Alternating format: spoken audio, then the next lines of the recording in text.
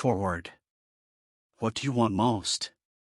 Is it money, fame, power, contentment, personality, peace of mind, happiness?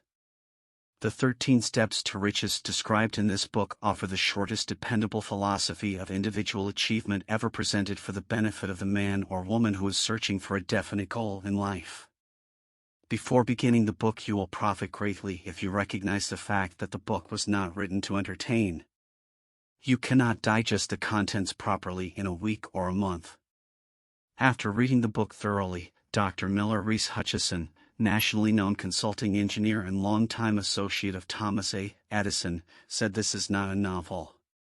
It is a textbook on individual achievement that came directly from the experiences of hundreds of America's most successful men. It should be studied, digested, and meditated upon. No more than one chapter should be read in a single night.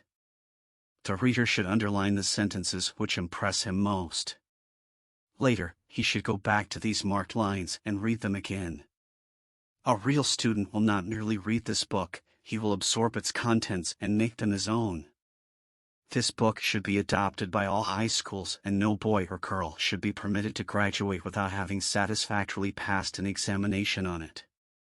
This philosophy will not take the place of the subjects taught in schools, but it will enable one to organize and apply the knowledge acquired, and convert it into useful service and adequate compensation without waste of time. Dr. John R. Turner, Dean of the College of the City of New York, after having read the book, said the very best example of the soundness of this philosophy is your own son, Blair, whose dramatic story you have outlined in the chapter on desire. Dr. Turner had reference to the author's son, who, born without normal hearing capacity, not only avoided becoming a deaf mute, but actually converted his handicap into a priceless asset by applying the philosophy here described.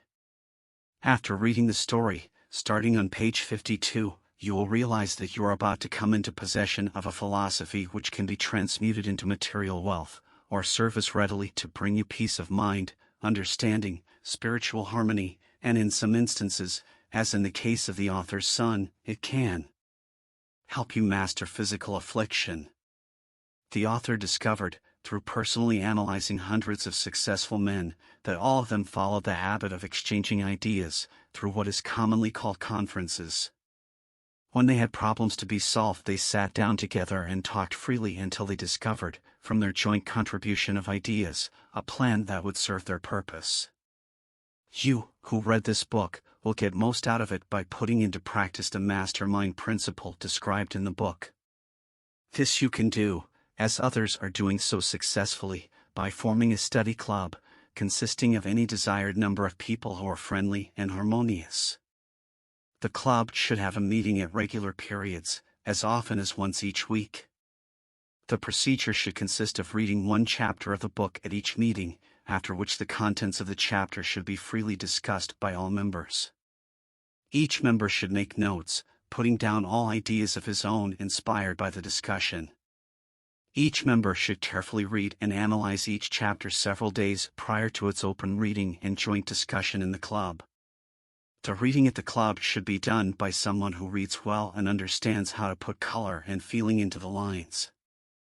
By following this plan, every reader will get from its pages not only the sum total of the best knowledge organized from the experiences of hundreds of successful men, but more important by far, he will tap new sources of knowledge in his own mind as well as acquire knowledge of priceless value from every other person present.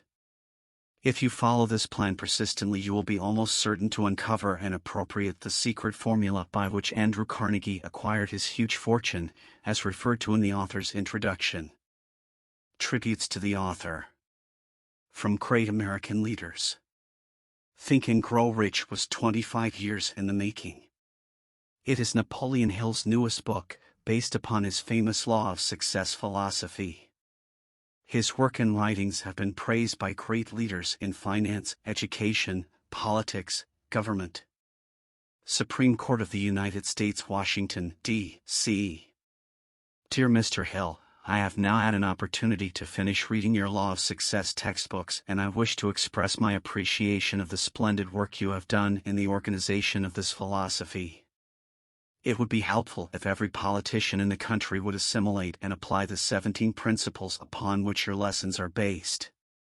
It contains some very fine material which every leader in every walk of life should understand. I am happy to have had the privilege of rendering you some slight measure of help in the organization of this splendid course of common sense philosophy. Sincerely yours, former President and former Chief Justice of the United States, King of the 5 and 10-cent stores. By applying many of the 17 fundamentals of the law of success philosophy, we have built a great chain of successful stores. I presume it would be no exaggeration of fact if I said that the Woolworth Building might properly be called a monument to the soundness of these principles. F. W. Woolworth, a great steamship magnate. I feel greatly indebted for the privilege of reading your Law of Success. If I had had this philosophy 50 years ago, I suppose I could have accomplished all that I have done in less than half the time. I sincerely hope the world will discover and reward you. Robert Dollar, famous American labor leader. Mastery of the Law of Success philosophy is the equivalent of an insurance policy against failure. Samuel Gompers, a former President of the United States. May I not congratulate you on your persistence? Any man who devotes that much time must of necessity make discoveries of great value to others.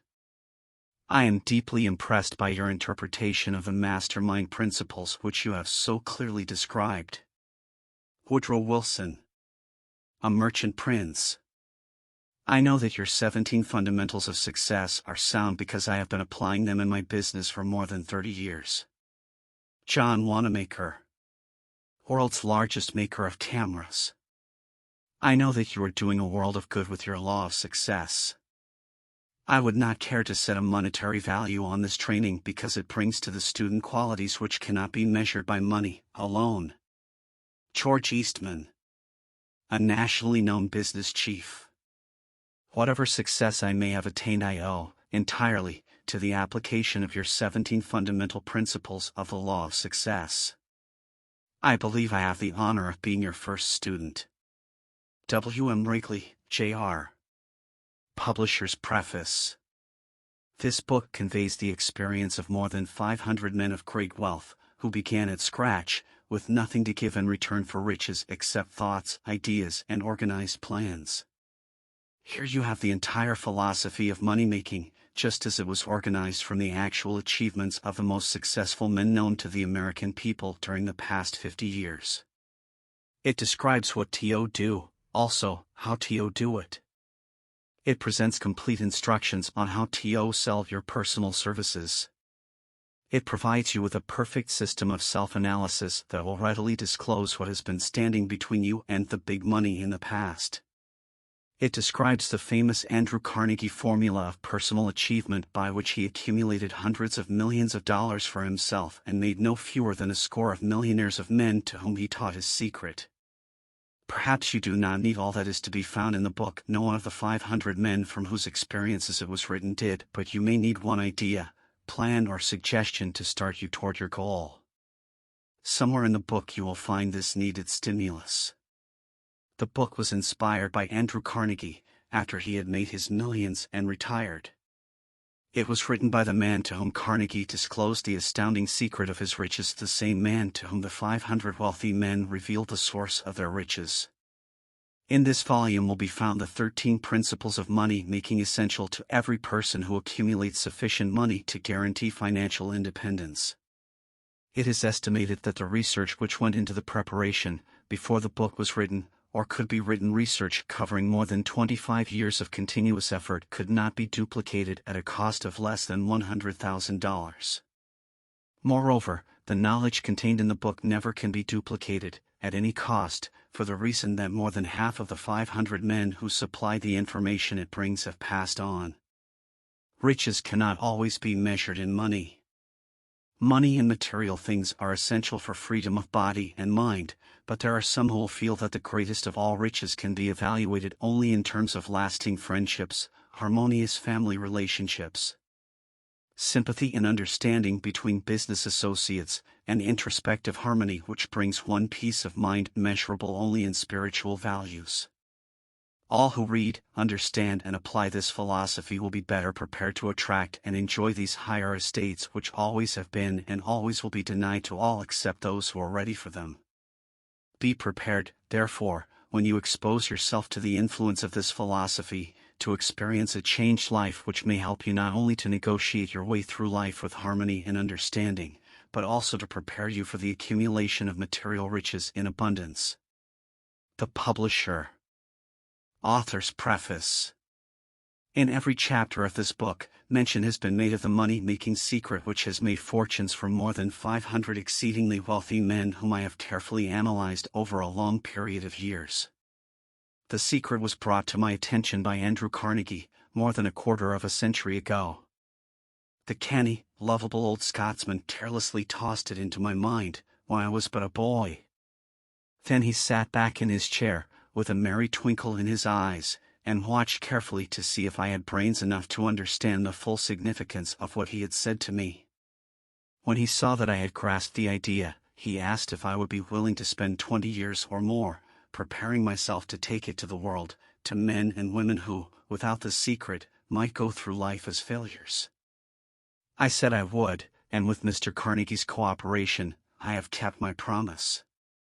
This book contains the secret, after having been put to a practical test by thousands of people, in almost every walk of life.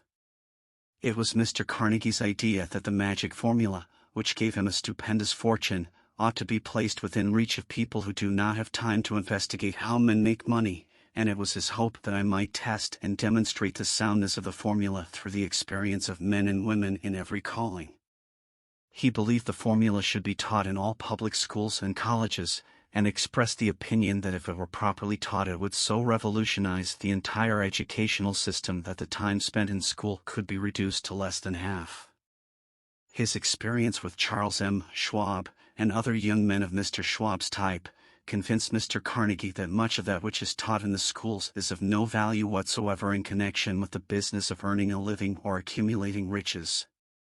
He had arrived at this decision because he had taken into his business one young man after another, many of them with but little schooling, and by coaching them in the use of this formula, developed in them rare leadership. Moreover, his coaching made fortunes for every one of them who followed his instructions. In the chapter on faith, you will read the astounding story of the organization of the giant United States Steel Corporation, as it 1213 was conceived and carried out by one of the young men through whom Mr. Carnegie proved that his formula will work for all who are ready for it. This single application of the secret, by that young man Charles M. Schwab, made him a huge fortune in both money and opportunity. Roughly speaking, this particular application of the formula was worth $600 million. These facts, and they are facts well known to almost everyone who knew Mr. Carnegie, give you a fair idea of what the reading of this book may bring to you, provided you know what it is that you want. Even before it had undergone 20 years of practical testing, the secret was passed on to more than 100,000 men and women who have used it for their personal benefit, as Mr. Carnegie planned that they should. Some have made fortunes with it. Others have used it successfully in creating harmony in their homes. A clergyman used it so effectively that it brought him an income of upwards of $75,000 a year. Arthur Nash, a Cincinnati tailor, used his near-bankrupt business as a guinea pig on which to test the formula. The business came to life and made a fortune for its owners. It is still thriving, although Mr. Nash has gone. The experiment was so unique that newspapers and magazines gave it more than $1 million worth of laudatory publicity. The secret was passed on to Stuart Austin Weir, of Dallas, Texas. He was ready for it, so ready that he gave up his profession and studied law. Did he succeed? That story is told too. I gave the secret to Jennings Randolph the day he graduated from college, and he has used it so successfully that he is now serving his third term as a member of Congress, with an excellent opportunity to keep on using it until it carries him to the White House. While serving as advertising manager of the La Salle Extension University, when it was little more than a name, I had the privilege of seeing J.G. Chapline, president of the university, use the formula so effectively that he has since made the LaSalle one of the great extension schools of the country. The secret to which I refer has been mentioned no fewer than 100 times throughout this book. It has not been directly named, for it seems to work more successfully when it is merely uncovered and left in sight, where those who are ready, and searching for it, may pick it up. That is why Mr. Carnegie tossed it to me so quietly, without giving me its specific name. If you are ready to put it to use, you will recognize this secret at least once in every chapter.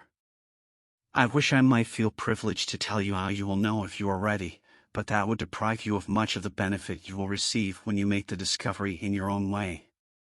While this book was being written, my own son, who was then finishing the last year of his college work, picked up the manuscript of Chapter 2, read it, and discovered the secret for himself.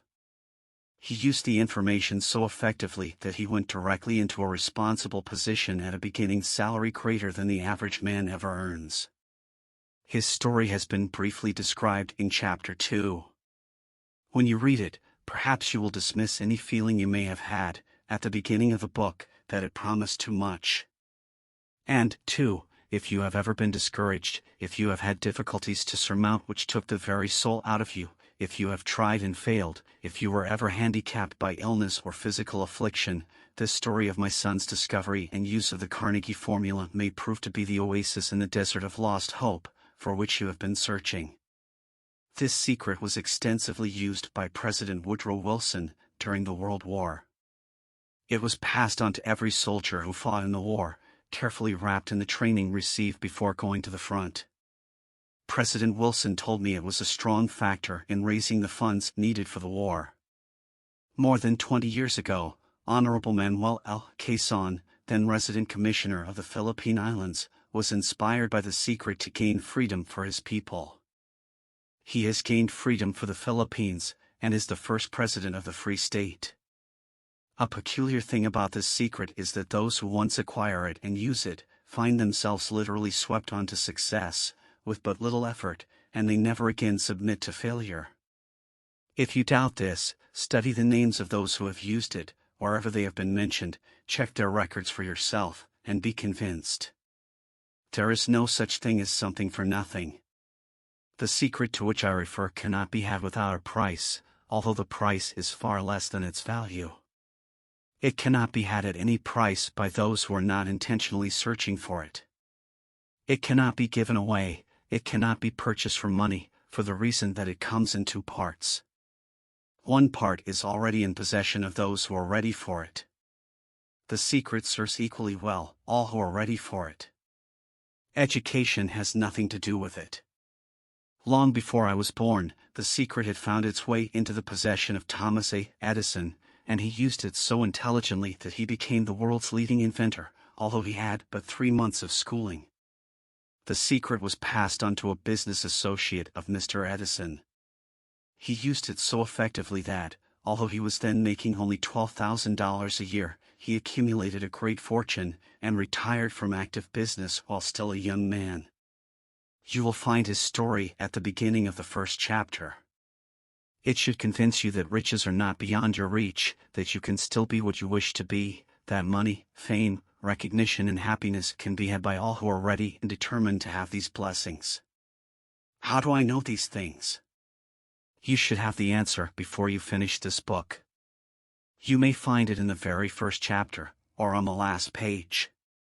While I was performing the 20-year task of research, which I had undertaken at Mr. Carnegie's request, I analyzed hundreds of well-known men, many of whom admitted that they had accumulated their vast fortunes through the aid of the Carnegie secret. Among these men were Henry Ford, William Wrigley Jr., John Wanamaker, James J. Hill, George S. Parker, E. M. Statler, Henry L. Doherty, Cyrus H. K. Curtis, George Eastman, Theodore Roosevelt, John W. Davis, Albert Hubbard, Wilbur Wright, William Jennings Bryan, Dr. Ted Starr Jordan, J. Armour, Charles M. Schwab, Harris F. Williams, Dr. Frank Gonzalez,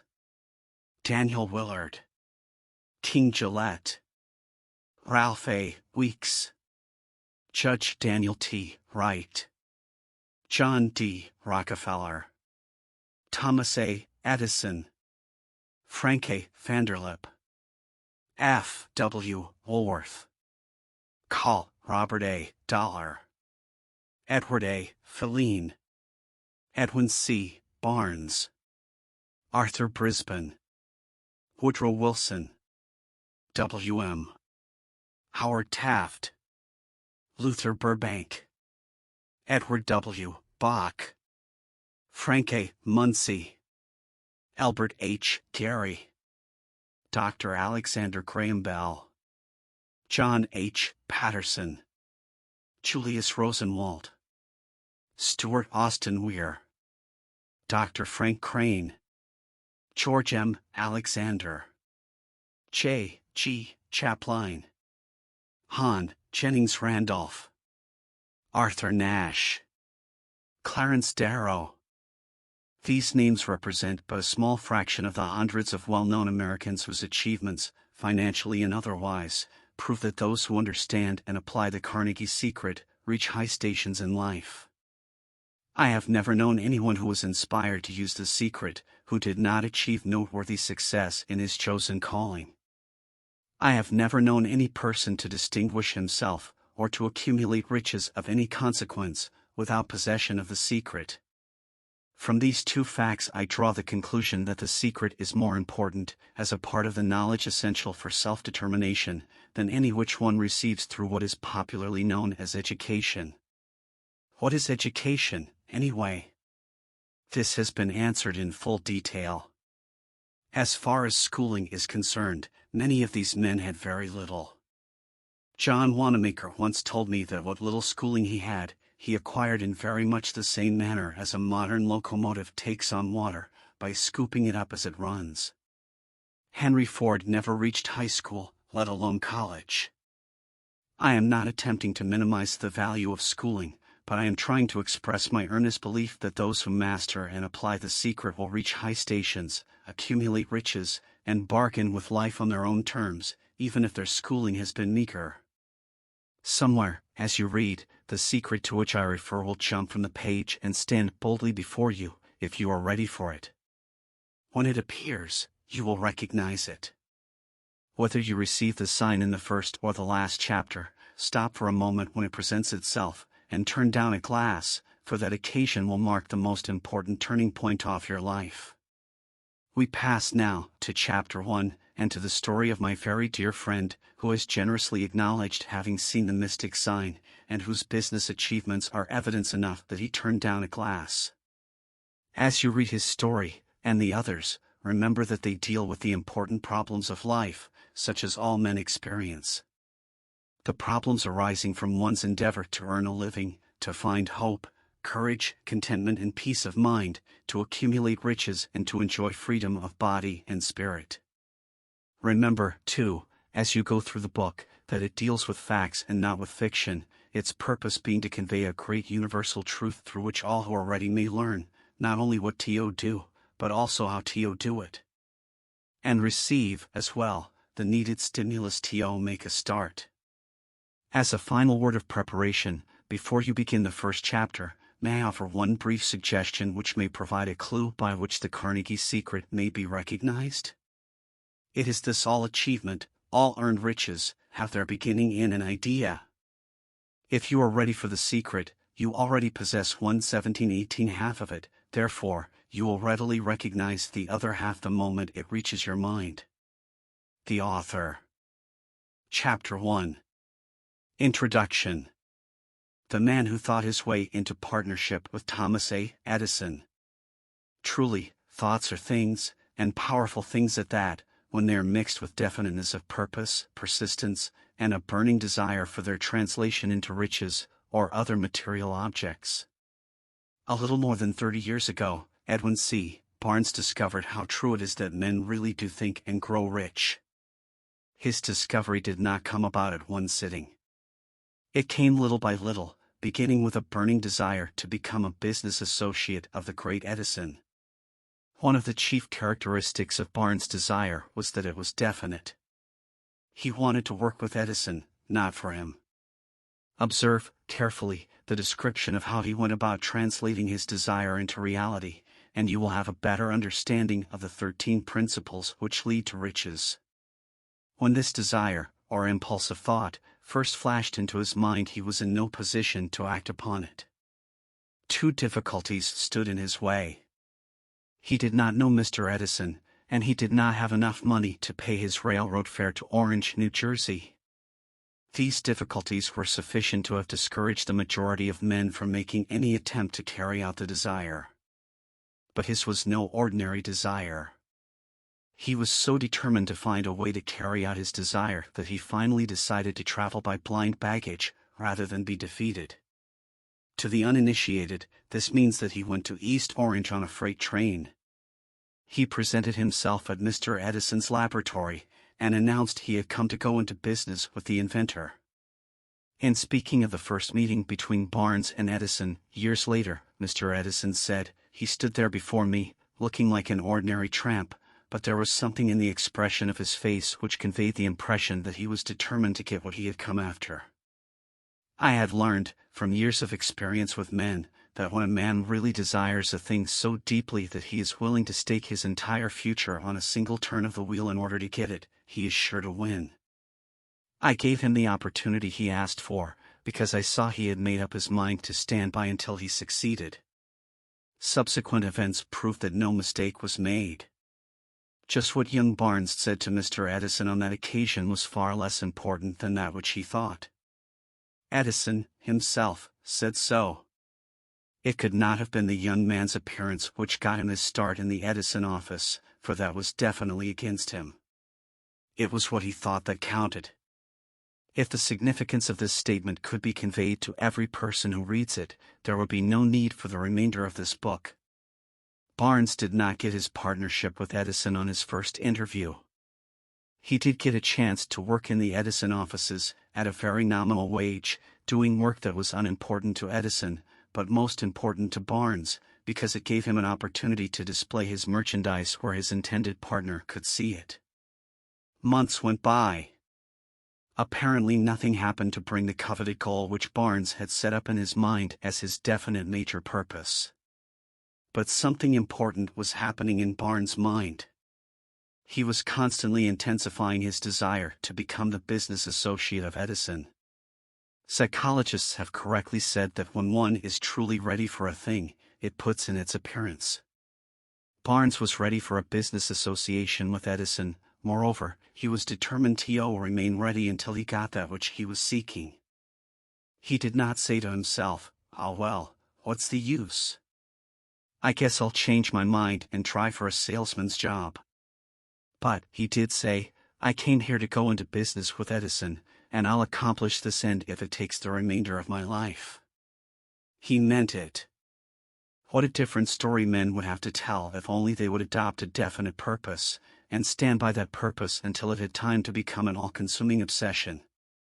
Maybe young Barnes did not know it at the time, but his bulldog determination, his persistence in standing back of a single desire, was destined to mow down all opposition, and bring him the opportunity he was seeking. When the opportunity came, it appeared in a different form, and from a different direction than Barnes had expected. That is one of the tricks of opportunity. It has a sly habit of slipping in by the back door, and often it comes disguised in the form of misfortune or temporary defeat. Perhaps this is why so many fail to recognize opportunity. Mr. Edison had just perfected a new office device, known at that time as the Edison dictating machine, now the Ediphone. His salesmen were not enthusiastic over the machine. They did not believe it could be sold without great effort. Barnes saw his opportunity. It had crawled in quietly, hidden in a queer-looking machine which interested no one but Barnes and the inventor. Barnes knew he could sell the Edison dictating machine. He suggested this to Edison, and promptly got his chance. He did sell the machine.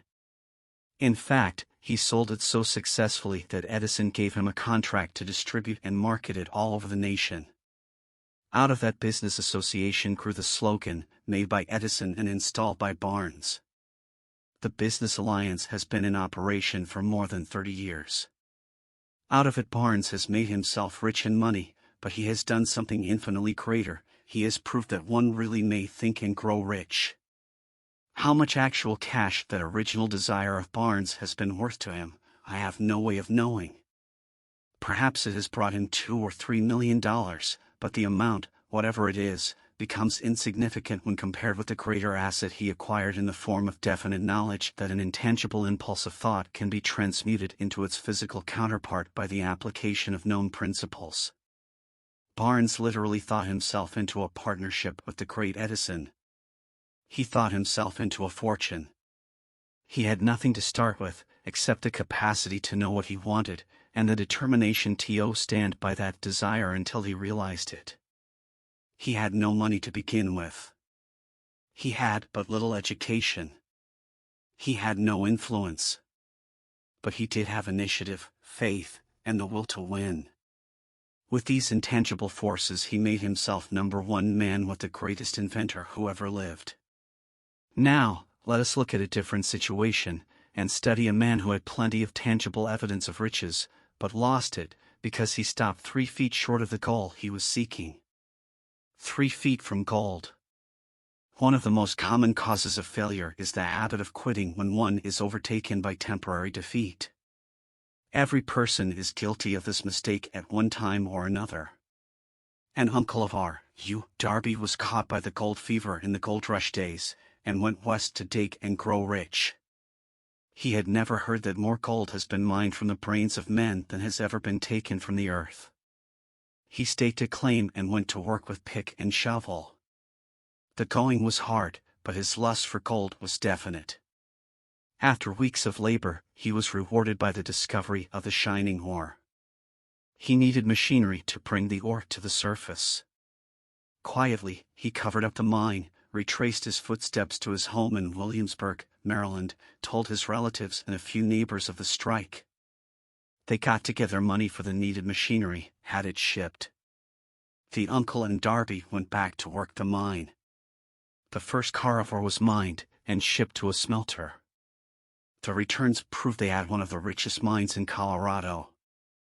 A few more cars of that ore would clear the debts. Then would come the big killing in profits.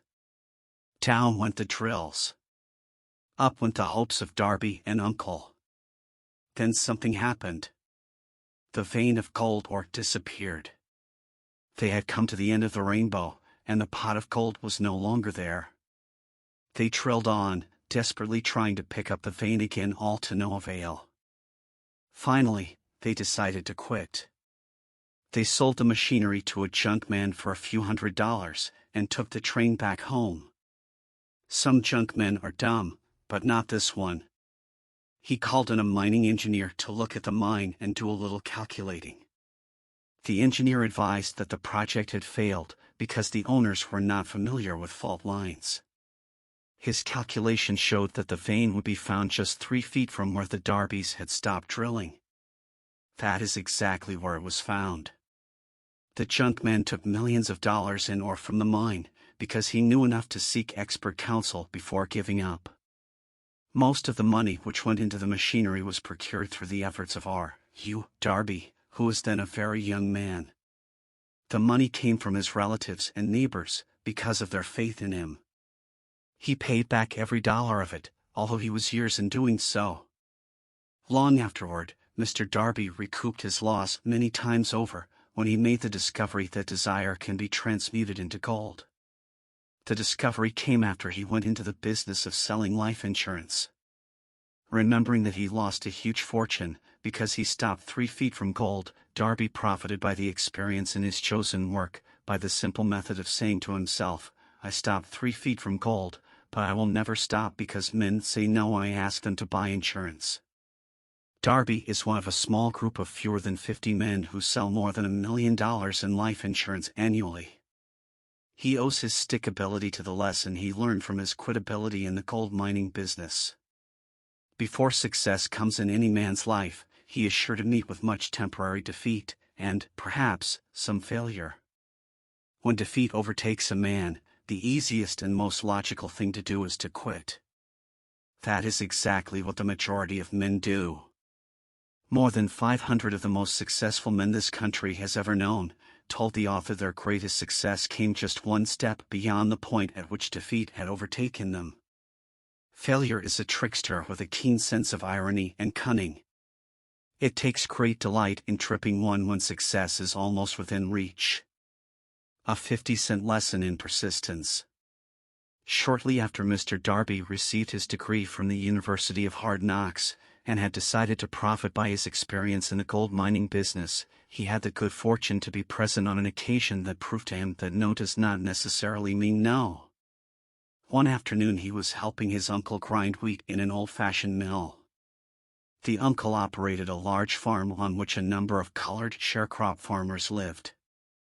Quietly, the door was opened, and a small colored child, the daughter of a tenant, walked in, and 2324 took her place near the door. The uncle looked up, saw the child, and barked at her roughly, "What do you want?" Meekly, the child replied, "My mammy say send her 50 cents. "I'll not do it," the uncle retorted, "now you run on home." "Yes, sah," the child replied. But she did not move. The uncle went ahead with his work, so busily engaged that he did not pay enough attention to the child to observe that she did not leave. When he looked up and saw her still standing there, he yelled at her, "I told you to go on home. Now go, or I'll take a switch to you." The little girl said yes, sah, but she did not budge an inch. The uncle dropped a sack of grain he was about to pour into the mill hopper, picked up a barrel stave, and started toward the child with an expression on his face that indicated trouble. Darby held his breath. He was certain he was about to witness a murder. He knew his uncle had a fierce temper. He knew that colored children were not supposed to defy white people in that part of the country. When the uncle reached the spot where the child was standing, she quickly stepped forward one step, looked up into his eyes, and screamed at the top of her shrill voice, "And my mammy's gotta have that 50 cents. The uncle stopped, looked at her for a minute, then slowly laid the barrel stave on the floor, put his hand in his pocket, took out $50, and gave it to her. The child took the money and slowly backed toward the door, never taking her eyes off the man whom she had just conquered. After she had gone, the uncle sat down on a box and looked out the window into space for more than 10 minutes. He was pondering, with awe, over the whipping he had just taken. Mr. Darby, too, was doing some thinking.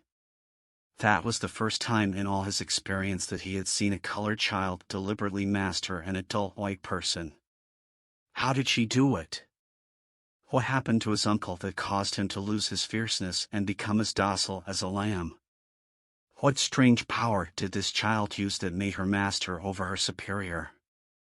These and other similar questions flashed into Darby's mind, but he did not find the answer until years later, when he told me the story.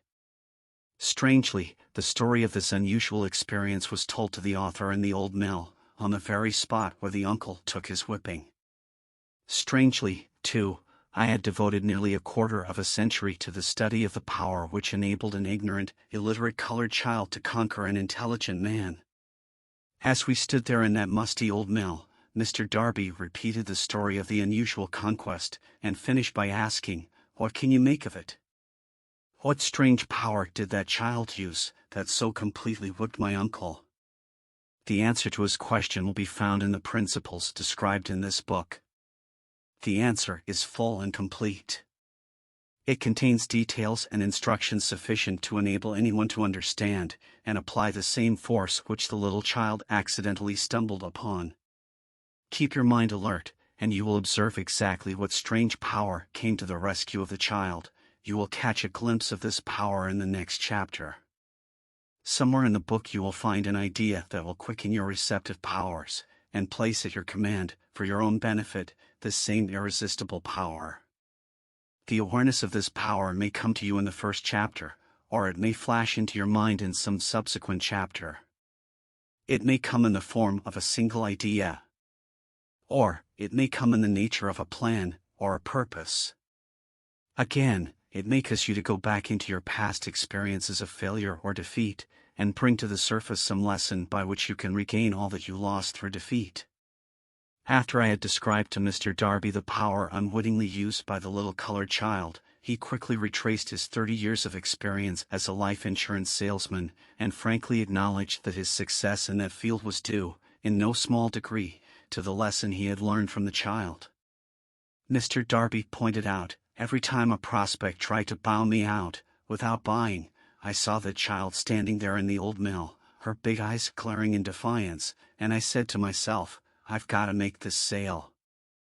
The better portion of all sales I have made, or made after people had said no. He recalled, too, his mistake in having stopped only 3 feet from gold, but, he said, that experience was a blessing in disguise.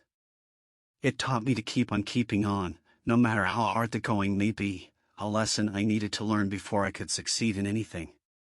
This story of Mr. Darby and his uncle, the colored child and the gold mine, doubtless will be read by hundreds of men who make their living by selling life insurance, and to all of these, the author wishes to offer the suggestion that Darby owes to these 2 experiences his ability to sell more than $1 million of life insurance every year. Life is strange, and often imponderable. Both the successes and the failures have their roots in simple experiences. Mr. Darby's experiences were commonplace and simple enough, yet they held the answer to his destiny in life, therefore they were as important to him as life itself. He profited by these 2 dramatic experiences, because he analyzed them, and found the lesson they taught. But what of the man who has neither the time, nor the inclination to study failure in search of knowledge that may lead to success? Where, and how is he to learn the art of converting defeat into stepping stones to opportunity? In answer to these questions, this book was written. The answer called for a description of 13 principles, but remember, as you read, the answer you may be seeking, to the questions which have caused you to ponder over the strangeness of life, may be found in your own mind, through some idea, plan, or purpose which may spring into your mind as you read. One sound idea is all that one needs to achieve success. The principles described in this book contain the best, and the most practical of all that is known, concerning ways and means of creating useful ideas. Before we go any further in our approach to the description of these principles, we believe you are entitled to receive this important suggestion. When riches begin to come, they come so quickly, in such great abundance, that one wonders where they have been hiding during all those lean years. This is an astounding statement, and all the more so, when we take into consideration the popular belief that riches come only to those who work hard and long. When you begin to think and grow rich, you will observe that riches begin with a state of mind, with definiteness of purpose, with little or no hard work. You, and every other person, ought to be interested in knowing how to acquire that state of mind which will attract riches. I spent 25 years in research, analyzing more than 25,000 people, because I, too, wanted to know how wealthy men become that way. Without that research, this book could not have been written. Here take notice of a very significant truth, viz. The business depression started in 1929, and continued on to an all-time record of destruction, until sometime after President Roosevelt entered office. Then the depression began to fade into nothingness. Just as an electrician in a theater raises the lights so gradually that darkness is transmuted into light before you realize it, so did the spell of fear in the minds of the people gradually fade away and become faith. Observe very closely, as soon as you master the principles of this philosophy, and begin to follow the instructions for applying those principles, your financial status will begin to improve, and everything you touch will begin to transmute itself into an asset for your benefit. Impossible? Not at all. One of the main weaknesses of mankind is the average man's familiarity with the word impossible. He knows all the rules which will not work. He knows all the things which cannot be done. This book was written for those who seek the rules which have made others successful, and are willing to stake everything on those rules. A great many years ago, I purchased a fine dictionary. The first thing I did with it was to turn to the word impossible and neatly clip it out of the book. That would not be an unwise thing for you to do. Success comes to those who become success conscious. Failure comes to those who indifferently allow themselves to become failure conscious. The object of this book is to help all who seek it to learn the art of changing their minds from failure consciousness to success consciousness. Another weakness found in altogether too many people is the habit of measuring everything and everyone by their own impressions and beliefs. Some who will read this will believe that no one can think and grow rich. They cannot think in terms of riches because their thought habits have been steeped in poverty, want, misery, failure, and defeat. These unfortunate people remind me of a prominent Chinese who came to America to be educated in American ways. He attended the University of Chicago. One day President Harper met this young Oriental on the campus, stopped to chat with him for a few minutes, and asked what had impressed him as being the most noticeable characteristic of the American people. "Why," the Chinaman exclaimed, "the queer slant of your eyes. Your eyes are off slant." What do we say about the Chinese? We refuse to believe that which we do not understand. We foolishly believe that our own limitations are the proper measure of limitations. Sure, the other fellow's eyes are off slant because they are not the same as our own. Millions of people look at the achievements of Henry Ford after he has arrived and envy him because of his good fortune, or luck, or genius, or whatever it is that they credit for Ford's fortune. Perhaps one person in every 100,000 knows the secret of Ford's success, and those who do know are too modest or too reluctant to speak of it because of its simplicity. A single transaction will illustrate the secret perfectly. A few years back, Ford decided to produce his now famous V8 motor. He chose to build an engine with the entire 8 cylinders cast in one block and instructed his engineers to produce a design for the engine. The design was placed on paper, but the engineers agreed, to a man, that it was simply impossible to cast an 8-cylinder gas engine block in one piece. Ford said, "Produce it anyway." "But," they replied, "it's impossible." "Go ahead," Ford commanded, "and stay on the job until you succeed no matter how much time is required." The engineers went ahead. There was nothing else for them to do, if they were to remain on the Ford staff. 6 months went by, nothing happened. Another 6 months passed, and still nothing happened. The engineers tried every conceivable plan to carry out the orders, but the thing seemed out of the question, impossible. At the end of the year Ford checked with his engineers, and again they informed him they had found no way to carry out his orders. "Go right ahead," said Ford, "I want it, and I'll have it." They went ahead, and then, as if by a stroke of magic, the secret was discovered. The Ford determination had won once more.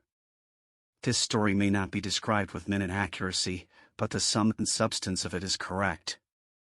Deduce from it, you who wish to think and grow rich, the secret of the Ford millions, if you can. You'll not have to look very far. Henry Ford is a success because he understands and applies the principles of success. One of these is desire, knowing what one wants. Remember this Ford story as you read, and pick out the lines in which the secret of his stupendous achievement have been described. If you can do this, if you can lay your finger on the particular group of principles which made Henry Ford rich, you can equal his achievements in almost any calling for which you are suited. You are the master of your fate, the captain of your soul, because when Henley wrote the prophetic lines, "I am the master of my fate, I am the captain of my soul," he should have informed us that we are the masters of our fate, the captains of our souls, because we have the power to control our thoughts. He should have told us that the ether in which this little earth floats, in which we move and have our being, is a form of energy moving at an inconceivably high rate of vibration, and that the ether is filled with a form of universal power which adapts itself to the nature of the thoughts we hold in our minds, and influences us in natural ways, to transmute our thoughts into their physical equivalent. If the poet had told us of this great truth, we would know why it is that we are the masters of our fate, the captains of our souls. He should have told us, with great emphasis, that this power makes no attempt to discriminate between destructive thoughts and constructive thoughts, that it will urge us to translate into physical reality thoughts of poverty, just as quickly as it will influence us to act upon thoughts of riches. He should have told us, too, that our brains become magnetized with the dominating thoughts which we hold in our minds, and, by means with which no man is familiar, these magnets attract to us the forces, the people, the circumstances of life which harmonize with the nature of our dominating thoughts. He should have told us that before we can accumulate riches in great abundance, we must magnetize our minds with intense desire for riches, that we must become money conscious until the desire for money drives us to create definite plans for acquiring it. But, being a poet, and not a philosopher, Henley contented himself by stating a great truth in poetic form, leaving those who followed him to interpret the philosophical meaning of his lines. Little by little, the truth has unfolded itself, until it now appears certain that the principles described in this book hold the secret of mastery over our economic fate. We are now ready to examine the first of these principles. Maintain a spirit of open-mindedness, and remember as you read, they are the invention of no one man. The principles were gathered from the life experiences of more than 500 men who actually accumulated riches in huge amounts, men who began in poverty, with but little education, without influence. The principles worked for these men. You can put them to work for your own enduring benefit. You will find it easy, not hard, to do. Before you read the next chapter, I want you to know that it conveys factual information which might easily change your entire financial destiny, as it has so definitely brought changes of stupendous proportions to two people described. I want you to know, also, that the relationship between these two men and myself is such that I could have taken no liberties with the facts, even if I had wished to do so. One of them has been my closest personal friend for almost 25 years, the other is my own son. The unusual success of these two men, success which they generously accredit to the principle described in the next chapter, more than justifies this personal reference as a means of emphasizing the far-flung power of this principle. Almost 15 years ago, I delivered the commencement address at Salem College, Salem, West Virginia. I emphasized the principle described in the next chapter, with so much intensity that one of the members of the graduating class definitely appropriated it, and made it a part of his own philosophy. The young man is now a member of Congress, and an important factor in the present administration. Just before this book went to the publisher, he wrote me a letter in which he so clearly stated his opinion of the principle outlined in the next chapter, that I have chosen to publish his letter as an introduction to that chapter. It gives you an idea of the rewards to come. My dear Napoleon, my service as a member of Congress having given me an insight into the problems of men and women, I am writing to offer a suggestion which may become helpful to thousands of worthy people. With apologies, I must state that the suggestion, if acted upon, will mean several years of labor and responsibility for you, but I am enheartened to make the suggestion, because I know your great love for rendering useful service. In 1922, you delivered the commencement address at Salem College, when I was a member of the graduating class. In that address, you planted in my mind an idea which has been responsible for the opportunity one now have to serve the people of my state, and will be responsible, in a very large measure, for whatever success I may have in the future. The suggestion I have in mind is, that you put into a book the sum and substance of the address you delivered at Salem College, and in that way give the people of America an opportunity to profit by your many years of experience and association with the men who, by their greatness, have made America the richest nation on earth. I recall, as though it were yesterday, the marvelous description you gave of the method by which Henry Ford, with but little schooling, without a dollar, with no influential friends, rose to great heights. I made up my mind then, even before you had finished your speech, that I would make a place for myself, no matter how many difficulties I had to surmount. Thousands of young people will finish their schooling this year, and within the next few years. Every one of them will be seeking just such a message of practical encouragement as the one I received from you. They will want to know where to turn, what to do, to get started in life. You can tell them, because you have helped to solve the problems of so many, many people.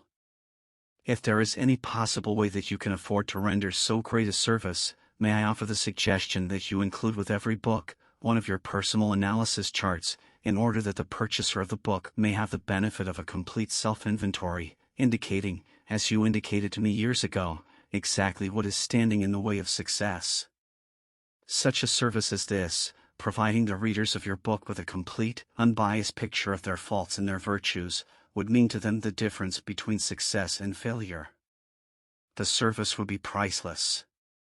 Millions of people are now facing the problem of staging a comeback because of the depression, and I speak from personal experience when I say, I know these earnest people would welcome the opportunity to tell you their problems and to receive your suggestions for the solution. You know the problems of those who face the necessity of beginning all over again.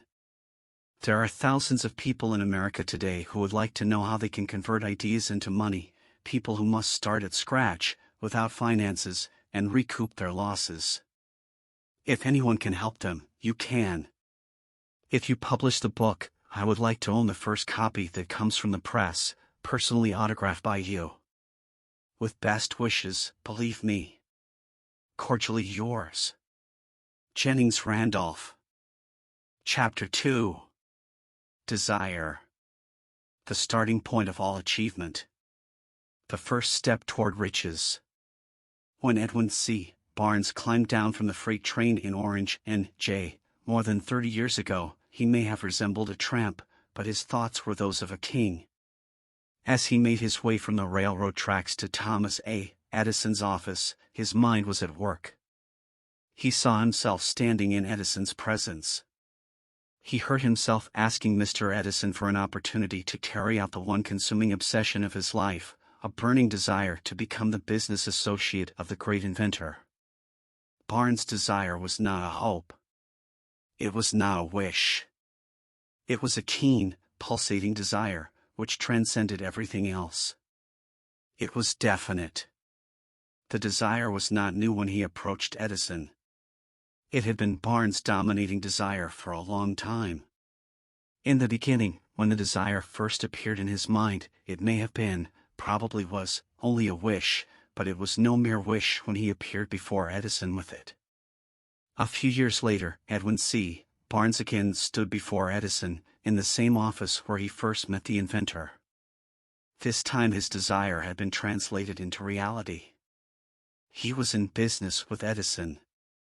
The dominating dream of his life had become a reality. Today, people who know Barnes envy him because of the break life yielded him. They see him in the days of his triumph, without taking the trouble to investigate the cause of his success. Barnes succeeded because he chose a definite goal, placed all his energy, all his willpower, all his effort, everything back of that goal. He did not become the partner of Edison the day he arrived.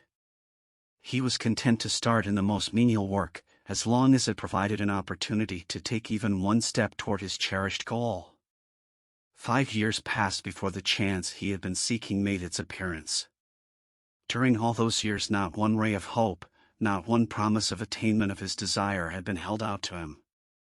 To everyone, except himself, he appeared only another cog in the Edison business wheel, but in his own mind, he was the partner of Edison every minute of the time, from the very day that he first went to work there.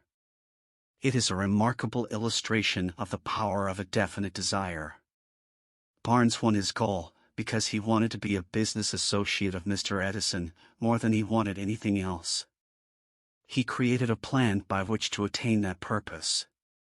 But he burned all bridges behind him. He stood by his desire until it became the dominating obsession of his life and finally, a fact. When he went to Orange, he did not say to himself, I will try to induce Edison to give me a job of some sort. He said, I will see Edison, and put him on notice that I have come to go into business with him. He did not say, I will work there for a few months, and if I get no encouragement, I will quit and get a job somewhere else. He did say, I will start anywhere. I will do anything Edison tells me to do, but before I am through, I will be his associate. He did not say, I will keep my eyes open for another opportunity, in case I fail to get what I want in the Edison organization.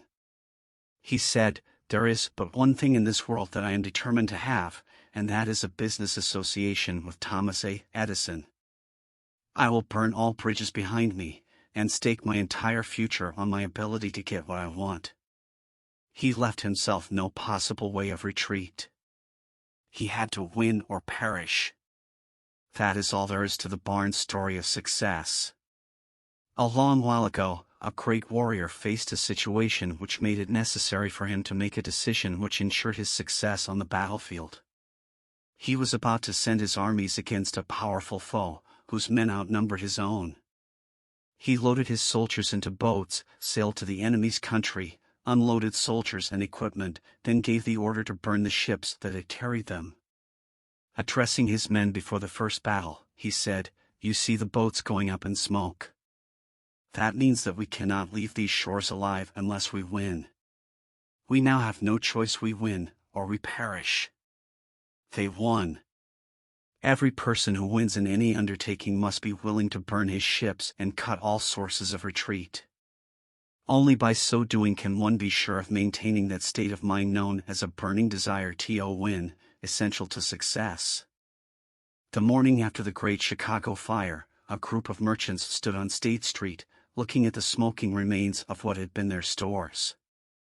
They went into a conference to decide if they would try to rebuild, or leave Chicago and start over in a more promising section of the country.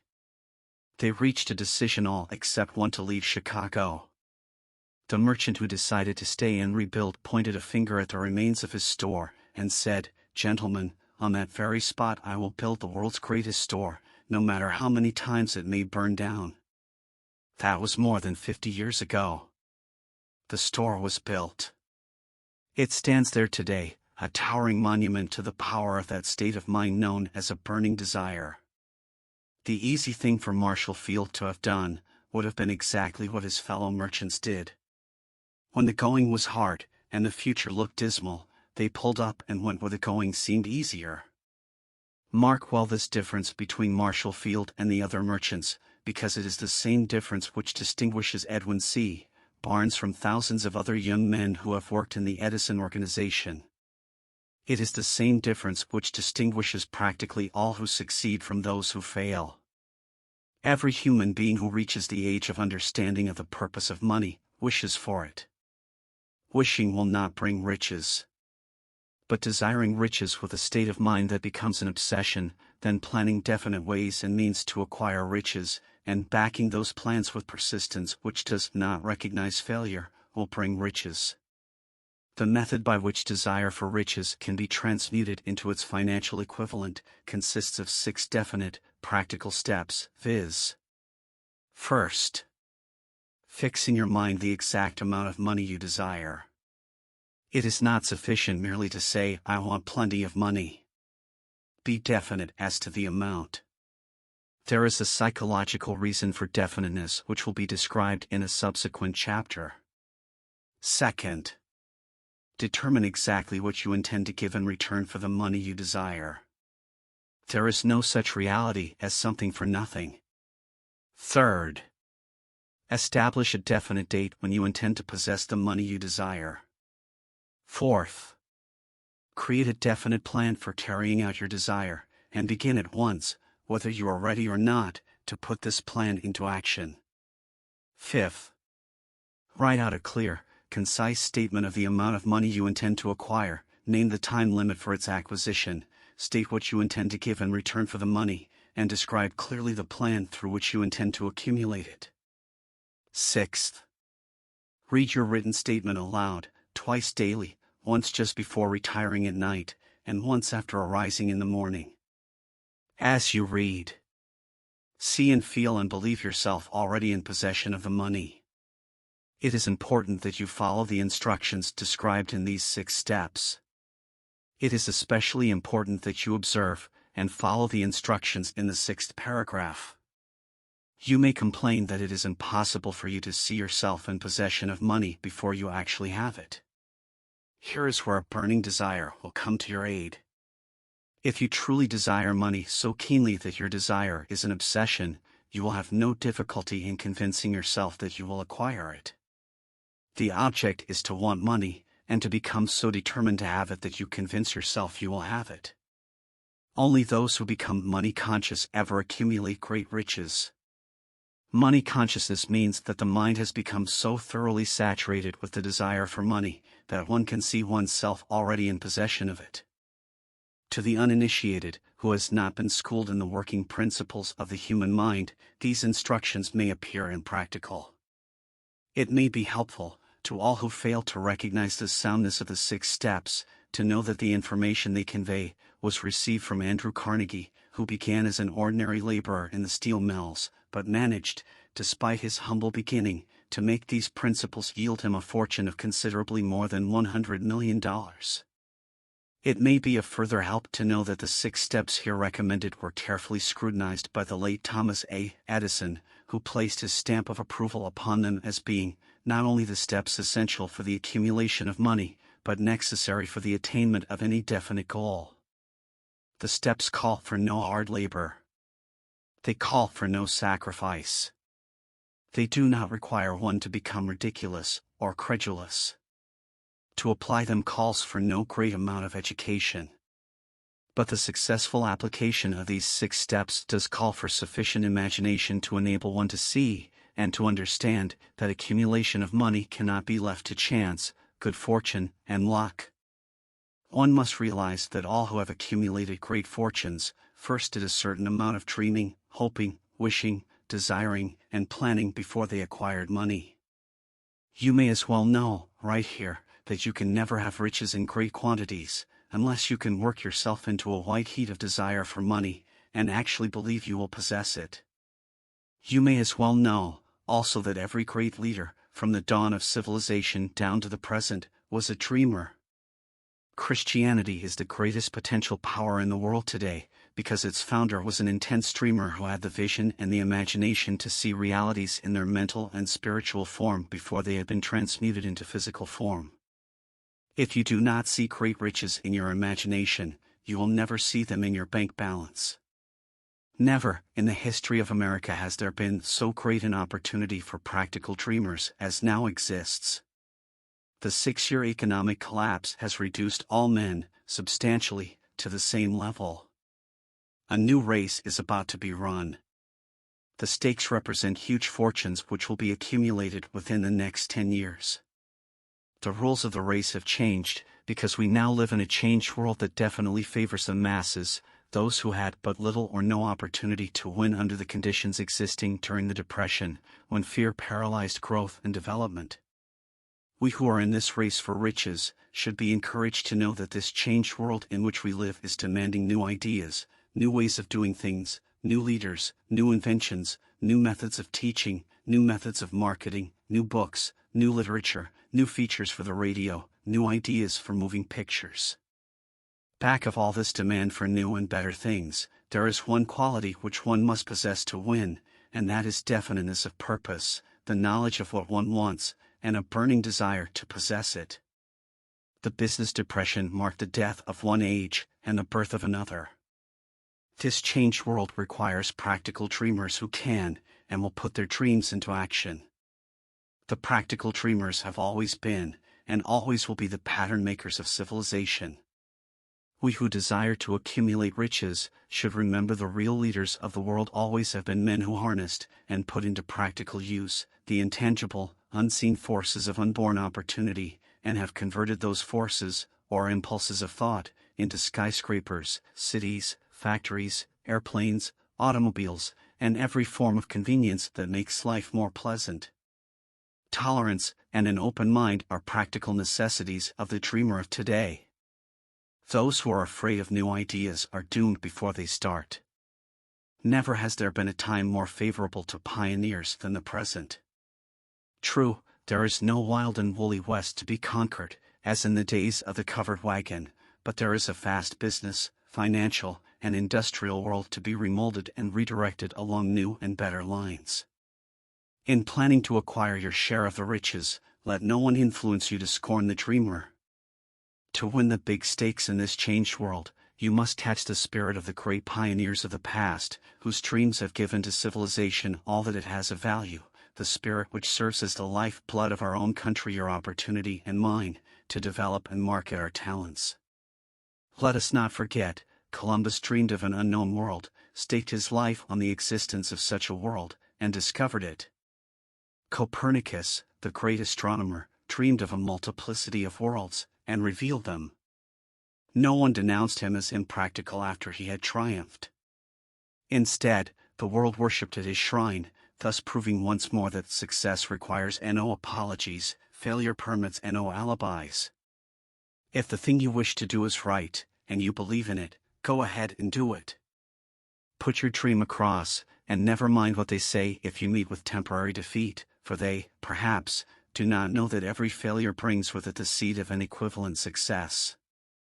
Henry Ford, poor and uneducated, dreamed of a horseless carriage, went to work with what tools he possessed, without waiting for opportunity to favor him, and now evidence of his dream belts the entire earth. He has put more wheels into operation than any man who ever lived, because he was not afraid to back his dreams. Thomas Edison dreamed of a lamp that could be operated by electricity, began where he stood to put his dream into action, and despite more than 10,000 failures, he stood by that dream until he made it a physical reality. Practical dreamers do not quit. Wayland dreamed of a chain of cigar stores, transformed his dream into action, and now the United Cigar Stores occupy the best corners in America. Lincoln dreamed of freedom for the black slaves, put his dream into action, and barely missed living to see a united North and South translate his dream into reality. The Wright brothers dreamed of a machine that would fly through the air. Now one may see evidence all over the world that they dreamed soundly. Marconi dreamed of a system for harnessing the intangible forces of the ether. Evidence that he did not dream in vain may be found in every wireless and radio in the world. Moreover, Marconi's dream brought the humblest cabin and the most stately manor house side by side.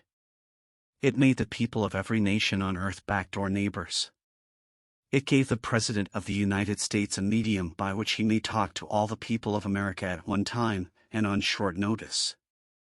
It may interest you to know that Marconi's friends had him taken into custody and examined in a psychopathic hospital when he announced he had discovered a principle through which he could send messages through the air, without the aid of wires, or other direct physical means of communication. The dreamers of today fare better. The world has become accustomed to new discoveries. Nay, it has shown a willingness to reward the dreamer who gives the world a new idea. The greatest achievement was, at first, and for a time, but a dream. The oak sleeps in the acorn. The bird waits in the egg, and in the highest vision of the soul, a waking angel stirs. Dreams are the seedlings of reality. Awake, arise, and assert yourself, you dreamers of the world. Your star is now in the ascendancy. The World Depression brought the opportunity you have been waiting for. It taught people humility, tolerance, and open-mindedness. The world is filled with an abundance of opportunity which the dreamers of the past never knew. A burning desire and to is the starting point from which the dreamer must take off. Dreams are not born of indifference, laziness, or a lack of ambition. The world no longer scoffs at the dreamer, nor calls him impractical. If you think it does, take a trip to Tennessee, and witness what a dreamer president has done in the way of harnessing and using the great water power of America. A score of years ago, such a dream would have seemed like madness. You have been disappointed, you have undergone defeat during the Depression, you have felt the great heart within you crushed until it bled. Take courage, for these experiences have tempered the spiritual metal of which you are made. They are assets of incomparable value. Remember, too, that all who succeed in life get off to a bad start, and pass through many heartbreaking struggles before they arrive. The turning point in the lives of those who succeed usually comes at the moment of some crisis, through which they are introduced to their other selves. John Bunyan wrote The Pilgrim's Progress, which is among the finest of all English literature, after he had been confined in prison and sorely punished because of his views on the subject of religion. Oh, Henry discovered the genius which slept within his brain after he had met with great misfortune and was confined in a prison cell in Columbus, Ohio. Being forced, through misfortune, to become acquainted with his other self and to use his imagination, he discovered himself to be a great author instead of a miserable criminal and outcast. Strange and varied are the ways of life, and stranger still are the ways of infinite intelligence, through which men are sometimes forced to undergo all sorts of punishment before discovering their own brains and their own capacity to create useful ideas through imagination. Edison, the world's greatest inventor and scientist, was a tramp telegraph operator. He failed innumerable times before he was driven, finally, to the discovery of the genius which slept within his brain. Charles Dickens began by pasting labels on blacking pots. The tragedy of his first love penetrated the depths of his soul and converted him into one of the world's truly great authors. That tragedy produced, first, David Copperfield, then a succession of other works that made this a richer and better world for all who read his books. Disappointment over love affairs generally has the effect of driving men to drink and women to ruin, and this, because most people never learn the art of transmuting their strongest emotions into dreams of a constructive nature.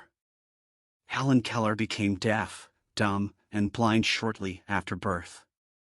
Despite her greatest misfortune, she has written her name indelibly in the pages of the history of the great. Her entire life has served as evidence that no one ever is defeated until defeat has been accepted as a reality. Robert Burns was an illiterate country lad. He was cursed by poverty, and grew up to be a drunkard in the bargain. The world was made better for his having lived, because he clothed beautiful thoughts in poetry, and thereby plucked a thorn and planted a rose in its place.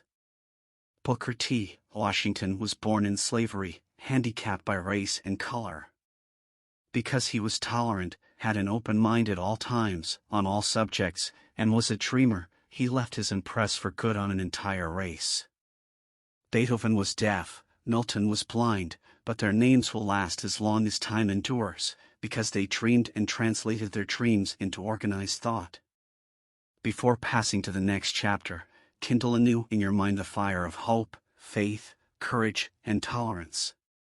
If you have these states of mind, and a working knowledge of the principles described, all else that you need will come to you, when you are ready for it. Let Emerson state the thought in these words: every proverb, every book, every byword that belongs to thee for aid and comfort shall surely come home through open or winding passages. Every friend whom not thy fantastic will, but the great and tender soul in thee craveth, shall lock thee in his embrace. There is a difference between wishing for a thing and being ready to receive it. No one is ready for a thing until he believes he can acquire it. The state of mind must be belief, not mere hope or wish. Open-mindedness is essential for belief. Closed minds do not inspire faith, courage, and belief. Remember, no more effort is required to aim high in life, to demand abundance and prosperity, than is required to accept misery and poverty. A great poet has correctly stated this universal truth through these lines. I bargained for life for a penny, and life would pay no more. However, I bet it at evening. Oh, I counted my scanty store. For life is just an employer. He gives you just what you ask. But once you have set the wages, why must you bear the task? I worked for a menial's hire, only to learn, dismayed, that any wage I asked of life, life would have willingly paid. Desire outwits Mother Nature. As a fitting climax to this chapter, I wish to introduce one of the most unusual persons I have ever known. I first saw him 24 years ago, a few minutes after he was born. He came into the world without any physical sign of ears, and the doctor admitted, when pressed for an opinion, that the child might be deaf and mute for life. I challenged the doctor's opinion. I had the right to do so, I was the child's father. I, too, reached a decision and rendered an opinion, but I expressed the opinion silently, in the secrecy of my own heart. I decided that my son would hear and speak. Nature could send me a child without ears, but nature could not induce me to accept the reality of the affliction. In my own mind I knew that my son would hear and speak. How? I was sure there must be a way, and I knew I would find it. I thought of the words of the immortal Emerson, "The whole course of things goes to teach us faith. We need only obey. There is guidance for each of us, and by lowly listening, we shall hear the right word." The right word? Desire. More than anything else, I desired that my son should not be a deaf mute. From that desire I never receded, not for a second. Many years previously, I had written, "Our only limitations are those we set up in our own minds." For the first time, I wondered if that statement were true. Lying on the bed in front of me was a newly born child, without the natural equipment of hearing. Even though he might hear and speak, he was obviously disfigured for life. Surely, this was a limitation which the child had not set up in his own mind. What could I do about it? Somehow I would find a way to transplant into the child's mind my own burning desire for ways and means of conveying sound to his brain without the aid of ears. As soon as the child was old enough to cooperate, I would fill his mind so completely with a burning desire to hear, that nature would, by methods of her own, translate it into physical reality. All this thinking took place in my own mind, but I spoke of it to no one. Every day I renewed the pledge I had made to myself, not to accept a deaf mute for a son. As he grew older, and began to take notice of things around him, we observed that he had a slight degree of hearing. When he reached the age when children usually begin talking, he made no attempt to speak, but we could tell by his actions that he could hear certain sounds slightly. That was all I wanted to know. I was convinced that if he could hear, even slightly, he might develop still greater hearing capacity. Then something happened which gave me hope. It came from an entirely unexpected source. We bought a Victrola. When the child heard the music for the first time, he went into ecstasies, and promptly appropriated the machine. He soon showed a preference for certain records, among them, "It's a Long Way to Tipperary." On one occasion, he played that piece over and over, for almost 2 hours, standing in front of the Victrola, with his teeth clamped on the edge of the case. The significance of this self-formed habit of his did not become clear to us until years afterward, for we had never heard of the principle of bone conduction of sound at that time. Shortly after he appropriated the Victrola, I discovered that he could hear me quite clearly when I spoke with my lips touching his mastoid bone, or at the base of the brain. These discoveries placed in my possession the necessary media by which I began to translate into reality my burning desire to help my son develop hearing and speech. By that time he was making stabs at speaking certain words. The outlook was far from encouraging, but desire backed by faith knows no such word as impossible. Having determined that he could hear the sound of my voice plainly, I began, immediately, to transfer to his mind the desire to hear and speak. I soon discovered that the child enjoyed bedtime stories, so I went to work, creating stories designed to develop in him self-reliance, imagination, and a keen desire to hear and to be normal. There was one story in particular, which I emphasized by giving it some new and dramatic coloring each time it was told. It was designed to plant in his mind the thought that his affliction was not a liability, but an asset of great value. Despite the fact that all the philosophy I had examined clearly indicated that every adversity brings with it the seed of an equivalent advantage, I must confess that I had not the slightest idea how this affliction could ever become an asset. However, I continued my practice of wrapping that philosophy in bedtime stories, hoping the time would come when he would find some plan by which his handicap could be made to serve some useful purpose.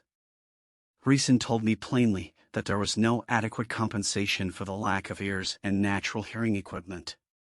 Desire backed by faith pushed reason aside and inspired me to carry on. As I analyze the experience in retrospect, I can see now that my son's faith in me had much to do with the astounding results. He did not question anything I told him. I sold him the idea that he had a distinct advantage over his older brother, and that this advantage would reflect itself in many ways. For example, the teachers in school would observe that he had no ears, and, because of this, they would show him special attention and treat him with extraordinary kindness. They always did. His mother saw to that, by visiting the teachers and arranging with them to give the child the extra attention necessary. I sold him the idea, too, that when he became old enough to sell newspapers, his older brother had already become a newspaper merchant. He would have a big advantage over his brother, for the reason that people would pay him extra money for his wares, because they could see that he was a bright, industrious boy, despite the fact he had no ears. We could notice that, gradually, the child's hearing was improving. Moreover, he had not the slightest tendency to be self-conscious, because of his affliction. When he was about 7, he showed the first evidence that our method of servicing his mind was bearing fruit. For several months he begged for the privilege of selling newspapers, but his mother would not give her consent. She was afraid that his deafness made it unsafe for him to go on the street alone. Finally, he took matters in his own hands. One afternoon, when he was left at home with the servants, he climbed through the kitchen window, shinny to the ground, and set out on his own. He borrowed 6 cents in capital from the neighborhood shoemaker, invested it in papers, sold out, reinvested, and kept repeating until late in the evening. After balancing his accounts, and paying back the 6 cents he had borrowed from his banker, he had a net profit of 42 cents. When we got home that night, we found him in bed asleep, with the money tightly clenched in his hand. His mother opened his hand, removed the coins, and cried. Of all things. Crying over her son's first victory seemed so inappropriate. My reaction was the reverse. I laughed heartily, for I knew that my endeavor to plant in the child's mind an attitude of faith in himself had been successful. His mother saw, in his first business venture, a little deaf boy who had gone out in the streets and risked his life to earn money. I saw a brave, ambitious, self-reliant little businessman whose stock in himself had been increased 100% because he had gone into business on his own initiative and had won. The transaction pleased me, because I knew that he had given evidence of a trait of resourcefulness that would go with him all through life. Later events proved this to be true. When his older brother wanted something, he would lie down on the floor, kick his feet in the air, cry for it and get it. When the little deaf boy wanted something, he would plan a way to earn the money, then buy it for himself. He still follows that plan. Truly, my own son has taught me that handicaps can be converted into stepping stones on which one may climb towards some worthy goal, unless they are accepted as obstacles, and used as alibis. The little deaf boy went through the grades, high school, and college without being able to hear his teachers, excepting when they shouted loudly, at close range. He did not go to a school for the deaf. We would not permit him to learn the sign language.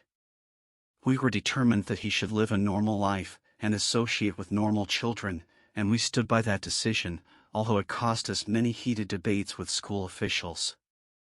While he was in high school, he tried an electrical hearing aid, but it was of no value to him, due, we believed, to a condition that was disclosed when the child was 6, by Dr. J. Gordon Wilson, of Chicago, when he operated on one side of the boy's head, and discovered that there was no sign of natural hearing equipment. During his last week in college, 18 years after the operation, something happened which marked the most important turning point of his life.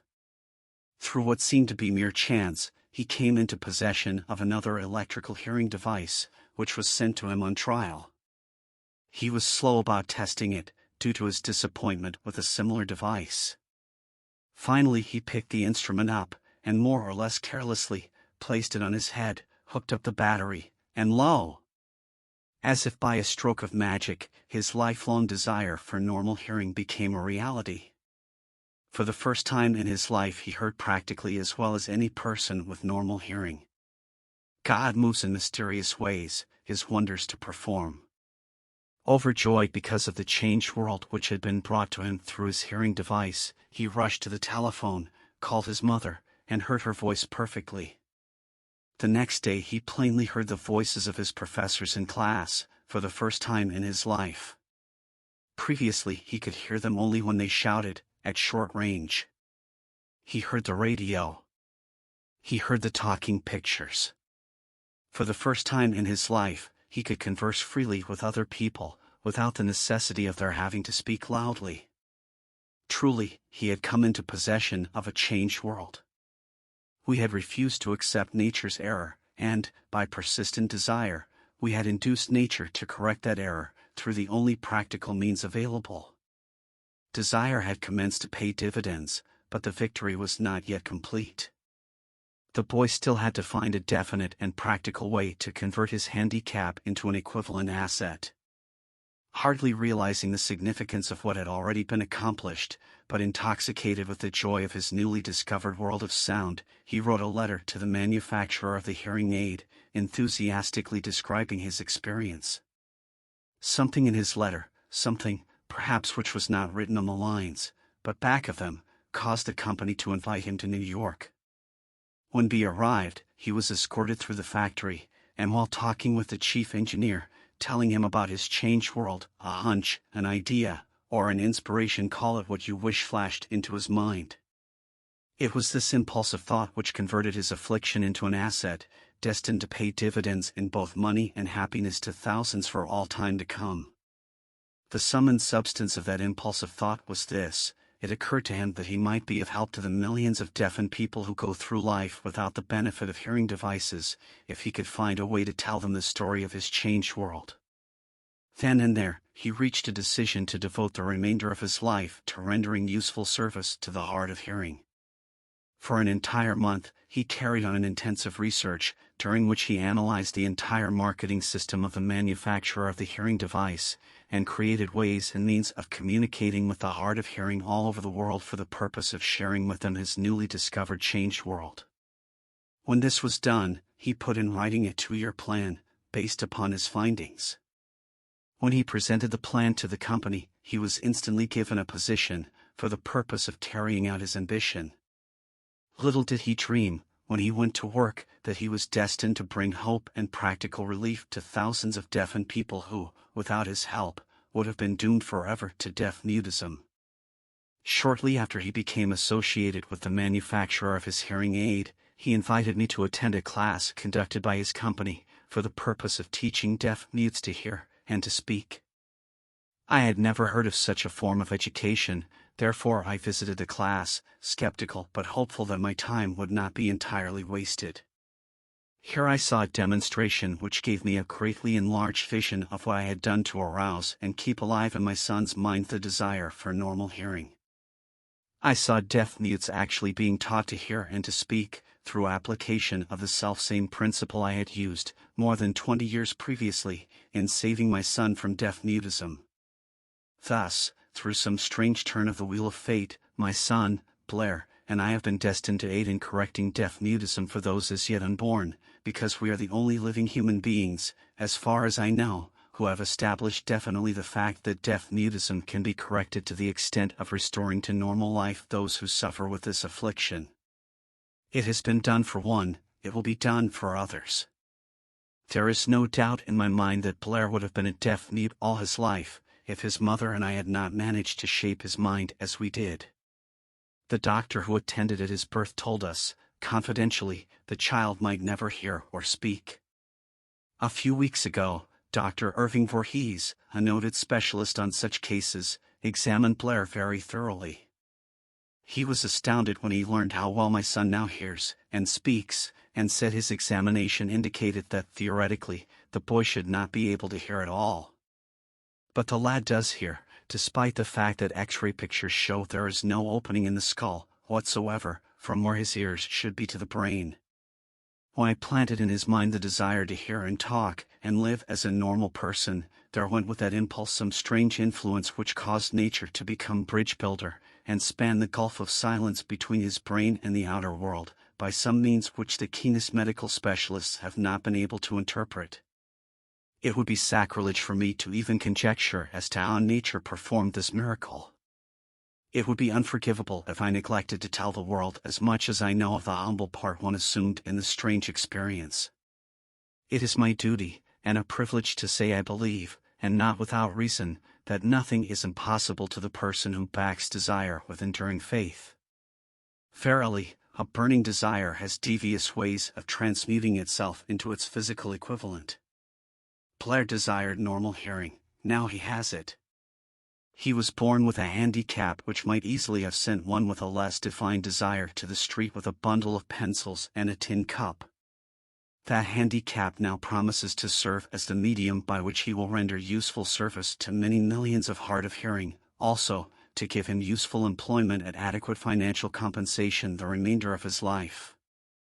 The little white lies I planted in his mind when he was a child, by leading him to believe his affliction would become a great asset, which he could capitalize, has justified itself.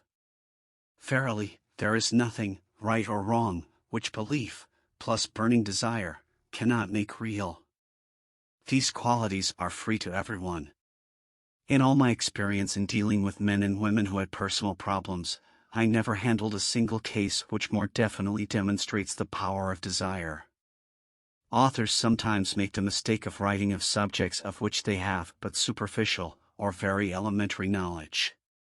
It has been my good fortune to have had the privilege of testing the soundness of the power of desire, through the affliction of my own son. Perhaps it was providential that the experience came as it did, for surely no one is better prepared than he, to serve as an example of what happens when desire is put to the test.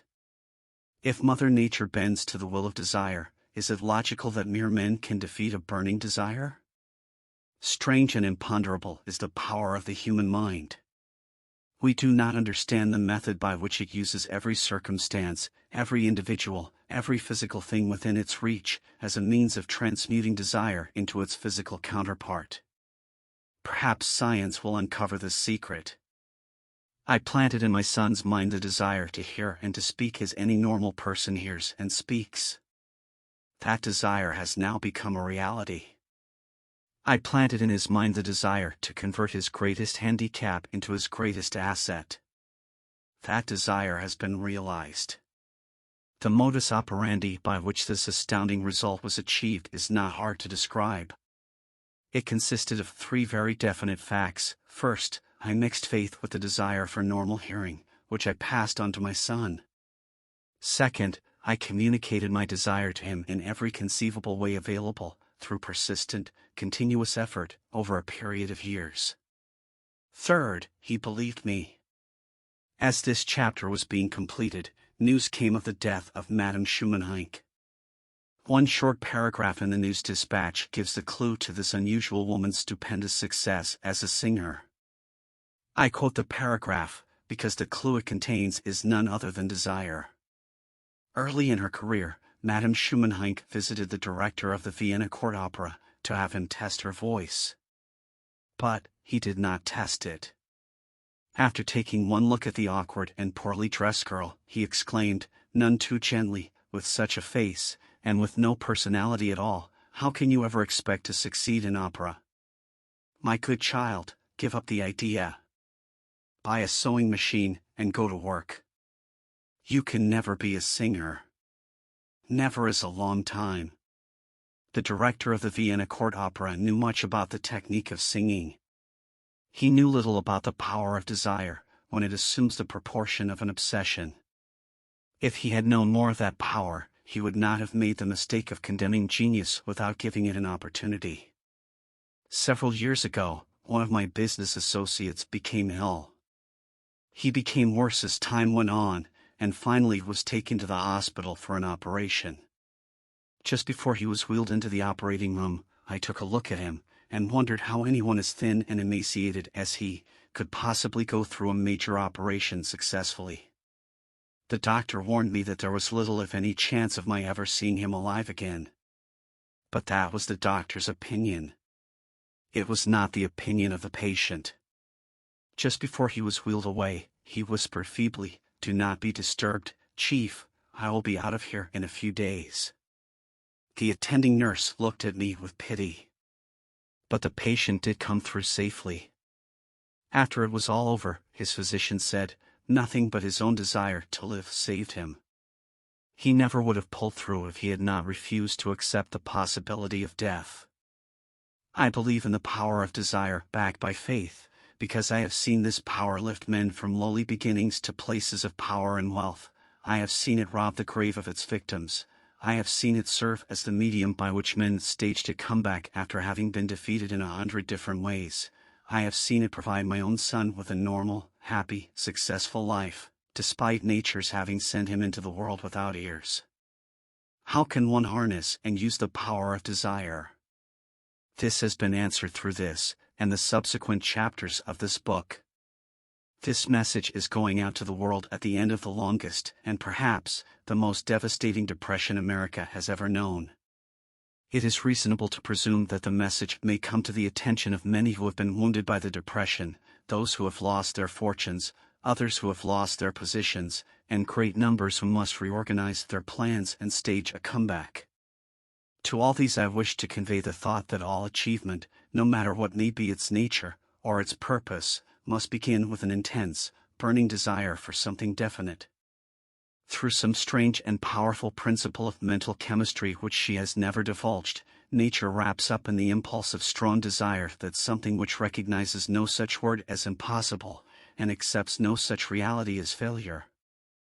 Chapter 3. Faith. Visualization of, and belief in attainment of desire. The second step toward riches. Faith is the head chemist of the mind. When faith is blended with the vibration of thought, the subconscious mind instantly picks up the vibration, translates it into its spiritual equivalent, and transmits it to infinite intelligence, as in the case of prayer. The emotions of faith, love, and sex are the most powerful of all the major positive emotions. When the three are blended, they have the effect of coloring the vibration of thought in such a way that it instantly reaches the subconscious mind, where it is changed into its spiritual equivalent, the only form that induces a response from infinite intelligence. Love and faith are psychic, related to the spiritual side of man. Sex is purely biological, and related only to the physical. The mixing, or blending, of these three emotions has the effect of opening a direct line of communication between the finite, thinking mind of man, and infinite intelligence. How to develop faith. There comes, now, a statement which will give a better understanding of the importance the principle of autosuggestion assumes in the transmutation of desire into its physical, or monetary equivalent, namely, faith is a state of mind which may be induced, or created, by affirmation or repeated instructions to the subconscious mind, through the principle of autosuggestion. As an illustration, consider the purpose for which you are, presumably, reading this book. The object is, naturally, to acquire the ability to transmute the intangible thought impulse of desire into its physical counterpart, money. By following the instructions laid down in the chapters on autosuggestion and the subconscious mind, as summarized in the chapter on autosuggestion, you may convince the subconscious mind that you believe you will receive that for which you ask, and it will act upon that belief, which your subconscious mind passes back to you in the form of faith, followed by definite plans for procuring that which you desire.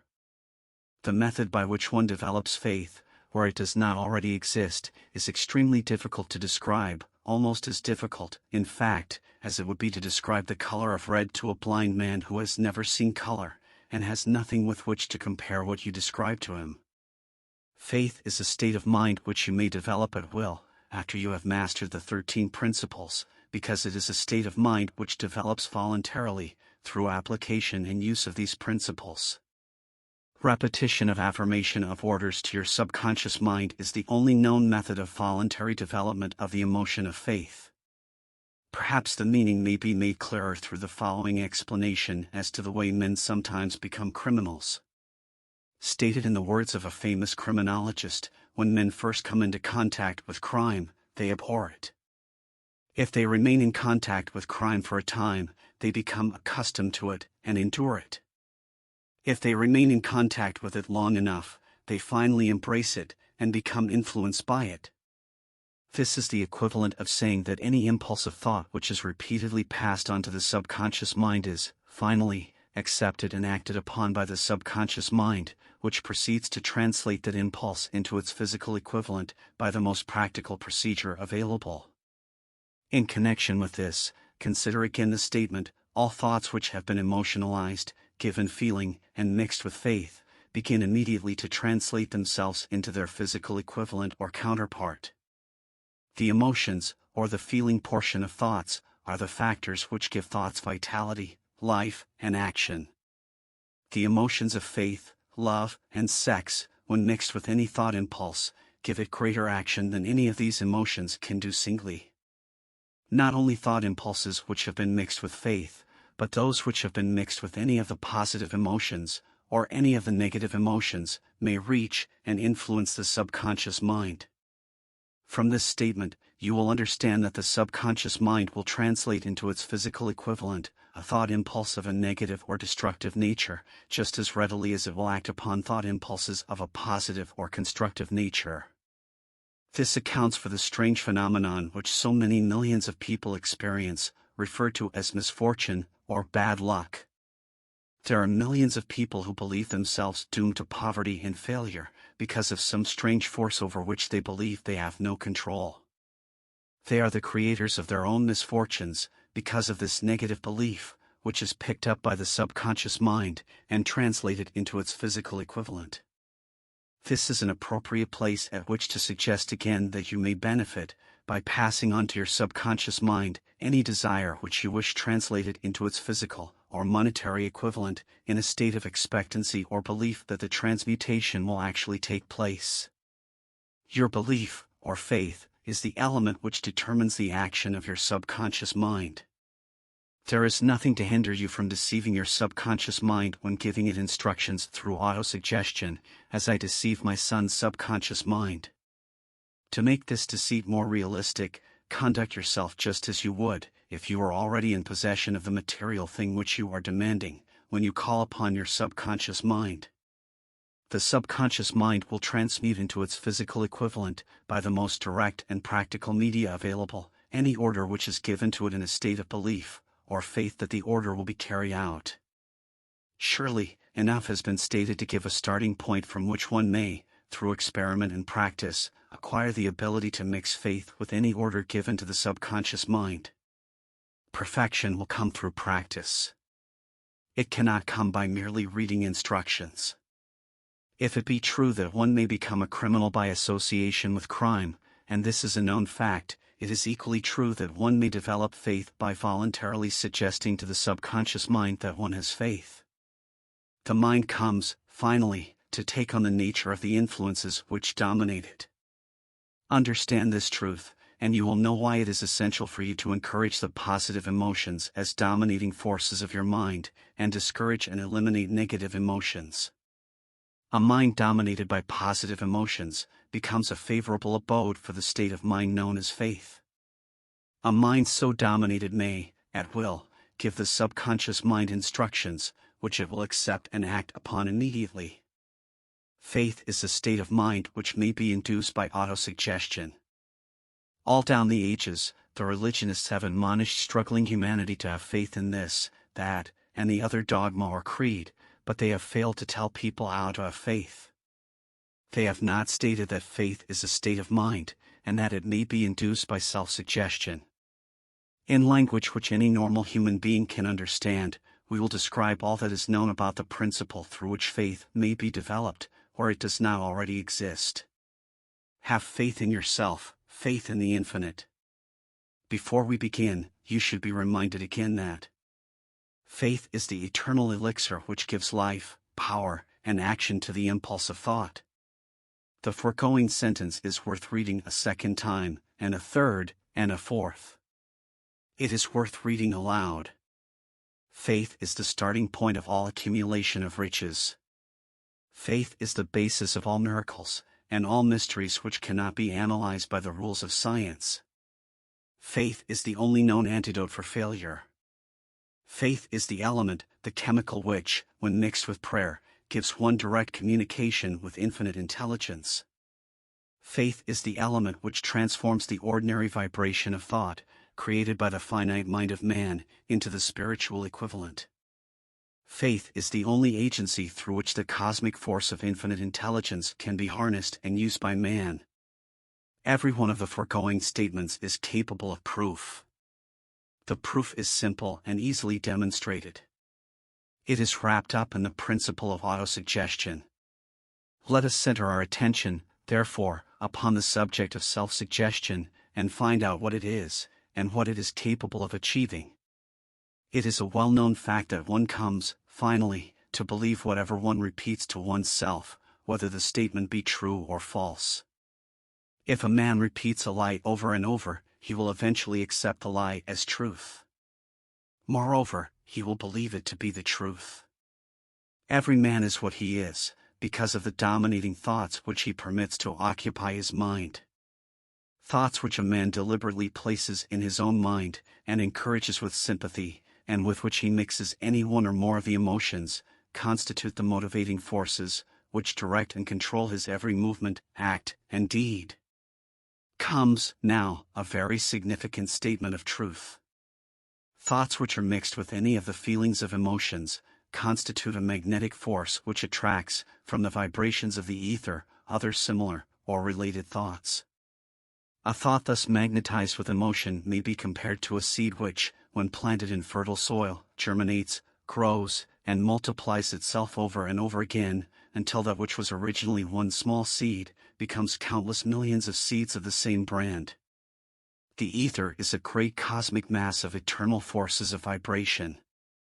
It is made up of both destructive vibrations and constructive vibrations. It carries, at all times, vibrations of fear, poverty, disease, failure, misery, and vibrations of prosperity, health, success, and happiness, just as surely as it carries the sound of hundreds of orchestrations of music and hundreds of human voices, all of which maintain their own individuality and means of identification through the medium of radio. From the great storehouse of the ether, the human mind is constantly attracting vibrations which harmonize with that which dominates the human mind. Any thought, idea, plan, or purpose which one holds in one's mind attracts, from the vibrations of the ether, a host of its relatives, adds these relatives to its own force, and grows until it becomes the dominating, motivating master of the individual in whose mind it has been housed. Now, let us go back to the starting point, and become informed as to how the original seed of an idea, plan, or purpose may be planted in the mind. The information is easily conveyed. Any idea, plan, or purpose may be placed in the mind through repetition of thought. This is why you are asked to write out a statement of your major purpose, or definite chief aim, commit it to memory, and repeat it, in audible words, day after day, until these vibrations of sound have reached your subconscious mind. We are what we are, because of the vibrations of thought which we pick up and register through the stimuli of our daily environment. Resolve to throw off the influences of any unfortunate environment, and to build your own life to order. Taking inventory of mental assets and liabilities, you will discover that your greatest weakness is lack of self-confidence. This handicap can be surmounted, and timidity translated into courage, through the aid of the principle of autosuggestion. The application of this principle may be made through a simple arrangement of positive thought impulses stated in writing, memorized, and repeated, until they become a part of the working equipment of the subconscious faculty of your mind. Self-confidence formula. First, I know that I have the ability to achieve the object of my definite purpose in life, therefore, I demand of myself persistent, continuous action toward its attainment, and I here and now promise to render such action. Second, I realize that dominating thoughts of my mind will eventually reproduce themselves in outward, physical action, and gradually transform themselves into physical reality. Therefore, I will concentrate my thoughts for 30 minutes daily upon the task of thinking of the person I intend to become, thereby creating in my mind a clear mental picture of that person. Third, I know through the principle of autosuggestion, any desire that I persistently hold in my mind will eventually seek expression through some practical means of attaining the object back of it. Therefore, I will devote 10 minutes daily to demanding of myself the development of self-confidence. Fourth, I have clearly written down a description of my definite chief aim in life, and I will never stop trying until I shall have developed sufficient self-confidence for its attainment. Fifth, I fully realize that no wealth or position can long endure, unless built upon truth and justice. Therefore, I will engage in no transaction which does not benefit all whom it affects. I will succeed by attracting to myself the forces I wish to use, and the cooperation of other people. I will induce others to serve me, because of my willingness to serve others. I will eliminate hatred, envy, jealousy, selfishness, and cynicism, by developing love for all humanity, because I know that a negative attitude toward others can never bring me success. I will cause others to believe in me, because I will believe in them and in myself. I will sign my name to this formula, commit it to memory, and repeat it aloud once a day, with full faith that it will gradually influence my thoughts and actions so that I will become a self-reliant and successful person. Back of this formula is a law of nature which no man has yet been able to explain. It has baffled the scientists of all ages. The psychologists have named this law autosuggestion, and let it go at that. The name by which one calls this law is of little importance. The important fact about it is it works for the glory and success of mankind if it is used constructively. On the other hand, if used destructively, it will destroy just as readily. In this statement may be found a very significant truth, namely, that those who go down in defeat and end their lives in poverty, misery, and distress, do so because of negative application of the principle of autosuggestion. The cause may be found in the fact that all impulses of thought have a tendency to clothe themselves in their physical equivalent. The subconscious mind, the chemical laboratory in which all thought impulses are combined and made ready for translation into physical reality, makes no distinction between constructive and destructive thought impulses. It works with the material we feed it, through our thought impulses. The subconscious mind will translate into reality a thought driven by fear just as readily as it will translate into reality a thought driven by courage or faith. The pages of medical history are rich with illustrations of cases of suggestive suicide. A man may commit suicide through negative suggestion, just as effectively as by any other means. In a Midwestern city, a man by the name of Joseph Grant, a bank official, borrowed a large sum of the bank's money without the consent of the directors. He lost the money through gambling. One afternoon, the bank examiner came and began to check the accounts. Grant left the bank, took a room in a local hotel, and when they found him, 3 days later, he was lying in bed, wailing and moaning, repeating over and over these words, "My God, this will kill me. I cannot stand the disgrace." In a short time he was dead. The doctors pronounced the case one of mental suicide. Just as electricity will turn the wheels of industry, and render useful service if used constructively, or snuff out life if wrongly used, so will the law of autosuggestion lead you to peace and prosperity, or down into the valley of misery, failure, and death, according to your degree of understanding and application of it. If you fill your mind with fear, doubt, and unbelief in your ability to connect with, and use the forces of infinite intelligence, the law of autosuggestion will take this spirit of unbelief and use it as a pattern by which your subconscious mind will translate it into its physical equivalent. This statement is as true as the statement that 2 and 2 are 4. Like the wind which carries one ship east and another west, the law of autosuggestion will lift you up or pull you down, according to the way you set your sails of thought.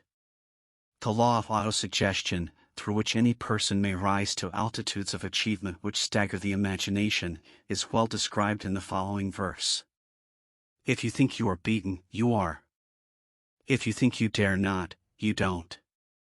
If you like to win, but you think you can't, it is almost certain you won't. If you think you'll lose, you're lost. For out of the world we find. Success begins with a fellow's will. It's all in the state of mind. If you think you are outclassed, you are. You've got to think high to rise. You've got to be sure of yourself before you can ever win a prize. Life's battles don't always go to the stronger or faster man. But sooner or later the man who wins is the man who thinks he can. Observe the words which have been emphasized, and you will catch the deep meaning which the poet had in mind. Somewhere in your makeup, perhaps in the cells of your brain, there lies sleeping the seed of achievement which, if aroused and put into action, would carry you to heights such as you may never have hoped to attain. Just as a master musician may cause the most beautiful strains of music to pour forth from the strings of a violin, so may you arouse the genius which lies asleep in your brain, and cause it to drive you upward to whatever goal you may wish to achieve. Abraham Lincoln was a failure at everything he tried, until he was well past the age of 40. He was a Mr. Nobody from nowhere, until a great experience came into his life, aroused the sleeping genius within his heart and brain, and gave the world one of its really great men. That experience was mixed with the emotions of sorrow and love. It came to him through Anne Rutledge, the only woman whom he ever truly loved.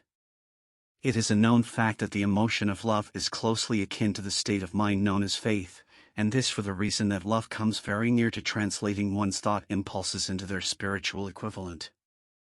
During his work of research, the author discovered, from the analysis of the life work and achievements of hundreds of men of outstanding accomplishment, that there was the influence of a woman's love back of nearly every one of them. The emotion of love, in the human heart and brain, creates a favorable field of magnetic attraction, which causes an influx of the higher and finer vibrations which are afloat in the ether.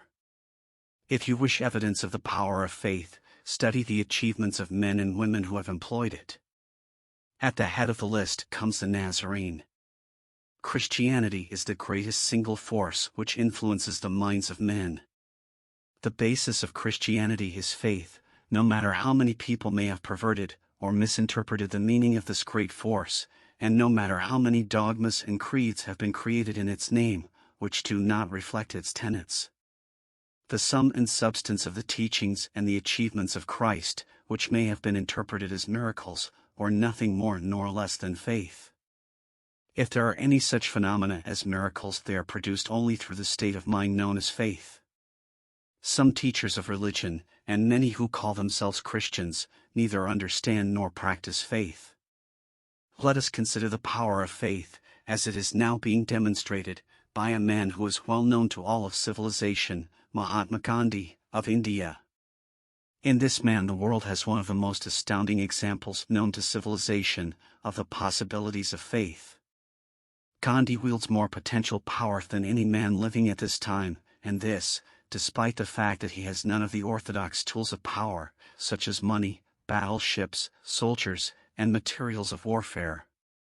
Gandhi has no money, he has no home, he does not own a suit of clothes, but he does have power. How does he come by that power? He created it out of his understanding of the principle of faith, and through his ability to transplant that faith into the minds of 200 million people. Gandhi has accomplished, through the influence of faith, that which the strongest military power on earth could not, and never will accomplish through soldiers and military equipment. He has accomplished the astounding feat of influencing 200 million minds to coalesce and move in unison, as a single mind. What other force on earth, except faith, could do as much? There will come a day when employees as well as employers will discover the possibilities of faith. That day is dawning. The whole world has had ample opportunity, during the recent business depression, to witness what the lack of faith will do to business. Surely, civilization has produced a sufficient number of intelligent human beings to make use of this great lesson which the depression has taught the world. During this depression, the world had evidence in abundance that widespread fear will paralyze the wheels of industry and business. Out of this experience will arise leaders in business and industry who will profit by the example which Gandhi has set for the world, and they will apply to business the same tactics which he has used in building the greatest following known in the history of the world. These leaders will come from the rank and file of the unknown men, who now labor in the steel plants, the coal mines, the automobile factories, and in the small towns and cities of America. Business is due for a reform, make no mistake about this. The methods of the past, based upon economic combinations of force and fear, will be supplanted by the better principles of faith and cooperation. Men who labor will receive more than daily wages, they will receive dividends from the business, the same as those who supply the capital for business, but first they must give more to their employers, and stop this bickering and bargaining by force, at the expense of the public. They must earn the right to dividends. Moreover, and this is the most important thing of all, they will be led by leaders who will understand and apply the principles employed by Mahatma Gandhi. Only in this way may leaders give from their followers the spirit of full cooperation which constitutes power in its highest and most enduring form. This stupendous machine age in which we live, and from which we are just emerging, has taken the soul out of men. Its leaders have driven men as though they were pieces of cold machinery. They were forced to do so by the employees who have bargained, at the expense of all concerned, to get and not to give. The watchword of the future will be human happiness and contentment, and when this state of mind shall have been attained, the production will take care of itself, more effectively than anything that has ever been accomplished where men did not, and could not mix faith and individual interest with their labor. Because of the need for faith and cooperation in operating business and industry, it will be both interesting and profitable to analyze an event which provides an excellent understanding of the method by which industrialists and businessmen accumulate great fortunes, by giving before they try to get. The event chosen for this illustration dates back to 1900, when the United States Steel Corporation was being formed. As you read the story, keep in mind these fundamental facts and you will understand how ideas have been converted into huge fortunes. First, the huge United States Steel Corporation was born in the mind of Charles M. Schwab, in the form of an idea he created through his imagination. Second, he mixed faith with his idea. Third, he formulated a plan for the transformation of his idea into physical and financial reality. Fourth, he put his plan into action with his famous speech at the University Club. Fifth, he applied and followed through on his plan with persistence, and backed it with firm decision until it had been fully carried out. Sixth, he prepared the way for success by a burning desire for success. If you are one of those who have often wondered how great fortunes are accumulated, this story of the creation of the United States Steel Corporation will be enlightening. If you have any doubt that men can think and grow rich, this story should dispel that doubt, because you can plainly see in the story of the United States Steel, the application of a major portion of the 13 principles described in this book. This astounding description of the power of an idea was dramatically told by John Lowell, in the New York World Telegram, with whose courtesy it is here reprinted. A pretty after-dinner speech for $1 billion. When, on the evening of December 12, 1900, some 80 of the nation's financial nobility gathered in the banquet hall of the University Club on Fifth Avenue to do honor to a young man from out of the West, not half a dozen of the guests realized they were to witness the most significant episode in American industrial history. J. Edward Simmons and Charles Stewart Smith, their hearts full of gratitude for the lavish hospitality bestowed on them by Charles M. Schwab during a recent visit to Pittsburgh, had arranged the dinner to introduce the 38-year-old steel man to Eastern banking society. But they didn't expect him to stampede the convention. They warned him, in fact, that the bosoms within New York's stuffed shirts would not be responsive to oratory, and that, if he didn't want to bore the Stillmans and Harrimans and Vanderbilts, he had better limit himself to 15 or 20 minutes of polite vaporings and let it go at that. Even John Pierpont Morgan, sitting on the right hand of Schwab as became his imperial dignity, intended to grace the banquet table with his presence only briefly. And so far as the press and public were concerned, the whole affair was of so little moment that no mention of it found its way into print the next day. So the two hosts and their distinguished guests ate their way through the usual 7 or 8 courses. There was little conversation, and what there was of it was restrained. Few of the bankers and brokers had met Schwab, whose career had flowered along the banks of the Monongahela, and none knew him well. But before the evening was over, they and with them money master Morgan were to be swept off their feet, and a billion-dollar baby, the United States Steel Corporation, was to be conceived. It is perhaps unfortunate, for the sake of history, that no record of Charlie Schwab's speech at the dinner ever was made. He repeated some parts of it at a later date during a similar meeting of Chicago bankers. And still later, when the government brought suit to dissolve the Steel Trust, he gave his own version, from the witness stand, of the remarks that stimulated Morgan into a frenzy of financial activity. It is probable, however, that it was a homely speech, somewhat ungrammatical, for the niceties of language never bothered Schwab, full of epigram and threaded with wit. But aside from that, it had a galvanic force and effect upon the 5 billions of estimated capital that was represented by the diners.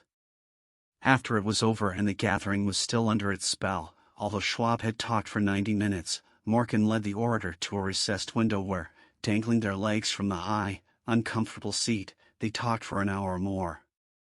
The magic of the Schwab personality had been turned on, full force, but what was more important and lasting was the full-fledged, clear-cut program he laid down for the aggrandizement of steel. Many other men had tried to interest Morgan in slapping together a steel trust after the pattern of the biscuit, wire and hoop, sugar, rubber, whiskey, oil or chewing gum combinations. John W. Gates, the gambler, had urged it, but Morgan distrusted him. The Moore boys, Bill and Jim, Chicago stock jobbers who had glued together a match trust and a cracker corporation, had urged it and failed. Albert H. Gary, the sanctimonious country lawyer, wanted to foster it, but he wasn't big enough to be impressive. Until Schwab's eloquence took J. P. Morgan to the heights from which he could visualize the solid results of the most daring financial undertaking ever conceived, the project was regarded as a delirious dream of easy money crackpots. The financial magnetism that began, a generation ago, to attract thousands of small and sometimes inefficiently managed companies into large and competition-crushing combinations, had become operative in the steel world through the devices of that jovial business pirate, John W. Gates. Gates already had formed the American Steel and Wire Company out of a chain of small concerns, and together with Morgan had created the Federal Steel Company. The National Tube and American Bridge Companies were two more Morgan concerns, and the Moore brothers had forsaken the match and cookie business to form the American Group Tin Plate, Steel Hoop, Sheet Steel and the National Steel Company. But by the side of Andrew Carnegie's gigantic vertical trust, a trust owned and operated by 53 partners, those other combinations were picayune. They might combine to their heart's content, but the whole lot of them couldn't make a dent in the Carnegie organization, and Morgan knew it. The eccentric old Scot knew it, too. From the magnificent heights of Skibbo Castle he had viewed, first with amusement and then with resentment, the attempts of Morgan's smaller companies to cut into his business. When the attempts became too bold, Carnegie's temper was translated into anger and retaliation. Had decided to duplicate every mill owned by his rivals. Hitherto, he hadn't been interested in wire, pipe, hoops, or sheet. Instead, he was content to sell such companies the raw steel and let them work it into whatever shape they wanted. Now, with Schwab as his chief and able lieutenant, he planned to drive his enemies to the wall. So it was that in the speech of Charles M. Schwab, Morgan saw the answer to his problem of combination. A trust without Carnegie, giant of them all, would be no trust at all, a plum pudding, as one writer said, without the plums. Schwab's speech on the night of December 12, 1900, undoubtedly carried the inference, though not the pledge, that the vast Carnegie enterprise could be brought under the Morgan tent. He talked of the world future for steel, of reorganization for efficiency, of specialization, of the scrapping of unsuccessful mills and concentration of effort on the flourishing properties, of economies in the ore traffic, of economies in overhead and administrative departments, of capturing foreign markets. More than that, he told the buccaneers among them wherein lay the errors of their customary piracy. Their purposes, he inferred, had been to create monopolies, raise prices, and pay themselves fat dividends out of privilege. Schwab condemned the system in his heartiest manner. The short-sightedness of such a policy, he told his hearers, lay in the fact that it restricted the market in an era when everything cried for expansion. By cheapening the cost of steel, he argued, an ever-expanding market would be created, more uses for steel would be devised, and a goodly portion of the world trade could be captured. Actually, though he did not know it, Schwab was an apostle of modern mass production. So the dinner at the University Club came to an end. Morgan went home to think about Schwab's rosy predictions. Schwab went back to Pittsburgh to run the steel business for Andrew Carnegie, while Gary and the rest went back to their stock tickers to fiddle around in anticipation of the next move. It was not long coming.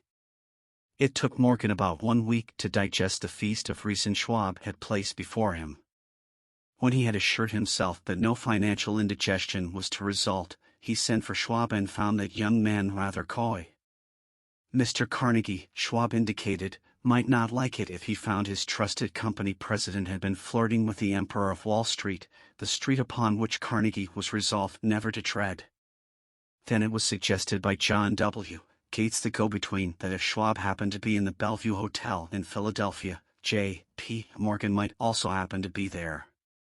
When Schwab arrived, however, Morgan was inconveniently ill at his New York home, and so, on the elder man's pressing invitation, Schwab went to New York and presented himself at the door of the financier's library. Now certain economic historians have professed the belief that from the beginning to the end of the drama, the stage was set by Andrew Carnegie, that the dinner to Schwab, the famous speech, the Sunday night conference between Schwab and the Money King, or events arranged by the canny Scot. The truth is exactly the opposite. When Schwab was called in to consummate the deal, he didn't even know whether the little boss, as Andrew was called, would so much as listen to an offer to sell, particularly to a group of men whom Andrew regarded as being endowed with something less than holiness. But Schwab did take into the conference with him, in his own handwriting, 6 sheets of copperplate figures, representing to his mind the physical worth and the potential earning capacity of every steel company he regarded as an essential star in the new metal firmament. For men pondered over these figures all night. The chief, of course, was Morgan, steadfast in his belief in the divine right of money. With him was his aristocratic partner, Robert Bacon, a scholar and a gentleman. The third was John W. Gates, whom Morgan scorned as a gambler and used as a tool. The fourth was Schwab, who knew more about the processes of making and selling steel than any whole group of men then living. Throughout that conference, the Pittsburghers' figures were never questioned. If he said a company was worth so much, then it was worth that much and no more. He was insistent, too, upon including in the combination only those concerns he nominated. He had conceived a corporation in which there would be no duplication, not even to satisfy the greed of friends who wanted to unload their companies upon the broad Morgan shoulders. Thus he left out, by design, a number of the larger concerns upon which the walruses and carpenters of Wall Street had cast hungry eyes. When dawn came, Morgan rose and straightened his back. Only one question remained. "Do you think you can persuade Andrew Carnegie to sell?" he asked. "I can try," said Schwab. "If you can get him to sell, I will undertake the matter," said Morgan. So far so good. But would Carnegie sell? How much would he demand? Schwab thought about $320 million. What would he take payment in?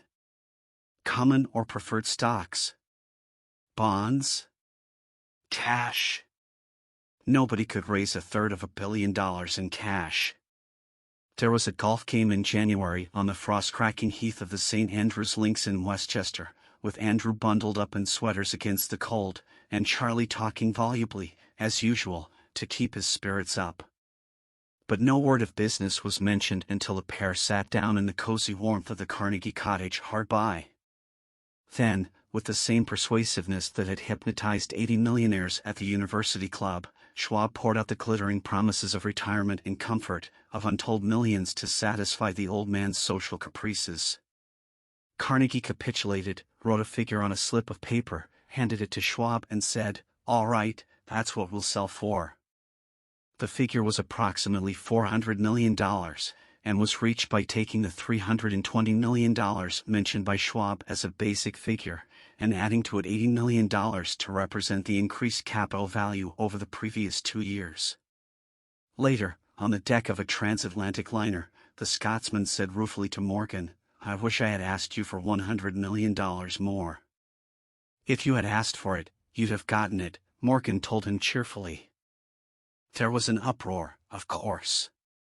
A British correspondent cabled that the foreign steel world was appalled by the gigantic combination. President Hadley, of Yale, declared that unless trusts were regulated, the country might expect an emperor in Washington within the next 25 years. But that able stock manipulator, Keene, went at his work of shoving the new stock at the public so vigorously that all the excess water, estimated by some at nearly $600 million, was absorbed in a twinkling.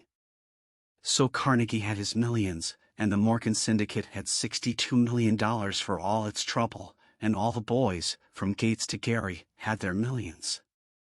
The 38-year-old Schwab had his reward.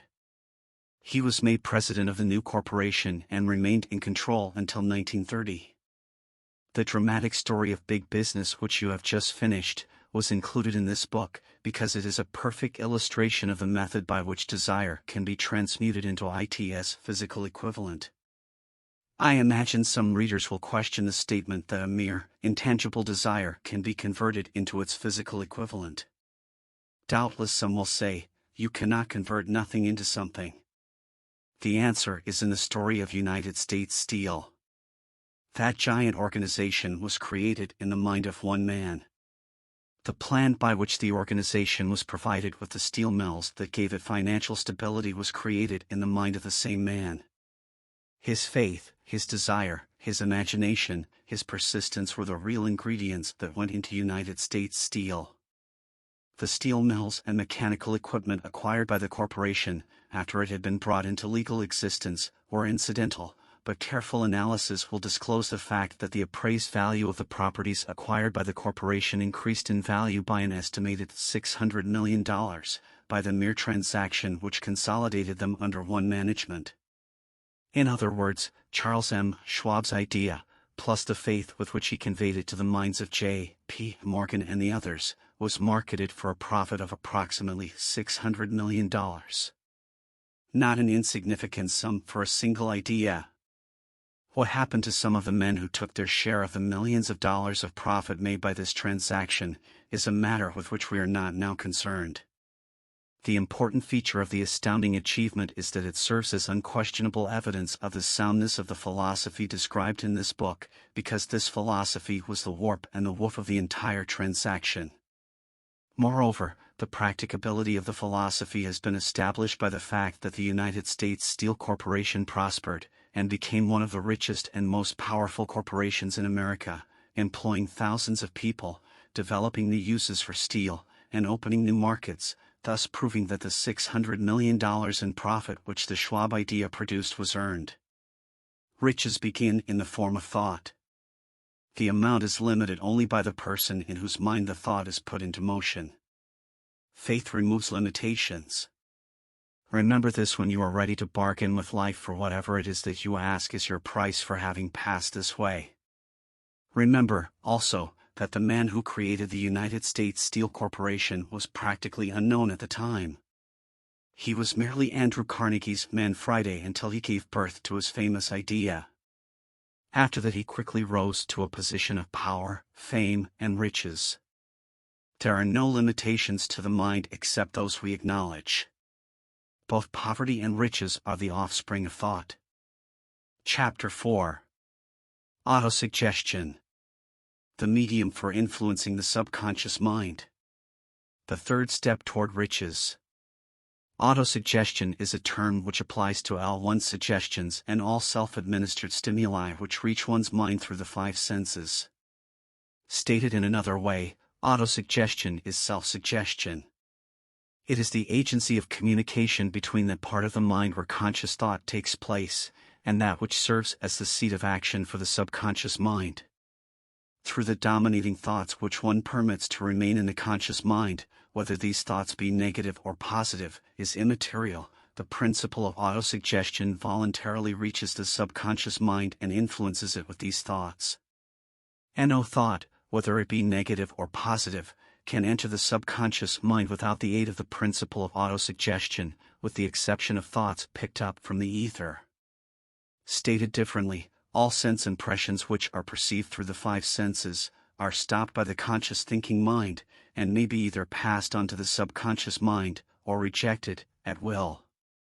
The conscious faculty serves, therefore, as an outer guard to the approach of the subconscious. Nature has so built man that he has absolute control over the material which reaches his subconscious mind through his five senses, although this is not meant to be construed as a statement that man always exercises this control. In the great majority of instances, he does not exercise it, which explains why so many people go through life in poverty. Recall what has been said about the subconscious mind resembling a fertile garden spot, in which weeds will grow in abundance if the seeds of more desirable crops are not sown therein.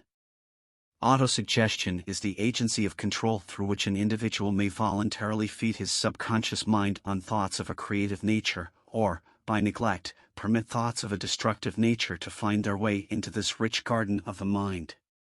You were instructed, in the last of the 6 steps described in the chapter on desire, to read aloud twice daily the written statement of your desire for money, and to see and feel yourself already in possession of the money. By following these instructions, you communicate the object of your desire directly to your subconscious mind in a spirit of absolute faith. Through repetition of this procedure, you voluntarily create thought habits which are favorable to your efforts to transmute desire into its monetary equivalent. Go back to these 6 steps described in Chapter 2, and read them again, very carefully, before you proceed further. Then, when you come to it, read very carefully the 4 instructions for the organization of your mastermind group, described in the chapter on organized planning. By comparing these 2 sets of instructions with that which has been stated on autosuggestion, you, of course, will see that the instructions involve the application of the principle of autosuggestion. Remember, therefore, when reading aloud the statement of your desire, through which you are endeavoring to develop a money consciousness, that the mere reading of the words is of no consequence unless you mix emotion, or feeling with your words. If you repeat 1,000,000 times the famous Emile Co formula, day by day, in every way, I am getting better and better, without mixing emotion and faith with your words, you will experience no desirable results. Your subconscious mind recognizes and acts upon only thoughts which have been well mixed with emotion or feeling.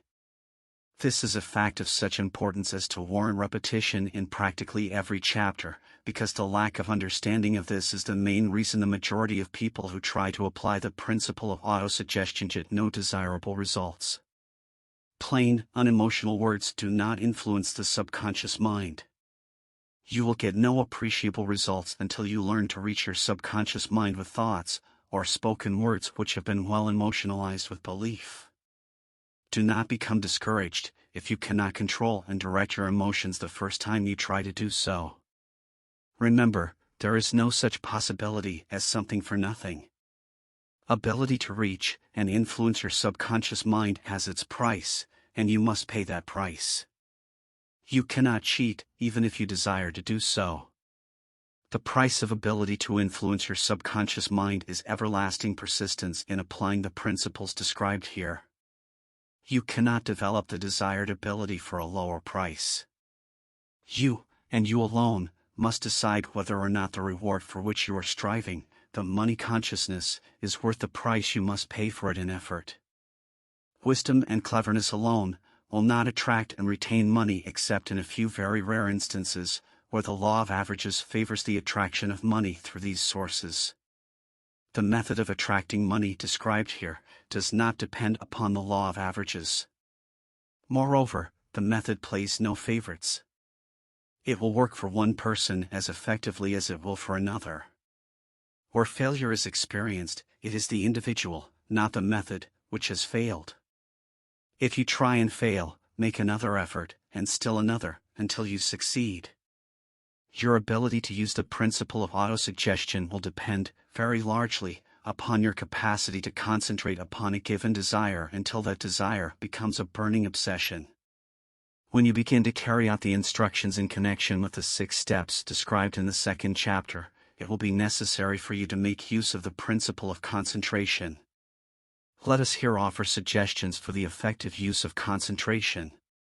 When you begin to carry out the first of the 6 steps, which instructs you to fix in your own mind the exact amount of money you desire, hold your thoughts on that amount of money by concentration, or fixation of attention, with your eyes closed, until you can actually see the physical appearance of the money.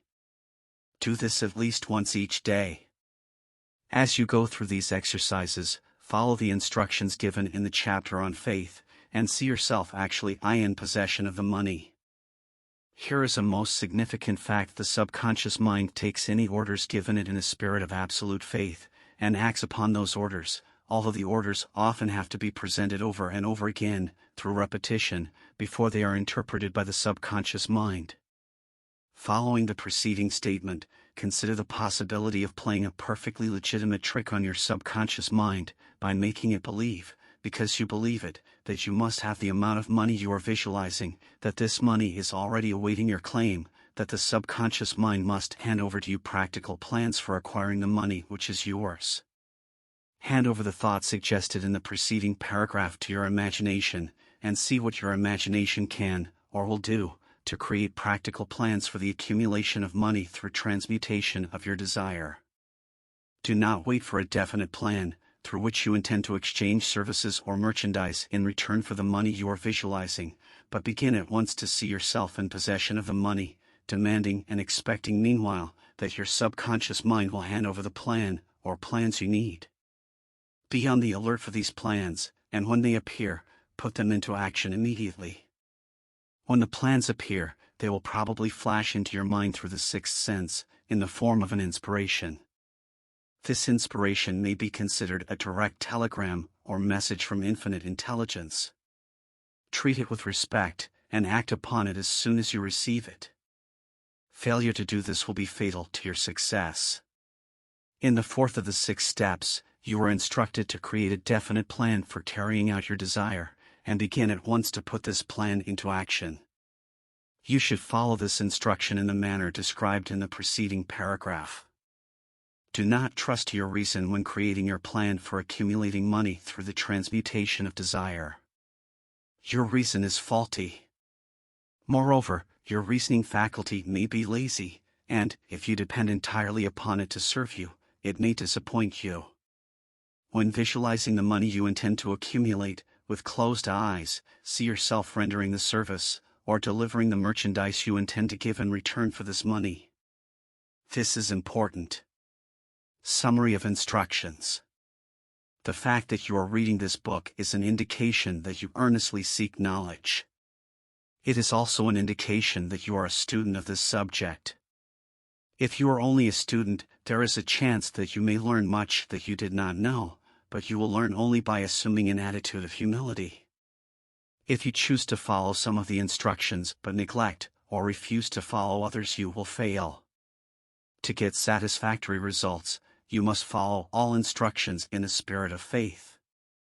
The instructions given in connection with the 6 steps in the 2nd chapter will now be summarized and blended with the principles covered by this chapter, as follows. First, go into some quiet spot, preferably in bed at night, where you will not be disturbed or interrupted. Close your eyes, and repeat aloud, so you may hear your own words, the written statement of the amount of money you intend to accumulate, the time limit for its accumulation, and a description of the service or merchandise you intend to give in return for the money. As you carry out these instructions, see yourself already in possession of the money. For example, suppose that you intend to accumulate $50,000 by the 1st of January, 5 years hence, that you intend to give personal services in return for the money, in the capacity of a salesman.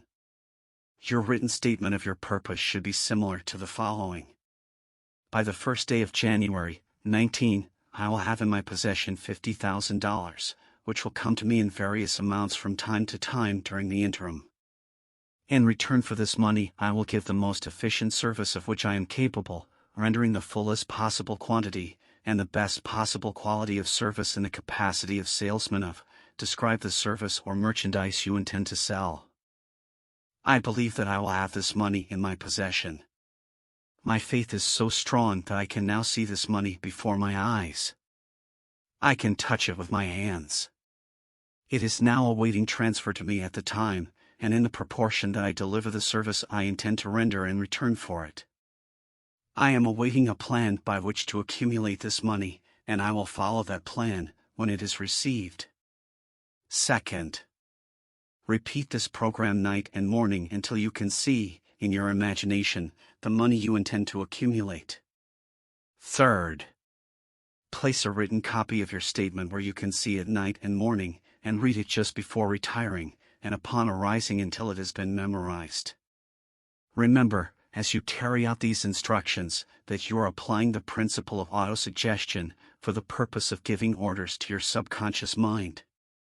Remember, also, that your subconscious mind will act only upon instructions which are emotionalized and handed over to it with feeling.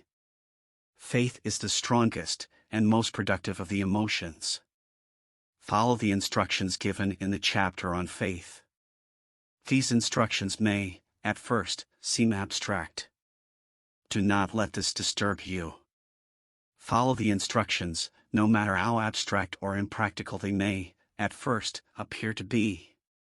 The time will soon come, if you do as you have been instructed, in spirit as well as in act, when a whole new universe of power will unfold to you. Skepticism, in connection with all new ideas, is characteristic of all human beings. But if you follow the instructions outlined, your skepticism will soon be replaced by belief, and this, in turn, will soon become crystallized into absolute faith. Then you will have arrived at the point where you may truly say, I am the master of my fate, I am the captain of my soul. Many philosophers have made the statement that man is the master of his own earthly destiny, but most of them have failed to say why he is the master. The reason that man may be the master of his own earthly status, and especially his financial status, is thoroughly explained in this chapter. Man may become the master of himself and of his environment because he has the power to influence his own subconscious mind, and through it, gain the cooperation of infinite intelligence. You are now reading the chapter which represents the keystone to the arch of this philosophy. The instructions contained in this chapter must be understood and applied with persistence if you succeed in transmuting desire into money. The actual performance of transmuting desire into money involves the use of autosuggestion as an agency by which one may reach and influence the subconscious mind. The other principles are simply tools with which to apply autosuggestion. Keep this thought in mind, and you will, at all times, be conscious of the important part the principle of autosuggestion is to play in your efforts to accumulate money through the methods described in this book.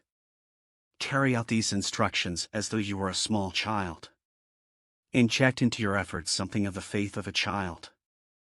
The author has been most careful to see that no impractical instructions were included because of his sincere desire to be helpful. After you have read the entire book, come back to this chapter and follow in spirit and in action this instruction. Read the entire chapter aloud once every night, until you become thoroughly convinced that the principle of autosuggestion is sound, that it will accomplish for you all that has been claimed for it. As you read, underscore with a pencil every sentence which impresses you favorably. Follow the foregoing instruction to the letter, and it will open the way for a complete understanding and mastery of the principles of success. Chapter 5. Specialized Knowledge. Personal experiences or observations. The fourth step toward riches. There are two kinds of knowledge. One is general, the other is specialized. General knowledge, no matter how great in quantity or variety it may be, is of but little use in the accumulation of money. The faculties of the great universities possess, in the aggregate, practically every form of general knowledge known to civilization. Most of the professors have but little or no money. They specialize on teaching knowledge, but they do not specialize on the organization or the use of knowledge. Knowledge will not attract money unless it is organized and intelligently directed, through practical plans of action, to the definite E&D of accumulation of money. Lack of understanding of this fact has been the source of confusion to millions of people who falsely believe that knowledge is power. It is nothing of the sort. Knowledge is only potential power. It becomes power only when, and if, it is organized into definite plans of action, and directed to a definite end. This missing link in all systems of education known to civilization today may be found in the failure of educational institutions to teach their students how to organize and use knowledge after they acquire it. Many people make the mistake of assuming that, because Henry Ford had but little schooling, he is not a man of education. Those who make this mistake do not know Henry Ford, nor do they understand the real meaning of the word educate. That word is derived from the Latin word educo, meaning to educe, to draw out, to develop from within. An educated man is not, necessarily, one who has an abundance of general or specialized knowledge. An educated man is one who has so developed the faculties of his mind that he may acquire anything he wants, or its equivalent, without violating the rights of others. Henry Ford comes well within the meaning of this definition. During the World War, a Chicago newspaper published certain editorials in which, among other statements, Henry Ford was called an ignorant pacifist. Mr. Ford objected to the statements, and brought suit against the paper for libeling him. When the suit was tried in the courts, the attorneys for the paper pleaded justification, and placed Mr. Ford, himself, on the witness stand, for the purpose of proving to the jury that he was ignorant. The attorneys asked Mr. Ford a great variety of questions, all of them intended to prove, by his own evidence, that, while he might possess considerable specialized knowledge pertaining to the manufacture of automobiles, he was, in the main, ignorant. Mr. Ford was plied with such questions as the following: who was Benedict Arnold, and how many soldiers did the British send over to America to put down the rebellion of 1776? In answer to the last question, Mr. Ford replied, "I do not know the exact number of soldiers the British sent over, but I have heard that it was a considerably larger number than ever went back." Finally, Mr. Ford became tired of this line of questioning, and in reply to a particularly offensive question, he leaned over, pointed his finger at the lawyer who had asked the question, and said, "If I should really want to answer the foolish question you have just asked, or any of the other questions you have been asking me, let me remind you that I have a row of electric push buttons on my desk, and by pushing the right button, I can summon to my aid men who can answer any question I desire to ask concerning the business to which I am devoting most of my efforts. Now, will you kindly tell me why I should clutter up my mind with general knowledge, for the purpose of being able to answer questions, why I have men around me who can supply any knowledge I require?" There certainly was good logic to that reply. That answer floored the lawyer. Every person in the courtroom realized it was the answer, not of an ignorant man, but of a man of education. Any man is educated who knows where to get knowledge when he needs it, and how to organize that knowledge into definite plans of action. Through the assistance of his mastermind group, Henry Ford had at his command all the specialized knowledge he needed to enable him to become one of the wealthiest men in America. It was not essential that he have this knowledge in his own mind. Surely no person who has sufficient inclination and intelligence to read a book of this nature can possibly miss the significance of this illustration. Before you can be sure of your ability to transmute desire into its monetary equivalent, you will require specialized knowledge of the service, merchandise, or profession which you intend to offer in return for fortune. Perhaps you may need much more specialized knowledge than you have the ability or the inclination to acquire, and if this should be true, you may bridge your weakness through the aid of your mastermind group. Andrew Carnegie stated that he, personally, knew nothing about the technical end of the steel business. Moreover, he did not particularly care to know anything about it.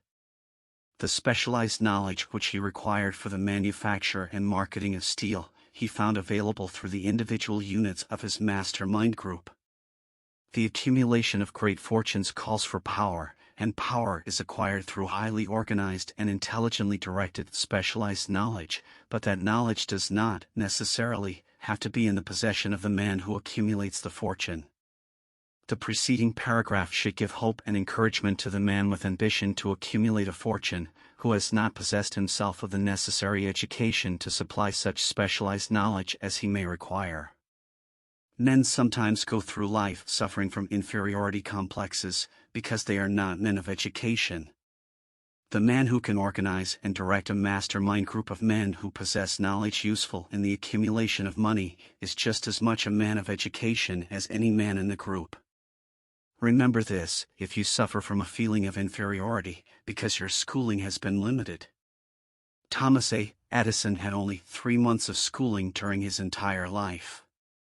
He did not lack education, neither did he die poor. Henry Ford had less than a 6th grade schooling, but he has managed to do pretty well by himself, financially. Specialized knowledge is among the most plentiful, and the cheapest forms of service which may be had. If you doubt this, consult the payroll of any university. It pays to know how to purchase knowledge. First of all, decide the sort of specialized knowledge you require, and the purpose for which it is needed. To a large extent, your major purpose in life, the goal toward which you are working, will help determine what knowledge you need. With this question settled, your next move requires that you have accurate information concerning dependable sources of knowledge. The more important of these are A. One's own experience and education. B. Experience and education available through cooperation of others, mastermind alliance. C. Colleges and universities. D. Public libraries, through books and periodicals in which may be found all the knowledge organized by civilization. E. Special training courses, through night schools and home study schools in particular. As knowledge is acquired, it must be organized and put into use, for a definite purpose, through practical plans. Knowledge has no value except that which can be gained from its application towards some worthy end. This is one reason why college degrees are not valued more highly. They represent nothing but miscellaneous knowledge. If you contemplate taking additional schooling, first determine the purpose for which you want the knowledge you are seeking, then learn where this particular sort of knowledge can be obtained from reliable sources. Successful men, in all callings, never stop acquiring specialized knowledge related to their major purpose, business, or profession. Those who are not successful usually make the mistake of believing that the knowledge acquiring period ends when one finishes school. The truth is that schooling does but little more than to put one in the way of learning how to acquire practical knowledge. With this changed world, which began at the end of the economic collapse, came also astounding changes in educational requirements. The order of the day is specialization. This truth was emphasized by Robert P. Moore, Secretary of Appointments of Columbia University. Specialists most sought. Particularly sought after by employing companies are candidates who have specialized in some field: business school graduates with training in accounting and statistics, engineers of all varieties, journalists, architects, chemists, and also outstanding leaders and activity men of the senior class. The man who has been active on the campus, whose personality is such that he gets along with all kinds of people and who has done an adequate job with his studies, has a most decided edge over the strictly academic student. Some of these, because of their all-around qualifications, have received several offers of positions, a few of them as many as 6. In departing from the conception that the straight-A student was invariably the one to get the choice of the better jobs, Mr. Moore said that most companies look not only to academic records but to activity records and personalities of the students. One of the largest industrial companies, the leader in its field, in writing to Mr. Moore concerning prospective seniors at the college, said, "We are interested primarily in finding men who can make exceptional progress in management work. For this reason we emphasize qualities of character, intelligence and personality far more than specific educational background." Apprenticeship proposed. Proposing a system of apprenticing students in offices, stores and industrial occupations during the summer vacation, Mr. Moore asserts that after the first 2 or 3 years of college, every student should be asked to choose a definite future course and to call a halt if he has been merely pleasantly drifting without purpose through an unspecialized academic curriculum. Colleges and universities must face the practical consideration that all professions and occupations now demand specialists, he said, urging that educational institutions accept more direct responsibility for vocational guidance. One of the most reliable and practical sources of knowledge available to those who need specialized schooling is the night schools operated in most large cities. The correspondence schools give specialized training anywhere the U.S. males go, on all subjects that can be taught by the extension method. One advantage of home study training is the flexibility of the study program, which permits one to study during spare time. Another stupendous advantage of home study training, if the school is carefully chosen, is the fact that most courses offered by home study schools carry with them generous privileges of consultation which can be of priceless value to those needing specialized knowledge. No matter where you live, you can share the benefits. Anything acquired without effort and without cost is generally unappreciated, often discredited. Perhaps this is why we get so little from our marvelous opportunity in public schools. The self-discipline one receives from a definite program of specialized study makes up to some extent for the wasted opportunity when knowledge was available without cost. Correspondence schools are highly organized business institutions. Their tuition fees are so low that they are forced to insist upon prompt payments. Being asked to pay, whether the student makes good grades or poor, has the effect of causing one to follow through with the course when he would otherwise drop it. The correspondence schools have not stressed this point sufficiently, for the truth is that their collection departments constitute the very finest sort of training on decision, promptness, action, and the habit of finishing that which one begins. I learned this from experience, more than 25 years ago.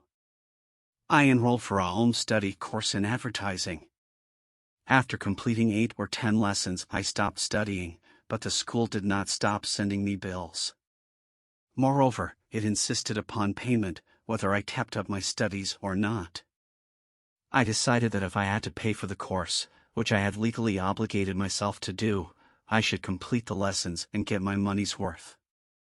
I felt, at the time, that the collection system of the school was somewhat too well organized, but I learned later in life that it was a valuable part of my training for which no charge had been made.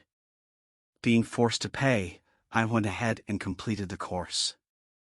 Later in life I discovered that the efficient collection system of that school had been worth much in the form of money earned, because of the training in advertising I had so reluctantly taken. We have in this country what is said to be the greatest public school system in the world. We have invested fabulous sums for fine buildings. We have provided convenient transportation for children living in the rural districts, so they may attend the best schools, but there is one astounding weakness to this marvelous system: it is free. One of the strange things about human beings is that they value only that which has a price. The free schools of America, and the free public libraries, do not impress people because they are free. This is the major reason why so many people find it necessary to acquire additional training after they quit school and go to work. It is also one of the major reasons why employers give greater consideration to employees who take home study courses. They have learned, from experience, that any person who has the ambition to give up a part of his spare time to studying at home has in him those qualities which make for leadership. This recognition is not a charitable gesture. It is sound business judgment upon the part of the employers. There is one weakness in people for which there is no remedy. It is the universal weakness of lack of ambition.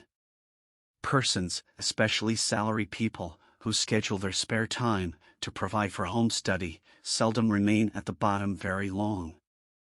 Their action opens the way for the upward climb, removes many obstacles from their path, and gains the friendly interest of those who have the power to put them in the way of opportunity. The home study method of training is especially suited to the needs of employed people who find, after leaving school, that they must acquire additional specialized knowledge, but cannot spare the time to go back to school. The changed economic conditions prevailing since the Depression have made it necessary for thousands of people to find additional, or new sources of income. For the majority of these, the solution to their problem may be found only by acquiring specialized knowledge. Many will be forced to change their occupations entirely. When a merchant finds that a certain line of merchandise is not selling, he usually supplants it with another that is in demand. The person whose business is that of marketing personal services must also be an efficient merchant. If his services do not bring adequate returns in one occupation, he must change to another, where broader opportunities are available. Stuart Austin prepared himself as a construction engineer and followed this line of work until the Depression limited his market to where it did not give him the income he required. He took inventory of himself, decided to change his profession to law, went back to school and took special courses by which he prepared himself as a corporation lawyer. Despite the fact the Depression had not ended, he completed his training, passed the bar examination, and quickly built a lucrative law practice in Dallas, Texas. In fact, he is turning away clients. Just to keep the record straight, and to anticipate the alibis of those who will say, "I couldn't go to school because I have a family to support," or "I'm too old," I will add the information that Mr. Weir was past 40, and married when he went back to school. Moreover, by carefully selecting highly specialized courses, in colleges best prepared to teach the subjects chosen, Mr. Weir completed in 2 years the work for which the majority of law students require 4 years. It pays to know how to purchase knowledge. The person who stops studying merely because he has finished school is forever hopelessly doomed to mediocrity, no matter what may be his calling. The way of success is the way of continuous pursuit of knowledge. Let us consider a specific instance. During the Depression, a salesman in a grocery store found himself without a position. Having had some bookkeeping experience, he took a special course in accounting, familiarized himself with all the latest bookkeeping and office equipment, and went into business for himself. Starting with the grocer for whom he had formerly worked, he made contracts with more than 100 small merchants to keep their books, at a very nominal monthly fee. His idea was so practical that he soon found it necessary to set up a portable office in a light delivery truck, which he equipped with modern bookkeeping machinery. He now has a fleet of these bookkeeping offices on wheels and employs a large staff of assistants, thus providing small merchants with accounting service equal to the best that money can buy, at very nominal cost.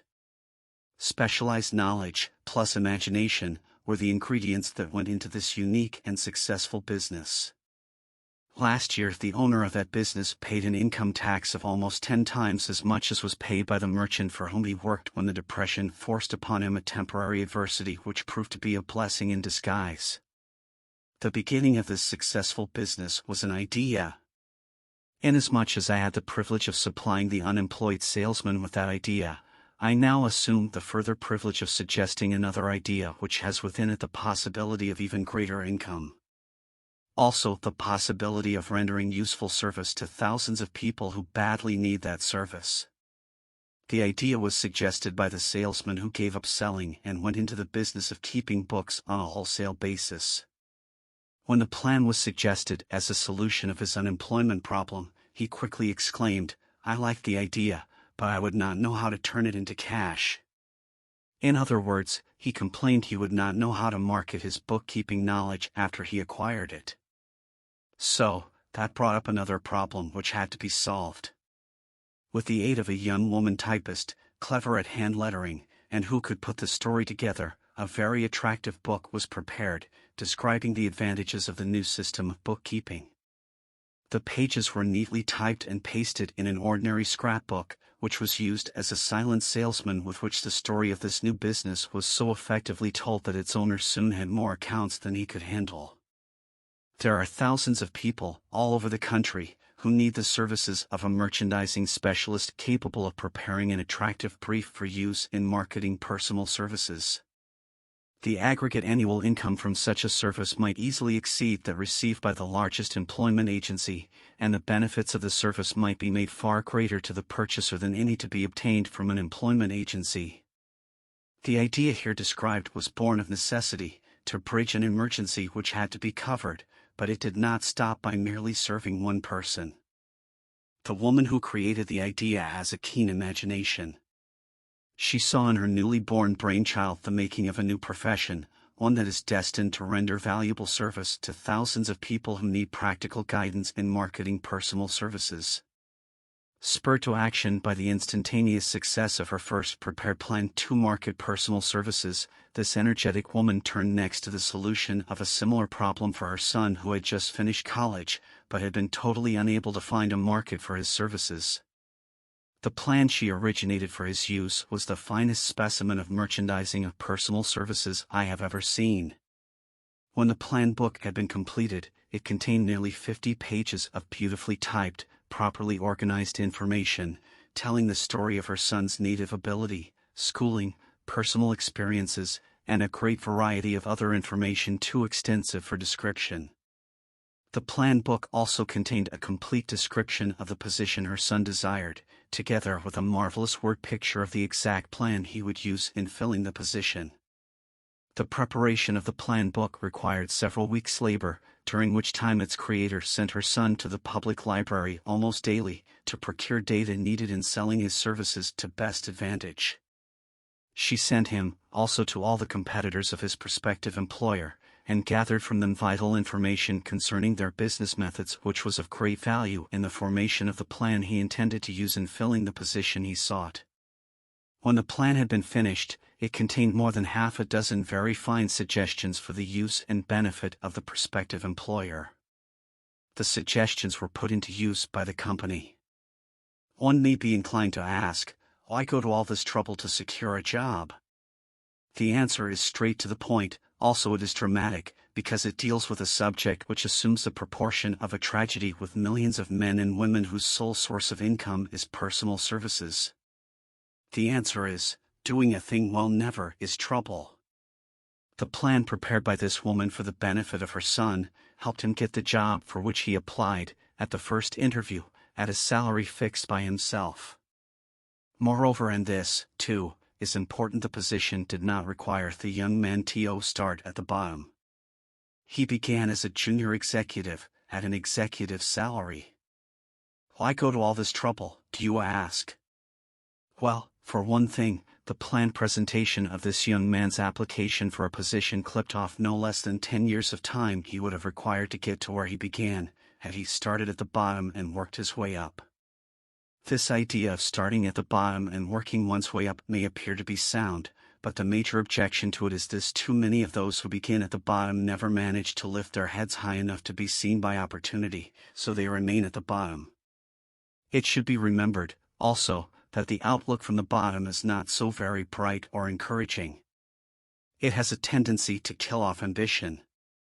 We call it getting into a rut, which means that we accept our fate because we form the habit of daily routine, a habit that finally becomes so strong we cease to try to throw it off. And that is another reason why it pays to start 1 or 2 steps above the bottom. By so doing, one forms the habit of looking around, of observing how others get ahead, of seeing opportunity, and of embracing it without hesitation.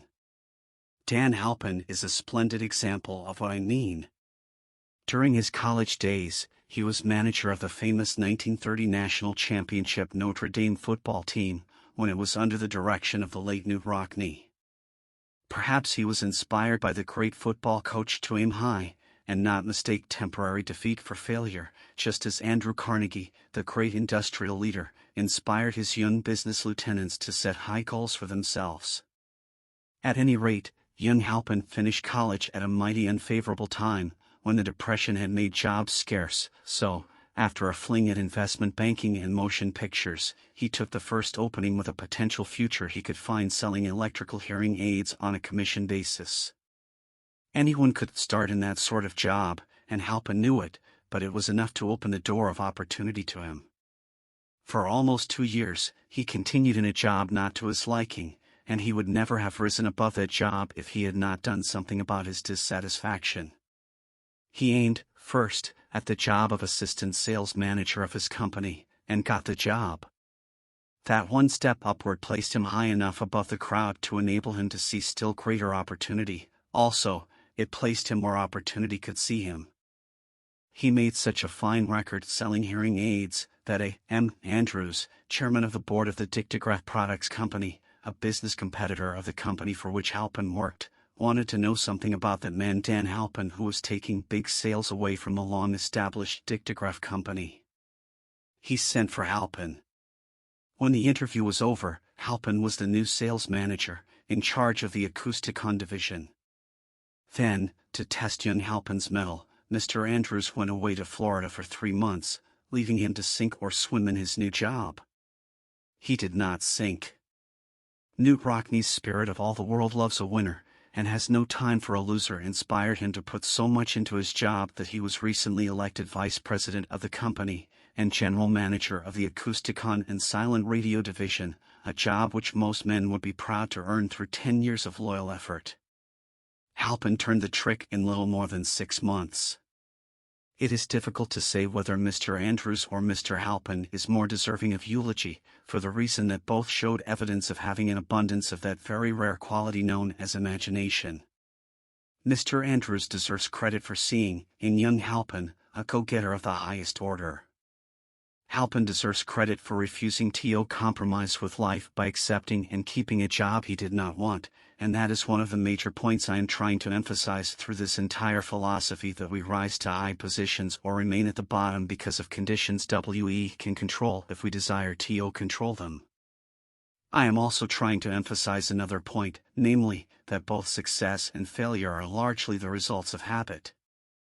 I have not the slightest doubt that Dan Halpin's close association with the greatest football coach America ever knew, planted in his mind the same brand of desire to excel which made the Notre Dame football team world famous. Truly, there is something to the idea that hero worship is helpful, provided one worships a winner. Halpin tells me that Rockne was one of the world's greatest leaders of men in all history. My belief in the theory that business associations are vital factors, both in failure and in success, was recently demonstrated when my son Blair was negotiating with Dan Halpin for a position. Mr. Halpin offered him a beginning salary of about 1/2 what he could have gotten from a rival company. I brought parental pressure to bear, and induced him to accept the place with Mr. Halpin, because I believe that close association with one who refuses to compromise with circumstances he does not like is an asset that can never be measured in terms of money. The bottom is a monotonous, dreary, and profitable place for any person. That is why I have taken the time to describe how lowly beginnings may be circumvented by proper planning. Also, that is why so much space has been devoted to a description of this new profession, created by a woman who was inspired to do a fine job of planning because she wanted her son to have a favorable break. With the changed conditions ushered in by the world economic collapse, came also the need for newer and better ways of marketing personal services. It is hard to determine why someone had not previously discovered this stupendous need, in view of the fact that more money changes hands in return for personal services than for any other purpose. The sum paid out monthly, to people who work for wages and salaries, is so huge that it runs into hundreds of millions, and the annual distribution amounts to billions. Perhaps some will find, in the idea here briefly described, the nucleus of the riches they desire. Ideas with much less merit have been the seedlings from which great fortunes have grown. Woolworth's 5 and 10-cent store idea, for example, had far less merit, but it piled up a fortune for its creator. Those seeing opportunity lurking in this suggestion will find valuable aid in the chapter on organized planning. Incidentally, an efficient merchandiser of personal services would find a growing demand for his services wherever there are men and women who seek better markets for their services. By applying the mastermind principle, a few people with suitable talent could form an alliance and have a paying business very quickly. One would need to be a fair writer, with a flair for advertising and selling, one handy at typing and hand lettering, and one should be a first-class business getter who would let the world know about the service. If one person possessed all these abilities, he might carry on the business alone, until it outgrew him. The woman who prepared the personal service sales plan for her son now receives requests from all parts of the country for her cooperation in preparing similar plans for others who desire to market their personal services for more money. She has a staff of expert typists, artists, and writers who have the ability to dramatize the case history so effectively that one's personal services can be marketed for much more money than the prevailing wages for similar services. She is so confident of her ability that she accepts, as the major portion of her fee, a percentage of the increased pay she helps her clients to earn. It must not be supposed that her plan merely consists of clever salesmanship by which she helps men and women to demand and receive more money for the same services they formerly sold for less pay. She looks after the interests of the purchaser as well as the seller of personal services, and so prepares her plans that the employer receives full value for the additional money he pays. The method by which she accomplishes this astonishing result is a professional secret which she discloses to no one excepting her own clients. If you have the imagination, and seek a more profitable outlet for your personal services, this suggestion may be the stimulus for which you have been searching. The idea is capable of yielding an income far greater than that of the average doctor, lawyer, or engineer whose education required several years in college. The idea is saleable to those seeking new positions, in practically all positions calling for managerial or executive ability, and those desiring rearrangement of incomes in their present positions. There is no fixed price for sound ideas. Back of all ideas is specialized knowledge. Unfortunately, for those who do not find riches in abundance, specialized knowledge is more abundant and more easily acquired than ideas. Because of this very truth, there is a universal demand and an ever-increasing opportunity for the person capable of helping men and women to sell their personal services advantageously. Capability means imagination, the one quality needed to combine specialized knowledge with ideas, in the form of organized plans designed to yield riches. If you have imagination, this chapter may present you with an idea sufficient to serve as the beginning of the riches you desire. Remember, the idea is the main thing. Specialized knowledge may be found just around the corner, any corner. Chapter 6. Imagination. The workshop of the mind. The fifth step toward riches. The imagination is literally the workshop wherein are fashioned all plans created by man. The impulse, the desire, is given shape, form, and action through the aid of the imaginative faculty of the mind. It has been said that man can create anything which he can imagine. Of all the ages of civilization, this is the most favorable for the development of the imagination, because it is an age of rapid change. On every hand one may contact stimuli which develop the imagination. Through the aid of this imaginative faculty, man has discovered, and harnessed, more of nature's forces during the past 50 years than during the entire history of the human race, previous to that time. He has conquered the air so completely, that the birds are a poor match for him in flying. He has harnessed the ether, and made it serve as a means of instantaneous communication with any part of the world. He has analyzed, and weighed the sun at a distance of millions of miles, and has determined, through the aid of imagination, the elements of which it consists. He has discovered that his own brain is both a broadcasting and a receiving station for the vibration of thought, and he is beginning now to learn how to make practical use of this discovery. He has increased the speed of locomotion, until he may now travel at a speed of more than 300 miles an hour. The time will soon come when a man may breakfast in New York and lunch in San Francisco. Man's only limitation, within reason, lies in his development and use of his imagination. He has not yet reached the apex of development in the use of his imaginative faculty. He has merely discovered that he has an imagination, and has commenced to use it in a very elementary way. Two forms of imagination. The imaginative faculty functions in two forms. One is known as synthetic imagination, and the other as creative imagination. Synthetic imagination, through this faculty, one may arrange old concepts, ideas, or plans into new combinations. This faculty creates nothing. It merely works with the material of experience, education, and observation with which it is fed. It is the faculty used most by the inventor, with the exception of the who draws upon the creative imagination, when he cannot solve his problem through synthetic imagination. Creative imagination, through the faculty of creative imagination, the finite mind of man has direct communication with infinite intelligence. It is the faculty through which hunches and inspirations are received. It is by this faculty that all basic or new ideas are handed over to man. It is through this faculty that thought vibrations from the minds of others are received. It is through this faculty that one individual may tune in or communicate with the subconscious minds of other men. The creative imagination works automatically in the manner described in subsequent pages. This faculty functions only when the conscious mind is vibrating at an exceedingly rapid rate, as for example, when the conscious mind is stimulated through the emotion of a strong desire. The creative faculty becomes more alert, more receptive to vibrations from the sources mentioned, in proportion to its development through use. This statement is significant. Ponder over it before passing on.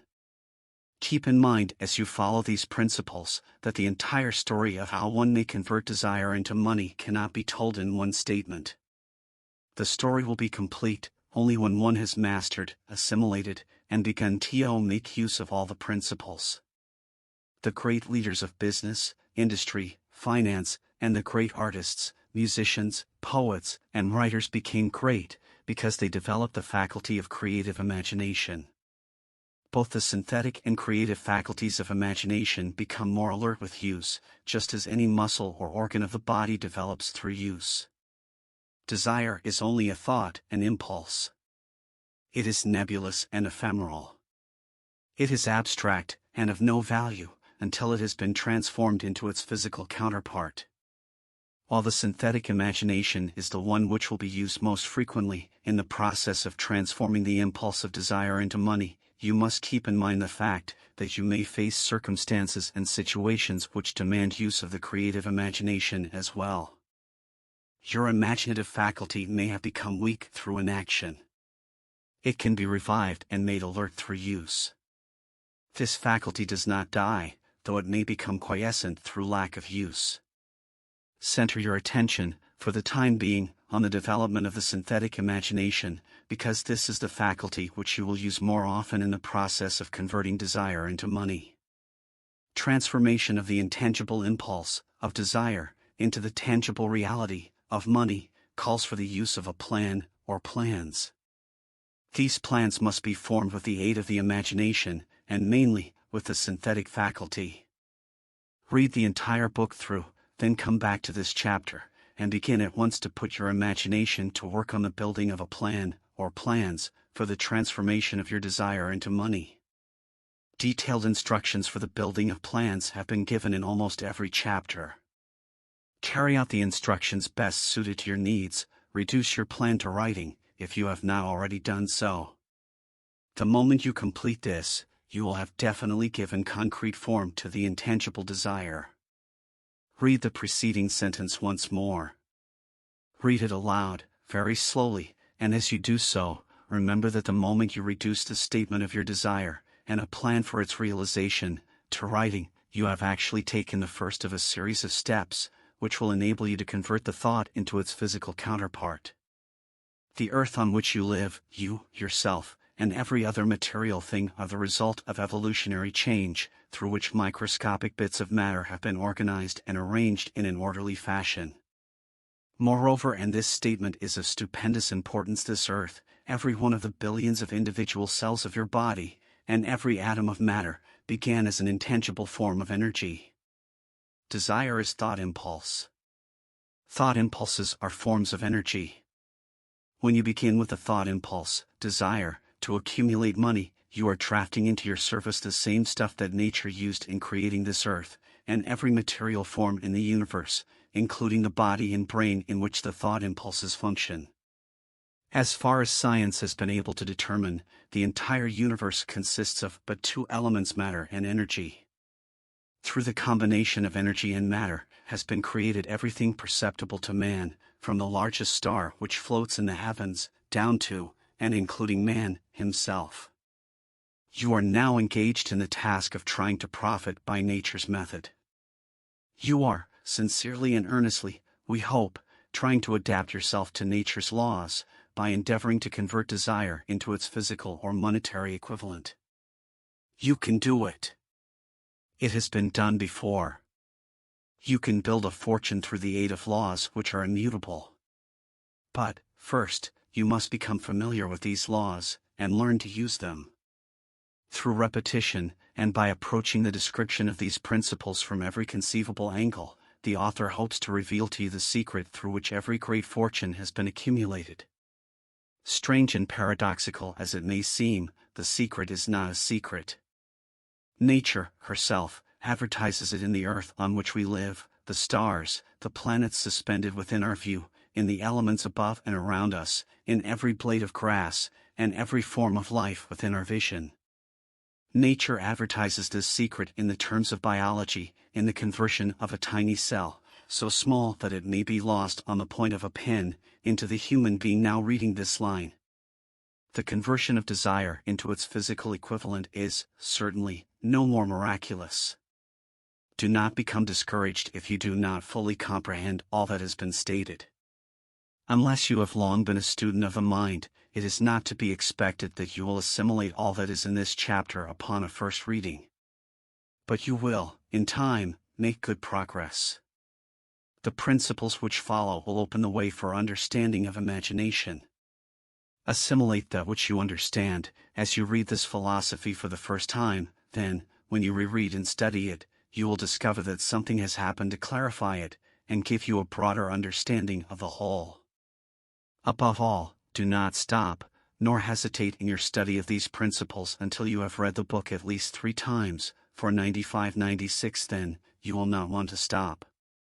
How to make practical use of imagination. Ideas are the beginning points of all fortunes. Ideas are products of the imagination.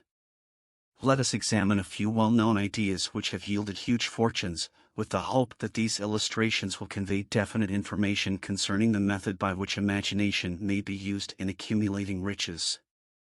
The enchanted kettle.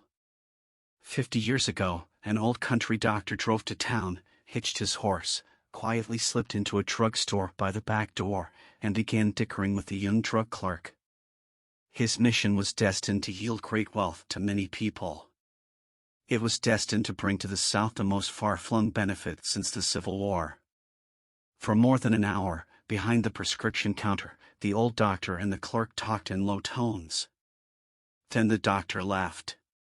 He went out to the buggy and brought back a large, old-fashioned kettle, a big wooden paddle, used for stirring the contents of the kettle, and deposited them in the back of the store. The clerk inspected the kettle, reached into his inside pocket, took out a roll of bills, and handed it over to the doctor. The roll contained exactly $500.00, the clerk's entire savings. The doctor handed over a small slip of paper on which was written a secret formula. The words on that small slip of paper were worth a king's ransom. But not to the doctor. Those magic words were needed to start the kettle to boiling, but neither the doctor nor the young clerk knew what fabulous fortunes were destined to flow from that kettle. The old doctor was glad to sell the outfit for $500. The money would pay off his debts, and give him freedom of mind. The clerk was taking a big chance by staking his entire life's savings on a mere scrap of paper and an old kettle. He never dreamed his investment would start a kettle to overflowing with gold that would surpass the miraculous performance of Aladdin's lamp. What the clerk really purchased was an idea. The old kettle and the wooden paddle, and the secret message on a slip of paper were incidental. The strange performance of that kettle began to take place after the new owner mixed with the secret instructions an ingredient of which the doctor knew nothing. Read this story carefully. Give your imagination a test. See if you can discover what it was that the young man added to the secret message, which caused the kettle to overflow with gold. Remember, as you read, that this is not a story from Arabian Nights. Here you have a story of facts, stranger than fiction, facts which began in the form of an idea. Let us take a look at the vast fortunes of gold this idea has produced. It has paid, and still pays huge fortunes to men and women all over the world, who distribute the contents of the kettle to millions of people. The old kettle is now one of the world's largest consumers of sugar, thus providing jobs of a permanent nature to thousands of men and women engaged in growing sugar cane, and in refining and marketing sugar. The old kettle consumes, annually, millions of glass bottles, providing jobs to huge numbers of glass workers. The old kettle gives employment to an army of clerks, stenographers, copywriters, and advertising experts throughout the nation. It has brought fame and fortune to scores of artists who have created magnificent pictures describing the product. The old kettle has converted a small southern city into the business capital of the South, where it now benefits, directly or indirectly, every business and practically every resident of the city. The influence of this idea now benefits every civilized country in the world, pouring out a continuous stream of gold to all who touch it. Gold from the kettle built and maintains one of the most prominent colleges of the South, where thousands of young people receive the training essential for success. The old kettle has done other marvelous things. All through the World Depression, when factories, banks and business houses were folding up and quitting by the thousands, the owner of this enchanted kettle went marching on, giving continuous employment to an army of men and women all over the world, and paying out extra portions of gold to those who, long ago, had faith in the idea. If the product of that old brass kettle could talk, it would tell thrilling tales of romance in every language. Romances of love, romances of business, romances of professional men and women who are daily being stimulated by it. The author is sure of at least one such romance, for he was a part of it, and it all began not far from the very spot on which the drug clerk purchased the old kettle. It was here that the author met his wife, and it was she who first told him of the enchanted kettle. It was the product of that kettle they were drinking when he asked her to accept him for better or worse. Now that you know the content of the enchanted kettle is a world-famous drink, it is fitting that the author confess that the home city of the drink supplied him with a wife, also that the drink itself provides him with stimulation of thought without intoxication, and thereby it serves to give the refreshment of mind which an author must have to do his best work. Whoever you are, wherever you may live, whatever occupation you may be engaged in, just remember in the future, every time you see the words Coca-Cola, that its vast empire of wealth and influence grew out of a single idea, and that the mysterious ingredient the drug clerk Asa Candler mixed with the secret formula was imagination. Stop and think of that for a moment. Remember, also, that the 13 steps to riches, described in this book, were the media through which the influence of Coca-Cola has been extended to every city, town, village, and crossroads of the world, and that any idea you may create, as sound and meritorious as Coca-Cola, has the possibility of duplicating the stupendous record of this worldwide thirst killer. Truly, thoughts are things, and their scope of operation is the world itself. What I would do if I had $1 million. This story proves the truth of that old saying, where there's a will, there's a way. It was told to me by that beloved educator and clergyman, the late Frank W. Gonzalez, who began his preaching career in the Stockyards region of South Chicago. While Dr. Gonzalez was going through college, he observed many defects in our educational system, defects which he believed he could correct if he were the head of a college. His deepest desire was to become the directing head of an educational institution in which young men and women would be taught to learn by doing. He made up his mind to organize a new college in which he could carry out his ideas, without being handicapped by orthodox methods of education. He needed $1 million to put the project across. Or was he to lay his hands on so large a sum of money? That was the question that absorbed most of this ambitious young preacher's thought. But he couldn't seem to make any progress. Every night he took that thought to bed with him. He got up with it in the morning. He took it with him everywhere he went. He turned it over and over in his mind until it became a consuming obsession with him. $1 million is a lot of money. He recognized that fact, but he also recognized the truth that the only limitation is that which one sets up in one's own mind. Being a philosopher as well as a preacher, Dr. Gonzalez recognized, as do all who succeed in life, that definiteness of purpose is the starting point from which one must begin. He recognized, too, that definiteness of purpose takes on animation, life, and power when backed by a burning desire to translate that purpose into its material equivalent. He knew all these great truths, yet he did not know where, or how to lay his hands on $1 million. The natural procedure would have been to give up and quit by saying, "Oh well, my idea is a good one, but I cannot do anything with it, because I never can procure the necessary $1,000,000. That is exactly what the majority of people would have said, but it is not what Dr. Gonzalez said. What he said, and what he did are so important that I now introduce him, and let him speak for himself.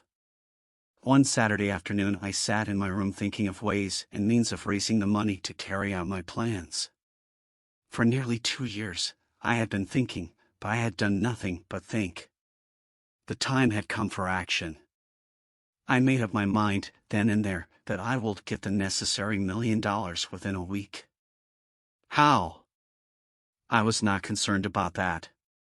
The main thing of importance was the decision to get the money within a specified time, and I want to tell you that the moment I reached a definite decision to get the money within a specified time, a strange feeling of assurance came over me, such as I had never before experienced. Something inside me seemed to say, "Why didn't you reach that decision a long time ago?" The money was waiting for you all the time. Things began to happen in a hurry. I called the newspapers and announced I would preach a sermon the following morning, entitled, "What I Would Do If I Had $1,000,000. I went to work on the sermon immediately, but I must tell you, frankly, the task was not difficult, because I had been preparing that sermon for almost 2 years. The spirit back of it was a part of me. Long before midnight I had finished writing the sermon. I went to bed and slept with a feeling of confidence, for I could see myself already in possession of $1,000,000. Next morning I arose early, went into the bathroom, read the sermon, then knelt on my knees and asked that my sermon might come to the attention of someone who would supply the needed money. While I was praying I again had that feeling of assurance that the money would be forthcoming. In my excitement, I walked out without my sermon, and did not discover the oversight until I was in my pulpit and about ready to begin delivering it. It was too late to go back for my notes, and what a blessing that I couldn't go back. Instead, my own subconscious mind yielded the material I needed. When I arose to begin my sermon, I closed my eyes, and spoke with all my heart and soul of my dreams. I not only talked to my audience, but I fancy I talked also to God. I told what I would do with $1,000,000 if that amount were placed in my hands. I described the plan I had in mind for organizing a great educational institution, where young people would learn to do practical things, and at the same time develop their minds. When I had finished and sat down, a man slowly arose from his seat, about 3 rows from the rear, and made his way toward the pulpit. I wondered what he was going to do. He came into the pulpit, extended his hand, and said, "Reverend, I liked your sermon. I believe you can do everything you said you would, if you had $1,000,000. To prove that I believe in you and your sermon, if you will come to my office tomorrow morning, I will give you the $1,000,000. My name is Philip D. Armour." Young Gonzalez went to Mr. Armour's office and the $1,000,000 was presented to him. With the money, he founded the Armour Institute of Technology. That is more money than the majority of preachers ever see in an entire lifetime, yet the thought impulse back of the money was created in the young preacher's mind in a fraction of a minute. The necessary $1,000,000 came as a result of an idea. Back of the idea was a desire which young Gonzalez had been nursing in his mind for almost 2 years. Observe this important fact. He got the money within 36 hours after he reached a definite decision in his own mind to get it, and decided upon a definite plan for getting it. There was nothing new or unique about young Gonzalez' vague thinking about $1,000,000, and weakly hoping for it. Others before him, and many since his time, have had similar thoughts. But there was something very unique and different about the decision he reached on that memorable Saturday, when he put vagueness into the background, and definitely said, "I will get that money within a week." God seems to throw himself on the side of the man who knows exactly what he wants, if he is determined to get just that. Moreover, the principle through which Dr. Gonzalez got his $1,000,000 is still alive. It is available to you. This universal law is as workable today as it was when the young preacher made use of it so successfully. This book describes, step by step, the 13 elements of this great law, and suggests how they may be put to use. Observe that Asa Kendler and Dr. Frank Gonzalez had one characteristic in common. Both knew the astounding truth that ideas can be transmuted into cash through the power of definite purpose, plus definite plans. If you are one of those who believe that hard work and honesty, alone, will bring riches, perish the thought. It is not true. Riches, when they come in huge quantities, are never the result of hard work. Riches come, if they come at all, in response to definite demands, based upon the application of definite principles, and not by chance or luck.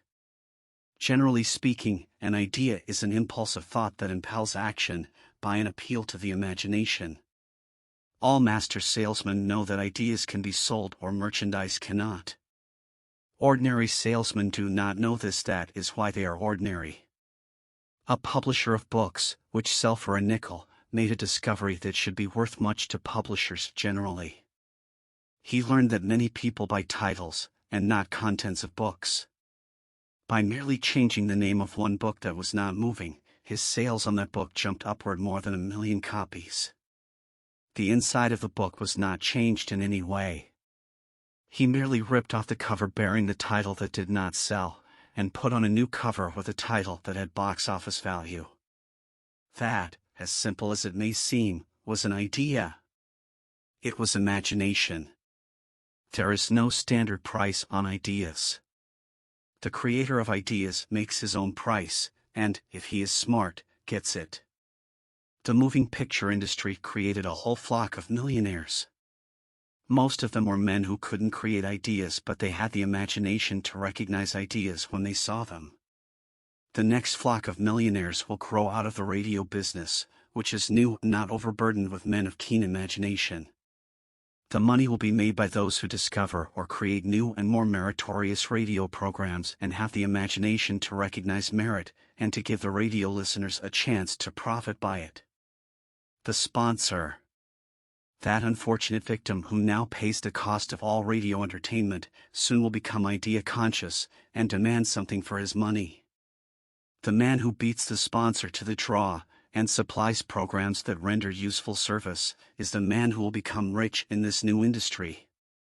Crooners and light chatter artists who now pollute the air with wisecracks and silly giggles, will go the way of all light timbers, and their places will be taken by real artists who interpret carefully planned programs which have been designed to service the minds of men, as well as provide entertainment.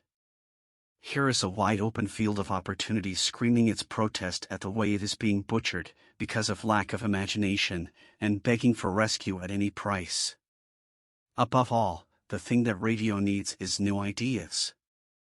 If this new field of opportunity intrigues you, perhaps you might profit by the suggestion that the successful radio programs of the future will give more attention to creating buyer audiences, and less attention to listener audiences. Stated more plainly, the builder of radio programs who succeeds in the future must find practical ways to convert listeners into buyers. Moreover, the successful producer of radio programs in the future must key his features so that he can definitely show its effect upon the audience. Sponsors are becoming a bit weary of buying glib-selling talks, based upon statements grabbed out of thin air. They want, and in the future will demand, indisputable proof that the hosted program not only gives millions of people the silliest giggle ever, but that the silly giggler can sell merchandise.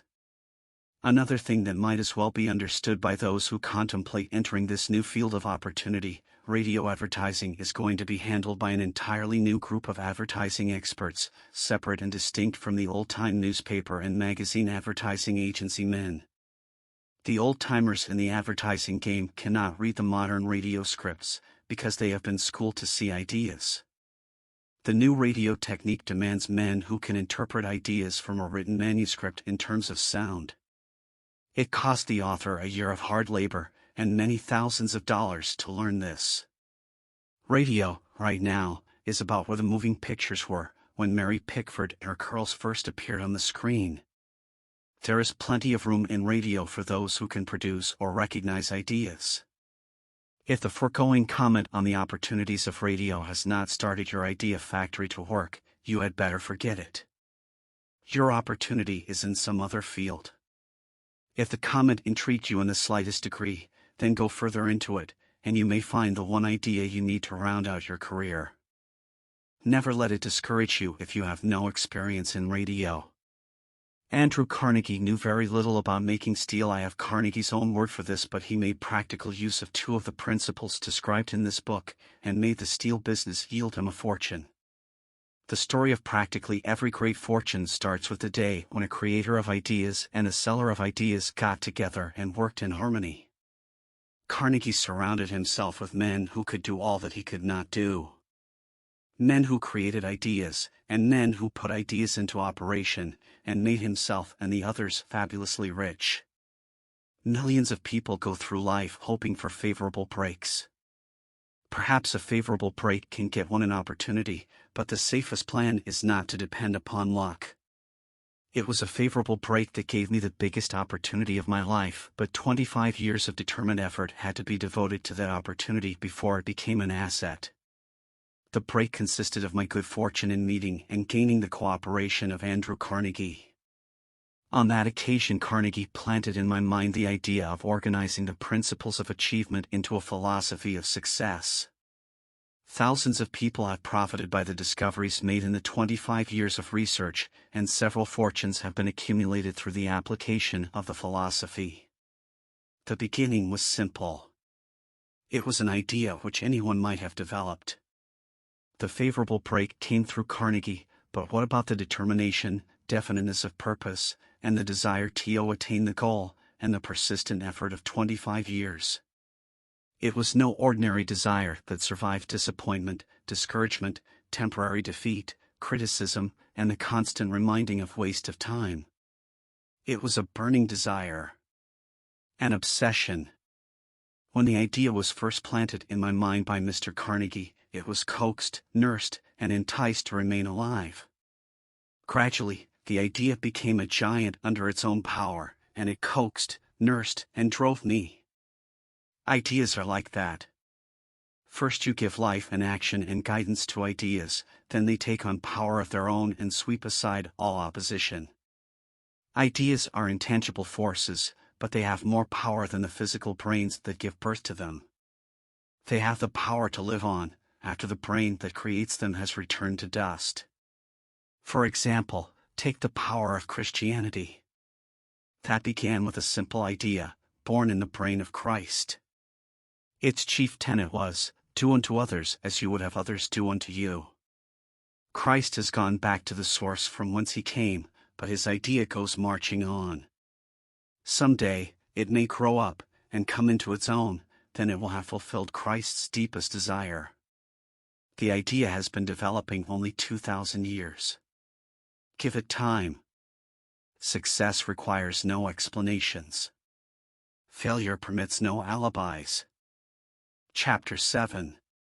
Organized Planning. The crystallization of desire into action. The sixth step toward riches. You have learned that everything man creates or acquires begins in the form of desire. That desire is taken on the first lap of its journey, from the abstract to the concrete, into the workshop of the imagination, where plans for its transition are created and organized.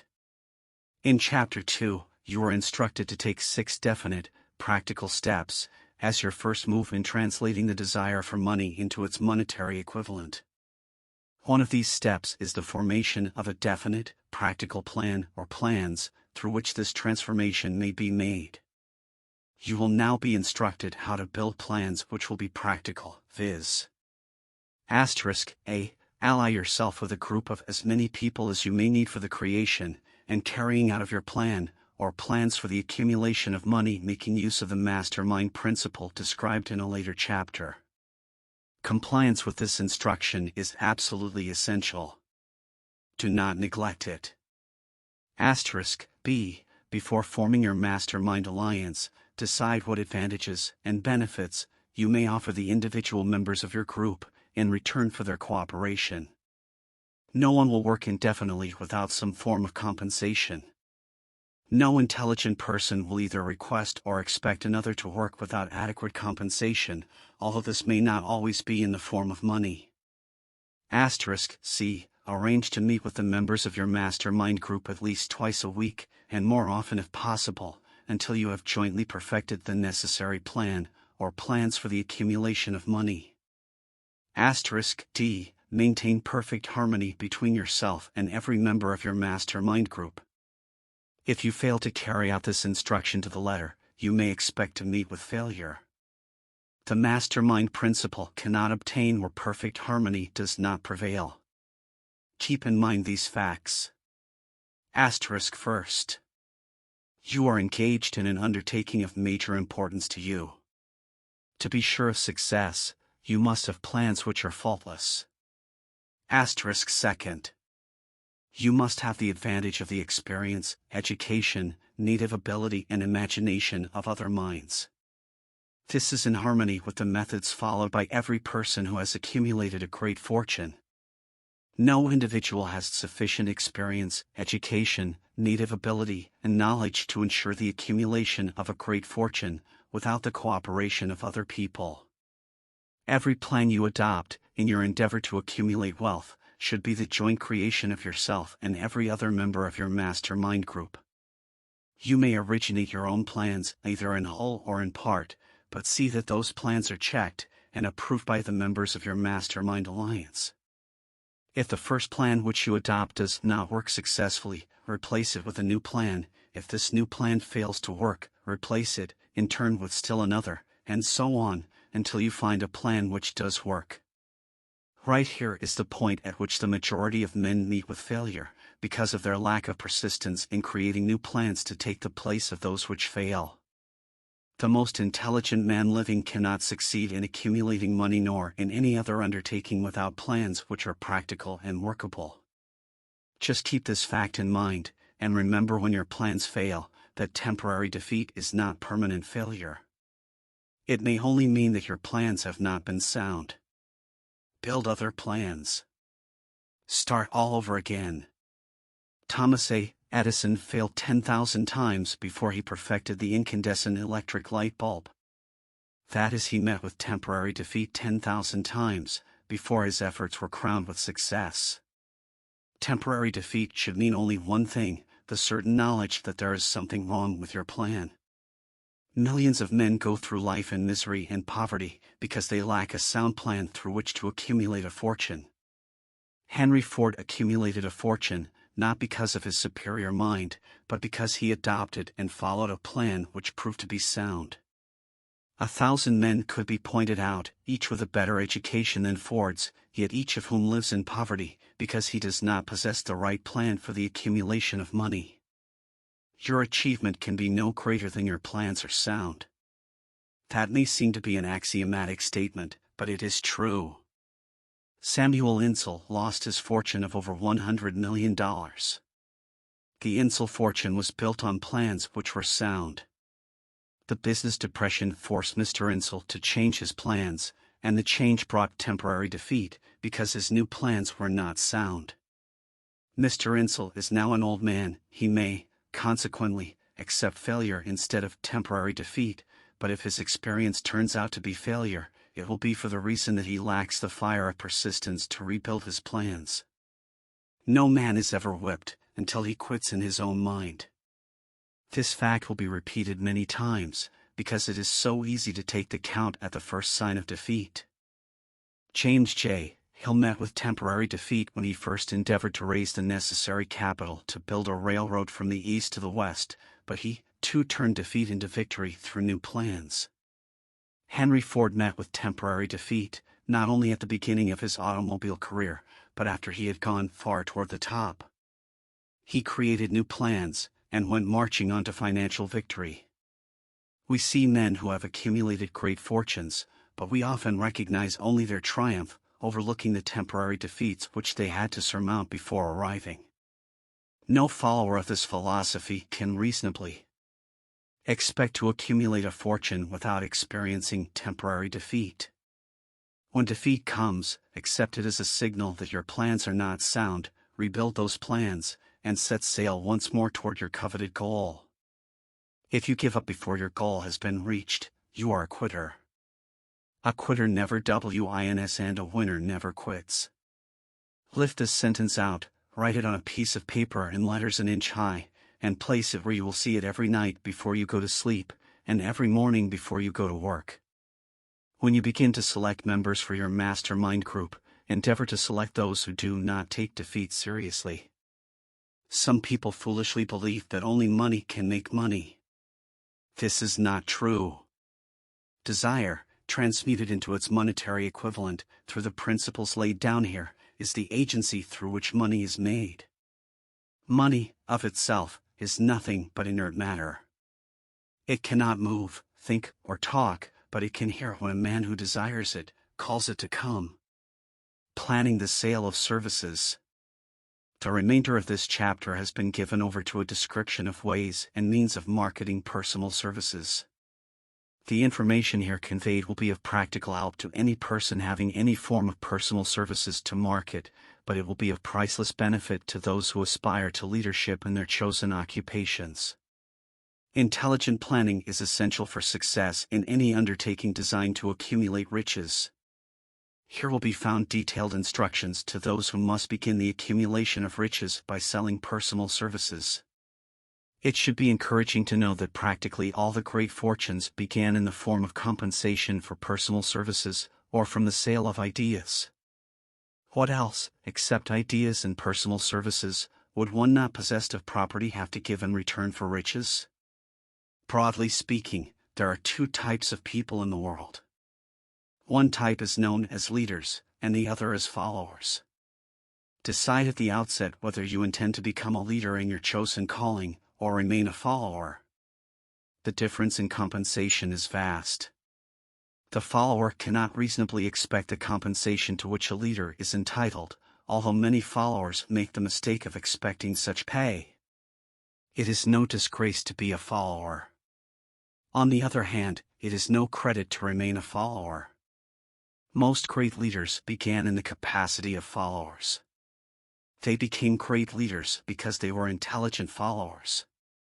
With few exceptions, the man who cannot follow a leader intelligently cannot become an efficient leader.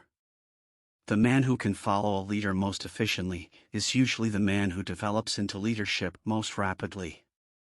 An intelligent follower has many advantages, among them the opportunity to acquire knowledge from his leader. The major attributes of leadership. The following are important factors of leadership. 1. Unwavering courage based upon knowledge of self and of one's occupation. No follower wishes to be dominated by a leader who lacks self-confidence and courage. No intelligent follower will be dominated by such a leader very long. 2. Self-control. The man who cannot control himself can never control others. Self-control sets a mighty example for one's followers, which the more intelligent will emulate. 3. A keen sense of justice. Without a sense of fairness and justice, no leader can command and retain the respect of his followers. 4. Definiteness of decision. The man who wavers in his decisions shows that he is not sure of himself. He cannot lead others successfully. 5. Definiteness of plans. The successful leader must plan his work and work his plan. A leader who moves by guesswork, without practical, definite plans, is comparable to a ship without a rudder. Sooner or later he will land on the rocks. 6. The habit of doing more than paid for. One of the penalties of leadership is the necessity of willingness, upon the part of the leader, to do more than he requires of his followers. 7. A pleasing personality. No slovenly, careless person can become a successful leader. Leadership calls for respect. Followers will not respect a leader who does not grade high on all of the factors of a pleasing personality. 8. Sympathy and understanding. The successful leader must be in sympathy with his followers. Moreover, he must understand them and their problems. 9. Mastery of detail. Successful leadership calls for mastery of details of the leader's position. 10. Willingness to assume full responsibility. The successful leader must be willing to assume responsibility for the mistakes and the shortcomings of his followers. If he tries to shift this responsibility, he will not remain the leader. If one of his followers makes a mistake and shows himself incompetent, the leader must consider that it is he who failed. 11. Cooperation. The successful leader must understand and apply the principle of cooperative effort and be able to induce his followers to do the same. Leadership calls for power, and power calls for cooperation. There are two forms of leadership. The first, and by far the most effective, is leadership by consent of, and with the sympathy of the followers. The second is leadership by force, without the consent and sympathy of the followers. History is filled with evidences that leadership by force cannot endure. The downfall and disappearance of dictators and kings is significant. It means that people will not follow forced leadership indefinitely. The world has just entered a new era of relationship between leaders and followers, which very clearly calls for new leaders, and a new brand of leadership in business and industry. Those who belong to the old school of leadership by force must acquire an understanding of the new brand of leadership, cooperation, or be relegated to the rank and file of the followers. There is no other way out for them. The relationship of employer and employee, or of leader and follower, in the future, will be one of mutual cooperation, based upon an equitable division of the profits of business. In the future, the relationship of employer and employee will be more like a partnership than it has been in the past.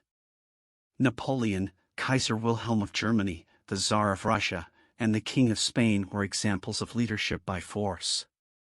Their leadership passed.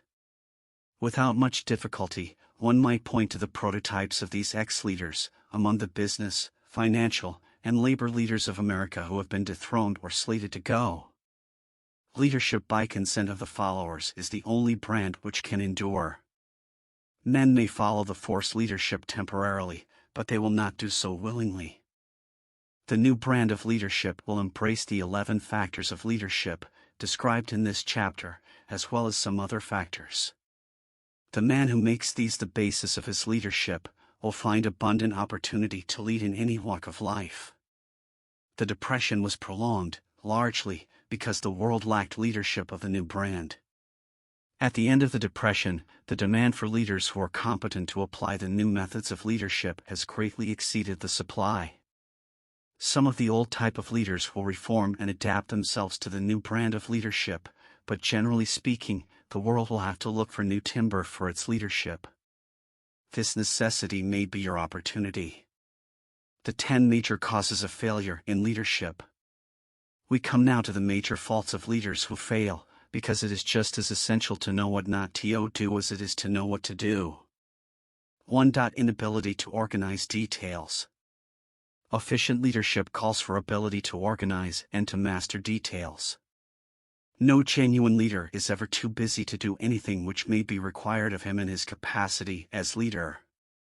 When a man, whether he is a leader or follower, admits that he is too busy to change his plans, or to give attention to any emergency, he admits his inefficiency.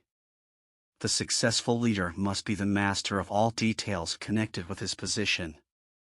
That means, of course, that he must acquire the habit of relegating details to capable lieutenants. 2. Unwillingness to render humble service. Truly great leaders are willing, when occasion demands, to perform any sort of labor which they would ask another to perform. The greatest among ye shall be the servant of all is a truth which all able leaders observe and respect. 3. Expectation of pay for what they know instead of what they do with that which they know. The world does not pay men for that which they know. It pays them for what they do, or induce others to do. 4. Fear of competition from followers. The leader who fears that one of his followers may take his position is practically sure to realize that fear sooner or later. The able leader trains understudies to whom he may delegate, at will, any of the details of his position. Only in this way may a leader multiply himself and prepare himself to be at many places, and give attention to many things at one time. It is an eternal truth that men receive more pay for their ability to get others to perform than they could possibly earn by their own efforts. An efficient leader may, through his knowledge of his job and the magnetism of his personality, greatly increase the efficiency of others, and induce them to render more service and better service than they could render without his aid. 5. Lack of imagination. Without imagination, the leader is incapable of meeting emergencies, and of creating plans by which to guide his followers efficiently. 6. Selfishness. The leader who claims all the honor for the work of his followers is sure to be met by resentment. The really great leader claims none of the honors. He is contented to see the honors, when there are any, go to his followers, because he knows that most men will work harder for commendation and recognition than they will for money alone. 7. Intemperance. Followers do not respect an intemperate leader. Moreover, intemperance in any of its various forms destroys the endurance and the vitality of all who indulge in it. 8. Disloyalty. Perhaps this should have come at the head of the list. The leader who is not loyal to his trust, and to his associates, those above him, and those below him, cannot long maintain his leadership. Disloyalty marks one as being less than the dust of the earth, and brings down on one's head the contempt he deserves. Lack of loyalty is one of the major causes of failure in every walk of life. 9. Emphasis of the authority of leadership. The efficient leader leads by encouraging, and not by trying to instill fear in the hearts of his followers. The leader who tries to impress his followers with his authority comes within the category of leadership through force. If a leader is a real leader, he will have no need to advertise that fact except by his conduct, his sympathy, understanding, fairness, and a demonstration that he knows his job. 10. Emphasis of title. The competent leader requires no title to give him the respect of his followers. The man who makes too much over his title generally has little else to emphasize. The doors to the office of the real leader are open to all who wish to enter, and his working quarters are free from formality or ostentation. These are among the more common of the causes of failure in leadership. Any one of these faults is sufficient to induce failure. Study the list carefully if you aspire to leadership, and make sure that you are free of these faults. Some fertile fields in which new leadership will be required.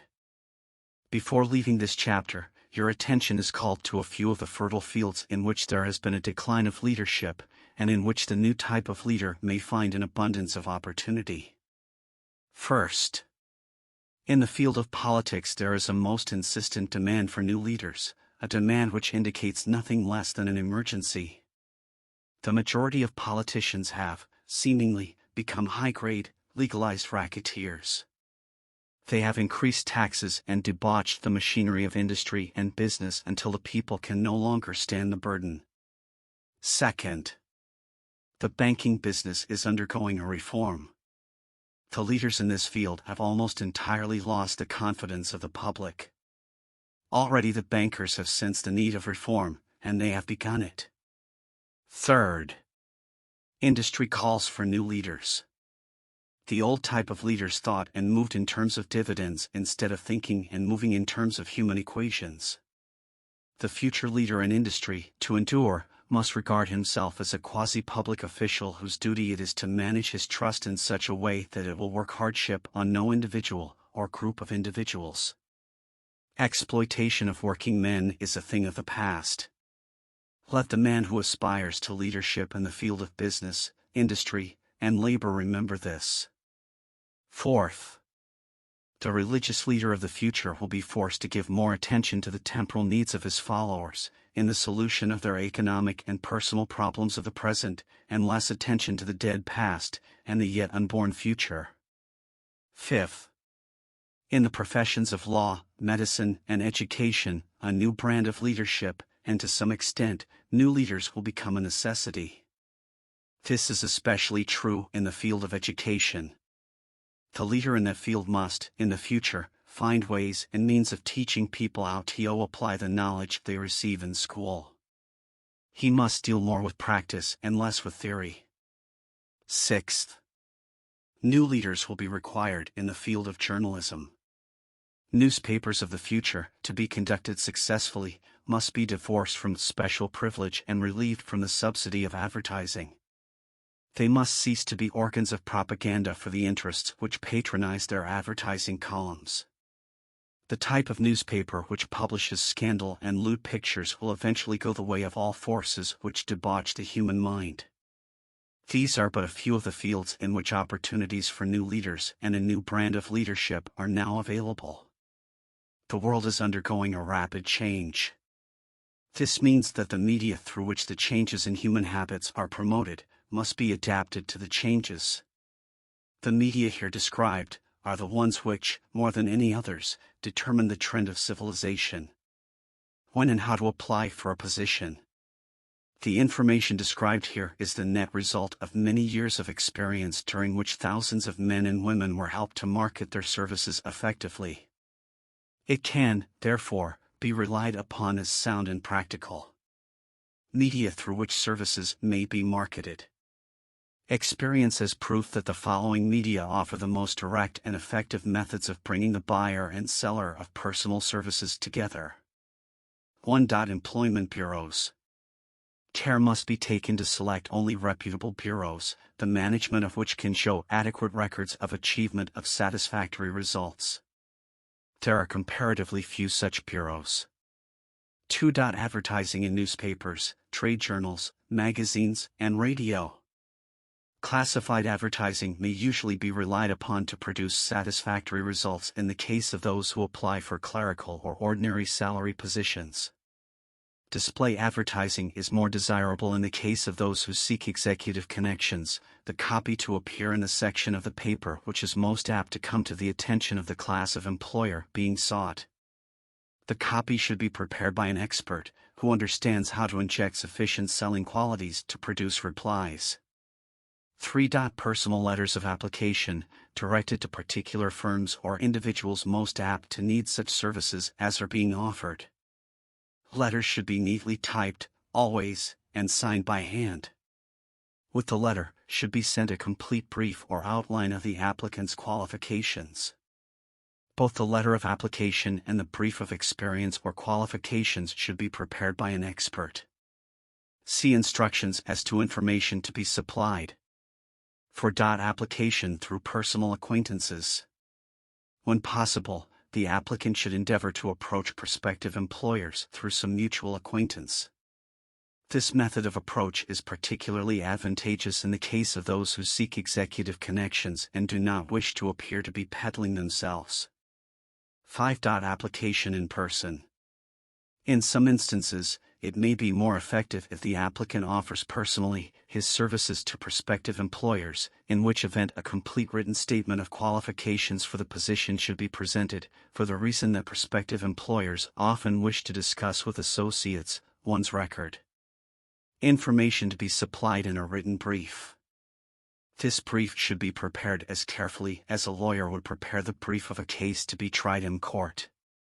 Unless the applicant is experienced in the preparation of such briefs, an expert should be consulted, and his services enlisted for this purpose. Successful merchants employ men and women who understand the art and the psychology of advertising to present the merits of their merchandise. One who has personal services for sale should do the same.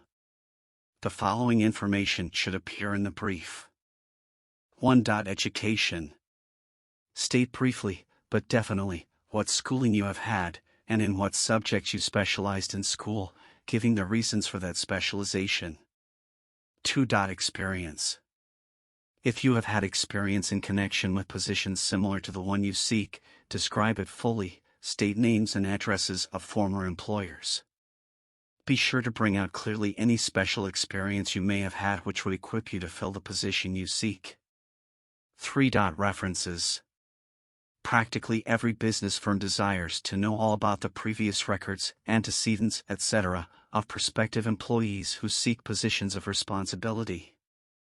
Attach to your brief photostatic copies of letters from A. Former employers.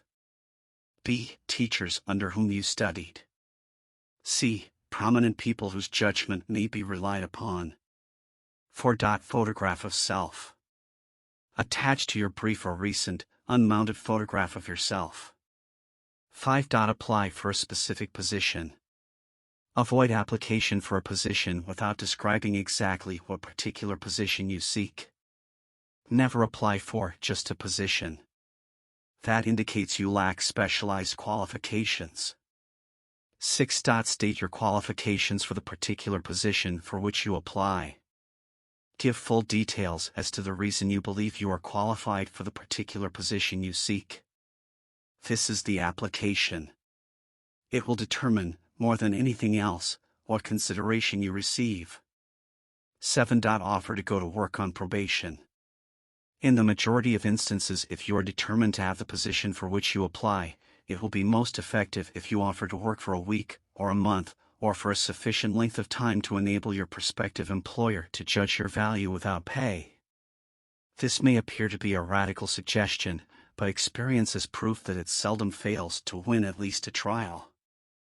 If you are sure of your qualifications, a trial is all you need. Incidentally, such an offer indicates that you have confidence in your ability to fill the position you seek. It is most convincing. If your offer is accepted, and you make good, more than likely you will be paid for your probation period.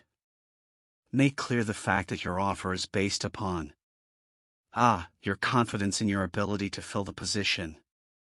B. Your confidence in your prospective employer's decision to employ you after trial. C. Your determination to have the position you seek. 8. Knowledge of your prospective employer's business. Before applying for a position, do sufficient research in connection with the business to familiarize yourself thoroughly with that business, and indicate in your brief the knowledge you have acquired in this field. This will be impressive, as it will indicate that you have imagination and a real interest in the position you seek. Remember that it is not the lawyer who knows the most law, but the one who best prepares his case, who wins. If your case is properly prepared and presented, your victory will have been more than half won at the outset. Do not be afraid of making your brief too long. Employers are just as much interested in purchasing the services of well-qualified applicants as you are in securing employment. In fact, the success of most successful employers is due, in the main, to their ability to select well-qualified lieutenants. They want all the information available. Remember another thing, neatness in the preparation of your brief will indicate that you are a painstaking person. I have helped to prepare briefs for clients which were so striking and out of the ordinary that they resulted in the employment of the applicant without a personal interview. When your brief has been completed, have it neatly bound by an experienced binder, and lettered by an artist or printer similar to the following. Brief of the qualifications of Robert A. Smith. Applying for the position of Private Secretary to the President of The Blank Company Incorporated. Change names each time brief is shown. This personal touch is sure to command attention. Have your brief neatly typed or mimeographed on the finest paper you can obtain, and bound with a heavy paper of the book cover variety, the binder to be changed, and the proper firm name to be inserted if it is to be shown to more than one company. Your photograph should be pasted on one of the pages of your brief. Follow these instructions to the letter, improving upon them wherever your imagination suggests. Successful salesmen groom themselves with care. They understand that first impressions are lasting. Your brief is your salesman. Give it a good suit of clothes, so it will stand out in bold contrast to anything your prospective employer ever saw, in the way of an application for a position. If the position you seek is worth having, it is worth going after with care. Moreover, if you sell yourself to an employer in a manner that impresses him with your individuality, you probably will receive more money for your services from the very start than you would if you applied for employment in the usual conventional way. If you seek employment through an advertising agency or an employment agency, have the agent use copies of your brief in marketing your services. This will help to gain preference for you, both with the agent and the prospective employers. How to get the exact position you desire. Everyone enjoys doing the kind of work for which he is best suited. An artist loves to work with paints, a craftsman with his hands, a writer loves to write. Those with less definite talents have their preferences for certain fields of business and industry. If America does anything well, it offers a full range of occupations, tilling the soil, manufacturing, marketing, and the professions. First, decide exactly what kind of a job you want. If the job doesn't already exist, perhaps you can create it.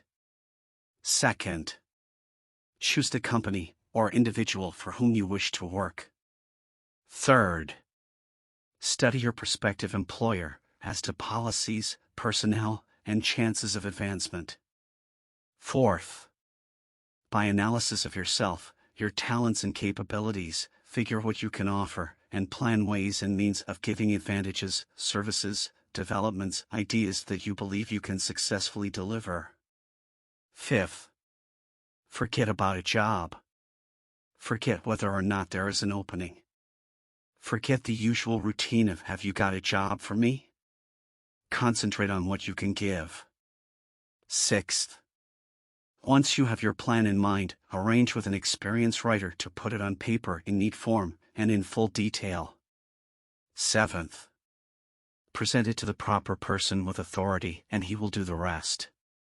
Every company is looking for men who can give something of value, whether it be ideas, services, or connections. Every company has room for the man who has a definite plan of action which is to the advantage of that company. This line of procedure may take a few days or weeks of extra time, but the difference in income, in advancement, and in gaining recognition will save years of hard work at small pay. It has many advantages, the main one being that it will often save from 1 to 5 years of time in reaching a chosen goal. Every person who starts, or gets in halfway up the ladder, does so by deliberate and careful planning, excepting, of course, the boss son. The new way of marketing services. Jobs are now partnerships. Men and women who market their services to best advantage in the future must recognize the stupendous change which has taken place in connection with the relationship between employer and employee. In the future, the golden rule, and not the rule of gold, will be the dominating factor in the marketing of merchandise as well as personal services. The future relationship between employers and their employees will be more in the nature of a partnership consisting of A. The employer, B. The employee, C. The public they serve. This new way of marketing personal services is called new for many reasons. First, both the employer and the employee of the future will be considered as fellow employees whose business it will be to serve the public efficiently. In times past, employers and employees have bartered among themselves, driving the best bargains they could with one another, not considering that in the final analysis they were, in reality, bargaining at the expense of the third party, the public they served. The Depression served as a mighty protest from an injured public whose rights had been trampled upon in every direction by those who were clamoring for individual advantages and profits. When the debris of the Depression shall have been cleared away, and business shall have been once again restored to balance, both employers and employees will recognize that they are no longer privileged to drive bargains at the expense of those whom they serve. The real employer of the future will be the public. This should be kept uppermost in mind by every person seeking to market personal services effectively. Nearly every railroad in America is in financial difficulty. Who does not remember the day when, if a citizen inquired at the ticket office the time of departure of a train, he was abruptly referred to the bulletin board instead of being politely given the information? The streetcar companies have experienced a change of times also. There was a time not so very long ago when streetcar conductors took pride in giving argument to passengers. Many of the streetcar tracks have been removed and passengers ride on a bus, whose driver is the last word in politeness. All over the country streetcar tracks are rusting from abandonment or have been taken up. Wherever streetcars are still in operation, Passengers may now ride without argument, and one may even hail the car in the middle of the block, and the motorman will obligingly pick him up. How times have changed. That is just the point I am trying to emphasize. Times have changed. Moreover, the change is reflected not merely in railroad offices and on street cars, but in other walks of life as well. The public be damned policy is now passé. It has been supplanted by the "we are obligingly at your service, sir" policy. The bankers have learned a thing or two during this rapid change which has taken place during the past few years. Impoliteness on the part of a bank official or bank employee today is as rare as it was conspicuous a dozen years ago. In the years past, some bankers, not all of them, of course, carried an atmosphere of austerity which gave every would-be borrower a chill when he even thought of approaching his banker for a loan. The thousands of bank failures during the Depression had the effect of removing the mahogany doors behind which bankers formerly barricaded themselves. They now sit at desks in the open, where they may be seen and approached at will by any depositor, or by anyone who wishes to see them, and the whole atmosphere of the bank is one of courtesy and understanding. It used to be customary for customers to have to stand and wait at the corner grocery until the clerks were through passing the time of day with friends, and the proprietor had finished making up his bank deposit, before being waited upon. Chain stores, managed by courteous men who do everything in the way of service, short of shining the customer's shoes, have pushed the old time merchants into the background. Time marches on. Courtesy and service are the watchwords of merchandising today, and apply to the person who is marketing personal services even more directly than to the employer whom he serves, because, in the final analysis, both the employer and his employee are employed by the public they serve. If they fail to serve well, they pay by the loss of their privilege of serving. We can all remember the time when the gas meter reader pounded on the door hard enough to break the panels. When the door was opened, he pushed his way in, uninvited, with a scowl on his face which plainly said, "What the hell did you keep me waiting for?" All that has undergone a change. The meter man now conducts himself as a gentleman who is delighted to be at your service, sir. Before the gas companies learned that their scowling meter men were accumulating liabilities never to be cleared away, the polite salesman of oil burners came along and did a land office business. During the Depression, I spent several months in the anthracite coal region of Pennsylvania, studying conditions which all but destroyed the coal industry. Among several very significant discoveries was the fact that greed on the part of operators and their employees was the chief cause of the loss of business for the operators and loss of jobs for the miners. Through the pressure of a group of overzealous labor leaders representing the employees and the greed for profits on the part of the operators, the anthracite business suddenly dwindled. The coal operators and their employees drove sharp bargains with one another, adding the cost of the bargaining to the price of the coal, until, finally, they discovered they had built up a wonderful business for the manufacturers of oil-burning outfits and the producers of crude oil. The wages of sin is death. Many have read this in the Bible, but few have discovered its meaning. Now, and for several years, the entire world has been listening by force to a sermon which might well be called, "Whatsoever a man soweth, that shall he also reap." Nothing as widespread and effective as the Depression could possibly be just a coincidence. Behind the Depression was a cause. Nothing ever happens without a cause. In the main, the cause of the Depression is traceable directly to the worldwide habit of trying to reap without sowing. This should not be mistaken to mean that the Depression represents a crop which the world is being forced to reap without having sown. The trouble is that the world sowed the wrong sort of seed. Any farmer knows he cannot sow the seed of thistles and reap a harvest of grain.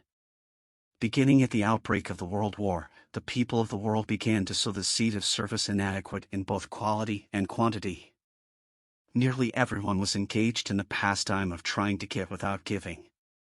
These illustrations are brought to the attention of those who have personal services to market, to show that we are where we are, and what we are, because of our own conduct. If there is a principle of cause and effect, which controls business, finance, and transportation, this same principle controls individuals and determines their economic status. What is your QQS rating? The causes of success in marketing services effectively and permanently have been clearly described. Unless those causes are studied, analyzed, understood, and applied, no man can market his services effectively and permanently. Every person must be his own salesman of personal services. The quality and the quantity of service rendered, and the spirit in which it is rendered, determine to a large extent the price and the duration of employment.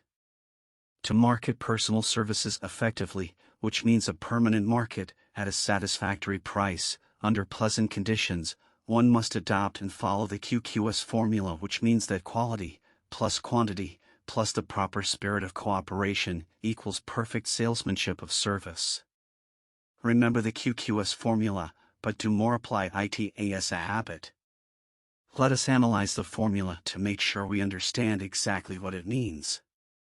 1. Quality of service shall be construed to mean the performance of every detail, in connection with your position, in the most efficient manner possible, with the object of greater efficiency always in mind.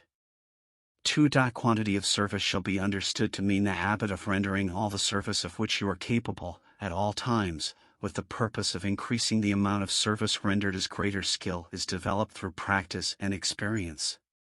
Emphasis is again placed on the word habit. 3. Spirit of service shall be construed to mean the habit of agreeable, harmonious conduct which will induce cooperation from associates and fellow employees. Adequacy of quality and quantity of service is not sufficient to maintain a permanent market for your services. The conduct, or the spirit in which you deliver service, is a strong determining factor in connection with both the price you receive and the duration of employment. Andrew Carnegie stressed this point more than others in connection with his description of the factors which lead to success in the marketing of personal services. He emphasized again and again the necessity for harmonious conduct. He stressed the fact that he would not retain any man, no matter how great a quantity, or how efficient the quality of his work, unless he worked in a spirit of harmony. Mr. Carnegie insisted upon men being agreeable. To prove that he placed a high value upon this quality, he permitted many men who conformed to his standards to become very wealthy. Those who did not conform had to make room for others. The importance of a pleasing personality has been stressed, because it is a factor which enables one to render service in the proper spirit. If one has a personality which pleases, and renders service in a spirit of harmony, these assets often make up for deficiencies in both the quality and the quantity of service one renders. Nothing, however, can be successfully substituted for pleasing conduct. The capital value of your services. The person whose income is derived entirely from the sale of personal services is no less a merchant than the man who sells commodities, and it might well be added, such a person is subject to exactly the same rules of conduct as the merchant who sells merchandise. This has been emphasized, because the majority of people who live by the sale of personal services make the mistake of considering themselves free from the rules of conduct and the responsibilities attached to those who are engaged in marketing commodities. The new way of marketing services has practically forced both employer and employee into partnership alliances, through which both take into consideration the rights of the third party, the public they serve. The day of the go-getter has passed. He has been supplanted by the go-giver. High-pressure methods in business finally blew the lid off. There will never be the need to put the lid back on, because, in the future, business will be conducted by methods that will require no pressure. The actual capital value of your brains may be determined by the amount of income you can produce by marketing your services. A fair estimate of the capital value of your services may be made by multiplying your annual income by 16 2/3, as it is reasonable to estimate that your annual income represents 6% of your capital value. Money rents for 6% per annum. Money is worth no more than brains. It is often worth much less. Competent brains, if effectively marketed, represent a much more desirable form of capital than that which is required to conduct a business dealing in commodities, because brains are a form of capital which cannot be permanently depreciated through depressions, nor can this form of capital be stolen or spent. Moreover, the money which is essential for the conduct of business is as worthless as a sand dune, until it has been mixed with efficient brains. The 30 major causes of failure. How many of these are holding you back? Life's greatest tragedy consists of men and women who earnestly try and fail. The tragedy lies in the overwhelmingly large majority of people who fail, as compared to the few who succeed. I have had the privilege of analyzing several thousand men and women, 98% of whom were classed as failures. There is something radically wrong with a civilization and a system of education which permit 98% of the people to go through life as failures. But I did not write this book for the purpose of moralizing on the rights and wrongs of the world. That would require a book 100 times the size of this one. My analysis work proved that there are 30 major reasons for failure, and 13 major principles through which people accumulate fortunes. In this chapter, a description of the 30 major causes of failure will be given. As you go over the list, check yourself by it, point by point, for the purpose of discovering how many of these causes of failure stand between you and success. 1. Unfavorable hereditary background. There is but little, if anything, which can be done for people who are born with a deficiency in brain power. This philosophy offers but one method of bridging this weakness through the aid of the mastermind. Observe with profit, however, that this is the only one of the 30 causes of failure which may not be easily corrected by any individual. 2. Lack of a well-defined purpose in life. There is no hope of success for the person who does not have a central purpose or definite goal at which to aim. 98 out of every 100 of those whom I have analyzed had no such aim. Perhaps this was the 3. Lack of ambition to aim above mediocrity. We offer no hope for the person who is so indifferent as not to want to get ahead in life, and who is not willing to pay the price. 4. Insufficient education. This is a handicap which may be overcome with comparative ease. Experience has proven that the best educated people are often those who are known as self-made or self-educated. It takes more than a college degree to make one a person of education. Any person who is educated is one who has learned to get whatever he wants in life without violating the rights of others. Education consists not so much of knowledge, but of knowledge effectively and persistently applied.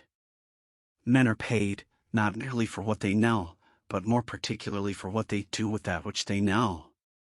5. Lack of self-discipline. Discipline comes through self-control. This means that one must control all negative qualities. Before you can control conditions, you must first control yourself. Self-mastery is the hardest job you will ever tackle. If you do not conquer self, you will be conquered by self. You may see at one and the same time both your best friend and your greatest enemy, by stepping in front of a mirror. 6. Ill health. No person may enjoy outstanding success without good health. Many of the causes of ill health are subject to mastery and control. These, in the main, are a. Overeating of foods not conducive to health. b. Wrong habits of thought, giving expression to negatives. c. Wrong use of, and overindulgence in sex. d. Lack of proper physical exercise. e. An inadequate supply of fresh air, due to improper breathing. 7. Unfavorable environmental influences during childhood. As the twig is bent, so shall the tree grow. Most people who have criminal tendencies acquire them as the result of bad environment and improper associates during childhood. 8. Procrastination. This is one of the most common causes of failure. Old man procrastination stands within the shadow of every human being, waiting his opportunity to spoil one's chances of success. Most of us go through life as failures, because we are waiting for the time to be right to start doing something worthwhile. Do not wait.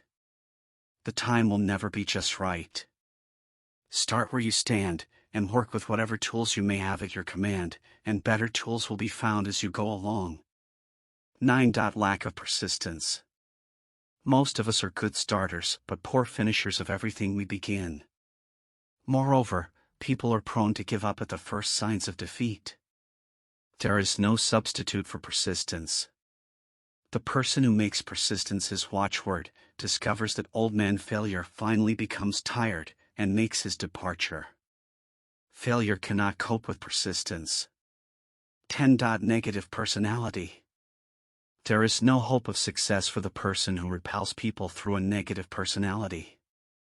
Success comes through the application of power, and power is attained through the cooperative efforts of other people. A negative personality will not induce cooperation.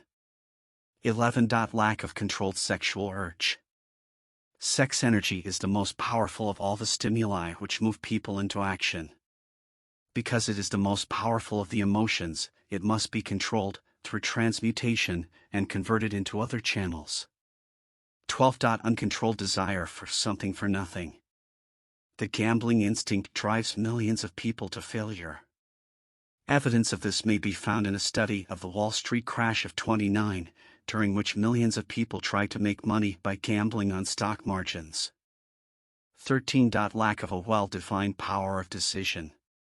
Men who succeed reach decisions promptly, and change them, if at all, very slowly. Men who fail reach decisions, if at all, very slowly, and change them frequently and quickly. Indecision and procrastination are twin brothers. Where one is found, the other may usually be found also. Kill off this pair before they completely hogtie you to the treadmill of failure. 14.1 or more of the 6 basic fears. These fears have been analyzed for you in a later chapter. They must be mastered before you can market your services effectively. 15. Wrong selection of a mate in marriage. This is a most common cause of failure. The relationship of marriage brings people intimately into contact. Unless this relationship is harmonious, failure is likely to follow. Moreover, it will be a form of failure that is marked by misery and unhappiness, destroying all signs of ambition. 16. Overcaution. The person who takes no chances generally has to take whatever is left when others are through choosing. Overcaution is as bad as undercaution. Both are extremes to be guarded against. Life itself is filled with the element of chance. 17. Wrong selection of associates in business.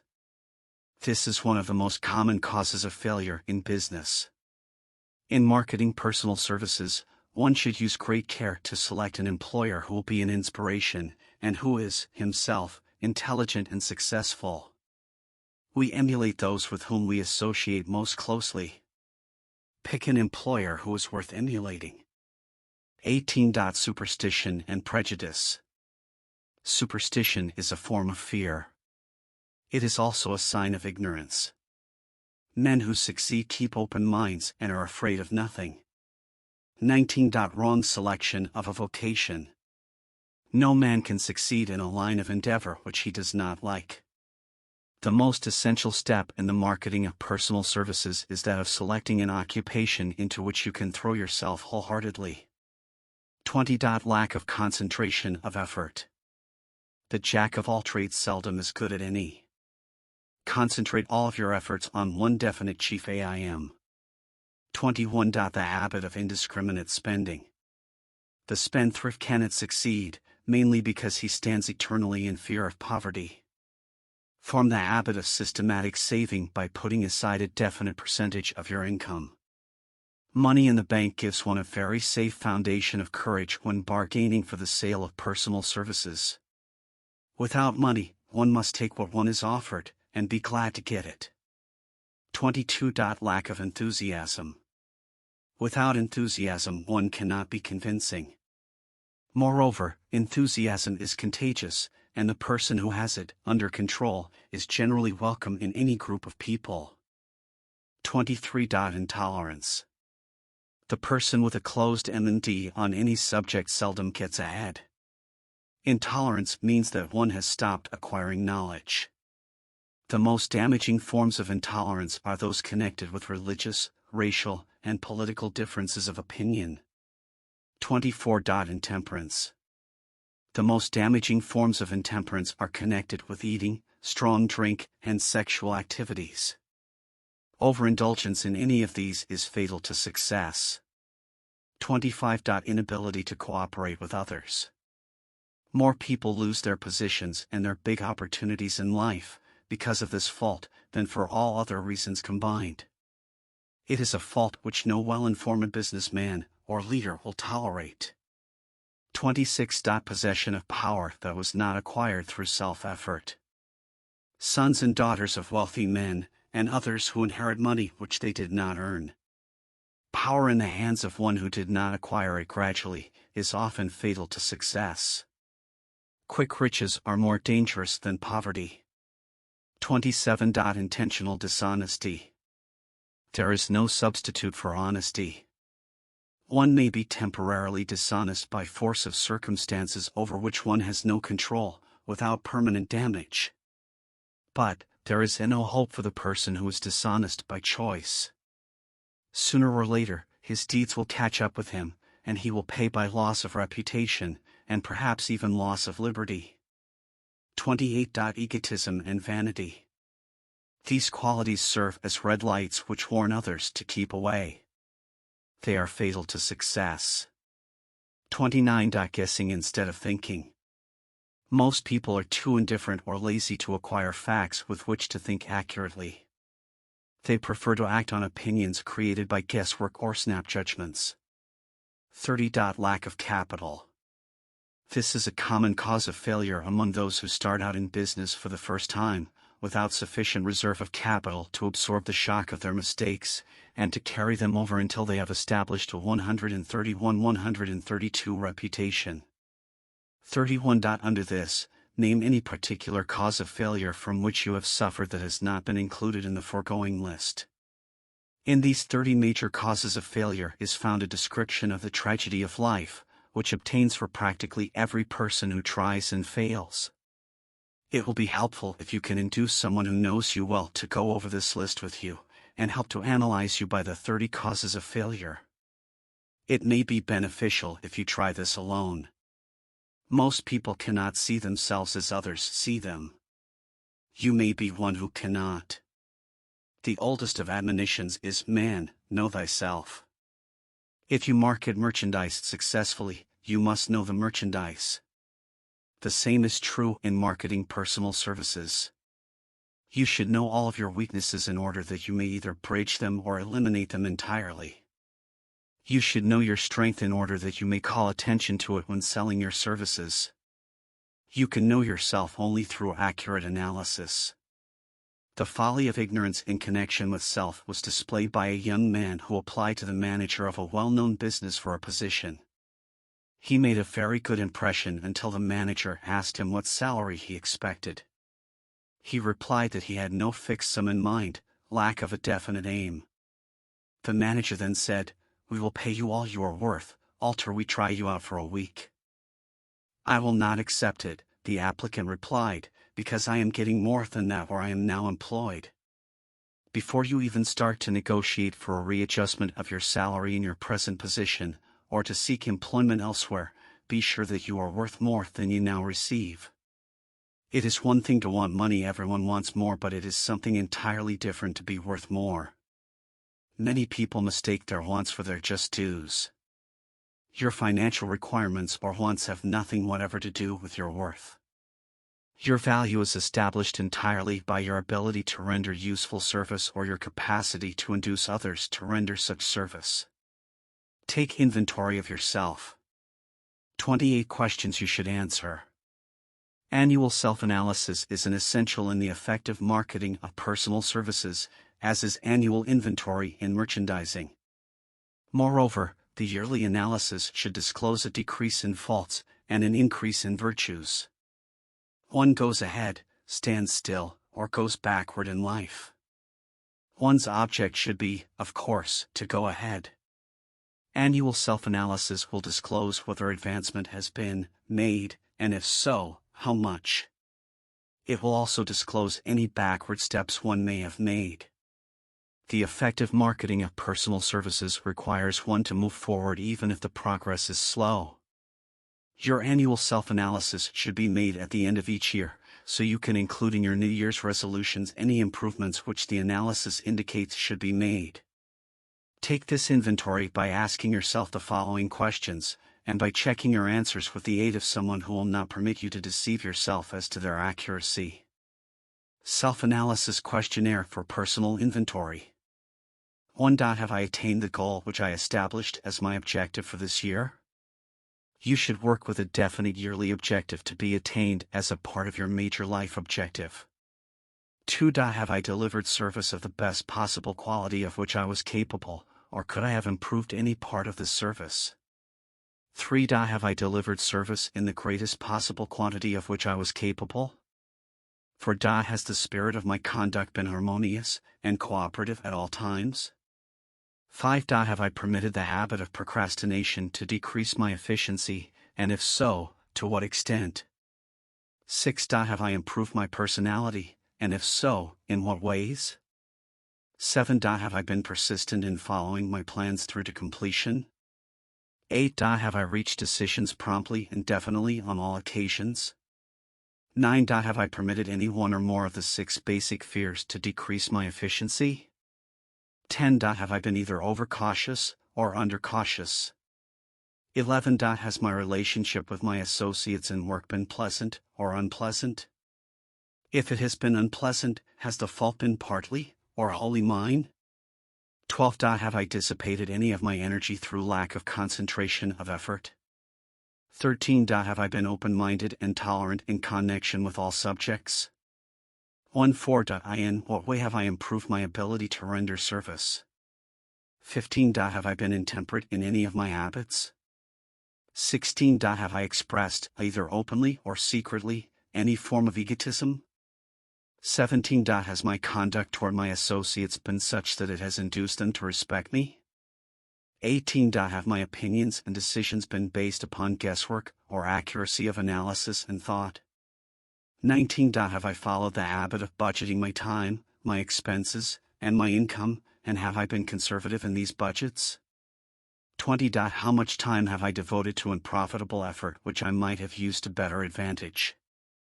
21. How may I rebudget my time, and change my habits so I will be more efficient during the coming year?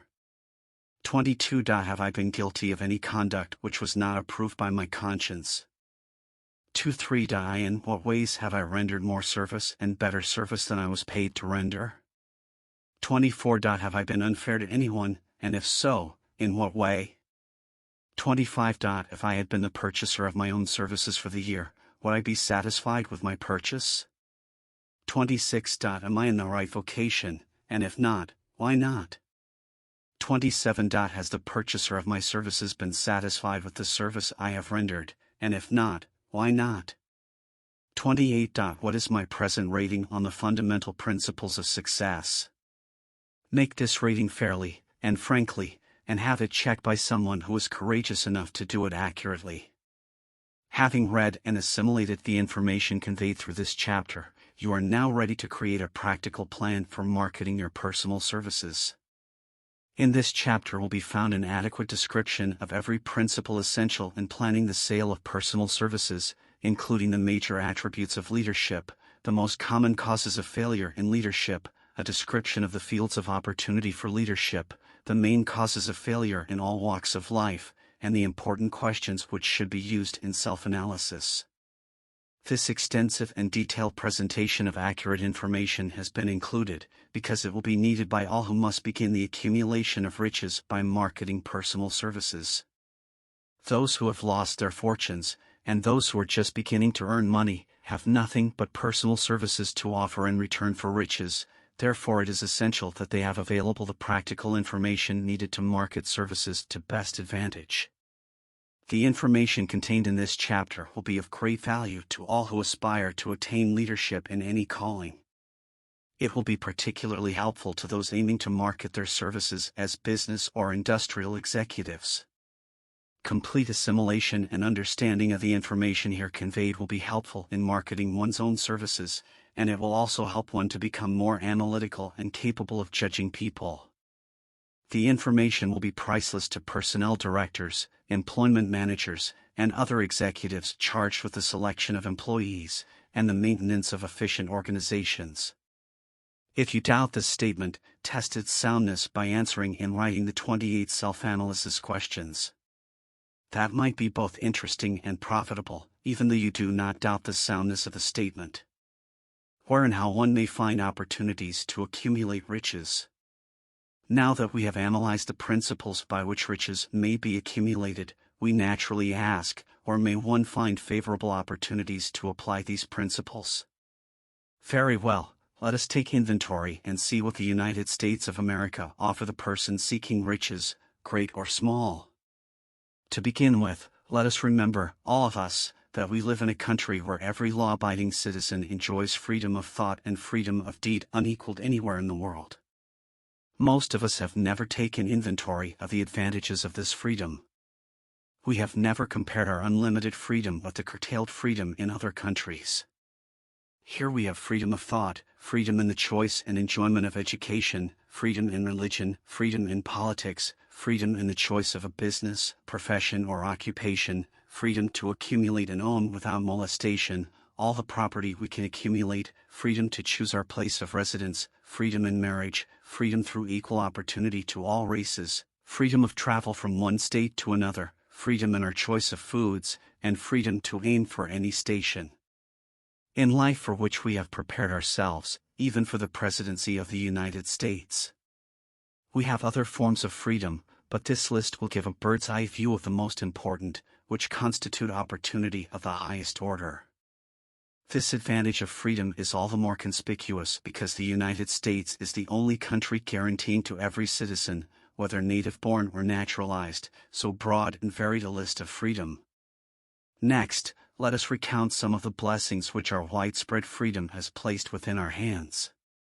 Take the average American family for example, meaning the family of average income, and sum up the benefits available to every member of the family in this land of opportunity and plenty. A. Food. Next to freedom of thought and deed comes food, clothing, and shelter, the three basic necessities of life. Because of our universal freedom the average American family has available, at its very door, the choicest selection of food to be found anywhere in the world, and at prices within its financial range. A family of two, living in the heart of Times Square district of New York City, far removed from the source of production of foods, took careful inventory of the cost of a simple breakfast, with this astonishing result. Articles of food. Cost at the breakfast table. Grapefruit juice, from Florida. 02. Rippled wheat breakfast food, Kansas farm. 02. Tea, from China. 02.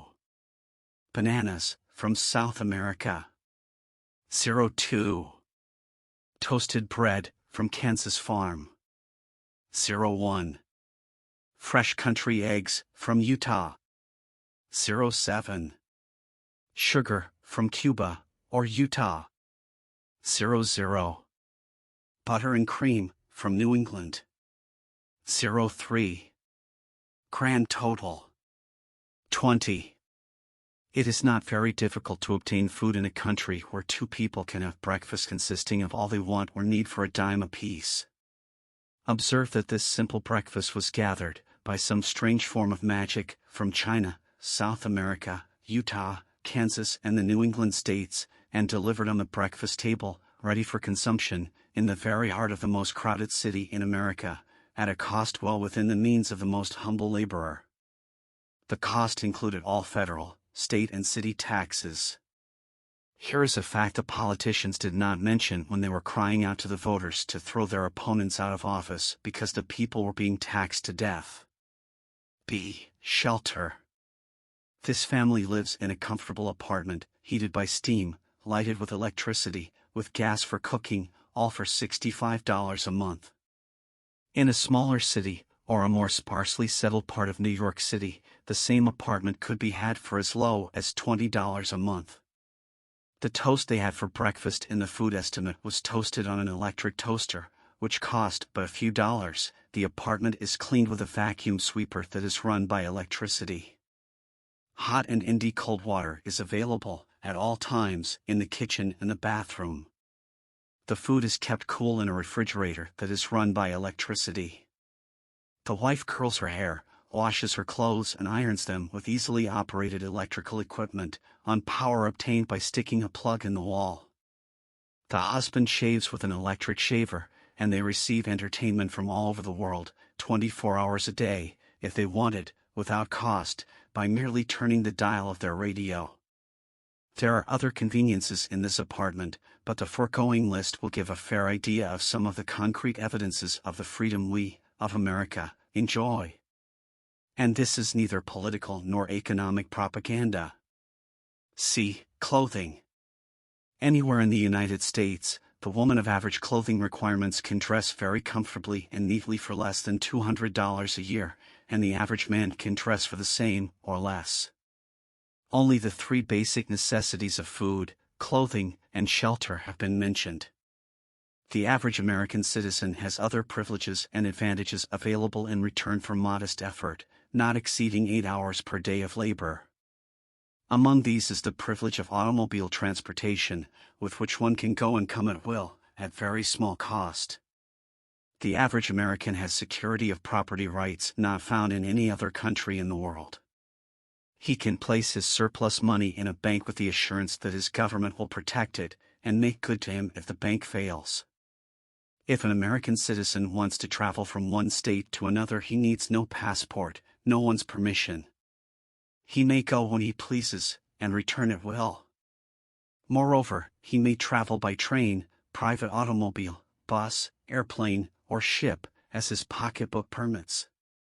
In Germany, Russia, Italy, and most of the other European and Oriental countries, the people cannot travel with so much freedom, and at so little cost. The miracle that has provided these blessings. We often hear politicians proclaiming the freedom of America when they solicit votes, but seldom do they take the time or devote sufficient effort to the analysis of the source or nature of this freedom. Having no axe to grind, no grudge to express, no ulterior motives to be carried out, I have the privilege of going into a frank analysis of that mysterious, abstract, greatly misunderstood something which gives to every citizen of America more blessings, more opportunities to accumulate wealth, more freedom of every nature than may be found in any other country. I have the right to analyze the source and nature of this unseen power, because I know, and have known for more than a quarter of a century, many of the men who organized that power, and many who are now responsible for its maintenance. The name of this mysterious benefactor of mankind is capital.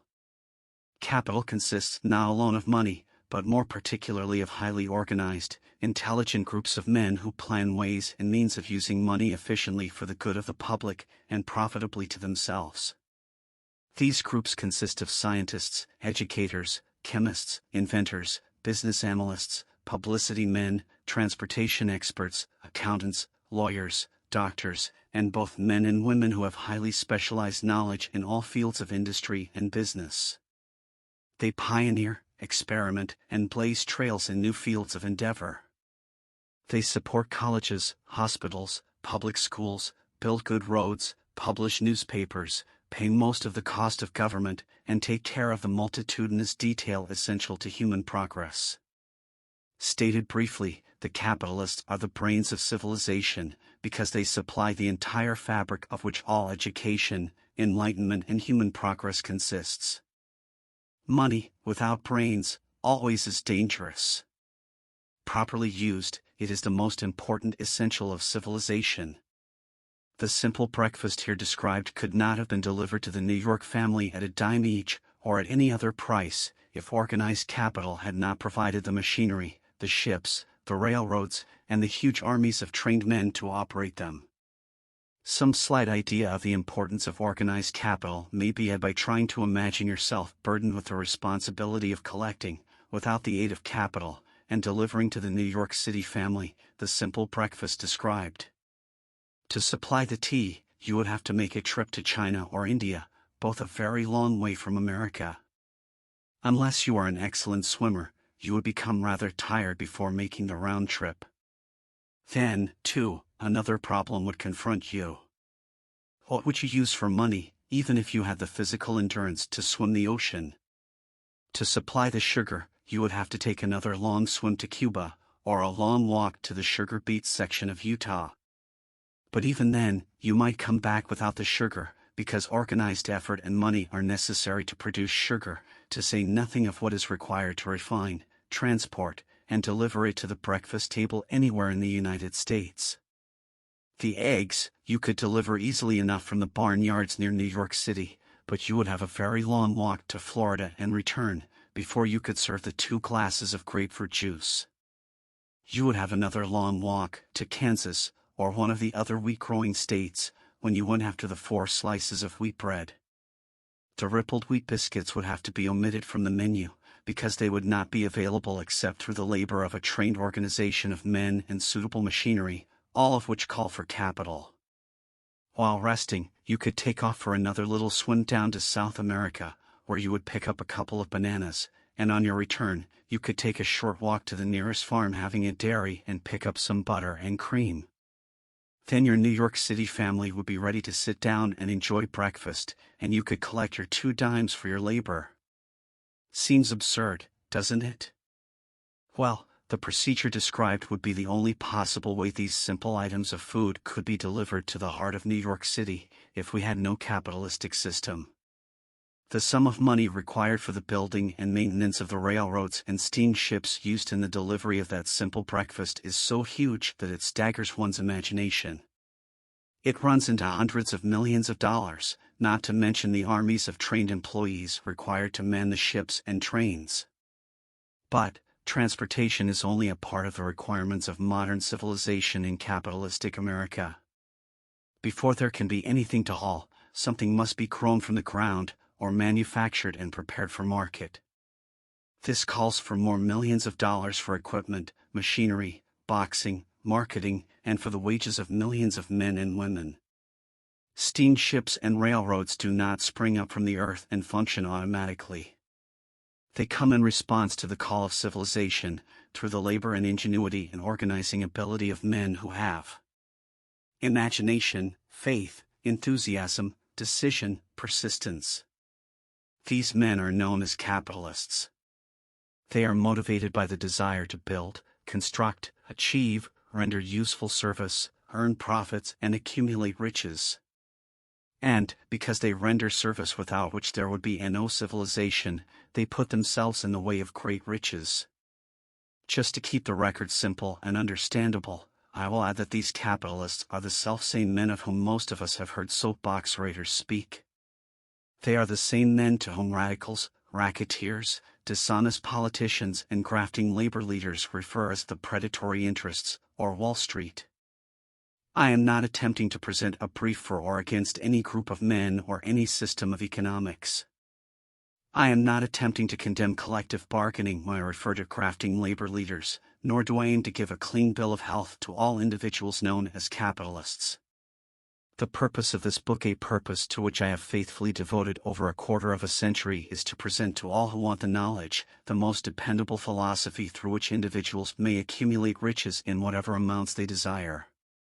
I have here analyzed the economic advantages of the capitalistic system for the twofold purpose of showing 1. That all who seek riches must recognize and adapt themselves to the system that controls all approaches to fortunes, large or small, and 2. To present the side of the picture opposite to that being shown by politicians and demagogues who deliberately becloud the issues they bring up, by referring to organized capital as if it were something poisonous. This is a capitalistic country. It was developed through the use of capital, and we who claim the right to partake of the blessings of freedom and opportunity, we who seek to accumulate riches here, may as well know that neither riches nor opportunity would be available to us if organized capital had not provided these benefits. For more than 20 years it has been a somewhat popular and growing pastime for radicals, self-seeking politicians, racketeers, crooked labor leaders, and on occasion religious leaders, to take pot shots at Wall Street, the money changers, and big business. The practice became so general that we witnessed during the business depression the unbelievable sight of high government officials lining up with the cheap politicians and labor leaders, with the openly avowed purpose of throttling the system which has made industrial America the richest country on earth. The lineup was so general and so well organized that it prolonged the worst depression America has ever known. It cost millions of men their jobs, because those jobs were inseparably a part of the industrial and capitalistic system which formed the very backbone of the nation. During this unusual alliance of government officials and self-seeking individuals who were endeavoring to profit by declaring open season on the American system of industry, a certain type of labor leader joined forces with the politicians and offered to deliver voters in return for legislation designed to permit men to take riches away from industry by organized force of numbers, instead of the better method of giving a fair day's work for a fair day's pay. Millions of men and women throughout the nation are still engaged in this popular pastime of trying to get without giving. Some of them are lined up with labor unions, where they demand shorter hours and more pay. Others do not take the trouble to work at all. They demand government relief and are getting it. Their idea of their rights of freedom was demonstrated in New York City, where a violent complaint was registered with the postmaster by a group of relief beneficiaries, because the postman awakened them at 7:30 a.m. to deliver government relief checks. They demanded that the time of delivery be set up to 10 o'clock. If you are one of those who believe that riches can be accumulated by the mere act of men who organize themselves into groups and demand more pay for less service, if you are one of those who demand government relief without early morning disturbance when the money is delivered to you, if you are one of those who believe in trading their votes to politicians in return for the passing of laws which permit the raiding of the public treasury, you may rest securely on your belief, with certain knowledge that no one will disturb you, because this is a free country where every man may think as he pleases, where nearly everybody can live with but little effort, or many may live well without doing any work whatsoever. However, you should know the full truth concerning this freedom of which so many people boast, and so few understand. As great as it is, as far as it reaches, as many privileges as it provides, it does not, and cannot bring riches without effort. There is but one dependable method of accumulating and legally holding riches, and that is by rendering useful service. No system has ever been created by which men can legally acquire riches through mere force of numbers, or without giving in return an equivalent value of one form or another. There is a principle known as the law of economics. This is more than a theory. It is a law no man can beat. Mark well the name of the principle, and remember it, because it is far more powerful than all the politicians and political machines. It is above and beyond the control of all the labor unions. It cannot be swayed, nor influenced, nor bribed by racketeers or self-appointed leaders in any calling. Moreover, it has an all-seeing eye, and a perfect system of bookkeeping, in which it keeps an accurate account of the transactions of every human being engaged in the business of trying to get without giving. Sooner or later its auditors come around, look over the records of individuals both great and small, and demand an accounting. Wall Street, big business, capital predatory interests, or whatever name you choose to give the system which has given us American freedom, represents a group of men who understand, respect, and adapt themselves to this powerful law of economics. Their financial continuation depends upon their respecting the law. Most people living in America like this country, its capitalistic system and all. I must confess I know of no better country, where one may find greater opportunities to accumulate riches. Judging by their acts and deeds, there are some in this country who do not like it. That, of course, is their privilege. If they do not like this country, its capitalistic system, its boundless opportunities, they have the privilege of clearing out. Always there are other countries, such as Germany, Russia, and Italy, where one may try one's hand at enjoying freedom and accumulating riches providing one is not too particular. America provides all the freedom and all the opportunity to accumulate riches that any honest person may require. When one goes hunting for game, one selects hunting grounds where game is plentiful. When seeking riches, the same rule would naturally obtain. If it is riches you are seeking, do not overlook the possibilities of a country whose citizens are so rich that women, alone, spend over $200 million annually for lipsticks, rouge, and cosmetics. Think twice, you who are seeking riches, before trying to destroy the capitalistic system of a country whose citizens spend over $50 million a year for greeting cards, with which to express their appreciation of their freedom. If it is money you are seeking, consider carefully a country that spends hundreds of millions of dollars annually for cigarettes, the bulk of the income from which goes to only 4 major companies engaged in supplying this national builder of noncallants and quiet nerves. By all means give plenty of consideration to a country whose people spend annually more than $15 million for the privilege of seeing moving pictures, and toss in a few additional millions for liquor, narcotics, and other less potent soft drinks and giggle waters. Do not be in too big a hurry to get away from a country whose people willingly, even eagerly, hand over millions of dollars annually for football, baseball, and prize fights. And, by all means, stick by a country whose inhabitants give up more than $1 million a year for chewing gum, and another $1 million for safety razor blades. Remember, also, that this is but the beginning of the available sources for the accumulation of wealth.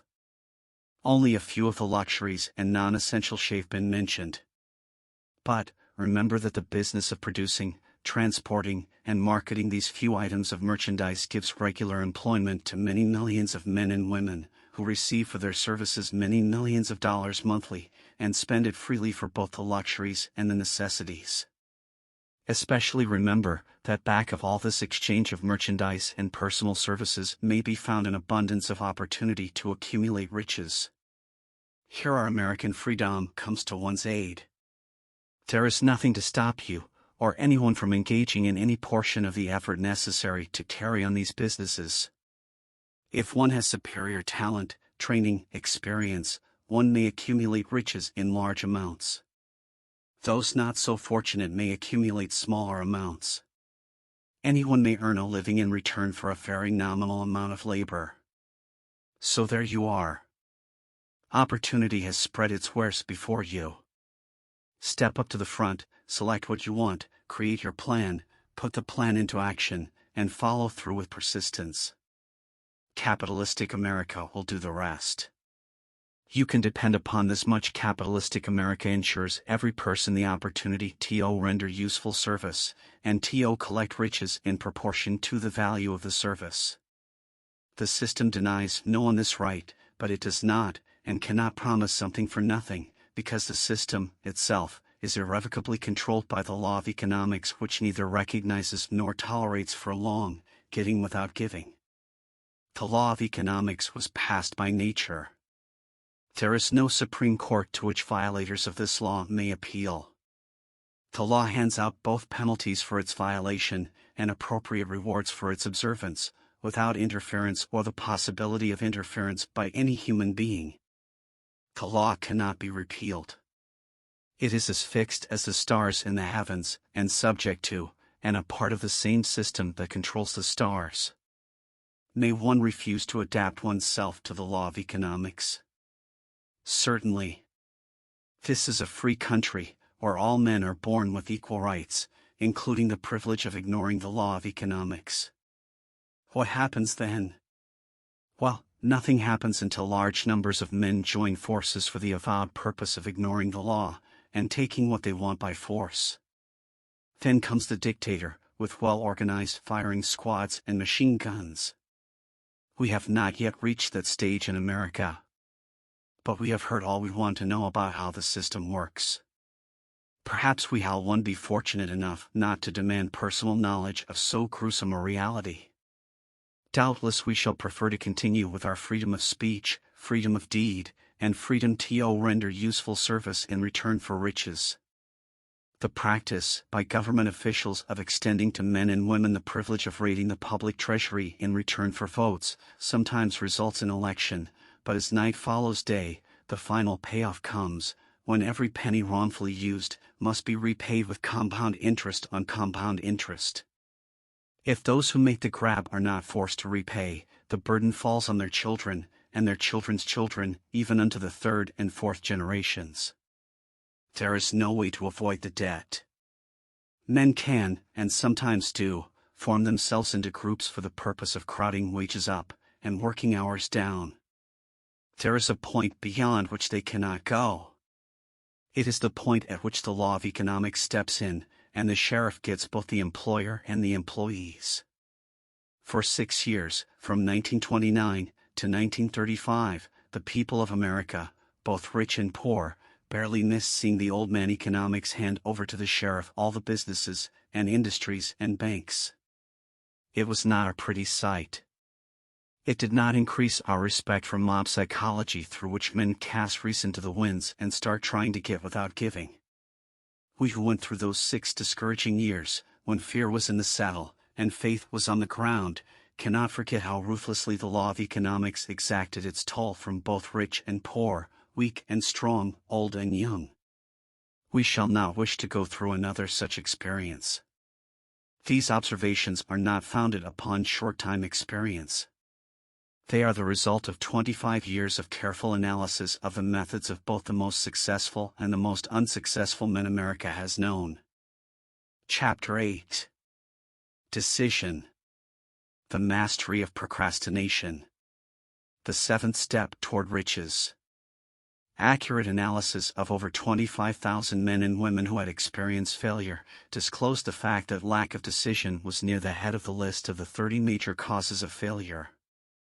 This is no mere statement of a theory, it is a fact. Procrastination, the opposite of decision, is a common enemy which practically every man must conquer. You will have an opportunity to test your capacity to reach quick and definite decisions when you finish reading this book and are ready to begin putting into action the principles which it describes. Analysis of several hundred people who had accumulated fortunes well beyond the $1 million mark disclosed the fact that every one of them had the habit of reaching decisions promptly, and of changing these decisions slowly, if and when they were changed. People who fail to accumulate money, without exception, have the habit of reaching decisions, if at all, very slowly, and of changing these decisions quickly and often. One of Henry Ford's most outstanding qualities is his habit of reaching decisions quickly and definitely, and changing them slowly. This quality is so pronounced in Mr. Ford that it has given him the reputation of being obstinate. It was this quality which prompted Mr. Ford to continue to manufacture his famous Model T, the world's ugliest car, when all of his advisors, and many of the purchasers of the car, were urging him to change it. Perhaps Mr. Ford delayed too long in making the change, but the other side of the story is that Mr. Ford's firmness of decision yielded a huge fortune before the change in model became necessary. There is but little doubt that Mr. Ford's habit of definiteness of decision assumes the proportion of obstinacy, but this quality is preferable to slowness in reaching decisions and quickness in changing them. The majority of people who fail to accumulate money sufficient for their needs are, generally, easily influenced by the opinions of others. They permit the newspapers and the gossiping neighbors to do their thinking for them. Opinions are the cheapest commodities on earth. Everyone has a flock of opinions ready to be wished upon anyone who will accept them. If you are influenced by opinions when you reach decisions, you will not succeed in any undertaking, much less in that of transmuting your own desire into money. If you are influenced by the opinions of others, you will have no desire of your own. Keep your own counsel when you begin to put into practice the principles described here, by reaching your own decisions and following them. Take no one into your confidence, except the members of your mastermind group, and be very sure in your selection of this group that you choose only those who will be in complete sympathy and harmony with your purpose. Close friends and relatives, while not meaning to do so, often handicap one through opinions and sometimes through ridicule, which is meant to be humorous. Thousands of men and women carry inferiority complexes with them all through life, because some well-meaning but ignorant person destroyed their confidence through opinions or ridicule. You have a brain and mind of your own. Use it, and reach your own decisions. If you need facts or information from other people, to enable you to reach decisions, as you probably will in many instances, acquire these facts or secure the information you need quietly, without disclosing your purpose. It is characteristic of people who have but a smattering or a veneer of knowledge to try to give the impression that they have much knowledge.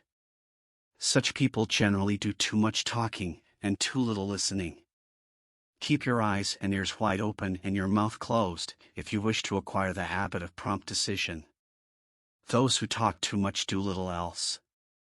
If you talk more than you listen, you not only deprive yourself of many opportunities to accumulate useful knowledge, but you also disclose your plans and purposes to people who will take great delight in defeating you, because they envy you. Remember, also, that every time you open your mouth in the presence of a person who has an abundance of knowledge, you display to that person your exact stock of knowledge, or your lack of it. Genuine wisdom is usually conspicuous through modesty and silence. Keep in mind the fact that every person with whom you associate is, like yourself, seeking the opportunity to accumulate money. If you talk about your plans too freely, you may be surprised when you learn that some other person has beaten you to your goal by putting into action ahead of you the plans of which you talked unwisely. Let one of your first decisions be to keep a closed mouth and open ears and eyes. As a reminder to yourself to follow this advice, it will be helpful if you copy the following epigram in large letters and place it where you will see it daily. Tell the world what you intend to do, but first show it. This is the equivalent of saying that deeds, and not words, are what count most. Freedom or death on a decision. The value of decisions depends upon the courage required to render them. The great decisions, which served as the foundation of civilization, were reached by assuming great risks, which often meant the possibility of death. Lincoln's decision to issue his famous Proclamation of Emancipation, which gave freedom to the colored people of America, was rendered with full understanding that his act would turn thousands of friends and political supporters against him. He knew, too, that the carrying out of that proclamation would mean death to thousands of men on the battlefield. In the end, it cost Lincoln his life. That required courage. Socrates' decision to drink the cup of poison, rather than compromise in his personal belief, was a decision of courage. It turned time ahead 1,000 years, and gave to people then unborn the right to freedom of thought and of speech. The decision of General Robert E. Lee, when he came to the parting of the way with the Union, and took up the cause of the South, was a decision of courage, for he well knew that it might cost him his own life, that it would surely cost the lives of others. But, the greatest decision of all time, as far as any American citizen is concerned, was reached in Philadelphia, July 4, 1776, when 56 men signed their names to a document, which they well knew would bring freedom to all Americans, or leave every one of the 56 hanging from a gallows. You have heard of this famous document, but you may not have drawn from it the great lesson in personal achievement it so plainly taught. We all remember the date of this momentous decision, but few of us realize what courage that decision required. We remember our history, as it was taught, we remember dates, and the names of the men who fought, we remember Valley Forge and Yorktown, we remember George Washington and Lord Cornwallis. But we know little of the real forces back of these names, dates, and places. We know still less of that intangible power, which ensured us freedom long before Washington's armies reached Yorktown. We read the history of the Revolution, and falsely imagined that George Washington was the father of our country, that it was he who won our freedom, while the truth is Washington was only an accessory after the fact, because victory for his armies had been ensured long before Lord Cornwallis surrendered. This is not intended to rob Washington of any of the glory he so richly merited. Its purpose, rather, is to give greater attention to the astounding power that was the real cause of his victory. It is nothing short of tragedy that the writers of history have missed entirely even the slightest reference to the irresistible power which gave birth and freedom to the nation destined to set up new standards of independence for all the peoples of the earth.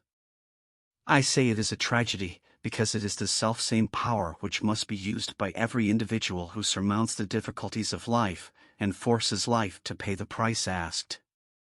Let us briefly review the events which gave birth to this power. The story begins with an incident in Boston, March 5, 1770. British soldiers were patrolling the streets, by their presence, openly threatening the citizens. The colonists resented armed men marching in their midst. They began to express their resentment openly, hurling stones as well as epithets at the marching soldiers, until the commanding officer gave orders, "Fix bayonets. Charge." The battle was on. It resulted in the death and injury of many. The incident aroused such resentment that the Provincial Assembly, made up of prominent colonists, called a meeting for the purpose of taking definite action. Two of the members of that assembly were John Hancock and Samuel Adams Long their names. They spoke up courageously, and declared that a move must be made to eject all British soldiers from Boston. Remember this: a decision, in the minds of two men, might properly be called the beginning of the freedom which we, of the United States, now enjoy. Remember, too, that the decision of these two men called for faith and courage, because it was dangerous. Before the assembly adjourned, Samuel Adams was appointed to call on the governor of the province, Hutchinson, and demand the withdrawal of the British troops. The request was granted, the troops were removed from Boston, but the incident was not closed. It had caused a situation destined to change the entire trend of civilization. Strange, is it not, how the great changes, such as the American Revolution and the World War, often have their beginnings in circumstances which seem unimportant? It is interesting, also, to observe that these important changes usually begin in the form of a definite decision in the minds of a relatively small number of people. Few of us know the history of our country well enough to realize that John Hancock, Samuel Adams, and Richard Henry Lee, of the province of Virginia, were the real fathers of our country. Richard Henry Lee became an important factor in this story by reason of the fact that he and Samuel Adams communicated frequently by correspondence, sharing freely their fears and their hopes concerning the welfare of the people of their provinces. From this practice, Adams conceived the idea that a mutual exchange of letters between the 13 colonies might help to bring about the coordination of effort so badly needed in connection with the solution of their problems.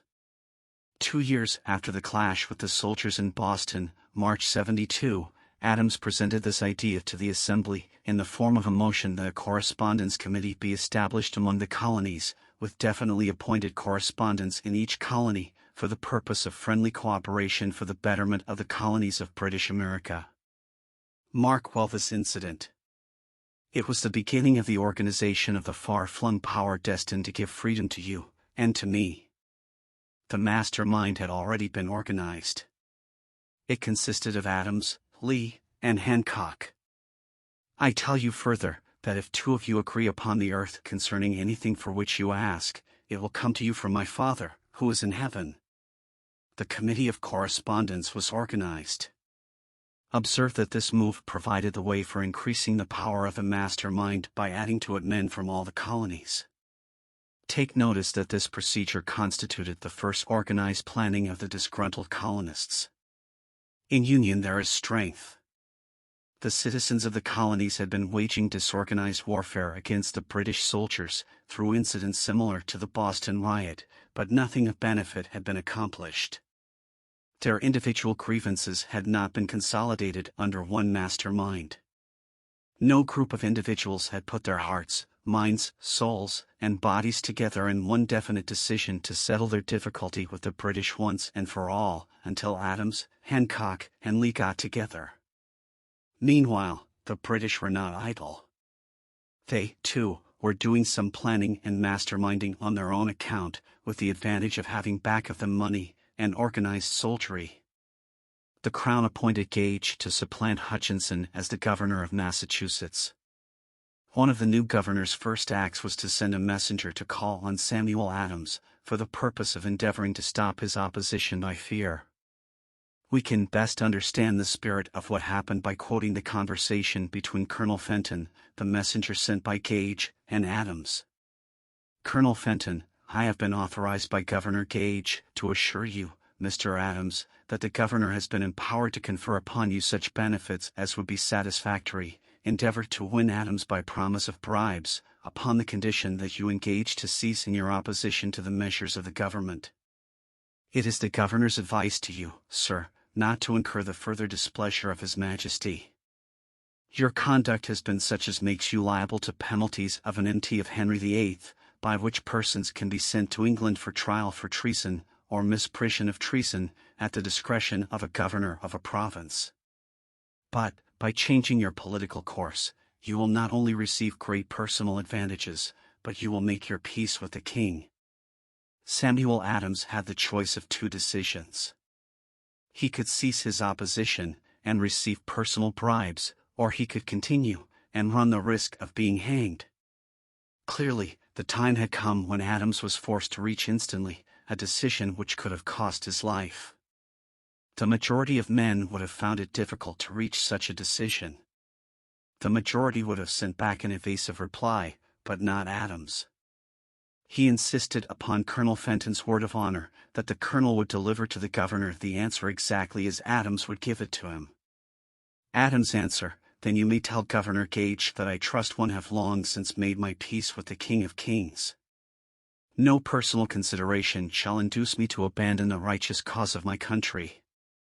And tell Governor Gage it is the advice of Samuel Adams to him, no longer to insult the feelings of an exasperated people. Comment as to the character of this man seems unnecessary. It must be obvious to all who read this astounding message that its sender possessed loyalty of the highest order. This is important. Racketeers and dishonest politicians have prostituted the honor for which such men as Adams died. When Governor Gage received Adams' caustic reply, he flew into a rage and issued a proclamation which read, "I do, hereby, in His Majesty's name, offer and promise His most gracious pardon to all persons who shall forthwith lay down their arms, and return to the duties of peaceable subjects, excepting only from the benefit of such pardon, Samuel Adams and John Hancock, whose offenses are of too flagitious a nature to admit of any other consideration but that of condign punishment." As one might say, in modern slang, Adams and Hancock were on the spot. The threat of the irate governor forced the two men to reach another decision, equally as dangerous. They hurriedly called a secret meeting of their staunchest followers. Here the mastermind began to take on momentum. After the meeting had been called to order, Adams locked the door, placed the key in his pocket, and informed all present that it was imperative that a Congress of the colonists be organized, and that no man should leave the room until the decision for such a Congress had been reached. Great excitement followed. Some weighed the possible consequences of such radicalism. Old man fear. Some expressed grave doubt as to the wisdom of so definite a decision in defiance of the Crown. Locked in that room were two men immune to fear, blind to the possibility of failure. Hancock and Adams. Through the influence of their minds, the others were induced to agree that, through the Correspondence Committee, arrangements should be made for a meeting of the First Continental Congress, to be held in Philadelphia, September 5, 1774. Remember this date. It is more important than July 4, 1776. If there had been no decision to hold a Continental Congress, there could have been no signing of the Declaration of Independence. Before the first meeting of the new Congress, another leader, in a different section of the country, was deep in the throes of publishing a summary view of the rights of British America. He was Thomas Jefferson, of the province of Virginia, whose relationship to Lord Dunmore, representative of the Crown in Virginia, was as strained as that of Hancock and Adams with their governor. Shortly after his famous Summary of Rights was published, Jefferson was informed that he was subject to prosecution for high treason against His Majesty's government. Inspired by the threat, one of Jefferson's colleagues, Patrick Henry, boldly spoke his mind, concluding his remarks with a sentence which shall remain forever a classic: "If this be treason, then make the most of it." It was such men as these who, without power, without authority, without military strength, without money, sat in solemn consideration of the destiny of the colonies, beginning at the opening of the First Continental Congress, and continuing at intervals for 2 years until on June 7, 1776, Richard Henry Lee arose, addressed the chair, and to the startled assembly made this motion. Gentlemen, I make the motion that these united colonies are, and of right ought to be free and independent states, that they be absolved from all allegiance to the British Crown, and that all political connection between them and the state of Great Britain is, and ought to be totally dissolved. Lee's astounding motion was discussed fervently, and at such length that he began to lose patience. Finally, after days of argument, he again took the floor, and declared, in a clear, firm voice, "Mr. President, we have discussed this issue for days. It is the only course for us to follow. Why, then, sir, do we longer delay? Why still deliberate? Let this happy day give birth to an American Republic. Let her rise, not to devastate and to conquer, but to re-establish the reign of peace and of law. The eyes of Europe are fixed upon us. She demands of us a living example of freedom that may exhibit a contrast in the felicity of the citizen to the ever-increasing tyranny." Before his motion was finally voted upon, Lee was called back to Virginia because of serious family illness, but before leaving, he placed his cause in the hands of his friend, Thomas Jefferson, who promised to fight until favorable action was taken. Shortly thereafter, the President of the Congress, Hancock, appointed Jefferson as chairman of a committee to draw up a Declaration of Independence. Long and hard the committee labored on a document which would mean, when accepted by the Congress, that every man who signed it would be signing his own death warrant should the colonies lose in the fight with Great Britain, which was sure to follow. The document was drawn, and on June 28, the original draft was read before the Congress. For several days it was discussed, altered, and made ready. On July 4, 1776, Thomas Jefferson stood before the Assembly and fearlessly read the most momentous decision ever placed upon paper. When in the course of human events it is necessary for one people to dissolve the political bands which have connected them with another, and to assume, among the powers of the earth, the separate and equal station to which the laws of nature, and of nature's God entitle them, a decent respect to the opinions of mankind requires that they should declare the causes which impel them to the separation. When Jefferson finished, the document was voted upon, accepted, and signed by the 56 men, every one staking his own life upon his decision to write his name.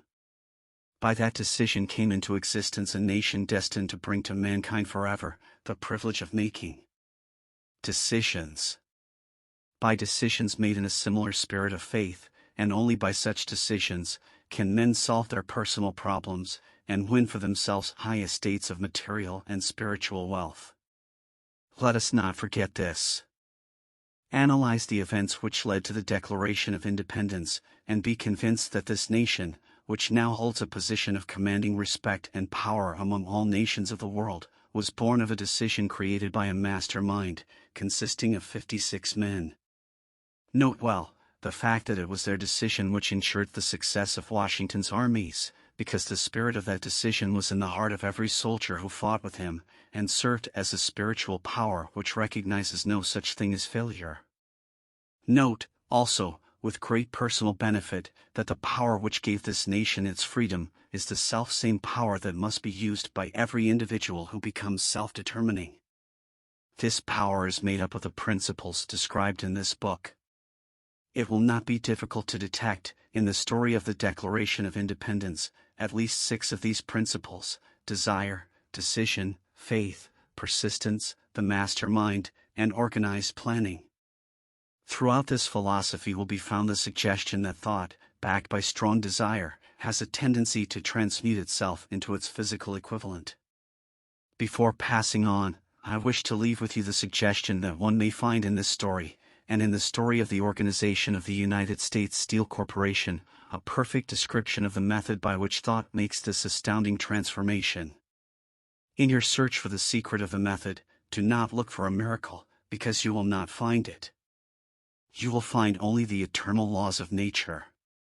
These laws are available to every person who has the faith and the courage to use them. They may be used to bring freedom to a nation, or to accumulate riches. There is no charge save the time necessary to understand and appropriate them. Those who reach decisions promptly and definitely know what they want and generally get it. The leaders in every walk of life decide quickly and firmly. That is the major reason why they are leaders. The world has the habit of making room for the man whose words and actions show that he knows where he is going. Indecision is a habit which usually begins in youth. The habit takes on permanency as the youth goes through grade school, high school, and even through college, without definiteness of purpose. The major weakness of all educational systems is that they neither teach nor encourage the habit of definite decision. It would be beneficial if no college would permit the enrollment of any student unless and until the student declared his major purpose in matriculating. It would be of still greater benefit if every student who enters the graded schools were compelled to accept training in the habit of decision and forced to pass a satisfactory examination on this subject before being permitted to advance in the grades. The habit of indecision acquired because of the deficiencies of our school systems goes with the student into the occupation he chooses. If, in fact, he chooses his occupation. Generally, the youth just out of school seeks any job that can be found. He takes the first place he finds, because he has fallen into the habit of indecision. 98 out of every 100 people working for wages today are in the positions they hold because they lack the definiteness of decision to plan a definite position and the knowledge of how to choose an employer. Definiteness of decision always requires courage, sometimes very great courage. The 56 men who signed the Declaration of Independence state their lives on the decision to affix their signatures to that document. The person who reaches a definite decision to procure the particular job and make life pay the price he asks does not stake his life on that decision, he stakes his economic freedom. Financial independence, riches, desirable business and professional positions are not within reach of the person who neglects or refuses to expect, plan, and demand these things. The person who desires riches in the same spirit that Samuel Adams desired freedom for the colonies is sure to accumulate wealth. In the chapter on organized planning, you will find complete instructions for marketing every type of personal services. You will find also detailed information on how to choose the employer you prefer and the particular job you desire. These instructions will be of no value to you unless you definitely decide to organize them into a plan of action. Chapter 9. Persistence. The sustained effort necessary to induce faith. The eighth step toward riches. Persistence is an essential factor in the procedure of transmuting desire into its monetary equivalent. The basis of persistence is the power of will. Willpower and desire, when properly combined, make an irresistible pair. Men who accumulate great fortunes are generally known as cold-blooded and sometimes ruthless. Often they are misunderstood. What they have is willpower, which they mix with persistence and place back of their desires to ensure the attainment of their objectives. Henry Ford has been generally misunderstood to be ruthless and cold-blooded. This misconception grew out of Ford's habit of following through in all of his plans with persistence. The majority of people are ready to throw their aims and purposes overboard and give up at the first sign of opposition or misfortune. A few carry on despite all opposition until they attain their goal. These few are the Fords, Carnegies, Rockefellers, and Edisons. There may be no heroic connotation to the word persistence, but the quality is to the character of man what carbon is to steel. The building of a fortune, generally, involves the application of the entire 13 factors of this philosophy. These principles must be understood, they must be applied with persistence by all who accumulate money. If you are following this book with the intention of applying the knowledge it conveys, your first test as to your persistence will come when you begin to follow the 6 steps described in the 2nd chapter. Unless you are one of the 2 out of every 100 who already have a definite goal at which you are aiming and a definite plan for its attainment, you may read the instructions, and then pass on with your daily routine and never comply with those instructions. The author is checking you up at this point, because lack of persistence is one of the major causes of failure. Moreover, experience with thousands of people has proved that lack of persistence is a weakness common to the majority of men. It is a weakness which may be overcome by effort. The ease with which lack of persistence may be conquered will depend entirely upon the intensity of one's desire. The starting point of all achievement is desire. Keep this constantly in mind. Weak desires bring weak results, just as a small amount of fire makes a small amount of heat. If you find yourself lacking in persistence, this weakness may be remedied by building a stronger fire under your desires. Continue to read through to the end, then go back to Chapter 2, and start immediately to carry out the instructions given in connection with the 6 steps. The eagerness with which you follow these instructions will indicate clearly how much or how little you really desire to accumulate money. If you find that you are indifferent, you may be sure that you have not yet acquired the money consciousness which you must possess, before you can be sure of accumulating a fortune. Fortunes gravitate to men whose minds have been prepared to attract them, just as surely as water gravitates to the ocean. In this book may be found all the stimuli necessary to attune any normal mind to the vibrations which will attract the object of one's desires. If you find you are weak in persistence, center your attention upon the instructions contained in the chapter on power, surround yourself with a mastermind group, and through the cooperative efforts of the members of this group, you can develop persistence. You will find additional instructions for the development of persistence in the chapters on autosuggestion and the subconscious mind. Follow the instructions outlined in these chapters until your habit nature hands over to your subconscious mind a clear picture of the object of your desire. From that point on, you will not be handicapped by lack of persistence. Your subconscious mind works continuously, while you are awake and while you are asleep. Spasmodic or occasional effort to apply the rules will be of no value to you. To get results, you must apply all the rules until their application becomes a fixed habit with you. In no other way can you develop the necessary money consciousness. Poverty is attracted to the one whose mind is favorable to it, as money is attracted to him whose mind has been deliberately prepared to attract it, and through the same laws. Poverty consciousness will voluntarily seize the mind which is not occupied with the money consciousness. A poverty consciousness develops without conscious application of habits favorable to it. The money consciousness must be created to order, unless one is born with such a consciousness.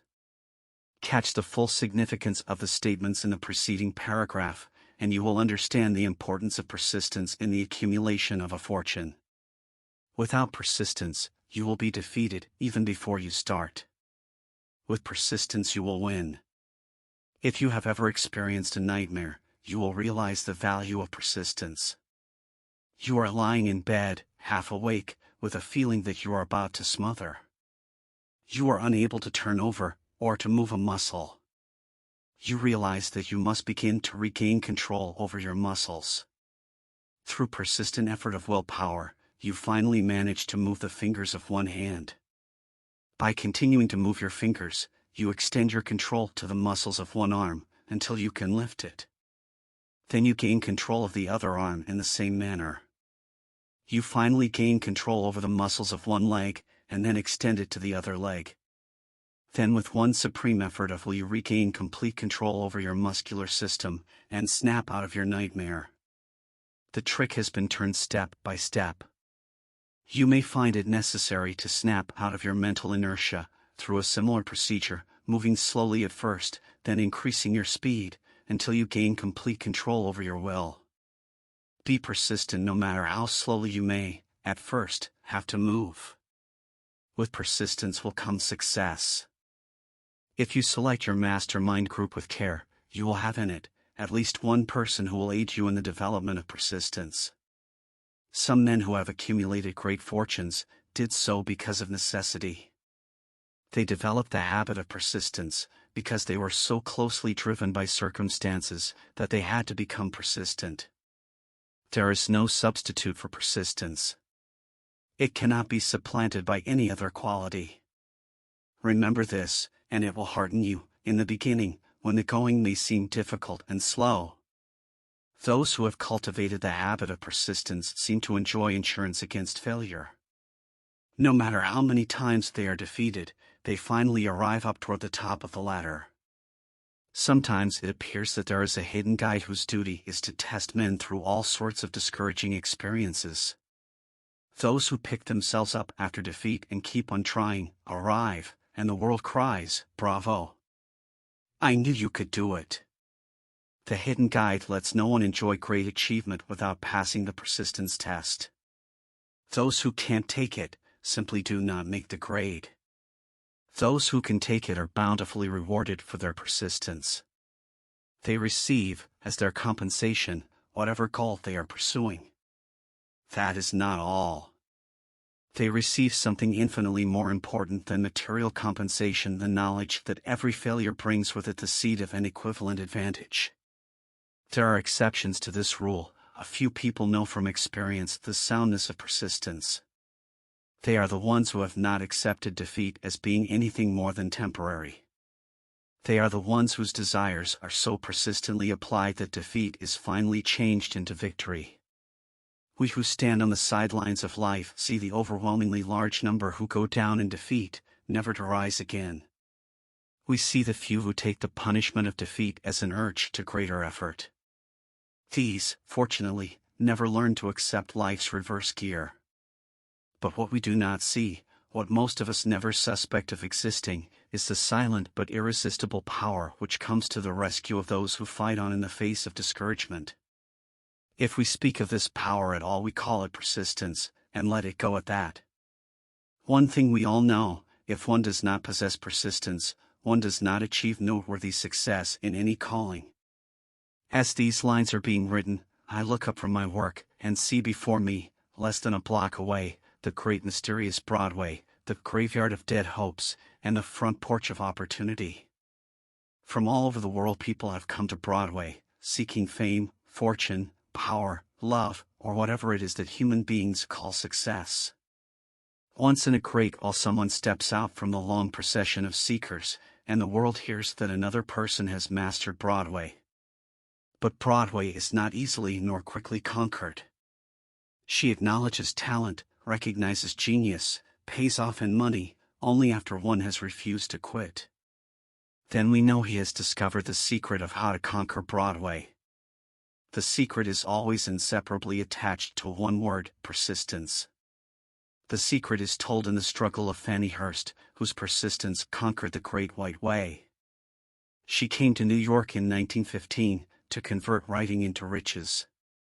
The conversion did not come quickly, but it came. For 4 years Miss Hurst learned about the sidewalks of New York from first-hand experience. She spent her days laboring, and her nights hoping. When hope grew dim, she did not say, "All right, Broadway, you win." She said, "Very well, Broadway, you may whip some, but not me. I'm going to force you to give up." One publisher, the Saturday Evening Post, sent her 36 rejection slips before she broke the ice and got a story across. The average writer, like the average in other walks of life, would have given up the job when the first rejection slip came. She pounded the pavements for 4 years to the tune of the publisher's NO, because she was determined to win. Then came the payoff. The spell had been broken, the unseen guide had tested Fanny Hurst, and she could take it. From that time on, publishers made a beaten path to her door. Money came so fast she hardly had time to count it. Then the moving picture men discovered her, and money came not in small change, but in floods. The moving picture rights to her latest novel, Great Laughter, brought $100,000, said to be the highest price ever paid for a story before publication. Her royalties from the sale of the book probably will run much more. Briefly, you have a description of what persistence is capable of achieving. Fanny Hurst is no exception. Wherever men and women accumulate great riches, you may be sure they first acquired persistence.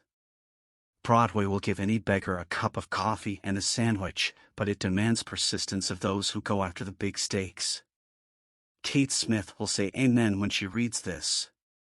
For years she sang, without money, and without price, before any microphone she could reach.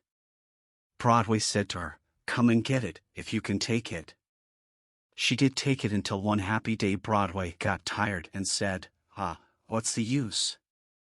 You don't know when you're whipped, so name your price, and go to work in earnest." Miss Smith named her price. It was plenty. Away up in figures so high that 1 week's salary is far more than most people make in a whole year. Verily it pays to be persistent. And here is an encouraging statement which carries with it a suggestion of great significance. Thousands of singers who excel Kate Smith are walking up and down Broadway looking for a break without success. Countless others have come and gone, many of them sang well enough, but they failed to make the grade because they lacked the courage to keep on keeping on, until Broadway became tired of turning them away. Persistence is a state of mind, therefore it can be cultivated. Like all states of mind, persistence is based upon definite causes, among them these. Definiteness of purpose. Knowing what one wants is the first and, perhaps, the most important step toward the development of persistence. A strong motive forces one to surmount many difficulties. B. Desire. It is comparatively easy to acquire and to maintain persistence in pursuing the object of intense desire. C. Self-reliance. Belief in one's ability to carry out a plan encourages one to follow the plan through with persistence. Self-reliance can be developed through the principle described in the chapter on autosuggestion. D. Definiteness of plans. Organized plans, even though they may be weak and entirely impractical, encourage persistence. E. Accurate knowledge. Knowing that one's plans are sound, based upon experience or observation, encourages persistence. Guessing instead of knowing destroys persistence. F. Cooperation. Sympathy, understanding, and harmonious cooperation with others tend to develop persistence. G. Willpower. The habit of concentrating one's thoughts upon the building of plans for the attainment of a definite 164 page 165,166,165 purpose leads to persistence. H. Habit. Persistence is the direct result of habit. The mind absorbs and becomes a part of the daily experiences upon which it feeds. Fear, the worst of all enemies, can be effectively cured by forced repetition of acts of courage. Everyone who has seen active service in war knows this. Before leaving the subject of persistence, take inventory of yourself and determine in what particular, if any, you are lacking in this essential quality. Measure yourself courageously, point by point, and see how many of the 8 factors of persistence you lack. The analysis may lead to discoveries that will give you a new grip on yourself. Symptoms of lack of persistence. Here you will find the real enemies which stand between you and noteworthy achievement. Here you will find not only the symptoms indicating weakness of persistence, but also the deeply seated subconscious causes of this weakness. Study the list carefully, and face yourself squarely if you really wish to know who you are, and what you are capable of doing.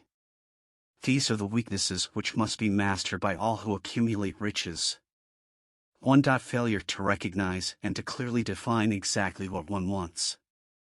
2. Procrastination, with or without cause.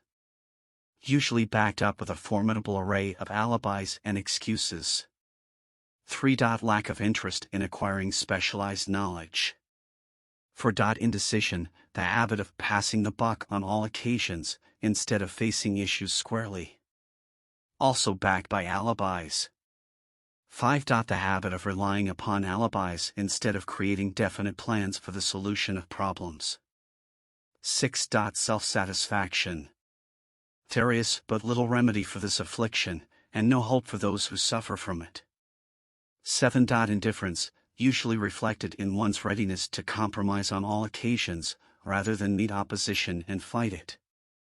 8. The habit of blaming others for one's mistakes, and accepting unfavorable circumstances as being unavoidable. 9. Weakness of desire, due to neglect in the choice of motives that impel action. 10. Willingness, even eagerness, to quit at the first sign of defeat. Based upon one or more of the 6 basic fears. 11. Lack of organized plans, placed in writing where they may be analyzed. 12. The habit of neglecting to move on ideas, or to grasp opportunity when it presents itself. 13. Wishing instead of willing. 14. The habit of compromising with poverty instead of aiming at riches. General absence of ambition to be, to do, and to own. 15. Searching for all the shortcuts to riches, trying to get without giving a fair equivalent, usually reflected in the habit of gambling, endeavoring to drive sharp bargains. 16. Fear of criticism, failure to create plans and to put them into action, because of what other people will think, do, or say. This enemy belongs at the head of the list, because it generally exists in one's subconscious mind, where its presence is not recognized. See the 6 basic fears in a later chapter. Let us examine some of the symptoms of the fear of criticism. The majority of people permit relatives, friends, and the public at large to so influence them that they cannot live their own lives, because they fear criticism. Huge numbers of people make mistakes in marriage, stand by the bargain, and go through life miserable and unhappy, because they fear criticism which may follow if they correct the mistake. Anyone who has submitted to this form of fear knows the irreparable damage it does, by destroying ambition, self-reliance, and the desire to achieve. Millions of people neglect to acquire belated educations, after having left school, because they fear criticism. Countless numbers of men and women, both young and old, permit relatives to wreck their lives in the name of duty, because they fear criticism. Duty does not require any person to submit to the destruction of his personal ambitions and the right to live his own life in his own way. People refuse to take chances in business, because they fear the criticism which may follow if they fail. The fear of criticism in such cases is stronger than the desire for success. Too many people refuse to set high goals for themselves, or even neglect selecting a career, because they fear the criticism of relatives and friends who may say, "Don't aim so high, people will think you are crazy." When Andrew Carnegie suggested that I devote 20 years to the organization of a philosophy of individual achievement, my first impulse of thought was fear of what people might say. The suggestion set up a goal for me, far out of proportion to any I had ever conceived. As quick as a flash, my mind began to create alibis and excuses, all of them traceable to the inherent fear of criticism. Something inside of me said, "You can't do it, the job is too big, and requires too much time. What will your relatives think of you? How will you earn a living? No one has ever organized a philosophy of success. What right have you to believe you can do it? Who are you, anyway, to aim so high? Remember your humble birth. What do you know about philosophy? People will think you are crazy." And they did. Why hasn't some other person done this before now? These, and many other questions flashed into my mind, and demanded attention. It seemed as if the whole world had suddenly turned its attention to me with the purpose of ridiculing me into giving up all desire to carry out Mr. Carnegie's suggestion. I had a fine opportunity, then and there, to kill off ambition before it gained control of me. Later in life, after having analyzed thousands of people, I discovered that most ideas are stillborn, and need the breath of life injected into them through definite plans of immediate action. The time to nurse an idea is at the time of its birth. Every minute it lives gives it a better chance of surviving. The fear of criticism is at the bottom of the destruction of most ideas which never reach the planning and action stage. Many people believe that material success is the result of favorable breaks. There is an element of ground for the belief, but those depending entirely upon luck are nearly always disappointed, because they overlook another important factor which must be present before one can be sure of success. It is the knowledge with which favorable breaks can be made to order. During the Depression, W.C. Fields, the comedian, lost all his money, and found himself without income, without a job, and his means of earning a living, vaudeville, no longer existed. Moreover, he was past 60, when many men consider themselves old. He was so eager to stage a comeback that he offered to work without pay in a new field, movies. In addition to his other troubles, he fell and injured his neck. To many that would have been the place to give up and quit. But Fields was persistent. He knew that if he carried on he would get the breaks sooner or later, and he did get them, but not by chance. Marie Dressler found herself down and out, with her money gone, with no job, when she was about 60. She, too, went after the breaks, and got them. Her persistence brought an astounding triumph late in life, long beyond the age when most men and women are done with ambition to achieve. Eddie Cantor lost his money in the 1929 stock crash, but he still had his persistence and his courage. With these, plus 2 prominent eyes, he exploited himself back into an income of $10,000 a week. Verily, if one has persistence, one can get along very well without many other qualities. The only break anyone can afford to rely upon is a self-made break. These come through the application of persistence. The starting point is definiteness of purpose. Examine the first 100 people you meet, ask them what they want most in life, and 98 of them will not be able to tell you. If you press them for an answer, some will say security, many will say money, a few will say happiness, others will say fame and power, and still others will say social recognition, ease in living, ability to sing, dance, or write, but none of them will be able to define these terms, or give the slightest indication of a plan by which they hope to attain these vaguely expressed wishes. Riches do not respond to wishes. They respond only to definite plans, backed by definite desires, through constant persistence. How to develop persistence? There are 4 simple steps which lead to the habit of persistence.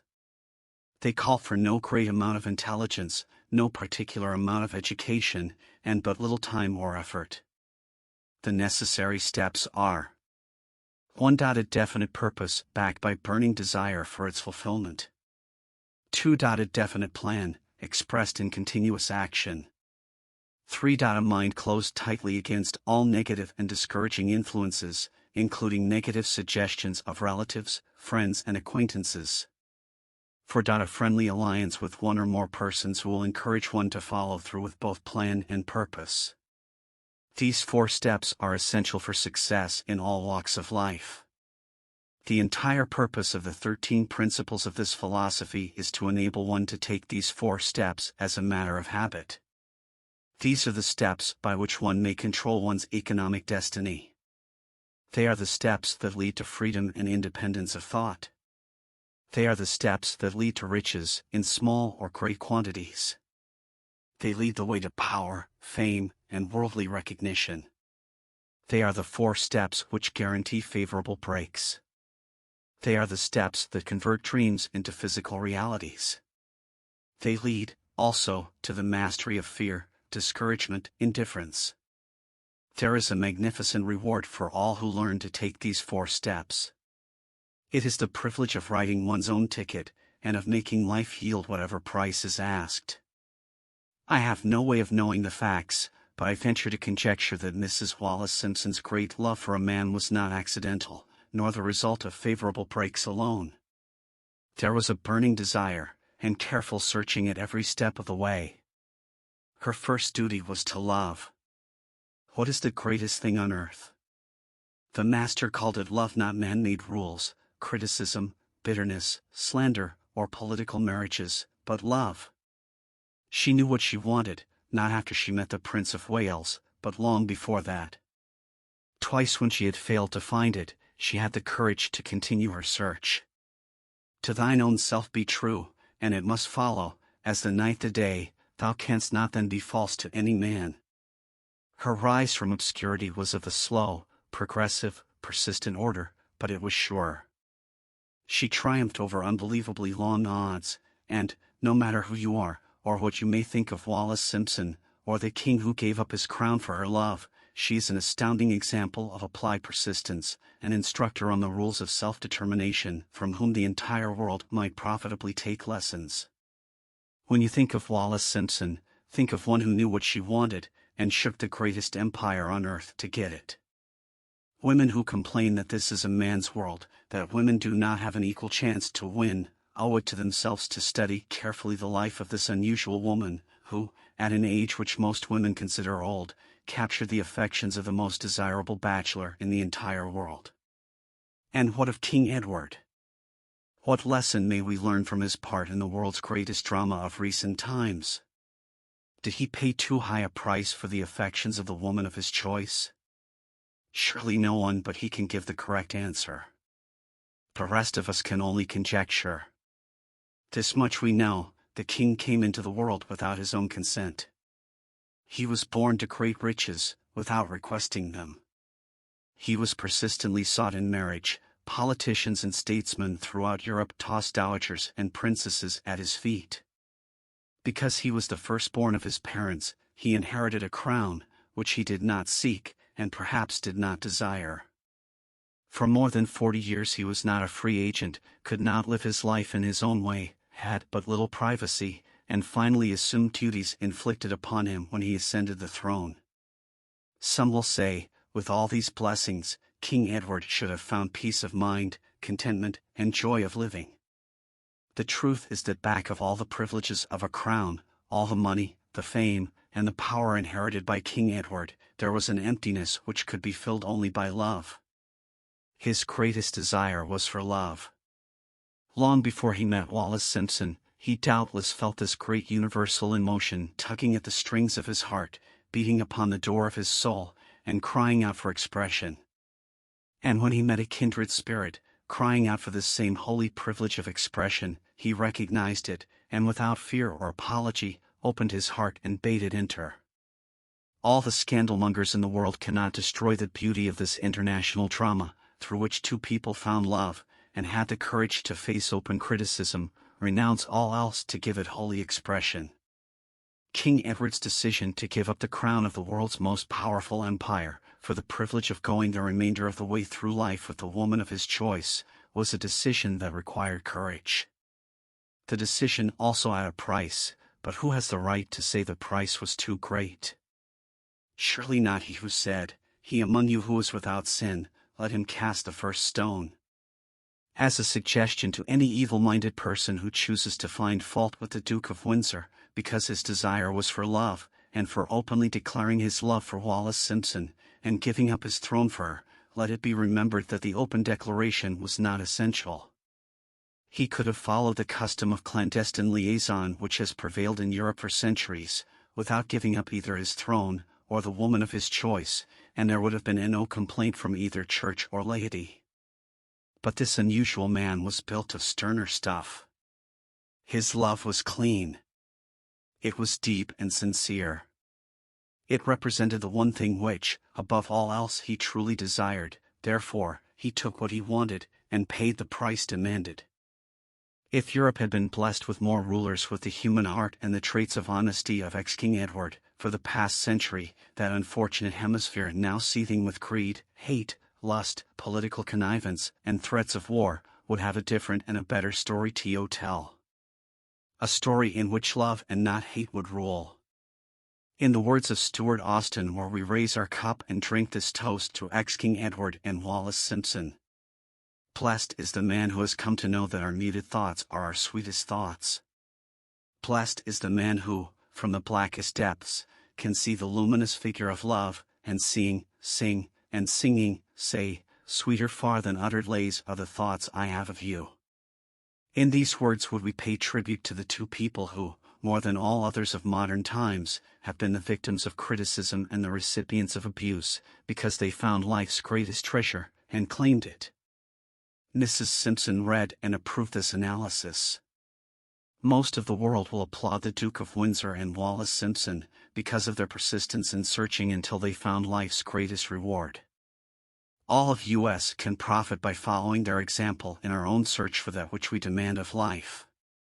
What mystical power gives to men of persistence the capacity to master difficulties?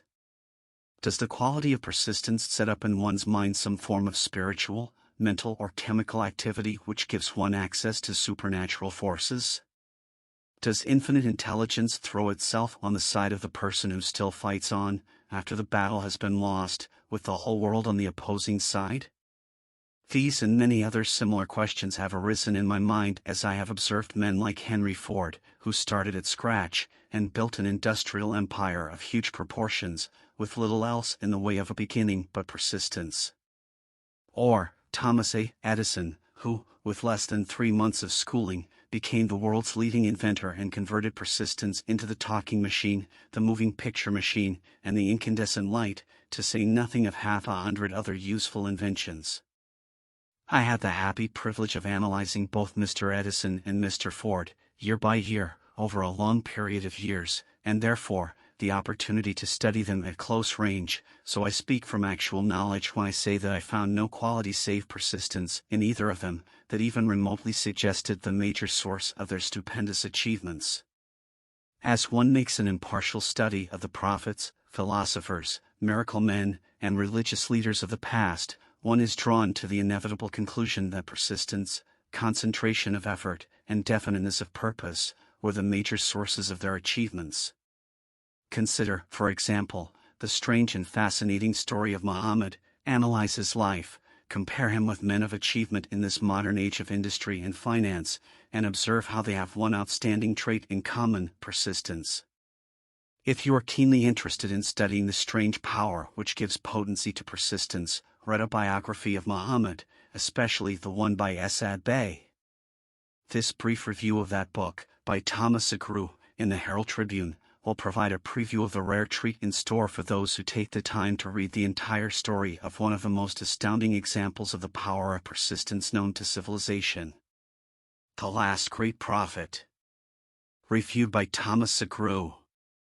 Muhammad was a prophet, but he never performed a miracle. He was not a mystic, he had no formal schooling, he did not begin his mission until he was 40.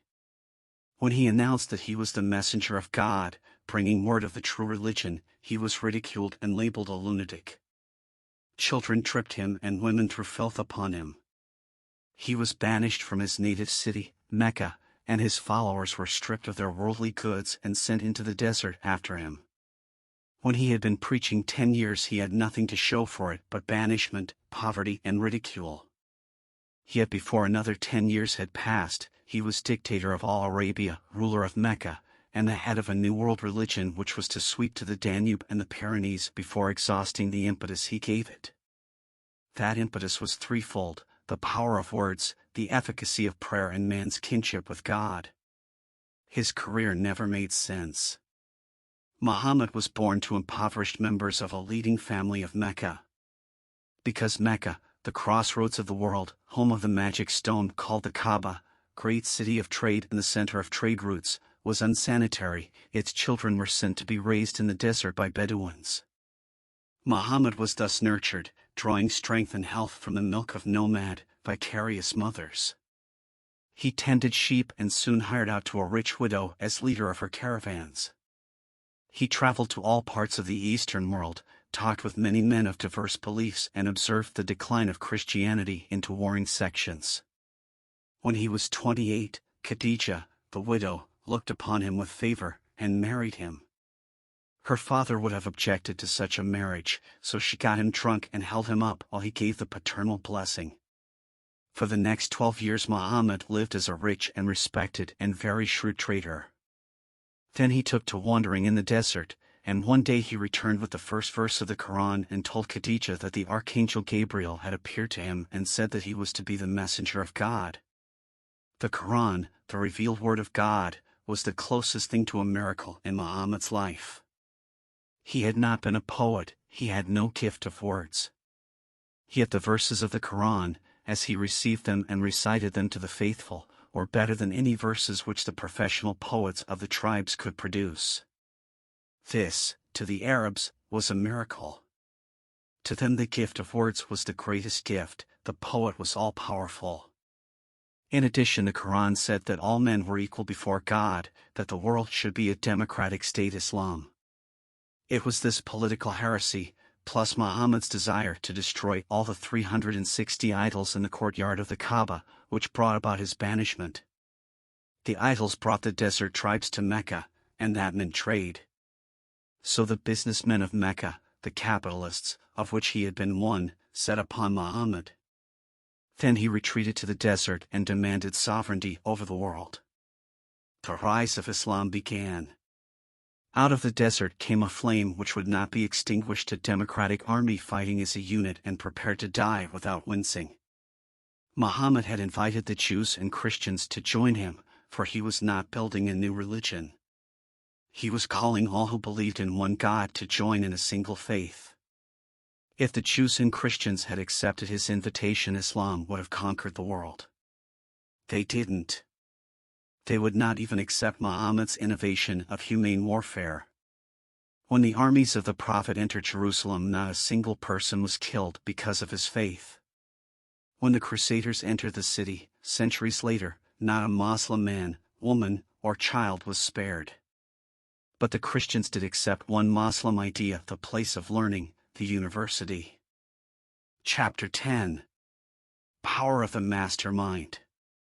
The driving force. The ninth step toward riches. Power is essential for success in the accumulation of money. Plans are inert and useless, without sufficient power to translate them into action. This chapter will describe the method by which an individual may attain and apply power. Power may be defined as organized and intelligently directed knowledge. Power, as the term is here used, refers to organized effort, sufficient to enable an individual to transmute desire into its monetary equivalent. Organized effort is produced through the coordination of effort of two or more people who work toward a definite end in a spirit of harmony. Power is required for the accumulation of money. Power is necessary for the retention of money after it has been accumulated. Let us ascertain how power may be acquired. If power is organized knowledge, let us examine the sources of knowledge. A. Infinite intelligence. This source of knowledge may be contacted through the procedure described in another chapter, with the aid of creative imagination. B. Accumulated experience. The accumulated experience of man, or that portion of it which has been organized and recorded, may be found in any well-equipped public library. An important part of this accumulated experience is taught in public schools and colleges, where it has been classified and organized. C. Experiment and research. In the field of science, and in practically every other walk of life, men are gathering, classifying, and organizing new facts daily. This is the source to which one must turn when knowledge is not available through accumulated experience. Here, too, the creative imagination must often be used. Knowledge may be acquired from any of the foregoing sources. It may be converted into power by organizing it into definite plans and by expressing those plans in terms of action.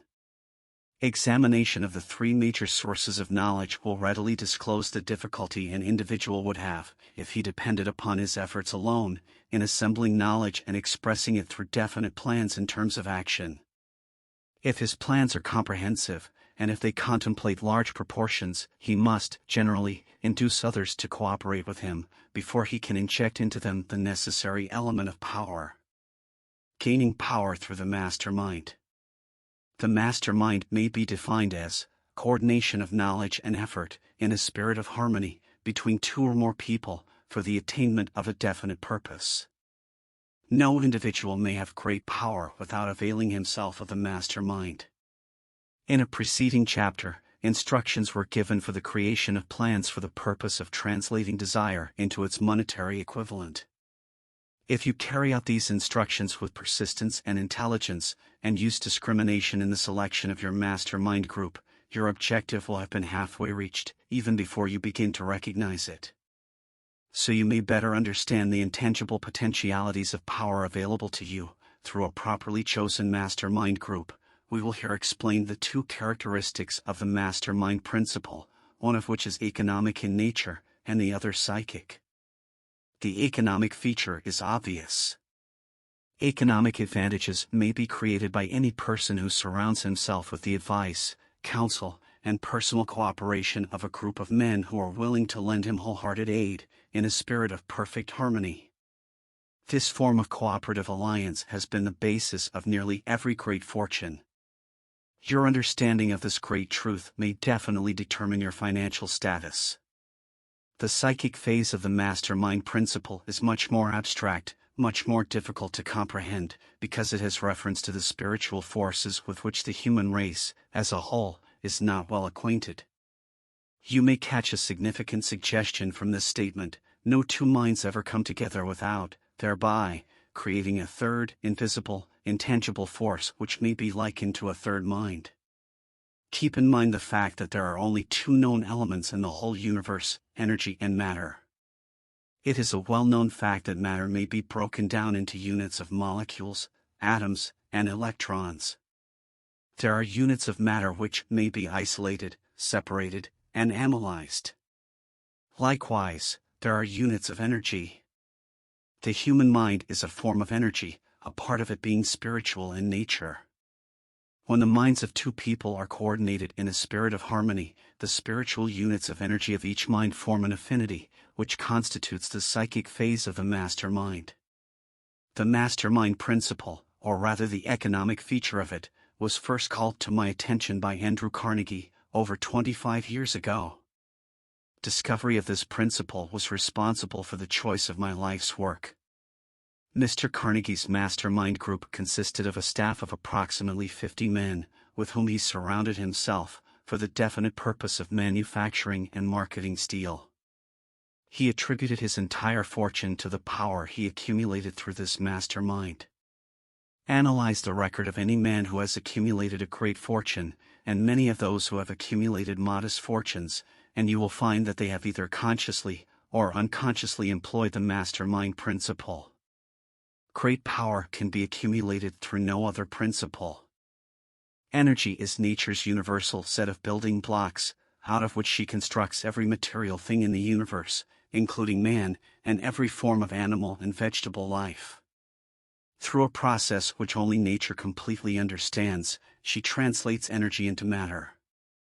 Nature's building blocks are available to man, in the energy involved in thinking.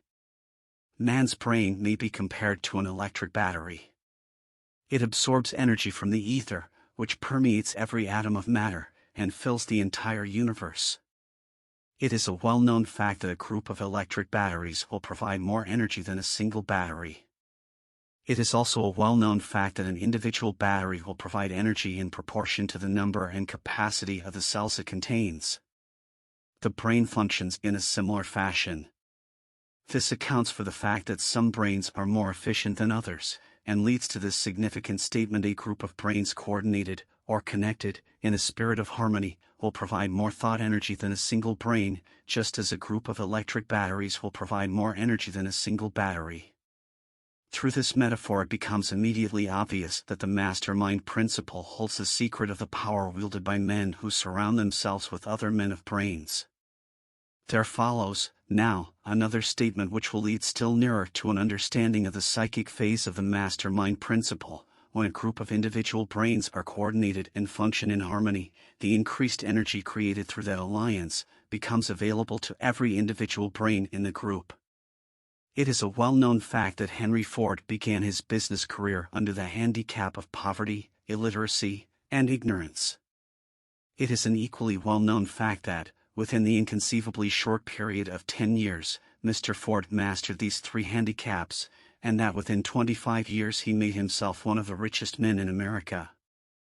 Connect with this fact the additional knowledge that Mr. Ford's most rapid strides became noticeable, from the time he became a personal friend of Thomas A. Edison, and you will begin to understand what the influence of one mind upon another can accomplish. Go a step farther, and consider the fact that Mr. Ford's most outstanding achievements began from the time that he formed the acquaintances of Harvey Firestone, John Burroughs, and Luther Burbank, each a man of great brain capacity, and you will have further evidence that power may be produced through friendly alliance of minds. There is little if any doubt that Henry Ford is one of the best informed men in the business and industrial world. The question of his wealth needs no discussion. Analyze Mr. Ford's intimate personal friends, some of whom have already been mentioned, and you will be prepared to understand the following statement. Men take on the nature and the habits and the power of thought of those with whom they associate in a spirit of sympathy and harmony. Henry Ford whipped poverty, illiteracy, and ignorance by allying himself with great minds, whose vibrations of thought he absorbed into his own mind. Through his association with Edison, Burbank, Burroughs, and Firestone, Mr. Ford added to his own brain power, the sum and substance of the intelligence, experience, knowledge, and spiritual forces of these four men. Moreover, he appropriated and made use of the mastermind principle through the methods of procedure described in this book. This principle is available to you.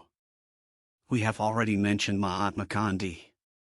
Perhaps the majority of those who have heard of Gandhi look upon him as merely an eccentric little man who goes around without formal wearing apparel and makes trouble for the British government. In reality, Gandhi is not eccentric, but he is the most powerful man now living, estimated by the number of his followers and their faith in their leader.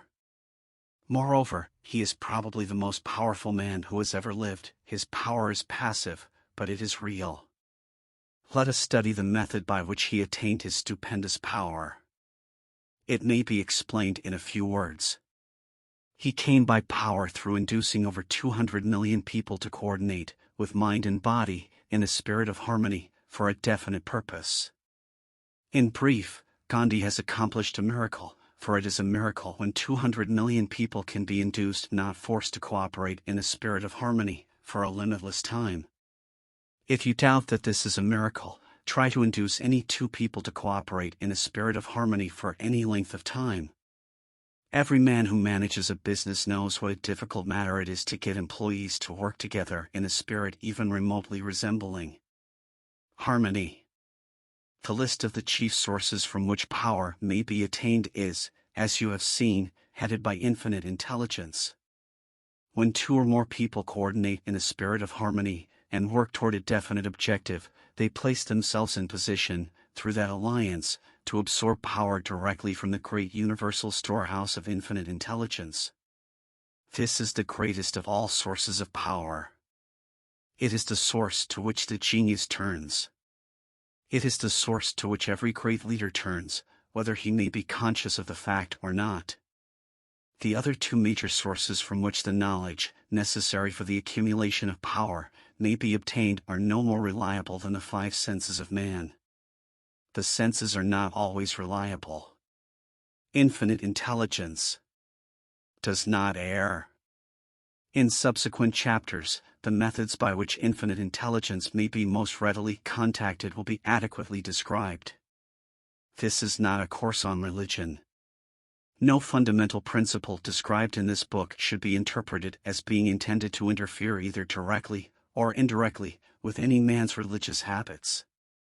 This book has been confined, exclusively, to instructing the reader how to transmute the definite purpose of desire for money into its monetary equivalent.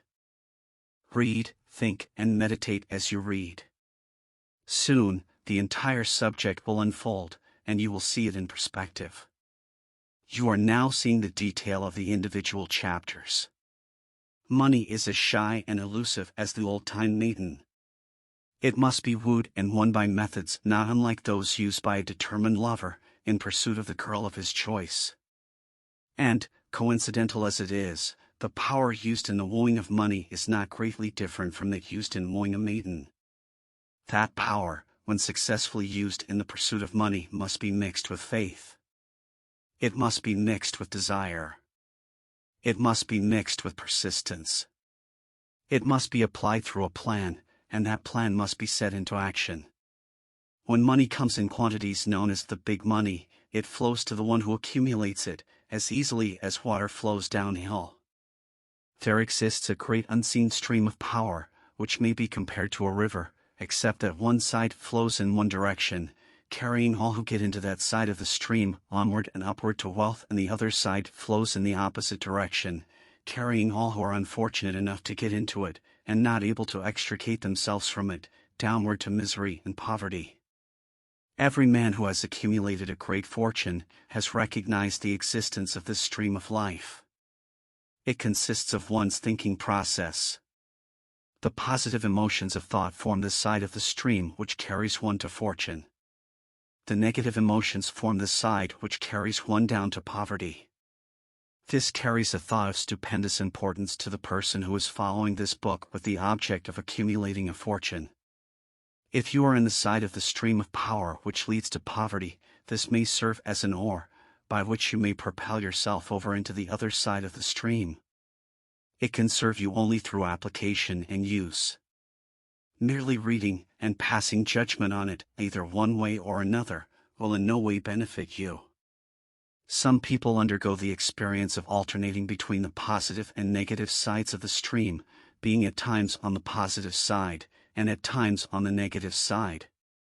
The Wall Street crash of '29 swept millions of people from the positive to the negative side of the stream.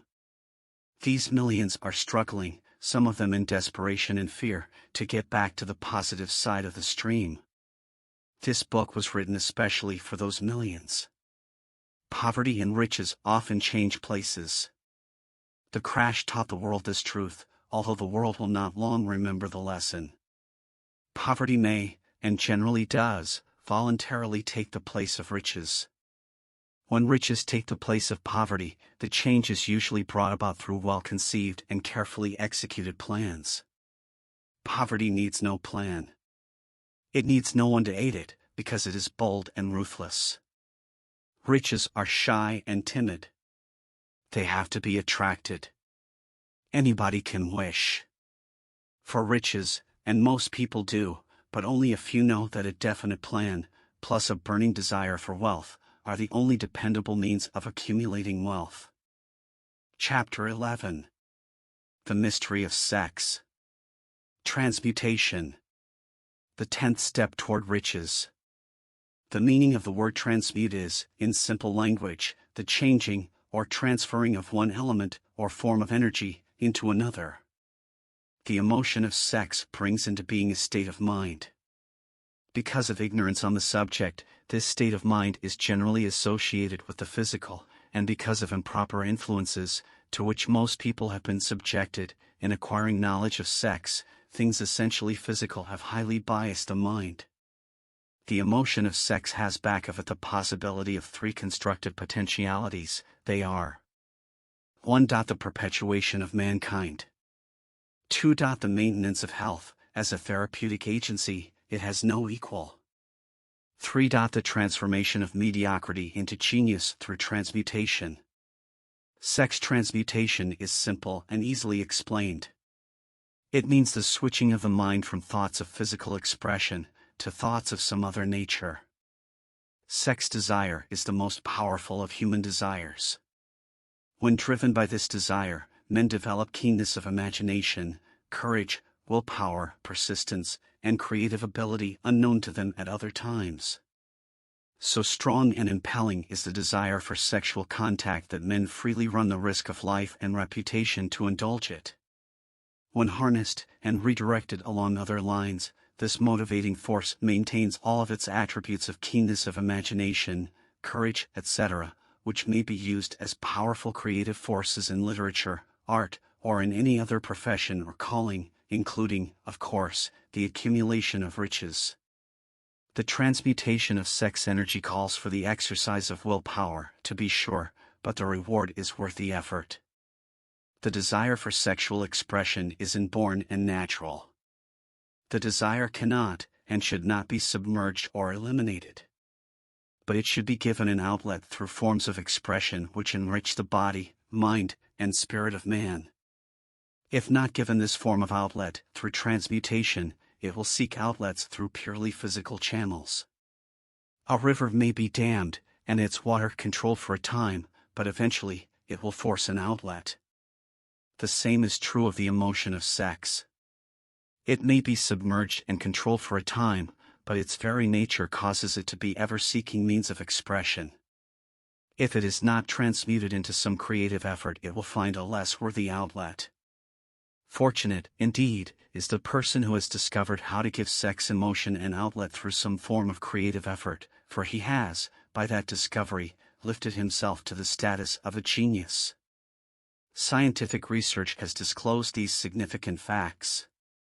1. The men of greatest achievement are men with highly developed sex natures, men who have learned the art of sex transmutation. 2. The men who have accumulated great fortunes and achieved outstanding recognition in literature, art, industry, architecture, and the professions, were motivated by the influence of a woman. The research from which these astounding discoveries were made went back through the pages of biography and history for more than 2,000 years. Wherever there was evidence available in connection with the lives of men and women of great achievement, it indicated most convincingly that they possessed highly developed sex natures. The emotion of sex is an irresistible force, against which there can be no such opposition as an immovable body. When driven by this emotion, men become gifted with a superpower for action. Understand this truth, and you will catch the significance of the statement that sex transmutation will lift one to the status of a genius. The emotion of sex contains the secret of creative ability. Destroy the sex glands, whether in man or beast, and you have removed the major source of action. For proof of this, observe what happens to any animal after it has been castrated. A bull becomes as docile as a cow after it has been altered sexually. Sex alteration takes out of the male, whether man or beast, all the fight that was in him. Sex alteration of the female has the same effect. The 10 mind stimuli. The human mind responds to stimuli, through which it may be keyed up to high rates of vibration, known as enthusiasm, creative imagination, intense desire, etc. The stimuli to which the mind responds most freely are 1. The desire for sex expression. 2. Love. 3. A burning desire for fame, power, or financial gain, money. 4. Music. 5. Friendship between either those of the same sex, or those of the opposite sex. 6. A mastermind alliance based upon the harmony of 2 or more people who ally themselves for spiritual or temporal advancement. 7. Mutual suffering, such as that experienced by people who are persecuted. 8. Autosuggestion. 9. Fear. 10. Narcotics and alcohol. The desire for sex expression comes at the head of the list of stimuli, which most effectively step up the vibrations of the mind and start the wheels of physical action. 8 of these stimuli are natural and constructive. 2 are destructive.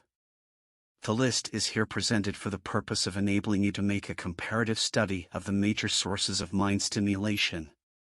From this study, it will be readily seen that the emotion of sex is, by great odds, the most intense and powerful of all mind stimuli. This comparison is necessary as a foundation for proof of the statement that transmutation of sex energy may lift one to the status of a genius. Let us find out what constitutes a genius. Some wiseacre has said that a genius is a man who wears long hair, eats queer food, lives alone, and serves as a target for the joke makers. A better definition of a genius is a man who has discovered how to increase the vibrations of thought to the point where he can freely communicate with sources of knowledge not available through the ordinary rate of vibration of thought. The person who thinks will want to ask some questions concerning this definition of genius. The first question will be, how may one communicate with sources of knowledge which are not available through the ordinary rate of vibration of thought? The next question will be, are there known sources of knowledge which are available only to genii, and if so, what are these sources, and exactly how may they be reached? We shall offer proof of the soundness of some of the more important statements made in this book, or at least we shall offer evidence through which you may secure your own proof through experimentation, and in doing so, we shall answer both of these questions. Genius is developed through the sixth sense. The reality of a sixth sense has been fairly well established. This sixth sense is creative imagination. The faculty of creative imagination is one which the majority of people never use during an entire lifetime, and if used at all, it usually happens by mere accident. A relatively small number of people use, with deliberation and purpose of forethought, the faculty of creative imagination. Those who use this faculty voluntarily, and with understanding of its functions, are genii.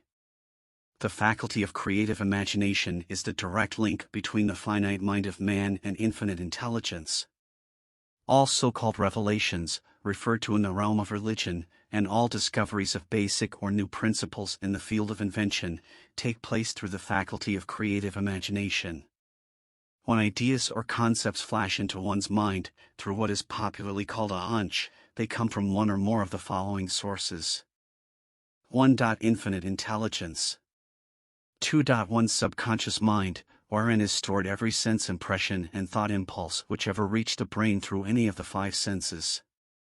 3. From the mind of some other person who has just released the thought, or picture of the idea or concept through conscious thought, or 4. From the other person's subconscious storehouse.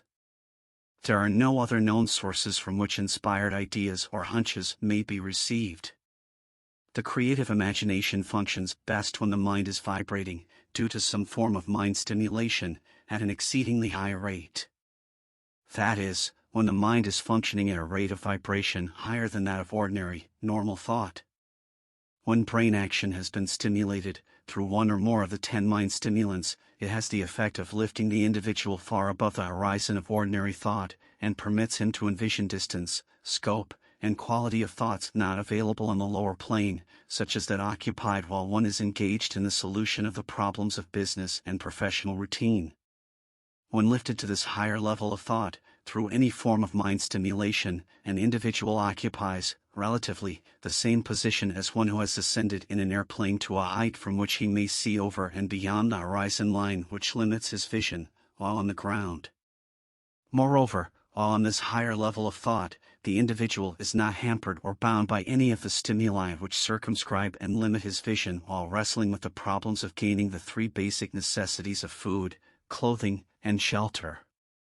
He is in a world of thought in which the ordinary, workaday thoughts have been as effectively removed as are the hills and valleys and other limitations of physical vision, when he rises in an airplane. While on this exalted plane of thought, the creative faculty of the mind is given freedom for action. The way has been cleared for the 6th sense to function, it becomes receptive to ideas which could not reach the individual under any other circumstances. The 6th sense is the faculty which marks the difference between a genius and an ordinary individual. The creative faculty becomes more alert and receptive to vibrations, originating outside the individual's subconscious mind, the more this faculty is used, and the more the individual relies upon it, and makes demands upon it for thought impulses. This faculty can be cultivated and developed only through use. That which is known as one's conscience operates entirely through the faculty of the 6th sense. The great artists, writers, musicians, and poets become great, because they acquire the habit of relying upon the still small voice which speaks from within, through the faculty of creative imagination. It is a fact well known to people who have keen imaginations that their best ideas come through so-called hunches. There is a great orator who does not attain to greatness until he closes his eyes and begins to rely entirely upon the faculty of creative imagination. When asked why he closed his eyes just before the climaxes of his oratory, he replied, "I do it, because, then I speak through ideas which come to me from within." One of America's most successful and best-known financiers followed the habit of closing his eyes for 2 or 3 minutes before making a decision. When asked why he did this, he replied, "With my eyes closed, I am able to draw upon a source of superior intelligence." The late Dr. Elmer R. Gates, of Chevy Chase, Maryland, created more than 200 useful patents, many of them basic, through the process of cultivating and using the creative faculty. His method is both significant and interesting to one interested in attaining to the status of genius, in which category Dr. Gates unquestionably belonged. Dr. Gates was one of the really great, though less publicized scientists of the world. In his laboratory, he had what he called his personal communication room. It was practically soundproof, and so arranged that all light could be shut out. It was equipped with a small table, on which he kept a pad of writing paper. In front of the table, on the wall, was an electric push button, which controlled the lights. When Dr. Gates desired to draw upon the forces available to him through his creative imagination, he would go into this room, seat himself at the table, shut off the lights, and concentrate upon the known factors of the invention on which he was working, remaining in that position until ideas began to flash into his mind in connection with the unknown factors of the invention. On one occasion, ideas came through so fast that he was forced to write for almost 3 hours. When the thoughts stopped flowing, and he examined his notes, he found they contained a minute description of principles which bat not a parallel among the known data of the scientific world. Moreover, the answer to his problem was intelligently presented in those notes. In this manner Dr. Gates completed over 200 patents, which had been begun, but not completed, by half-baked brains. Evidence of the truth of this statement is in the United States Patent Office. Dr. Gates earned his living by sitting for ideas for individuals and corporations. Some of the largest corporations in America paid him substantial fees, by the hour, for sitting for ideas. The reasoning faculty is often faulty, because it is largely guided by one's accumulated experience. Not all knowledge, which one accumulates through experience, is accurate. Ideas received through the creative faculty are much more reliable, for the reason that they come from sources more reliable than any which are available to the reasoning faculty of the mind. The major difference between the genius and the ordinary crank inventor may be found in the fact that the genius works through his faculty of creative imagination, while the crank knows nothing of this faculty. The scientific inventor, such as Mr. Edison and Dr. Gates, makes use of both the synthetic and the creative faculties of imagination. For example, the scientific inventor, or genius, begins an invention by organizing and combining the known ideas, or principles accumulated through experience, through the synthetic faculty, the reasoning faculty. If he finds this accumulated knowledge to be insufficient for the completion of his invention, he then draws upon the sources of knowledge available to him through his creative faculty. The method by which he does this varies with the individual, but this is the sum and substance of his procedure. 1. He stimulates his mind so that it vibrates on a higher than average plane, using one or more of the 10 mind stimulants or some other stimulant of his choice. 2. He concentrates upon the known factors, the finished part of his invention, and creates in his mind a perfect picture of unknown factors, the unfinished part of his invention. He holds this picture in mind until it has been taken over by the subconscious mind, then relaxes by clearing his mind of all thought, and waits for his answer to flash into his mind. Sometimes the results are both definite and immediate. At other times, the results are negative, depending upon the state of development of the sixth sense, or creative faculty. Mr. Edison tried out more than 10,000 different combinations of ideas through the synthetic faculty of his imagination before he tuned in through the creative faculty, and got the answer which perfected the incandescent light. His experience was similar when he produced a talking machine. There is plenty of reliable evidence that the faculty of creative imagination exists. This evidence is available through accurate analysis of men who have become leaders in their respective callings, without having had extensive educations. Lincoln was a notable example of a great leader who achieved greatness through the discovery and use of his faculty of creative imagination. He discovered and began to use this faculty as the result of the stimulation of love which he experienced after he met in Rutledge, a statement of the highest significance in connection with the study of the source of genius. The pages of history are filled with the records of great leaders whose achievements may be traced directly to the influence of women who aroused the creative faculties of their minds through the stimulation of sex desire. Napoleon Bonaparte was one of these. When inspired by his first wife, Josephine, he was irresistible and invincible. When his better judgment or reasoning faculty prompted him to put Josephine aside, he began to decline. His defeat and St. Helena were not far distant. If good taste would permit, we might easily mention scores of men, well known to the American people, who climbed to great heights of achievement under the stimulating influence of their wives, only to drop back to destruction after money and power went to their heads, and they put aside the old wife for a new one. Napoleon was not the only man to discover that sex influence, from the right source, is more powerful than any substitute of expediency, which may be created by mere reason. The human mind responds to stimulation. Among the greatest and most powerful of these stimuli is the urge of sex. When harnessed and transmuted, this driving force is capable of lifting men into that higher sphere of thought which enables them to master the sources of worry and petty annoyance which beset their pathway on the lower plane. Unfortunately, only the genii have made the discovery.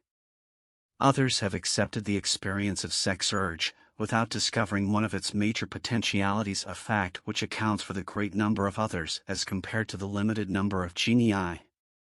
For the purpose of refreshing the memory, in connection with the facts available from the biographies of certain men, we here present the names of a few men of outstanding achievement, each of whom was known to have been of a highly sexed nature. The genius which was theirs undoubtedly found its source of power in transmuted sex energy.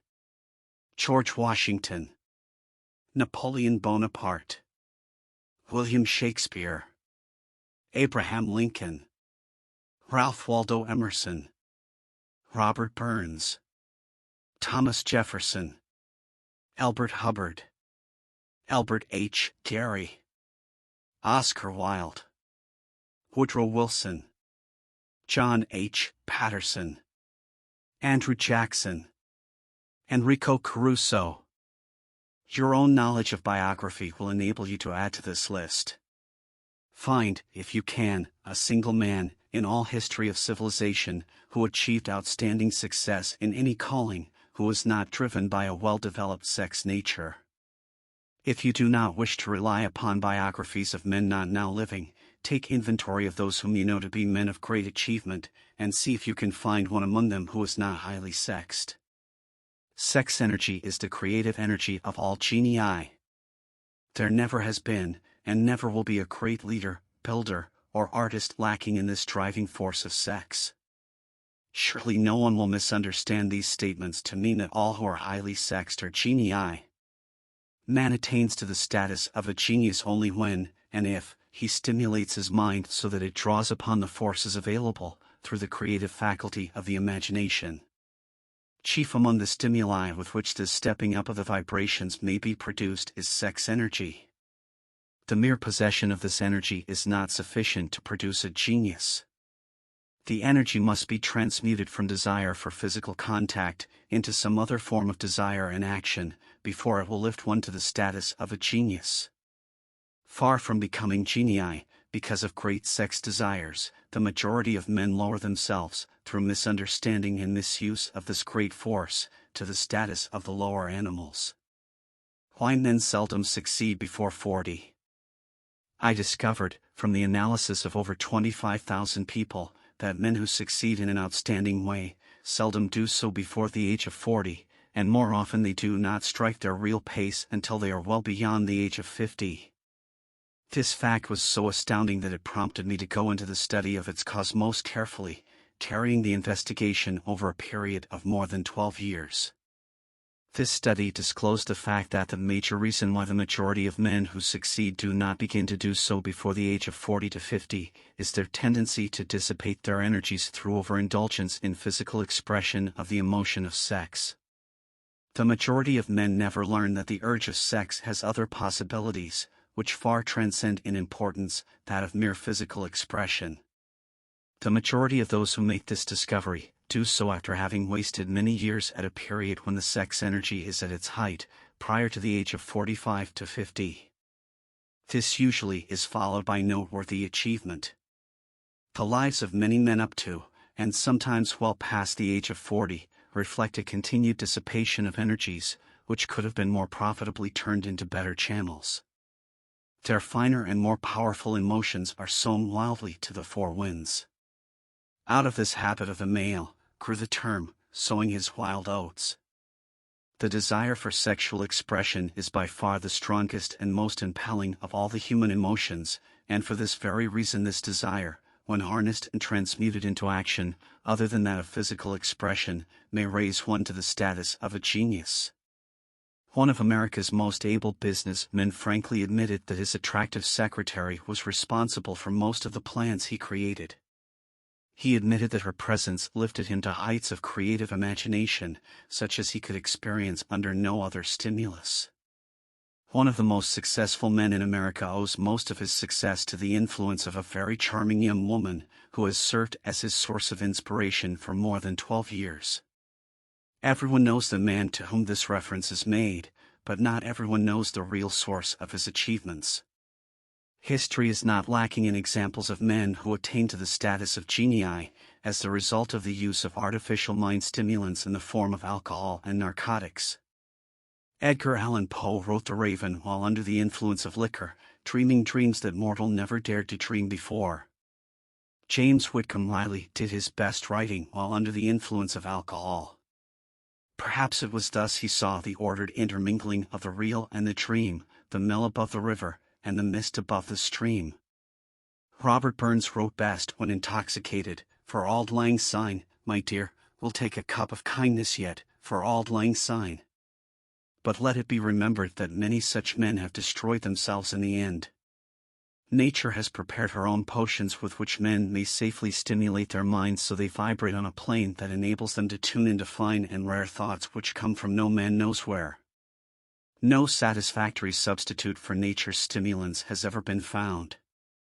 It is a fact well known to psychologists that there is a very close relationship between sex desires and spiritual urges, a fact which accounts for the peculiar behavior of people who participate in the orgies known as religious revivals, common among the primitive types. The world is ruled, and the destiny of civilization is established, by the human emotions. People are influenced in their actions, not by reason so much as by feelings. The creative faculty of the mind is set into action entirely by emotions, and not by cold reason. The most powerful of all human emotions is that of sex. There are other mind stimulants, some of which have been listed, but no one of them, nor all of them combined, can equal the driving power of sex. A mind stimulant is any influence which will either temporarily, or permanently, increase the vibrations of thought. The 10 major stimulants, described, are those most commonly resorted to. Through these sources one may commune with infinite intelligence, or enter, at will, the storehouse of the subconscious mind, either one's own, or that of another person, a procedure which is all there is of genius. A teacher, who has trained and directed the efforts of more than 30,000 salespeople, made the astounding discovery that highly sexed men are the most efficient salesmen. The explanation is that the factor of personality known as personal magnetism is nothing more nor less than sex energy. Highly sexed people always have a plentiful supply of magnetism. Through cultivation and understanding, this vital force may be drawn upon and used to great advantage in the relationships between people. This energy may be communicated to others through the following media. 1. The handshake. The touch of the hand indicates, instantly, the presence of magnetism, or the lack of it. 2. The tone of voice. Magnetism, or sex energy, is the factor with which the voice may be colored, or made musical and charming. 3. Posture and carriage of the body. Highly sexed people move briskly, and with grace and ease. 4. The vibrations of thought. Highly sexed people mix the emotion of sex with their thoughts, or may do so at will, and in that way, may influence those around them. 5. Body adornment. People who are highly sexed are usually very careful about their personal appearance. They usually select clothing of a style becoming to their personality, physique, complexion, etc. When employing salesmen, the more capable sales manager looks for the quality of personal magnetism as the first requirement of a salesman. People who lack sex energy will never become enthusiastic nor inspire others with enthusiasm, and enthusiasm is one of the most important requisites in salesmanship, no matter what one is selling.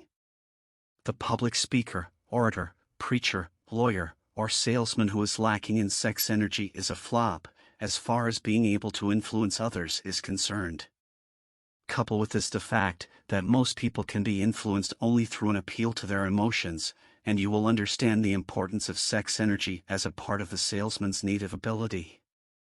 Master salesmen attain the status of mastery in selling because they, either consciously or unconsciously, transmute the energy of sex into sales enthusiasm.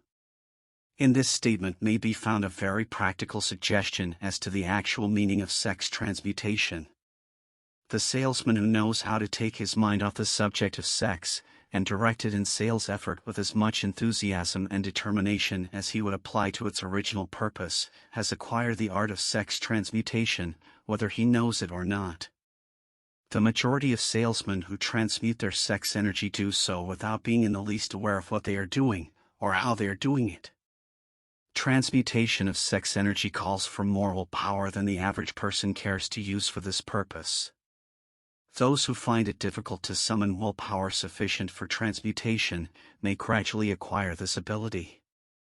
Though this requires willpower, the reward for the practice is more than worth the effort. The entire subject of sex is one with which the majority of people appear to be unpardonably ignorant. The urge of sex has been grossly misunderstood, slandered, and burlesqued by the ignorant and the evil-minded, for so long that the very word sex is seldom used in polite society. Men and women who are known to be blessed, yes, blessed with highly sexed natures, are usually looked upon as being people who will bear watching. Instead of being called blessed, they are usually called cursed. Millions of people, even in this age of enlightenment, have inferiority complexes which they developed because of this false belief that a highly sexed nature is a curse. These statements of the virtue of sex energy should not be construed as justification for the libertine. The emotion of sex is a virtue only when used intelligently and with discrimination. It may be misused, and often is, to such an extent that it debases, instead of enriches, both body and mind. The better use of this power is the burden of this chapter.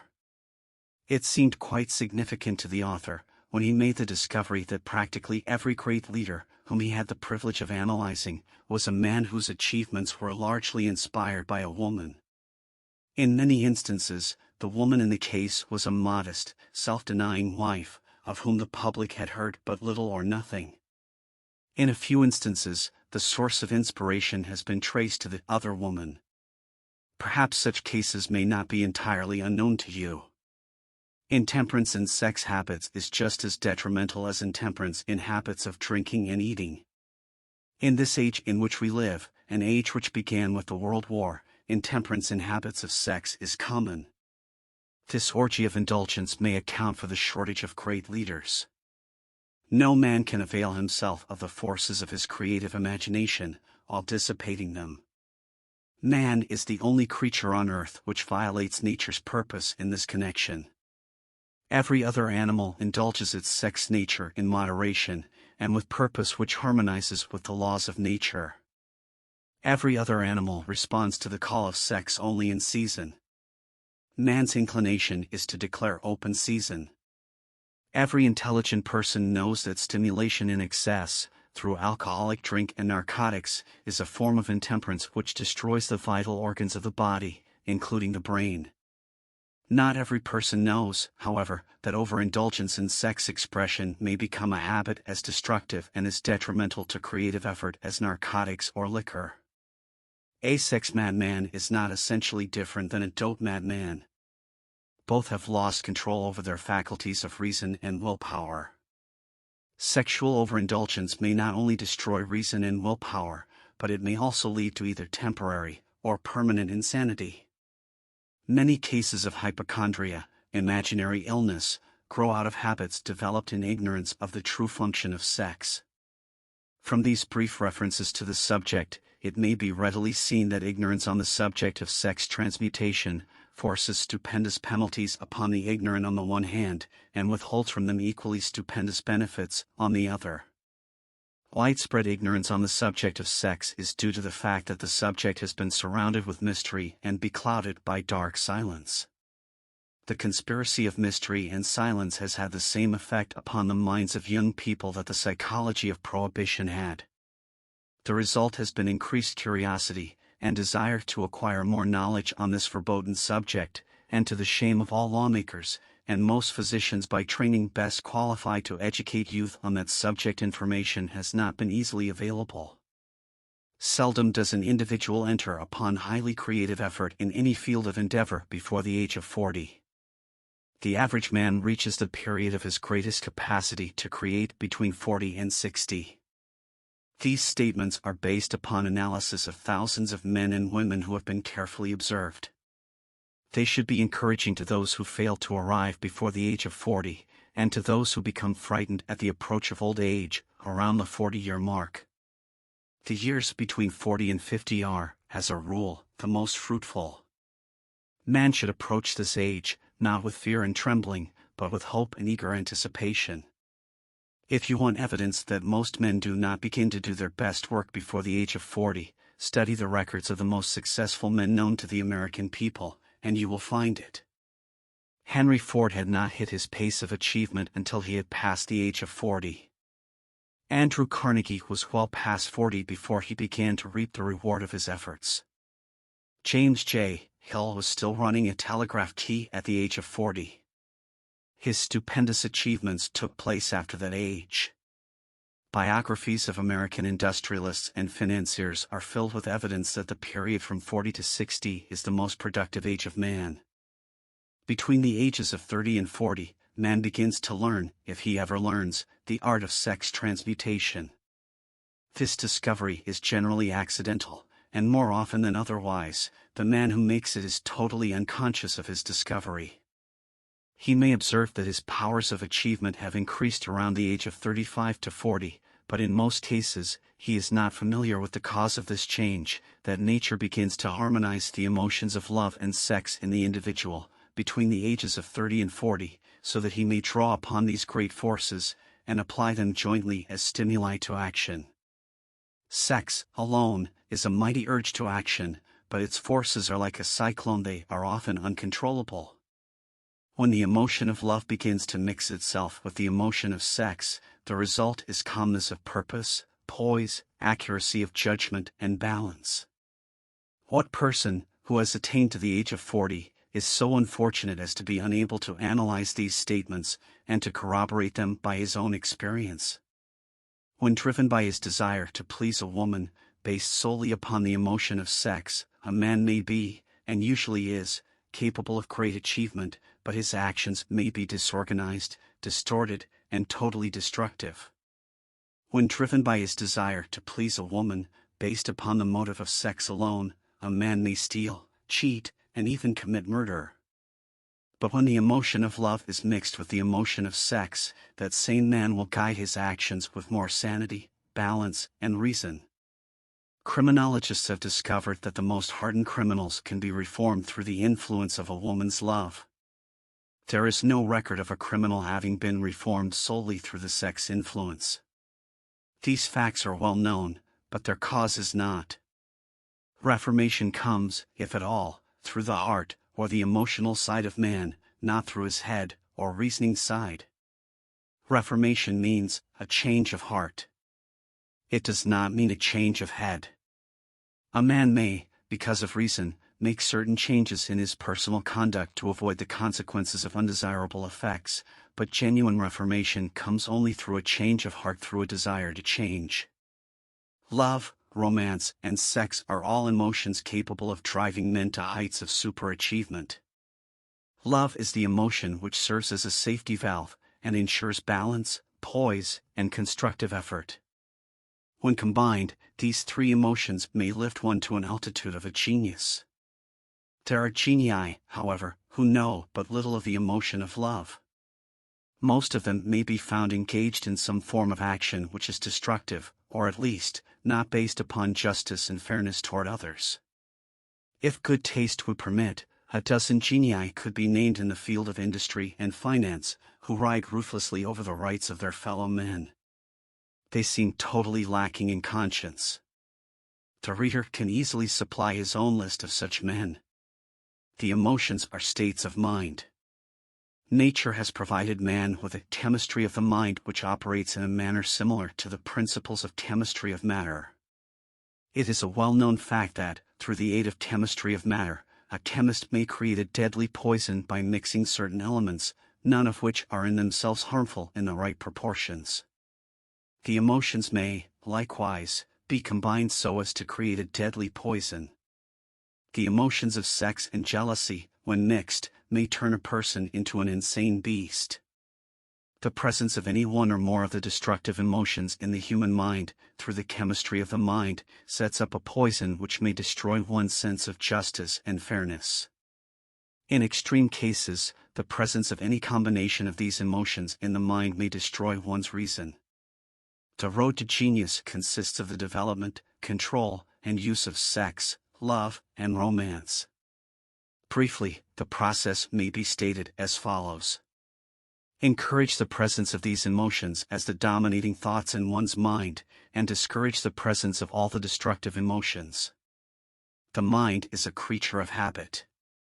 It thrives upon the dominating thoughts fed it. Through the faculty of willpower, one may discourage the presence of any emotion, and encourage the presence of any other. Control of the mind, through the power of will, is not difficult. Control comes from persistence and habit. The secret of control lies in understanding the process of transmutation. When any negative emotion presents itself in one's mind, it can be transmuted into a positive or constructive emotion by the simple procedure of changing one's thoughts. There is no other road to genius than through voluntary self-effort. A man may attain to great heights of financial or business achievement solely by the driving force of sex energy, but history is filled with evidence that he may, and usually does, carry with him certain traits of character which rob him of the ability to either hold or enjoy his fortune. This is worthy of analysis, thought, and meditation, for it states a truth, the knowledge of which may be helpful to women as well as men. Ignorance of this has cost thousands of people their privilege of happiness, even though they possess riches.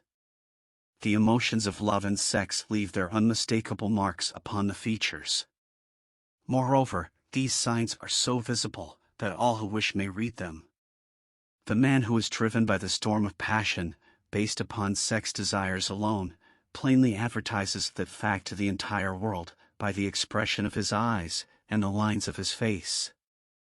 The emotion of love, when mixed with the emotion of sex, softens, modifies, and beautifies the facial expression. No character analyst is needed to tell you this, you may observe it for yourself. The emotion of love brings out, and develops, the artistic and the aesthetic nature of man. It leaves its impress upon one's very soul, even after the fire has been subdued by time and circumstance. Memories of love never pass. They linger, guide, and influence long after the source of stimulation has faded. There is nothing new in this. Every person who has been moved by genuine love knows that it leaves enduring traces upon the human heart. The effect of love endures, because love is spiritual in nature. The man who cannot be stimulated to great heights of achievement by love is hopeless. He is dead, though he may seem to live. Even the memories of love are sufficient to lift one to a higher plane of creative effort. The major force of love may spend itself and pass away, like a fire which has burned itself out, but it leaves behind indelible marks as evidence that it passed that way. Its departure often prepares the human heart for a still greater love.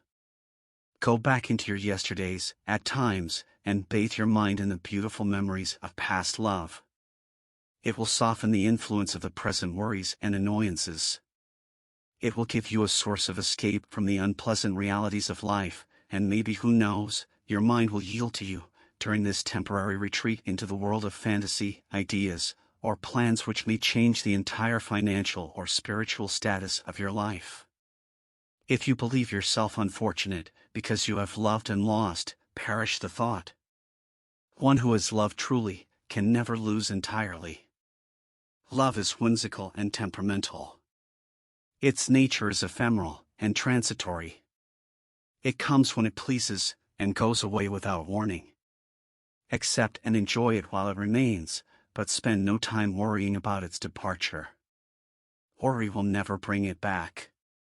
Dismiss, also, the thought that love never comes but once. Love may come and go, times without number, but there are no two love experiences which affect one in just the same way. There may be, and there usually is, one love experience which leaves a deeper imprint on the heart than all the others, but all love experiences are beneficial, except to the person who becomes resentful and cynical when love makes its departure. There should be no disappointment over love, and there would be none if people understood the difference between the emotions of love and sex. The major difference is that love is spiritual, while sex is biological. No experience, which touches the human heart with a spiritual force, can possibly be harmful, except through ignorance or jealousy. Love is, without question, life's greatest experience. It brings one into communion with infinite intelligence.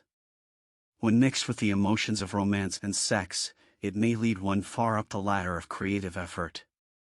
The emotions of love, sex, and romance are sides of the eternal triangle of achievement-building genius. Nature creates genii through no other force. Love is an emotion with many sides, shades, and colors.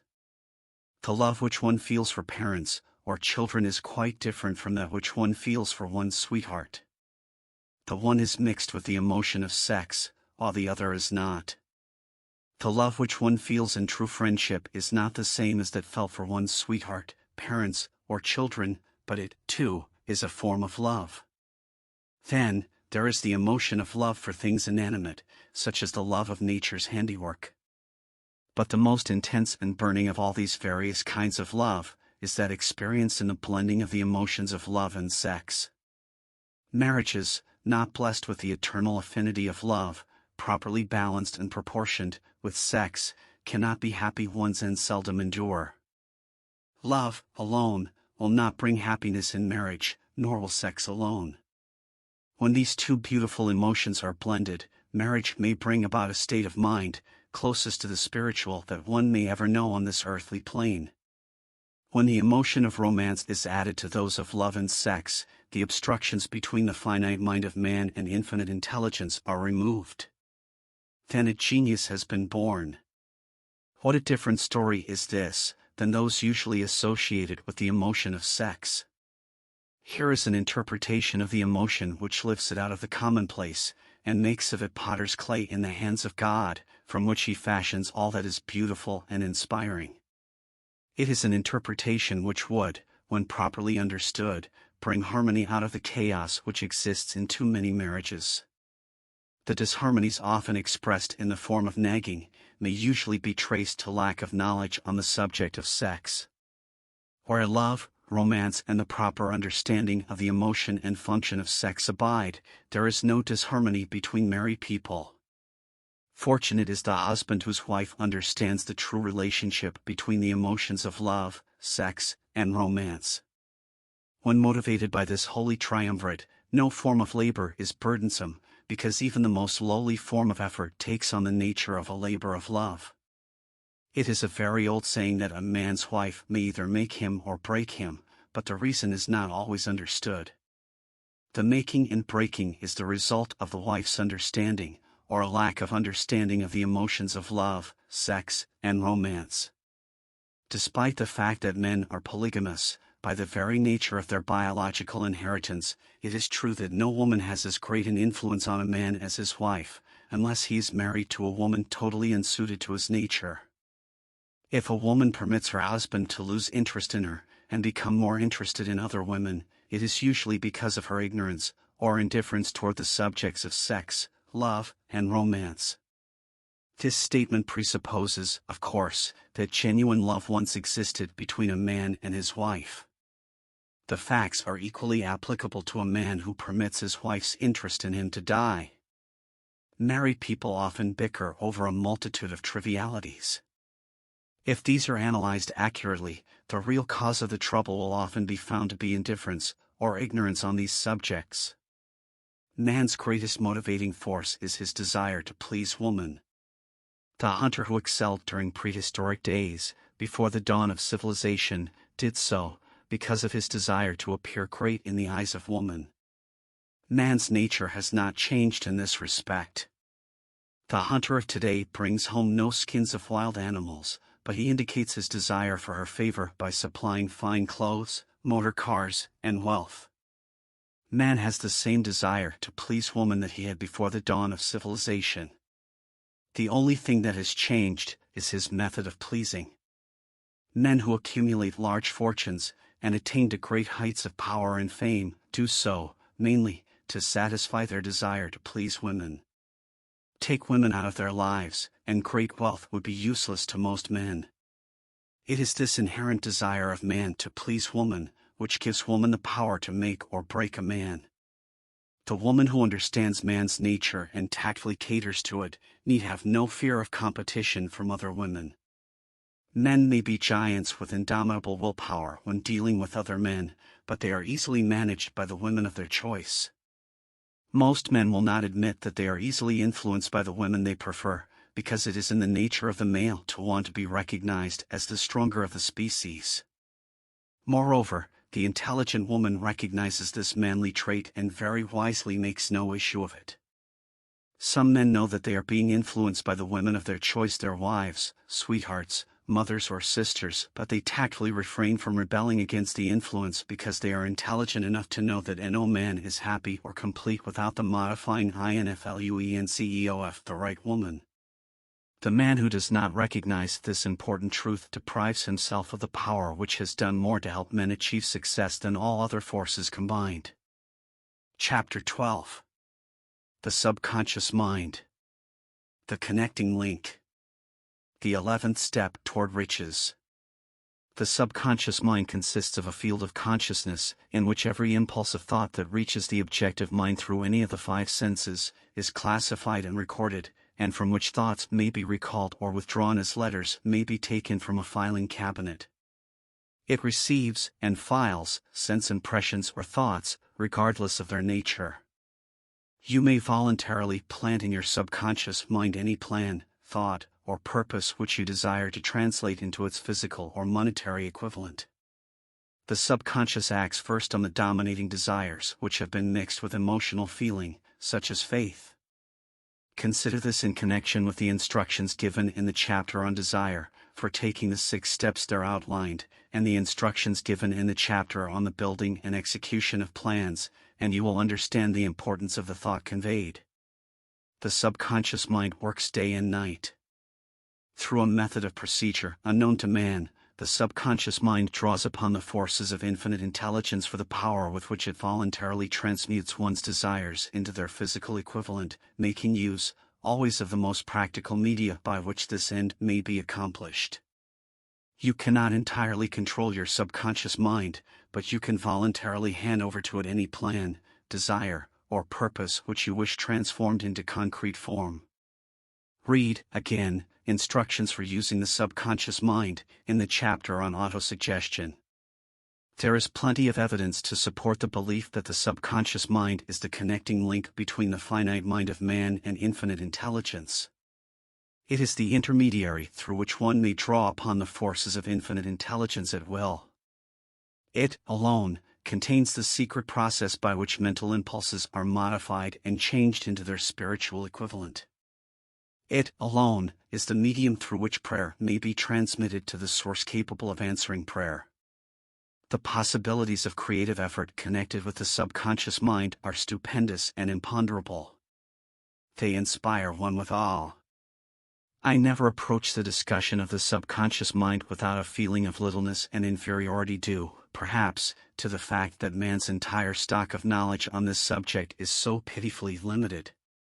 The very fact that the subconscious mind is the medium of communication between the thinking mind of man and infinite intelligence is, of itself, a thought which almost paralyzes one's reason. After you have accepted, as a reality, the existence of the subconscious mind, and understand its possibilities, as a medium for transmuting your desires into their physical or monetary equivalent, you will comprehend the full significance of the instructions given in the chapter on desire. You will also understand why you have been repeatedly admonished to make your desires clear, and to reduce them to writing. You will also understand the necessity of persistence in carrying out instructions.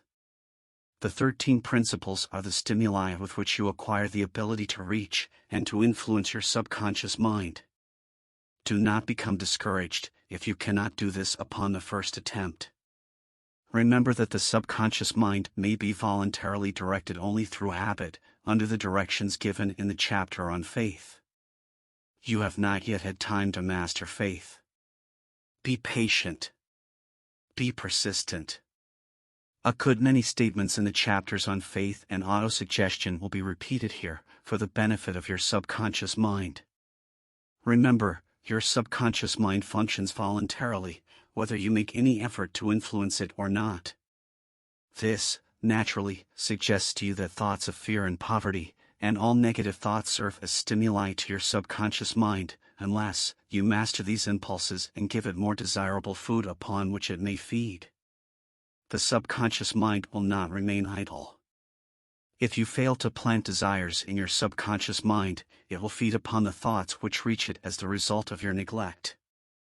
We have already explained that thought impulses, both negative and positive, are reaching the subconscious mind continuously, from the 4 sources which were mentioned in the chapter on sex transmutation. For the present, it is sufficient if you remember that you are living daily, in the midst of all manner of thought impulses which are reaching your subconscious mind, without your knowledge. Some of these impulses are negative, some are positive. You are now engaged in trying to help shut off the flow of negative impulses, and to aid in voluntarily influencing your subconscious mind through positive impulses of desire. When you achieve this, you will possess the key which unlocks the door to your subconscious mind.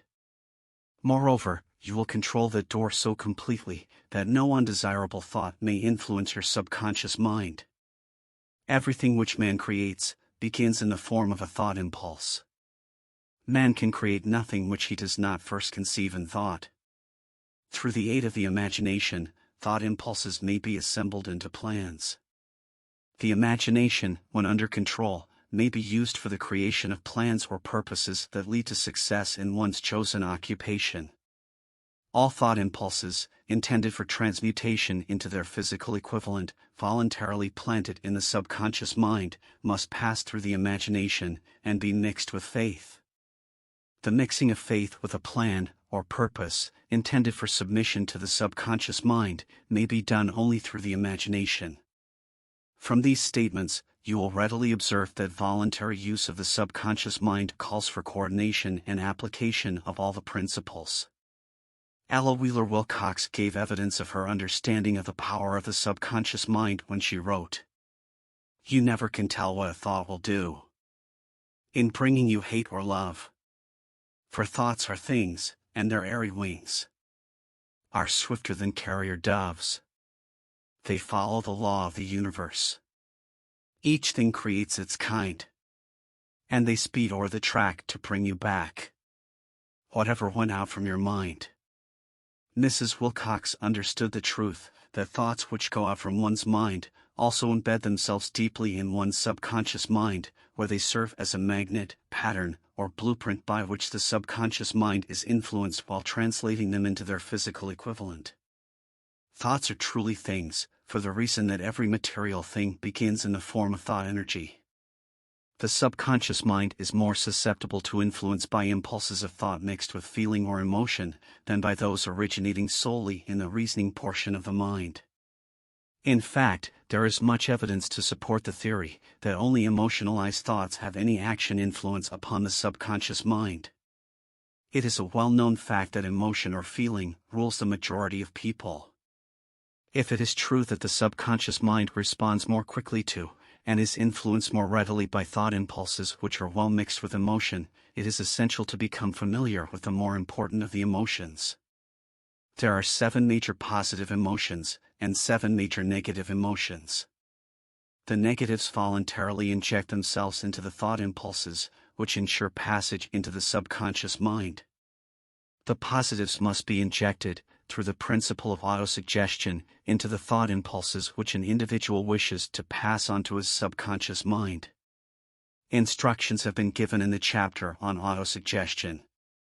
These emotions, or feeling impulses, may be likened to yeast in a loaf of bread, because they constitute the action element, which transforms thought impulses from the passive to the active state. Thus may one understand why thought impulses, which have been well mixed with emotion, are acted upon more readily than thought impulses originating in cold reason. You are preparing yourself to influence and control the inner audience of your subconscious mind, in order to hand over to it the desire for money, which you wish transmuted into its monetary equivalent. It is essential, therefore, that you understand the method of approach to this inner audience. You must speak its language, or it will not heed your call.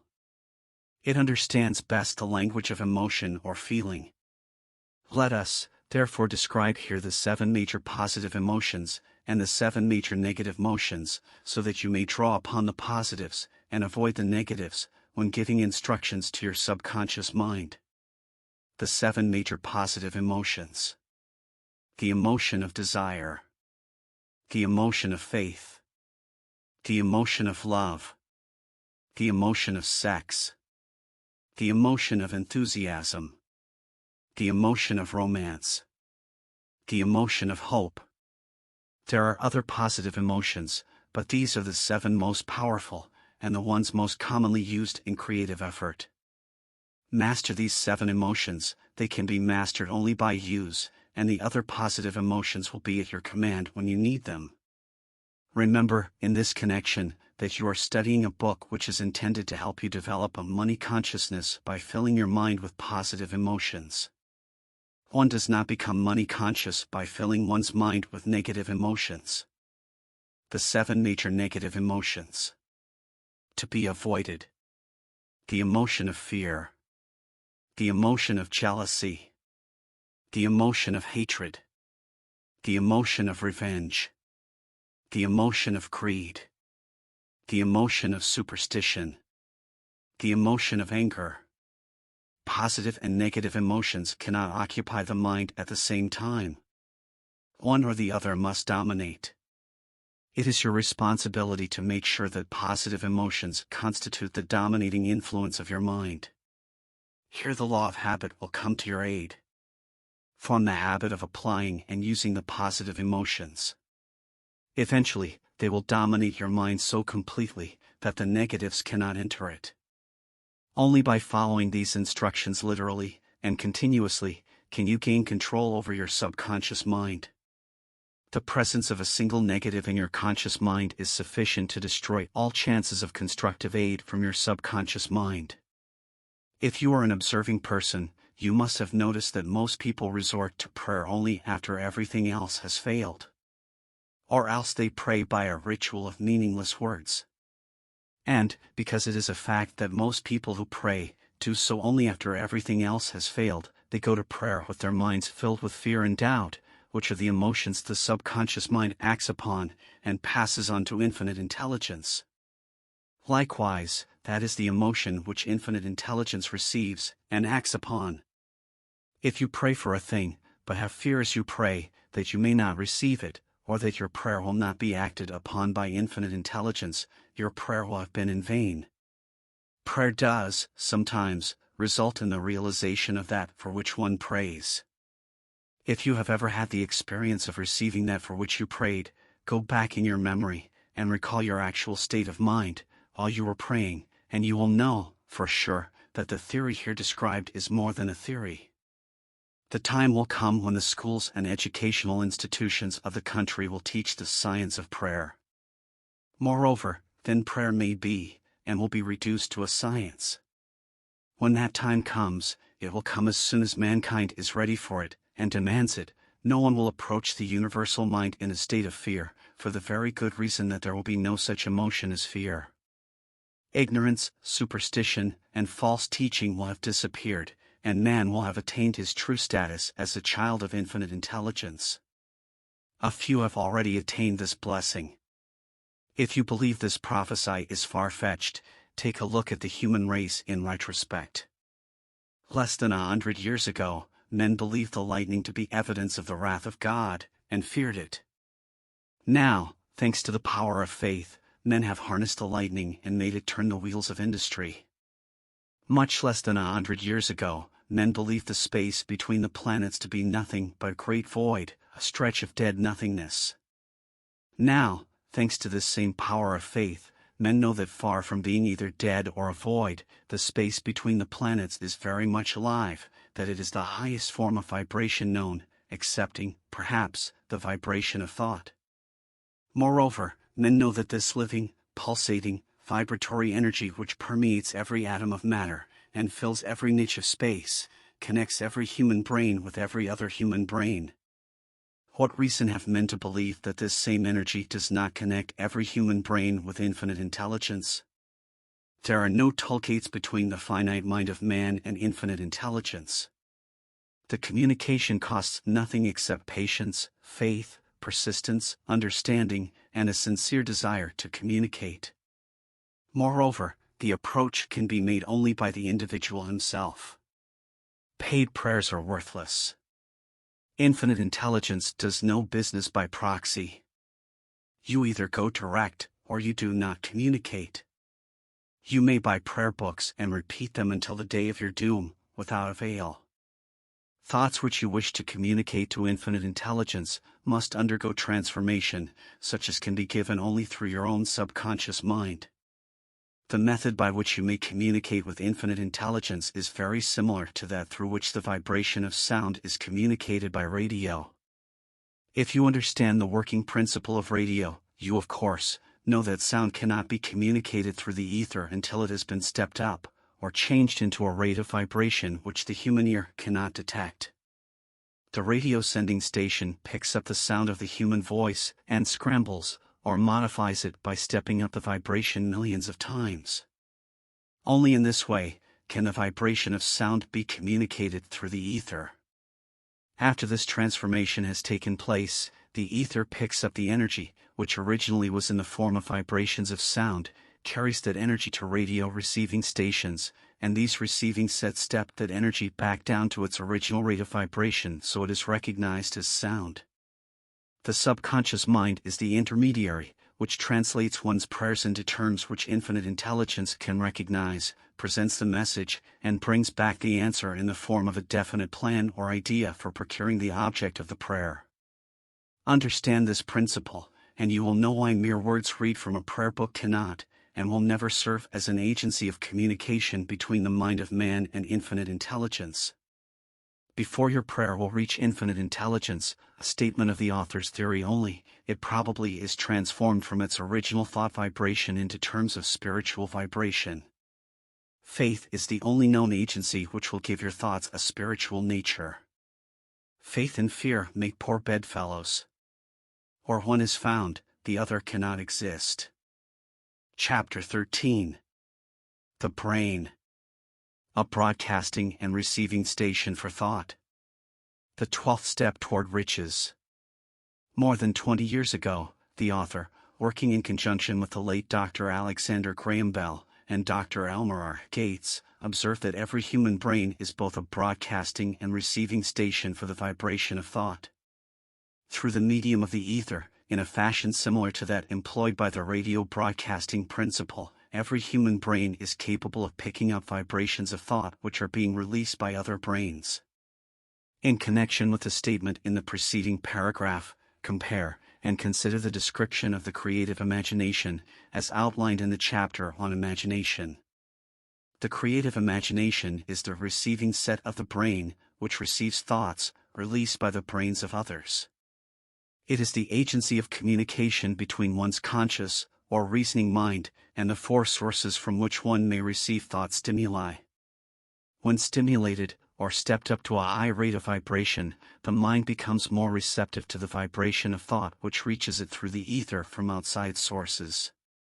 This stepping up process takes place through the positive emotions, or the negative emotions. Through the emotions, the vibrations of thought may be increased. Vibrations of an exceedingly high rate are the only vibrations picked up and carried, by the ether, from one brain to another. Thought is energy traveling at an exceedingly high rate of vibration. Thought, which has been modified or stepped up by any of the major emotions, vibrates at a much higher rate than ordinary thought, and it is this type of thought which passes from one brain to another, through the broadcasting machinery of the human brain. The emotion of sex stands at the head of the list of human emotions, as far as intensity and driving force are concerned. The brain, which has been stimulated by the emotion of sex, vibrates at a much more rapid rate than it does when that emotion is quiescent or absent.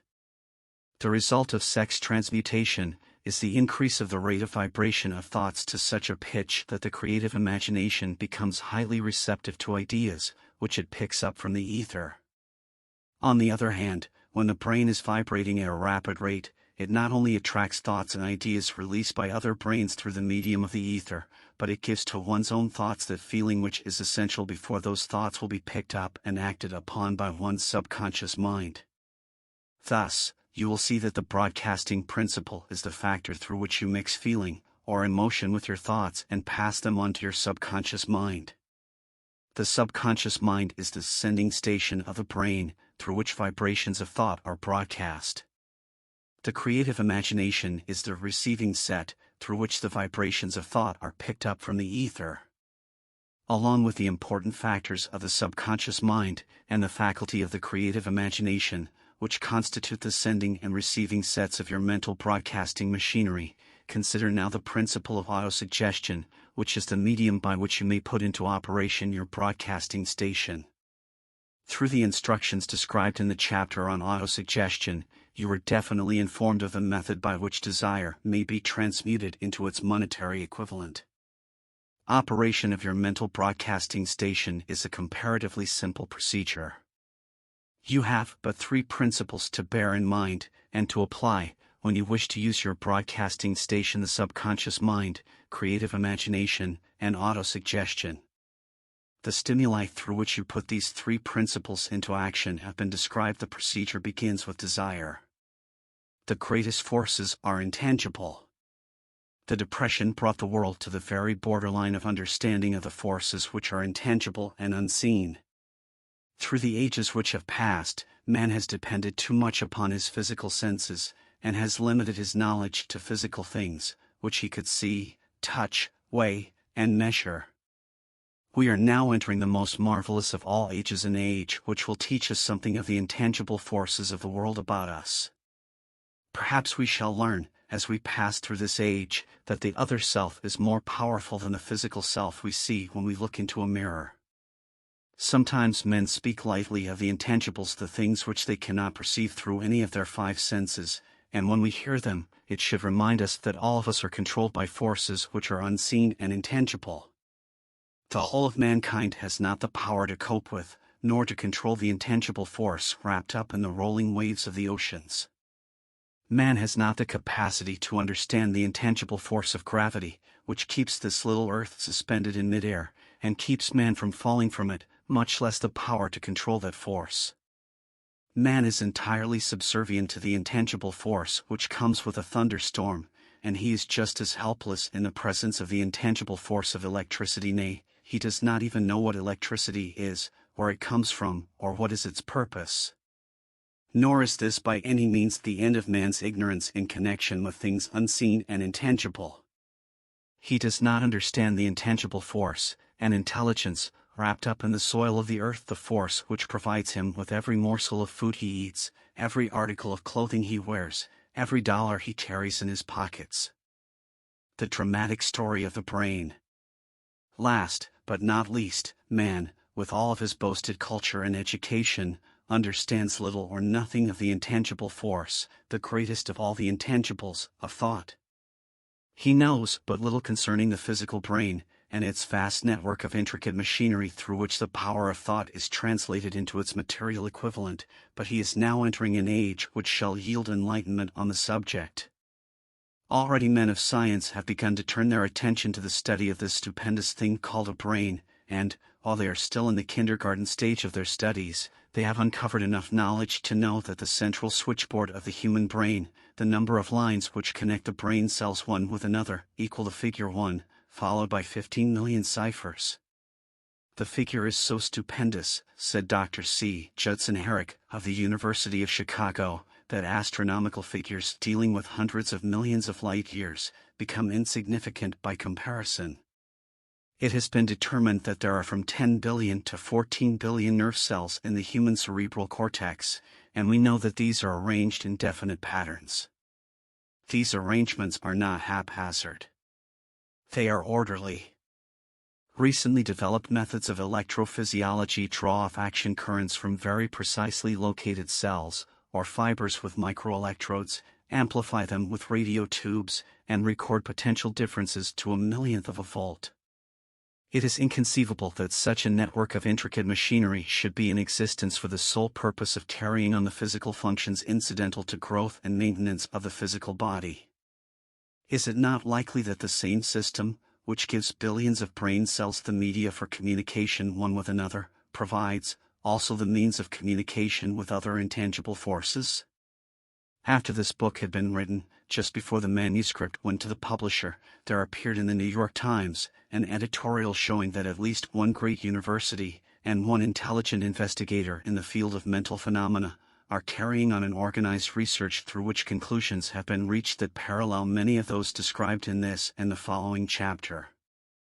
The editorial briefly analyzed the work carried on by Dr. Rhine and his associates at Duke University, viz. What is telepathy?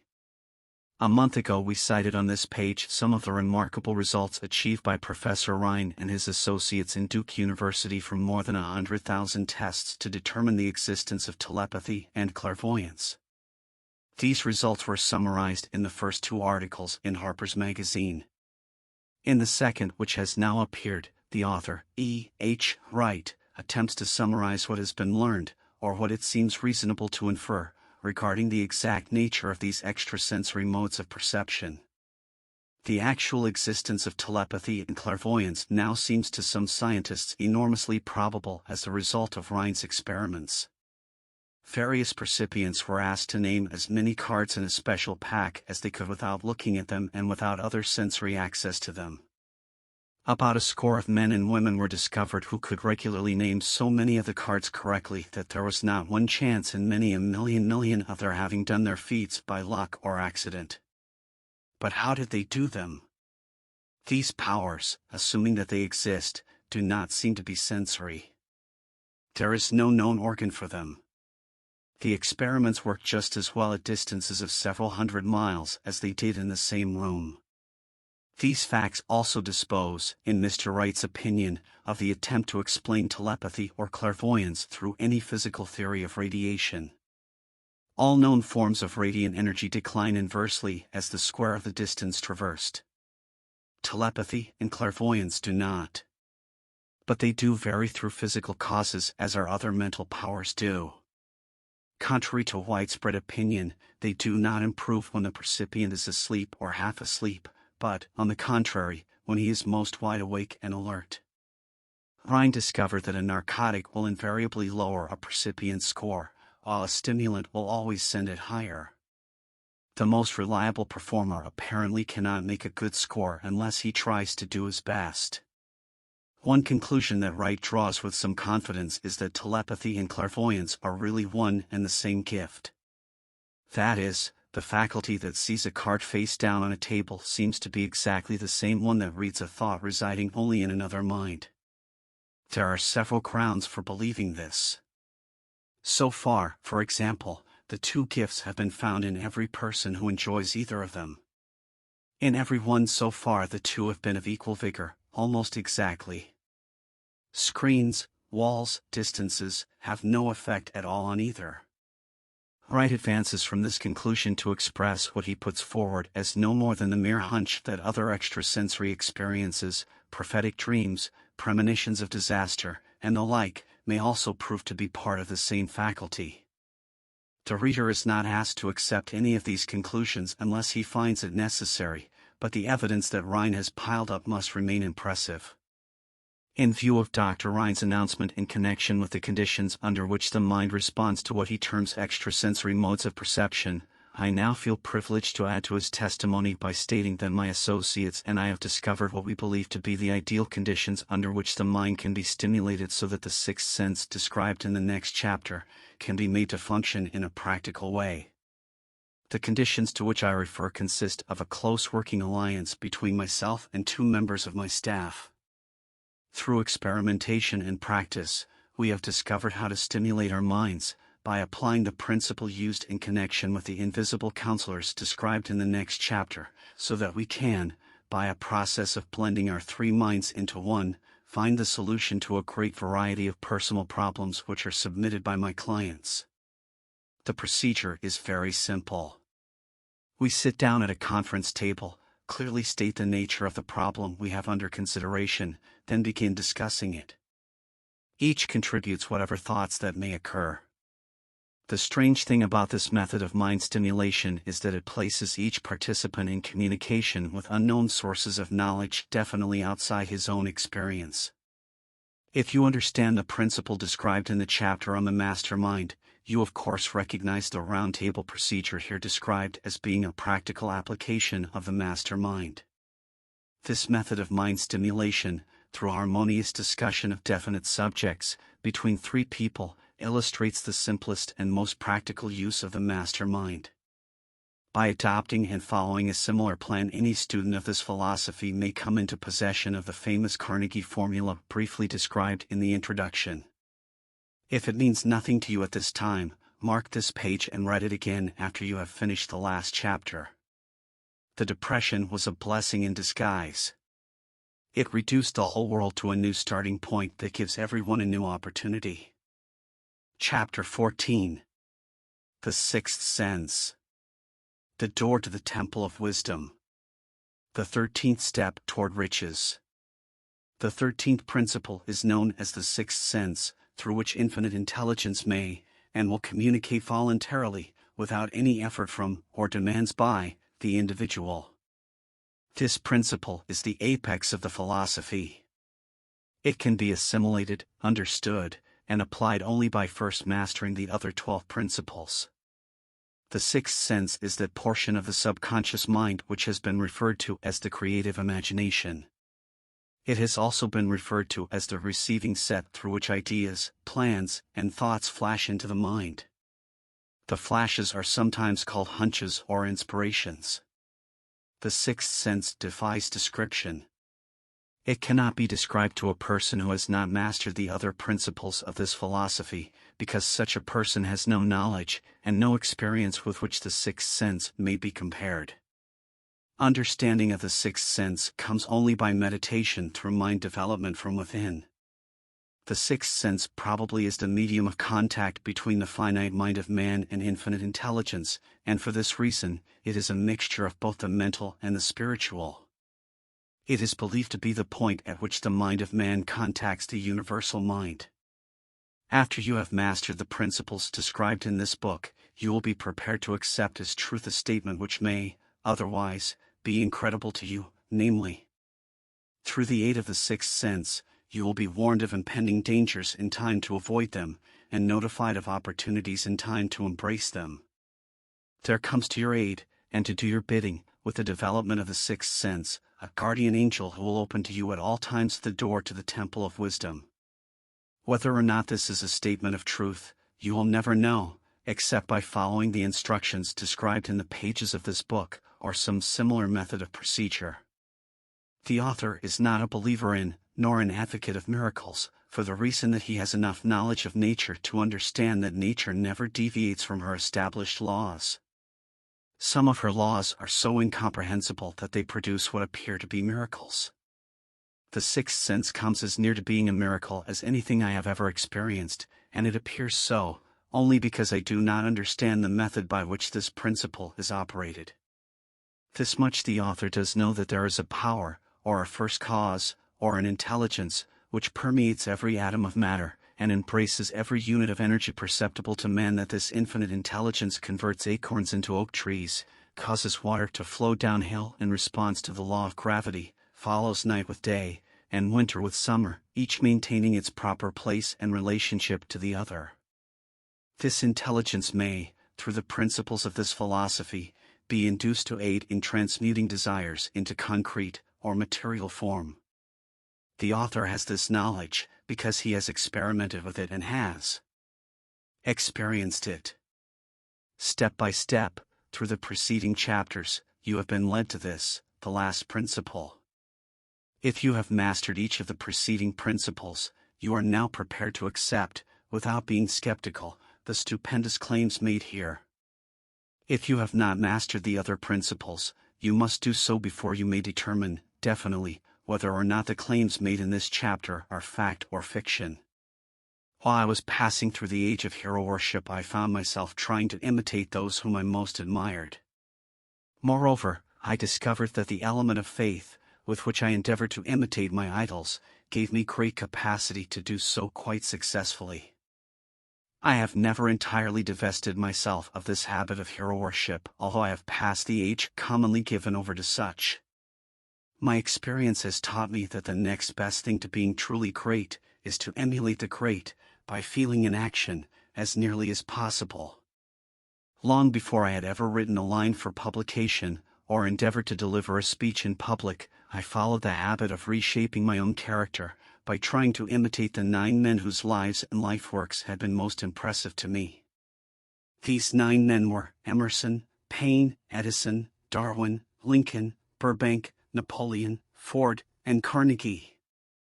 Every night, over a long period of years, I held an imaginary council meeting with this group whom I called my invisible counselors. The procedure was this. Just before going to sleep at night, I would shut my eyes and see, in my imagination, this group of men seated with me around my council table. Here I had not only an opportunity to sit among those whom I considered to be great, but I actually dominated the group by serving as the chairman. I had a very definite purpose in indulging my imagination through these nightly meetings. My purpose was to rebuild my own character so it would represent a composite of the characters of my imaginary counselors. Realizing, as I did early in life, that I had to overcome the handicap of birth in an environment of ignorance and superstition, I deliberately assigned myself the task of voluntary rebirth through the method here described. Building character through autosuggestion. Being an earnest student of psychology, I knew, of course, that all men have become what they are because of their dominating thoughts and desires.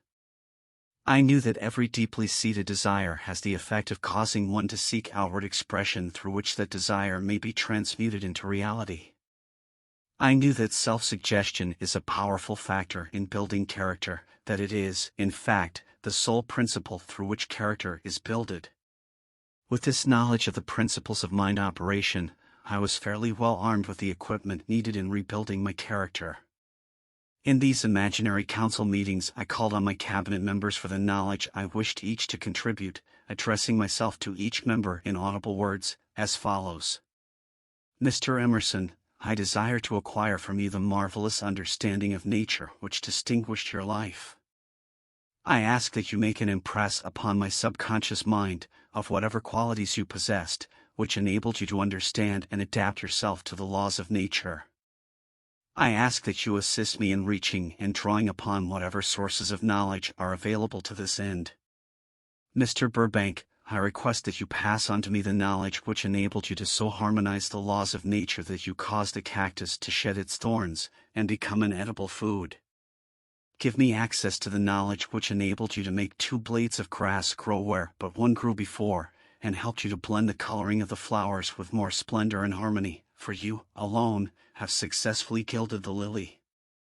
Napoleon, I desire to acquire from you, by emulation, the marvelous ability you possess to inspire men, and to arouse them to greater and more determined spirit of action.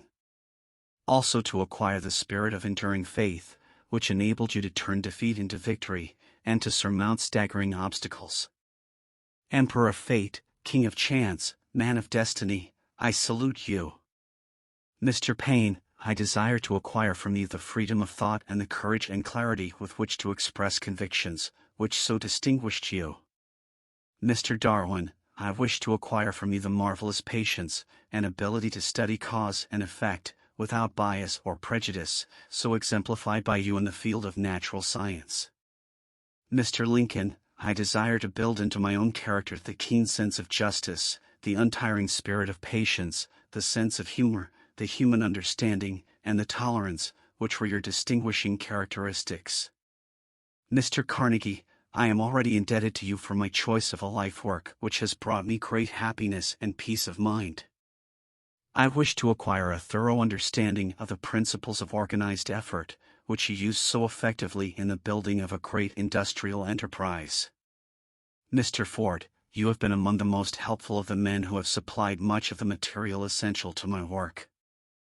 I wish to acquire your spirit of persistence, the determination, poise, and self-confidence which have enabled you to master poverty, organize, unify, and simplify human effort, so I may help others to follow in your footsteps. Mr. Edison, I have seated you nearest to me, at my right, because of the personal cooperation you have given me during my research into the causes of success and failure. I wish to acquire from you the marvelous spirit of faith, with which you have uncovered so many of nature's secrets, the spirit of unremitting toil with which you have so often wrested victory from defeat. My method of addressing the members of the imaginary cabinet would vary, according to the traits of character in which I was, for the moment, most interested in acquiring. I studied the records of their lives with painstaking care. After some months of this nightly procedure, I was astounded by the discovery that these imaginary figures became apparently real. Each of these 9 men developed individual characteristics, which surprised me. For example, Lincoln developed the habit of always being late, then walking around in solemn parade. When he came, he walked very slowly, with his hands clasped behind him, and once in a while, he would stop as he passed, and rest his hand, momentarily, upon my shoulder.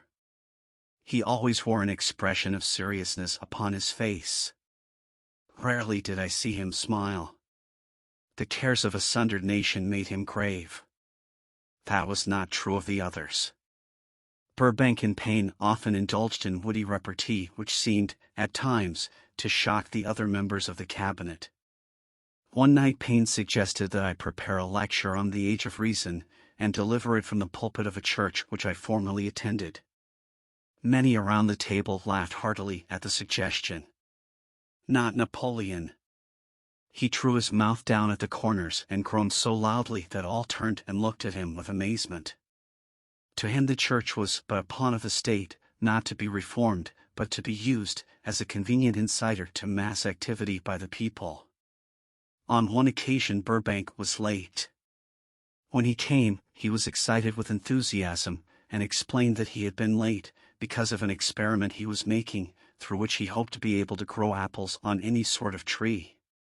Paine chided him by reminding him that it was an apple which started all the trouble between man and woman. Darwin chuckled heartily as he suggested that Paine should watch out for little serpents when he went into the forest to gather apples, as they had the habit of growing into big snakes. Emerson observed no serpents, no apples, and Napoleon remarked, no apples, no state. Lincoln developed the habit of always being the last one to leave the table after each meeting. On one occasion, he leaned across the end of the table, his arms folded, and remained in that position for many minutes. I made no attempt to disturb him. Finally, he lifted his head slowly, got up and walked to the door, 221 page 222,223,222, then turned around, came back, and laid his hand on my shoulder and said, "My boy, you will need much courage if you remain steadfast in carrying out your purpose in life. But remember, when difficulties overtake you, the common people have common sense. Adversity will develop it." One evening Edison arrived ahead of all the others. He walked over and seated himself at my left, where Emerson was accustomed to sit, and said, "You are destined to witness the discovery of the secret of life. When the time comes, you will observe that life consists of great swarms of energy, or entities, each as intelligent as human beings think themselves to be. These units of life group together like hives of bees, and remain together until they disintegrate, through lack of harmony. These units have differences of opinion, the same as human beings, and often fight among themselves. These meetings which you are conducting will be very helpful to you. They will bring to your rescue some of the same units of life which serve the members of your cabinet during their lives. These units are eternal. They never die. Your own thoughts and desires serve as the magnet which attracts units of life from the great ocean of life out there. Only the friendly units are attracted, the ones which harmonize with the nature of your desires. The other members of the cabinet began to enter the room. Edison got up and slowly walked around to his own seat. Edison was still living when this happened. It impressed me so greatly that I went to see him and told him about the experience. He smiled broadly and said, "Your dream was more a reality than you may imagine it to have been." He added no further explanation to his statement. These meetings became so realistic that I became fearful of their consequences and discontinued them for several months. The experiences were so uncanny, I was afraid if I continued them I would lose sight of the fact that the meetings were purely experiences of my imagination. Some 6 months after I had discontinued the practice, I was awakened one night, or thought I was, when I saw Lincoln standing at my bedside. He said, "The world will soon need your services. It is about to undergo a period of chaos which will cause men and women to lose faith and become panic-stricken. Go ahead with your work and complete your philosophy. That is your mission in life. If you neglect it, for any cause whatsoever, you will be reduced to a primal state, and be compelled to retrace the cycles through which you have passed during thousands of years." I was unable to tell, the following morning, whether I had dreamed this, or had actually been awake, and I have never since found out which it was, but I do know that the dream, if it were a dream, was so vivid in my mind the next day that I resumed my meetings the following night. At our next meeting, the members of my cabinet all filed into the room together, and stood at their accustomed places at the council table, while Lincoln raised a glass and said, "Gentlemen, let us drink a toast to a friend who has returned to the fold." After that, I began to add new members to my cabinet, until now it consists of more than 50, among them Christ, St. Paul, Galileo, Copernicus, Aristotle, Plato, Socrates, Homer, Voltaire, Bruno, Spinoza, Drummond, Kant, Schopenhauer, Newton, Confucius, Albert Hubbard, Brand, Ingersoll, Wilson, and William James. This is the first time that I have had the courage to mention this. Heretofore, I have remained quiet on the subject, because I knew, from my own attitude in connection with such matters, that I would be misunderstood if I described my unusual experience. I have been emboldened now to reduce my experience to the printed page, because I am now less concerned about what they say than I was in the years that have passed. One of the blessings of maturity is that it sometimes brings one greater courage to be truthful, regardless of what those who do not understand may think or say. Lest I be misunderstood, I wish here to state most emphatically that I still regard my cabinet meetings as being purely imaginary, but I feel entitled to suggest that, while the members of my cabinet may be purely fictional, and the meetings existed only in my own imagination, they have led me into glorious paths of adventure, rekindled an appreciation of true greatness, encouraged creative endeavor, and emboldened the expression of honest thought. Somewhere in the cell structure of the brain is located an organ which receives vibrations of thought ordinarily called hunches. So far, science has not discovered where this organ of the sixth sense is located, but this is not important. The fact remains that human beings do receive accurate knowledge through sources other than the physical senses. Such knowledge, generally, is received when the mind is under the influence of extraordinary stimulation. Any emergency which arouses the emotions and causes the heart to beat more rapidly than normal may, and generally does, bring the sixth sense into action. Anyone who has experienced a near accident while driving knows that on such occasions, the sixth sense often comes to one's rescue and aids, by split seconds, in avoiding the accident. These facts are mentioned preliminary to a statement of fact which I shall now make, namely, that during my meetings with the invisible counselors I find my mind most receptive to ideas, thoughts, and knowledge which reach me through the sixth sense. I can truthfully say that I owe entirely to my invisible counselors full credit for such ideas, facts, or knowledge as I receive through inspiration. On scores of occasions, when I have faced emergencies, some of them so grave that my life was in jeopardy, I have been miraculously guided past these difficulties through the influence of my invisible counselors. My original purpose in conducting council meetings with imaginary beings was solely that of impressing my own subconscious mind through the principle of autosuggestion with certain characteristics which I desired to acquire. In more recent years, my experimentation has taken on an entirely different trend.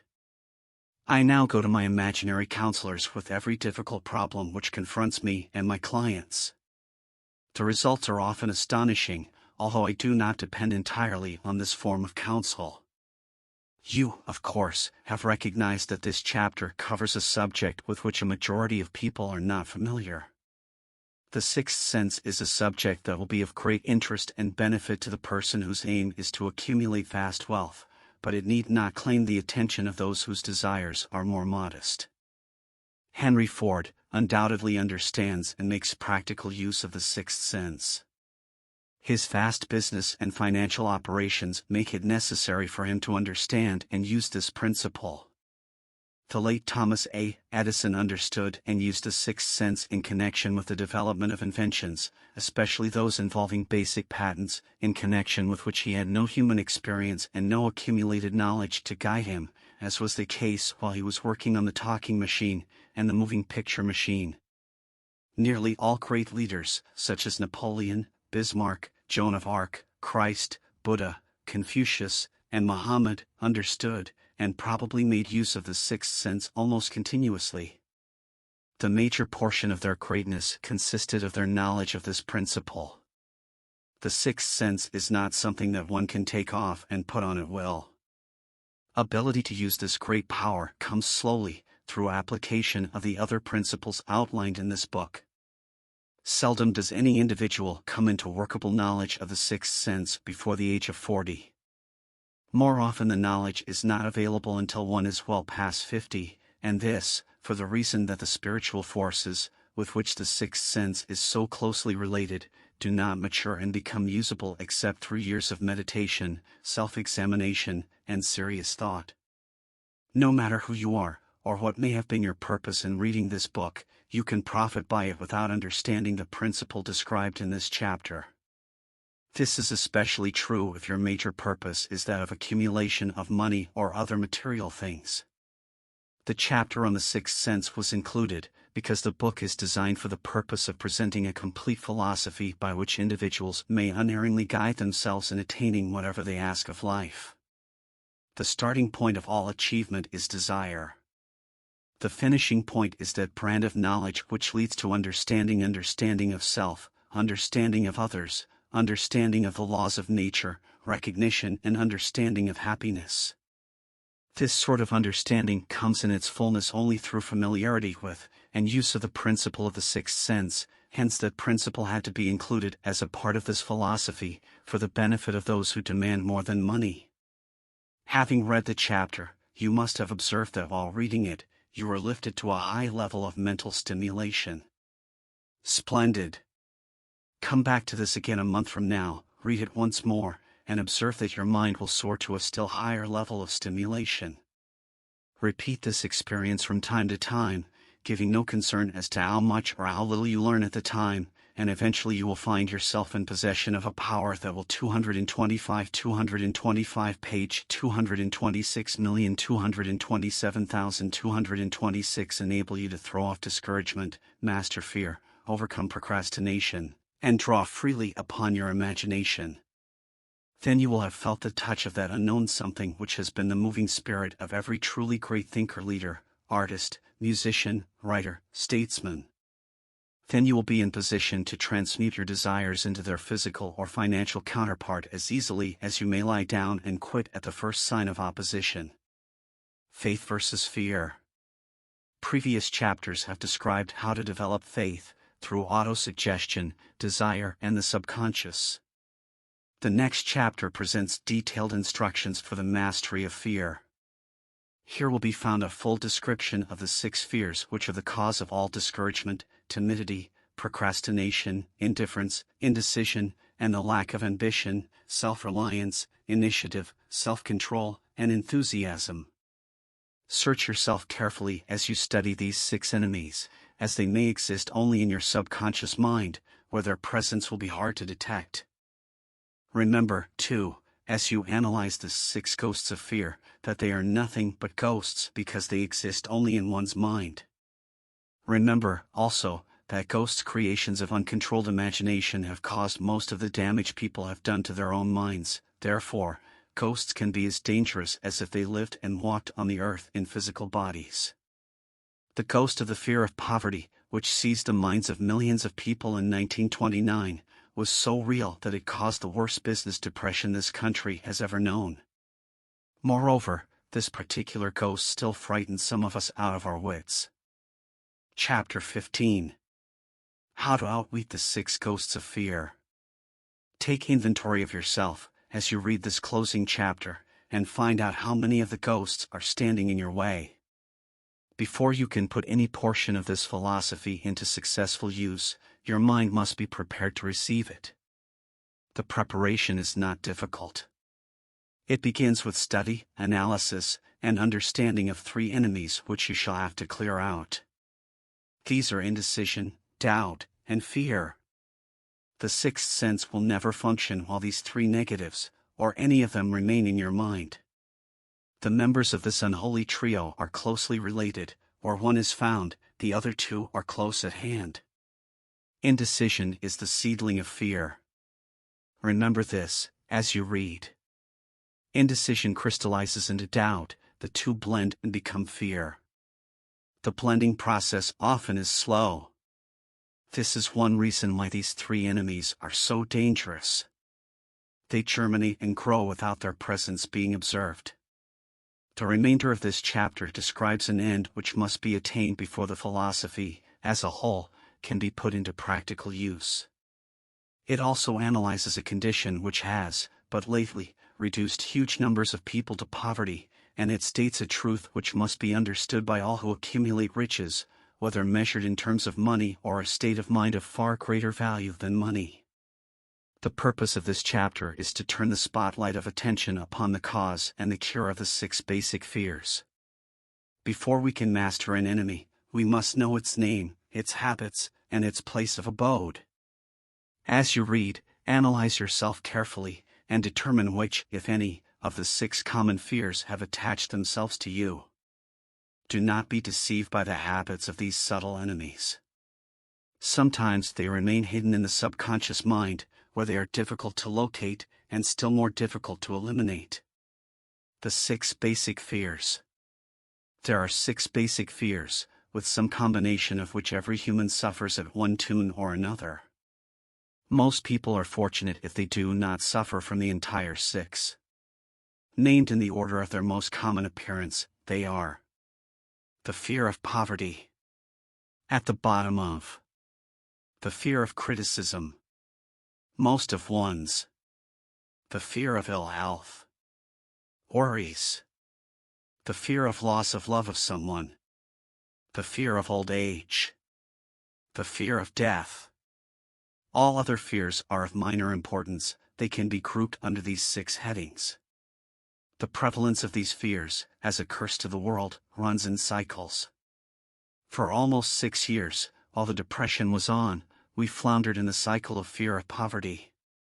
During the World War, we were in the cycle of fear of death. Just following the war, we were in the cycle of fear of ill health, as evidenced by the epidemic of disease which spread itself all over the world. Fears are nothing more than states of mind. One's state of mind is subject to control and direction. Physicians, as everyone knows, are less subject to attack by disease than ordinary laymen, for the reason that physicians do not fear disease. Physicians, without fear or hesitation, have been known to physically contact hundreds of people, daily, who are suffering from such contagious diseases as smallpox, without becoming infected. Their immunity against the disease consisted, largely, if not solely, in their absolute lack of fear. Man can create nothing which he does not first conceive in the form of an impulse of thought. Following this statement, comes another of still greater importance, namely, man's thought impulses begin immediately to translate themselves into their physical equivalent, whether those thoughts are voluntary or involuntary. Thought impulses which are picked up through the ether, by mere chance, thoughts which have been released by other minds, may determine one's financial, business, professional, or social destiny just as surely as do the thought impulses which one creates by intent and design. We are here laying the foundation for the presentation of a fact of great importance to the person who does not understand why some people appear to be lucky while others of equal or greater ability, training, experience, and brain capacity seem destined to ride with misfortune. This fact may be explained by the statement that every human being has the ability to completely control his own mind, and with this control, obviously, every person may open his mind to the thought impulses which are being released by other brains, or close the doors tightly and admit only thought impulses of his own choice. Nature has endowed man with absolute control over but one thing, and that is thought. This fact, coupled with the additional fact that everything which man creates begins in the form of a thought, leads one very near to the principle by which fear may be mastered. If it is true that all thought has a tendency to clothe itself in its physical equivalent, and this is true, beyond any reasonable room for doubt, it is equally true that thought impulses of fear and poverty cannot be translated into terms of courage and financial gain. The people of America began to think of poverty following the Wall Street crash of 1929. Slowly, but surely that mass thought was crystallized into its physical equivalent, which was known as a depression. This had to happen, it is in conformity with the laws of nature. The fear of poverty. There can be no compromise between poverty and riches. The two roads that lead to poverty and riches travel in opposite directions. If you want riches, you must refuse to accept any circumstance that leads toward poverty. The word riches is here used in its broadest sense, meaning financial, spiritual, mental, and material estates. The starting point of the path that leads to riches is desire. In Chapter 1, you receive full instructions for the proper use of desire. In this chapter, on fear, you have complete instructions for preparing your mind to make practical use of desire. Here, then, is the place to give yourself a challenge which will definitely determine how much of this philosophy you have absorbed. Here is the point at which you can turn prophet and foretell, accurately, what the future holds in store for you. If, after reading this chapter, you are willing to accept poverty, you may as well make up your mind to receive poverty. This is one decision you cannot avoid. If you demand riches, determine what form, and how much will be required to satisfy you. You know the road that leads to riches. You have been given a roadmap which, if followed, will keep you on that road. If you neglect to make the start, or stop before you arrive, no one will be to blame, but you. This responsibility is yours. No alibi will save you from accepting the responsibility if you now fail or refuse to demand riches of life, because the acceptance calls for but one thing incidentally, the only thing you can control, and that is a state of mind. A state of mind is something that one assumes. It cannot be purchased, it must be created. Fear of poverty is a state of mind, nothing else. But it is sufficient to destroy one's chances of achievement in any undertaking, a truth which became painfully evident during the Depression. This fear paralyzes the faculty of reason, destroys the faculty of imagination, kills off self-reliance, undermines enthusiasm, discourages initiative, leads to uncertainty of purpose, encourages procrastination, wipes out enthusiasm, and makes self-control an impossibility. It takes the charm from one's personality, destroys the possibility of accurate thinking, diverts concentration of effort, it masters persistence, turns the willpower into nothingness, destroys ambition, beclouds the memory, and invites failure in every conceivable form. It kills love and assassinates the finer emotions of the heart, discourages friendship and invites disaster in 100 forms, leads to sleeplessness, misery, and unhappiness, and all this despite the obvious truth that we live in a world of overabundance of everything the heart could desire, with nothing standing between us and our desires, excepting lack of a definite purpose. The fear of poverty is, without doubt, the most destructive of the 6 basic fears. It has been placed at the head of the list, because it is the most difficult to master. Considerable courage is required to state the truth about the origin of this fear, and still greater courage to accept the truth after it has been stated. The fear of poverty grew out of man's inherited tendency to prey upon his fellow man economically. Nearly all animals lower than man are motivated by instinct, but their capacity to think is limited, therefore, they prey upon one another physically. Man, with his superior sense of intuition, with the capacity to think and to reason, does not eat his fellow man bodily, he gets more satisfaction out of eating him financially. Man is so avaricious that every conceivable law has been passed to safeguard him from his fellow man. Of all the ages of the world, of which we know anything, the age in which we live seems to be one that is outstanding because of man's money madness. A man is considered less than the dust of the earth, unless he can display a fat bank account, but if he has money, never mind how he acquired it, he is a king or a big shot, he is above the law, he rules in politics, he dominates in business, and the whole world about him bows in respect when he passes. Nothing brings man so much suffering and humility as poverty. Only those who have experienced poverty understand the full meaning of this. It is no wonder that man fears poverty. Through a long line of inherited experiences, man has learned, for sure, that some men cannot be trusted, where matters of money and earthly possessions are concerned. This is a rather stinging indictment, the worst part of it being that it is true. The majority of marriages are motivated by the wealth possessed by one, or both of the contracting parties. It is no wonder, therefore, that the divorce courts are busy. So eager is man to possess wealth that he will acquire it in whatever manner he can, through legal methods if possible, through other methods if necessary or expedient. Self-analysis may disclose weaknesses which one does not like to acknowledge. This form of examination is essential to all who demand of life more than mediocrity and poverty. Remember, as you check yourself point by point, that you are both the court and the jury, the prosecuting attorney and the attorney for the defense, and that you are the plaintiff and the defendant, also, that you are on trial. Face the facts squarely. Ask yourself definite questions and demand direct replies. When the examination is over, you will know more about yourself. If you do not feel that you can be an impartial judge in this self-examination, call upon someone who knows you well to serve as judge while you cross-examine yourself. You are after the truth. Get it, no matter at what cost, even though it may temporarily embarrass you.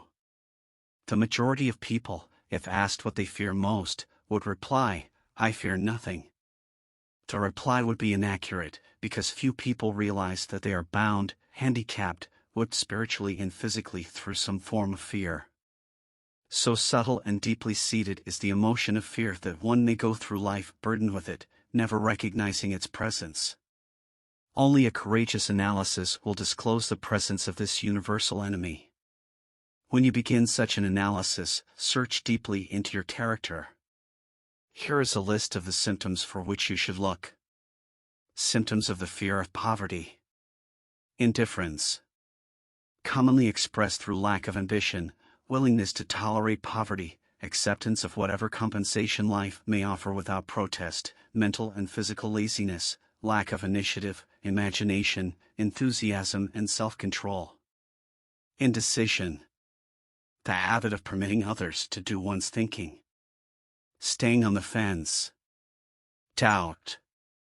Generally expressed through alibis and excuses designed to cover up, explain away, or apologize for one's failures, sometimes expressed in the form of envy of those who are successful, or by criticizing them. Worry. Usually expressed by finding fault with others, a tendency to spend beyond one's income, neglect of personal appearance, scowling and frowning, intemperance in the use of alcoholic drink, sometimes through the use of narcotics, nervousness, lack of poise, self-consciousness and lack of self-reliance. Overcaution. The habit of looking for the negative side of every circumstance, thinking and talking of possible failure instead of concentrating upon the means of succeeding. Knowing all the roads to disaster, but never searching for the plans to avoid failure. Waiting for the right time to begin putting ideas and plans into action, until the waiting becomes a permanent habit. Remembering those who have failed, and forgetting those who have succeeded. Seeing the hole in the donut, but overlooking the donut.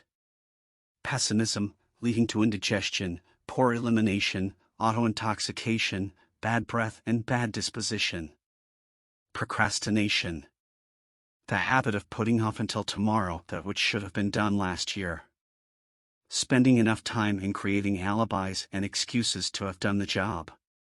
This symptom is closely related to overcaution, doubt and worry. Refusal to accept responsibility when it can be avoided. Willingness to compromise rather than put up a stiff fight. Compromising with difficulties instead of harnessing and using them as stepping stones to advancement. Bargaining with life for a penny, instead of demanding prosperity, opulence, riches, contentment and happiness. Planning what to do if and when overtaken by failure, instead of burning all bridges and making retreat impossible. Weakness of, and often total lack of self-confidence, definiteness of purpose, self-control, initiative, enthusiasm, ambition, thrift and sound reasoning ability. Expecting poverty instead of demanding riches. Association with those who accept poverty instead of seeking the company of those who demand and receive riches. Money talks. Some will ask, why did you write a book about money? Why measure riches in dollars alone? Some will believe, and rightly so, that there are other forms of riches more desirable than money. Yes, there are riches which cannot be measured in terms of dollars, but there are millions of people who will say, give me all the money I need, and I will find everything else I want. The major reason why I wrote this book on how to get money is the fact that the world has but lately passed through an experience that left millions of men and women paralyzed with the fear of poverty. What this sort of fear does to one was well described by Westbrook Pegler in the New York World Telegram, viz.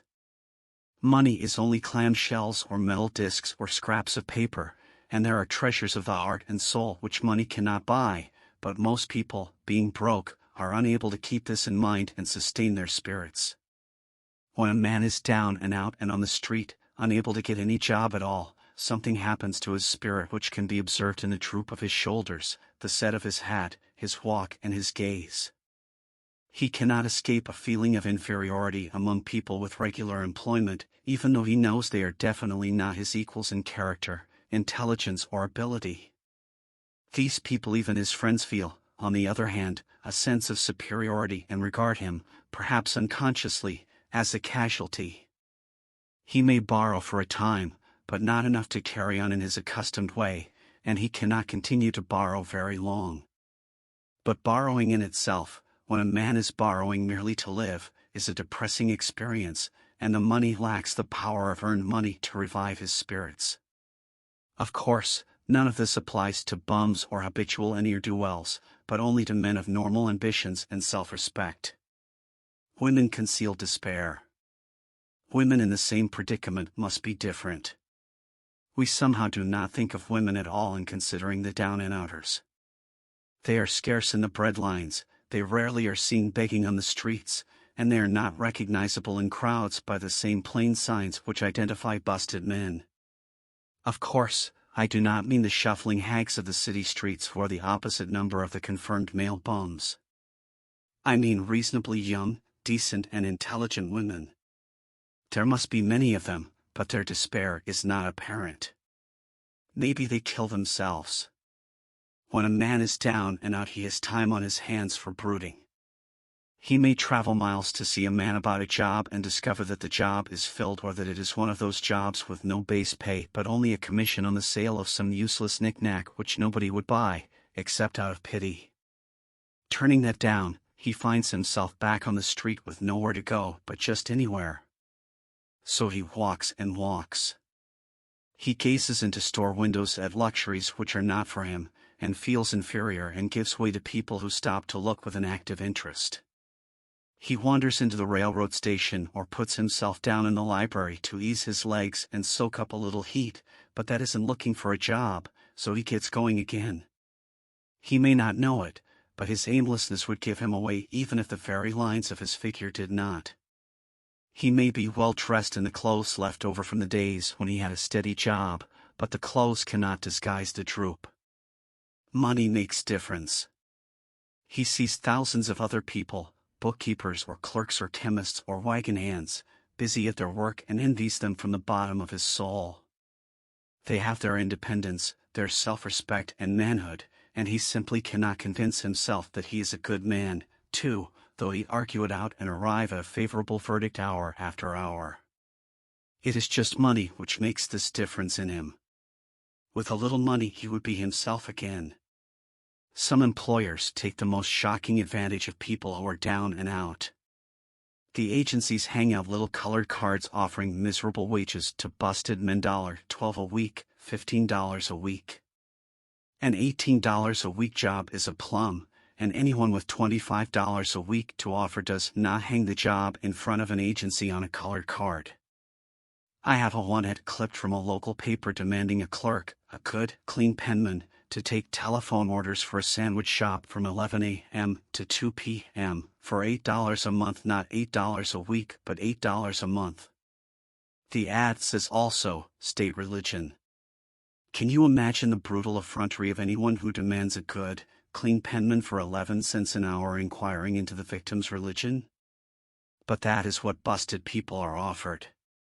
The fear of criticism. Just how man originally came by this fear, no one can state definitely, but one thing is certain: he has it in a highly developed form. Some believe that this fear made its appearance about the time that politics became a profession. Others believe it can be traced to the age when women first began to concern themselves with styles in wearing apparel. This author, being neither a humorist nor a prophet, is inclined to attribute the basic fear of criticism to that part of man's inherited nature which prompts him not only to take away his fellow man's goods and wares, but to justify his action by criticism of his fellow man's character. It is a well-known fact that a thief will criticize the man from whom he steals, that politicians seek office, not by displaying their own virtues and qualifications, but by attempting to besmirch their opponents. The fear of criticism takes on many forms, the majority of which are petty and trivial. Bald-headed men, for example, are bald for no other reason than their fear of criticism. Heads become bald because of the tight-fitting bands of hats which cut off the circulation from the roots of the hair. Men wear hats, not because they actually need them, but mainly because everyone is doing it. The individual falls into line and does likewise, lest some other individual criticize him. Women seldom have bald heads, or even thin hair, because they wear hats which fit their heads loosely, the only purpose of the hats being adornment. But it must not be supposed that women are free from the fear of criticism. If any woman claims to be superior to man with reference to this fear, ask her to walk down the street wearing a hat of the vintage of 1890. The astute manufacturers of clothing have not been slow to capitalize this basic fear of criticism, with which all mankind has been cursed.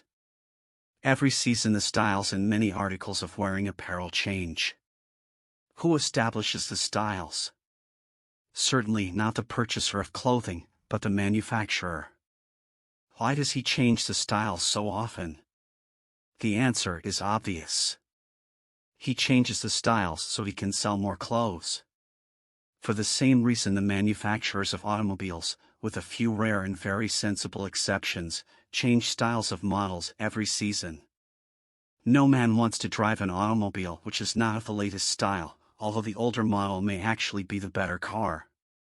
We have been describing the manner in which people behave under the influence of fear of criticism as applied to the small and petty things of life.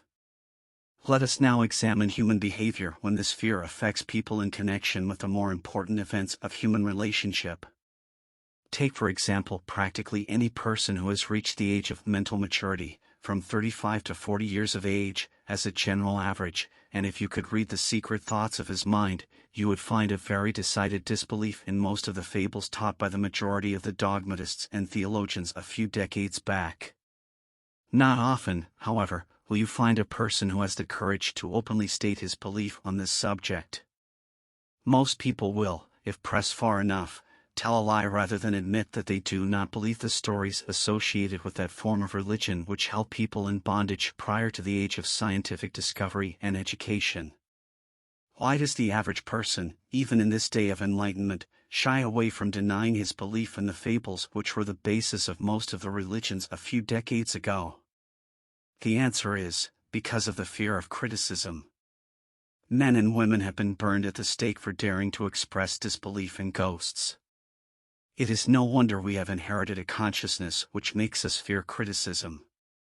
The time was, and not so far in the past, when criticism carried severe punishments. It still does in some countries.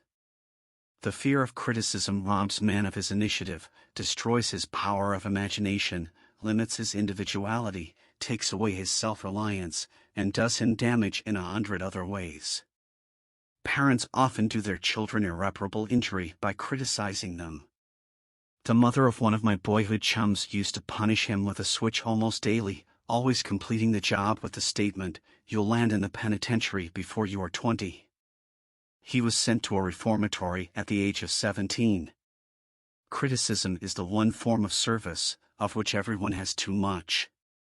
Everyone has a stock of it which is handed out, gratis, whether called for or not. One's nearest relatives often are the worst offenders. It should be recognized as a crime. In reality, it is a crime of the worst nature for any parent to build inferiority complexes in the mind of a child through unnecessary criticism. Employers who understand human nature get the best there is in men, not by criticism, but by constructive suggestion. Parents may accomplish the same results with their children.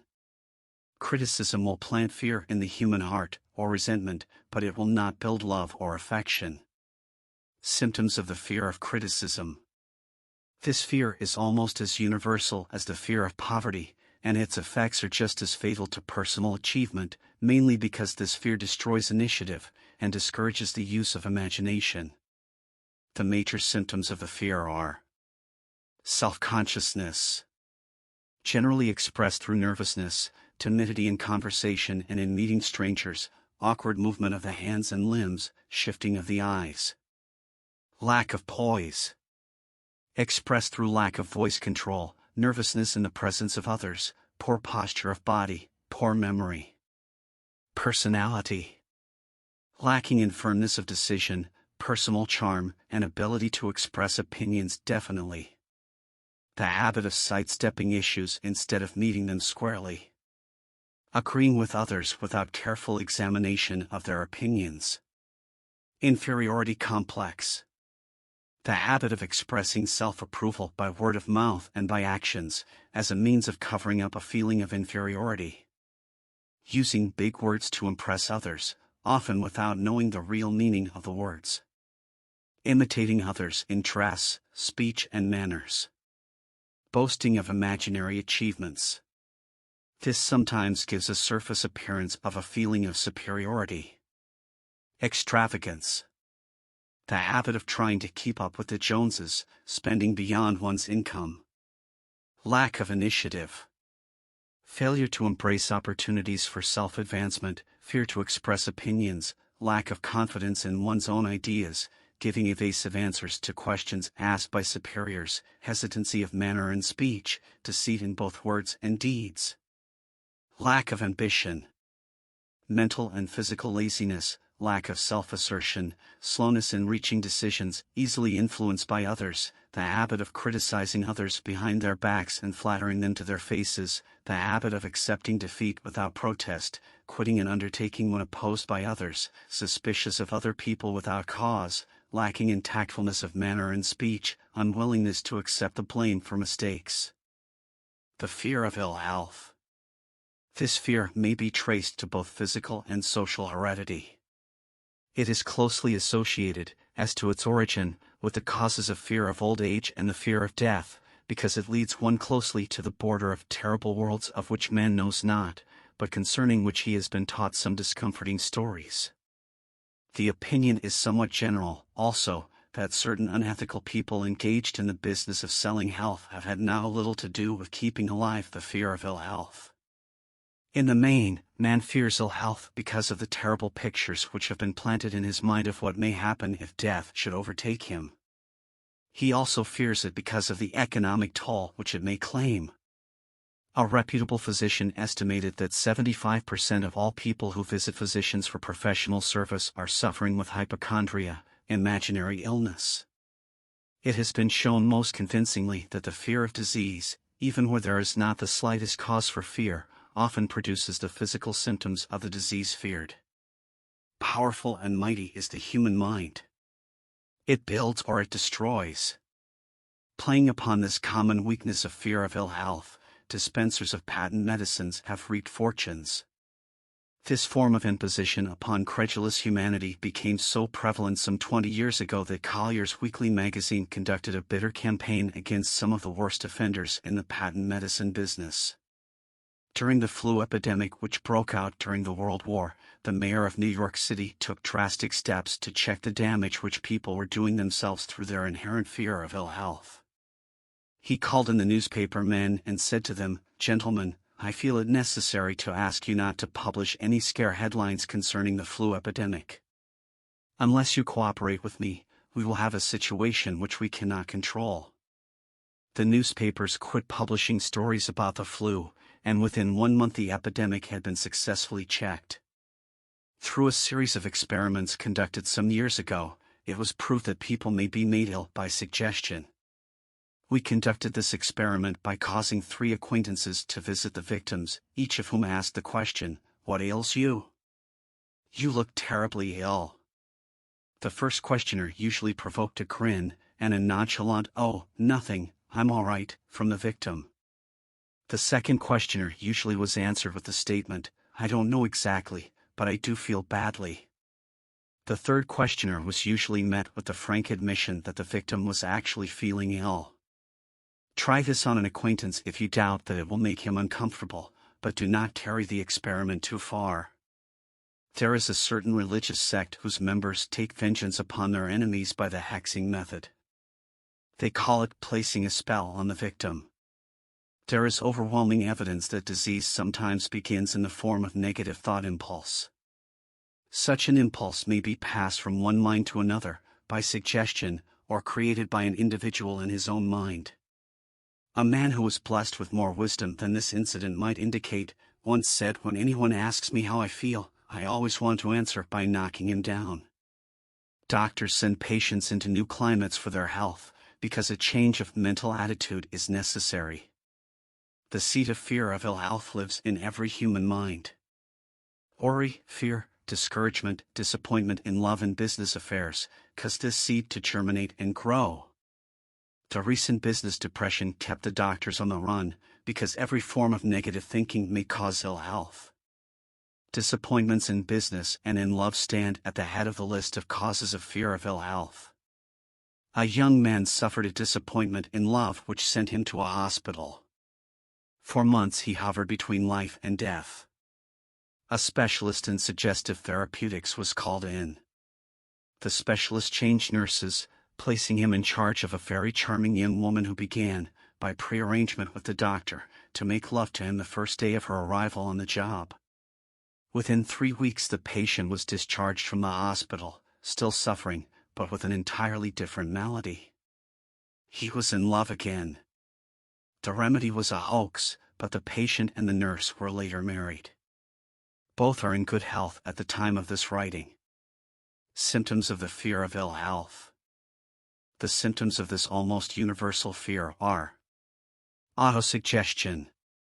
The habit of negative use of self-suggestion by looking for and expecting to find the symptoms of all kinds of disease. Enjoying imaginary illness and speaking of it as being real. The habit of trying all fads and isms recommended by others as having therapeutic value. Talking to others of operations, accidents, and other forms of illness. Experimenting with diets, physical exercises, reducing systems, without professional guidance. Trying home remedies, patent medicines, and quack remedies. Hypochondria. The habit of talking of illness, concentrating the mind upon disease, and expecting its appearance until a nervous break occurs. Nothing that comes in bottles can cure this condition. It is brought on by negative thinking, and nothing but positive thought can effect a cure. Hypochondria, a medical term for imaginary disease, is said to do as much damage on occasion as the disease one fears might do. Most so-called cases of nerves come from imaginary illness. Exercise. Fear of ill health often interferes with proper physical exercise and results in overweight by causing one to avoid outdoor life. Susceptibility. Fear of ill health breaks down nature's body resistance and creates a favorable condition for any form of disease one may contact. The fear of ill health often is related to the fear of poverty, especially in the case of the hypochondriac, who constantly worries about the possibility of having to pay doctor's bills, hospital bills, etc. This type of person spends much time preparing for sickness, talking about death, saving money for cemetery lots and burial expenses, etc. Self-coddling. The habit of making a bid for sympathy, using imaginary illness as the lure. People often resort to this trick to avoid work. The habit of feigning illness to cover plain laziness, or to serve as an alibi for lack of ambition. Intemperance. The habit of using alcohol or narcotics to destroy pains such as headaches, neuralgia, etc., instead of eliminating the cause. The habit of reading about illness and worrying over the possibility of being stricken by it.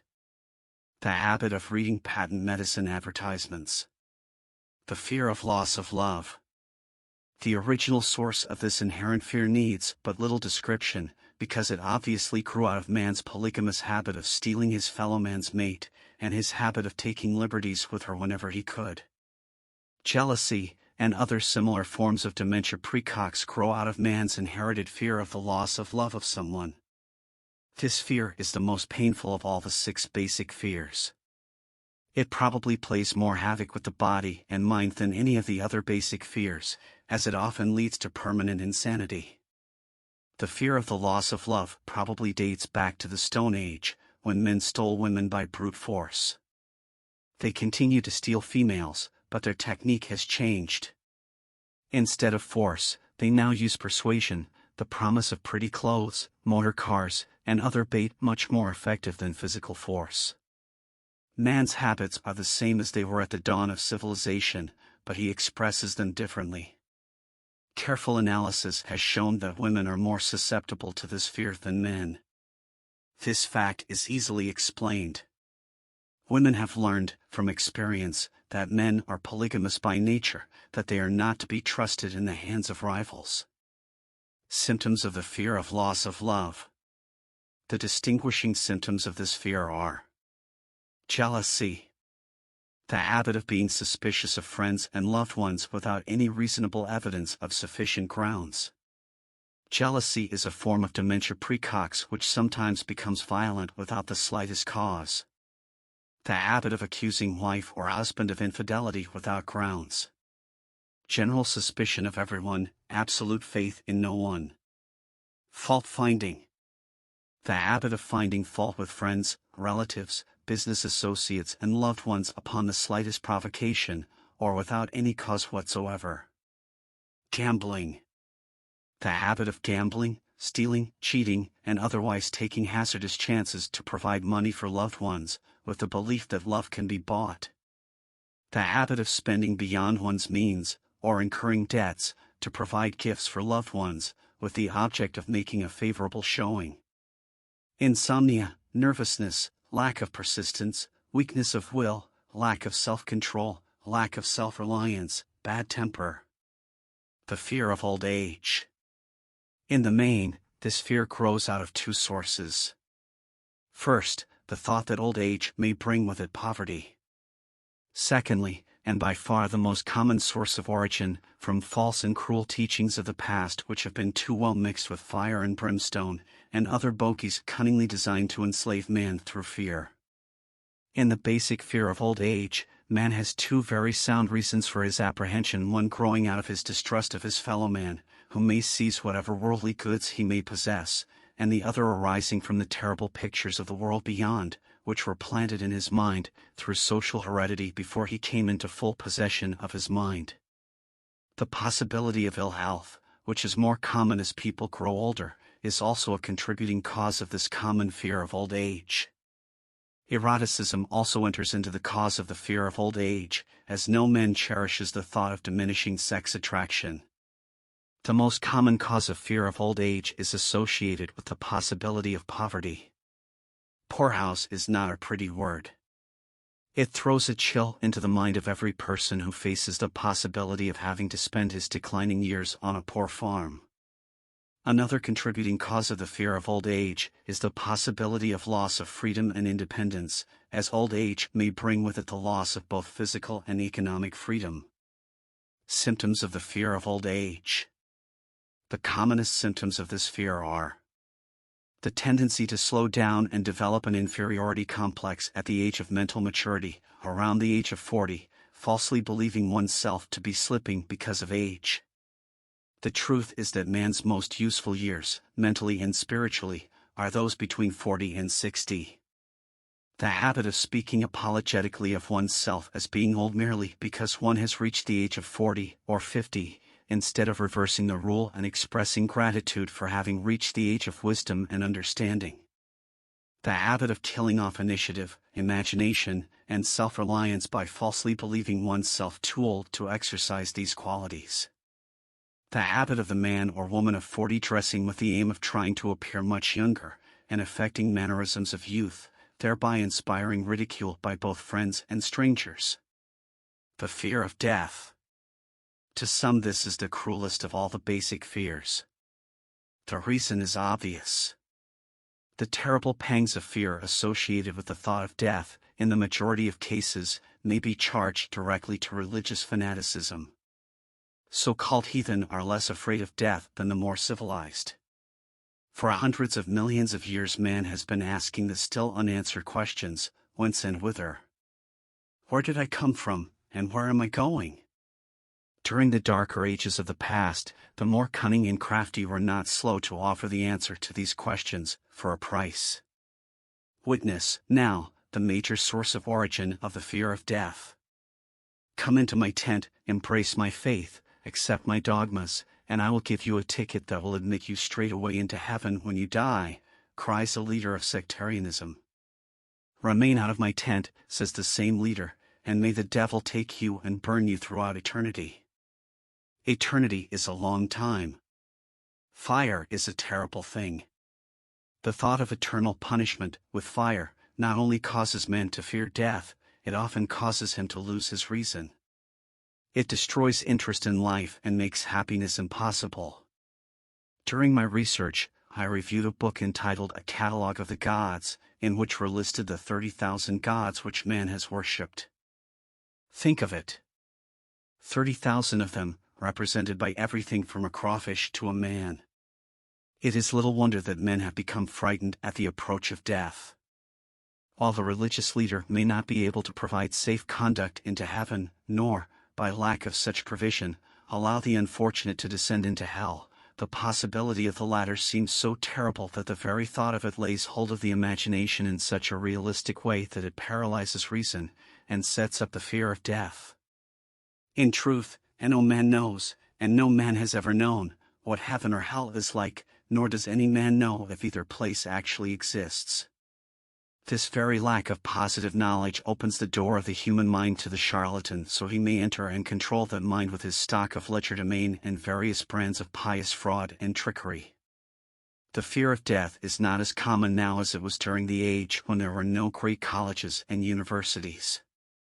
Men of science have turned the spotlight of truth upon the world, and this truth is rapidly freeing men and women from this terrible fear of death. The young men and young women who attend the colleges and universities are not easily impressed by fire and brimstone. Through the aid of biology, astronomy, geology, and other related sciences, the fears of the dark ages which gripped the minds of men and destroyed their reason have been dispelled. Insane asylums are filled with men and women who have gone mad because of the fear of death. This fear is useless. Death will come, no matter what anyone may think about it. Accept it as a necessity, and pass the thought out of your mind. It must be a necessity, or it would not come to all. Perhaps it is not as bad as it has been pictured. The entire world is made up of only two things, energy and matter. In elementary physics we learned that neither matter nor energy, the only two realities known to man, can be created nor destroyed. Both matter and energy can be transformed, but neither can be destroyed. Life is energy, if it is anything. If neither energy nor matter can be destroyed, of course life cannot be destroyed. Life, like other forms of energy, may be passed through various processes of transition, or change, but it cannot be destroyed. Death is mere transition. If death is not mere change, or transition, then nothing comes after death except a long, eternal, peaceful sleep, and sleep is nothing to be feared. Thus you may wipe out, forever, the fear of death. Symptoms of the fear of death. The general symptoms of this fear are the habit of thinking about dying instead of making the most of life, due, generally, to lack of purpose, or lack of a suitable occupation.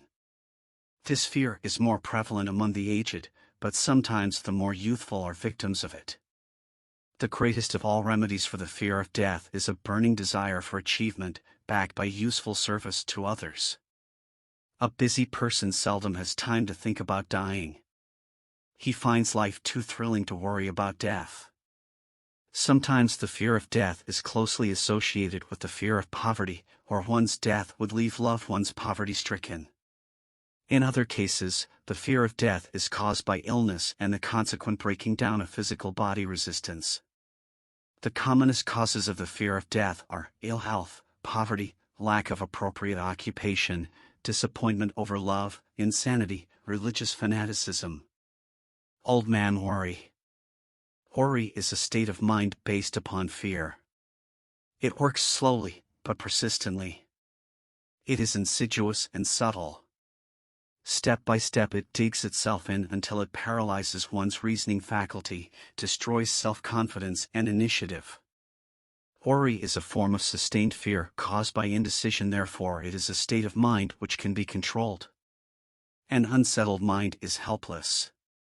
Indecision makes an unsettled mind.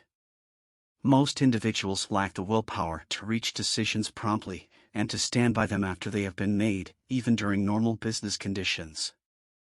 During periods of economic unrest, such as the world recently experienced, the individual is handicapped, not alone by his inherent nature to be slow at reaching decisions, but he is influenced by the indecision of others around him who have created a state of mass indecision. During the Depression, the whole atmosphere, all over the world, was filled with verenza and worryitis, the two mental disease germs which began to spread themselves after the Wall Street frenzy in 1929. There is only one known antidote for these germs. It is the habit of prompt and firm decision. Moreover, it is an antidote which every individual must apply for himself. We do not worry over conditions, once we have reached a decision to follow a definite line of action. I once interviewed a man who was to be electrocuted 2 hours later. The condemned man was the calmest of some 8 men who were in the death cell with him. His calmness prompted me to ask him how it felt to know that he was going into eternity in a short while. With a smile of confidence on his face, he said, "It feels fine. Just think, brother, my troubles will soon be over. I have had nothing but trouble all my life. It has been a hardship to get food and clothing. Soon I will not need these things. I have felt fine ever since I learned for certain that I must die. I made up my mind then, to accept my fate in good spirit." As he spoke, he devoured a dinner of proportions sufficient for 3 men, eating every mouthful of the food brought to him, and apparently enjoying it as much as if no disaster awaited him. Decision gave this man resignation to his fate. Decision can also prevent one's acceptance of undesired circumstances. The 6 basic fears become translated into a state of worry through indecision. Relieve yourself, forever, of the fear of death, by reaching a decision to accept death as an inescapable event. Whip the fear of poverty by reaching a decision to get along with whatever wealth you can accumulate without worry. Put your foot upon the neck of the fear of criticism by reaching a decision not to worry about what other people think, do, or say. Eliminate the fear of old age by reaching a decision to accept it, not as a handicap, but as a great blessing which carries with it wisdom, self-control, and understanding not known to youth. Acquit yourself of the fear of ill health by the decision to forget symptoms. Master the fear of loss of love by reaching a decision to get along without love, if that is necessary. Kill the habit of worry, in all its forms, by reaching a general, blanket decision that nothing which life has to offer is worth the price of worry. With this decision will come poise, peace of mind, and calmness of thought which will bring happiness. A man whose mind is filled with fear not only destroys his own chances of intelligent action, but he transmits these destructive vibrations to the minds of all who come into contact with him, and destroys, also, their chances. Even a dog or a horse knows when its master lacks courage. Moreover, a dog or a horse will pick up the vibrations of fear thrown off by its master, and behave accordingly. Lower down the line of intelligence in the animal kingdom, one finds this same capacity to pick up the vibrations of fear. A honeybee immediately senses fear in the mind of a person for reasons unknown. A bee will sting the person whose mind is releasing vibrations of fear much more readily than it will molest the person whose mind registers no fear. The vibrations of fear pass from one mind to another just as quickly and as surely as the sound of the human voice passes from the broadcasting station to the receiving set of a radio and by the self-same medium. Mental telepathy is a reality. Thoughts pass from one mind to another, voluntarily, whether or not this fact is recognized by either the person releasing the thoughts, or the persons who pick up those thoughts. The person who gives expression, by word of mouth, to negative or destructive thoughts is practically certain to experience the results of those words in the form of a destructive kickback. The release of destructive thought impulses, alone, without the aid of words, produces also a kickback in more ways than one. First of all, and perhaps most important to be remembered, the person who releases thoughts of a destructive nature must suffer damage through the breaking down of the faculty of creative imagination. Secondly, the presence in the mind of any destructive emotion develops a negative personality which repels people, and often converts them into antagonists. The third source of damage to the person who entertains or releases negative thoughts lies in this significant fact: these thought impulses are not only damaging to others, but they embed themselves in the subconscious mind of the person releasing them, and they become a part of his character. One is never through with a thought, merely by releasing it. When a thought is released, it spreads in every direction, through the medium of the ether, but it also plants itself permanently in the subconscious mind of the person releasing it. Your business in life is, presumably, to achieve success. To be successful, you must find peace of mind, acquire the material needs of life, and above all, attain happiness. All of these evidences of success begin in the form of thought impulses. You may control your own mind, you have the power to feed it whatever thought impulses you choose. With this privilege goes also the responsibility of using it constructively. You are the master of your own earthly destiny just as surely as you have the power to control your own thoughts.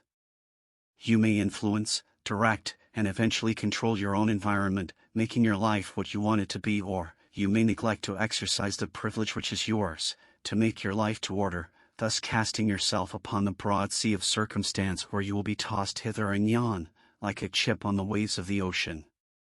The Devil's Workshop. The seventh basic evil. In addition to the 6 basic fears, there is another evil by which people suffer. It constitutes a rich soil in which the seeds of failure grow abundantly. It is so subtle that its presence often is not detected. This affliction cannot properly be classed as a fear. It is more deeply seated and more often fatal than all the 6 fears. For want of a better name, let us call this evil susceptibility to negative influences. Men who accumulate great riches always protect themselves against this evil. The poverty-stricken never do. Those who succeed in any calling must prepare their minds to resist the evil. If you are reading this philosophy for the purpose of accumulating riches, you should examine yourself very carefully to determine whether you are susceptible to negative influences. If you neglect this self-analysis, you will forfeit your right to attain the object of your desires. Make the analysis searching. After you read the questions prepared for this self-analysis, hold yourself to a strict accounting in your answers. Go at the task as carefully as you would search for any other enemy you knew to be awaiting you in ambush, and deal with your own faults as you would with a more tangible enemy. You can easily protect yourself against highway robbers, because the law provides organized cooperation for your benefit, but the seventh basic evil is more difficult to master, because it strikes when you are not aware of its presence, when you are asleep, and while you are awake. Moreover, its weapon is intangible, because it consists of merely a state of mind.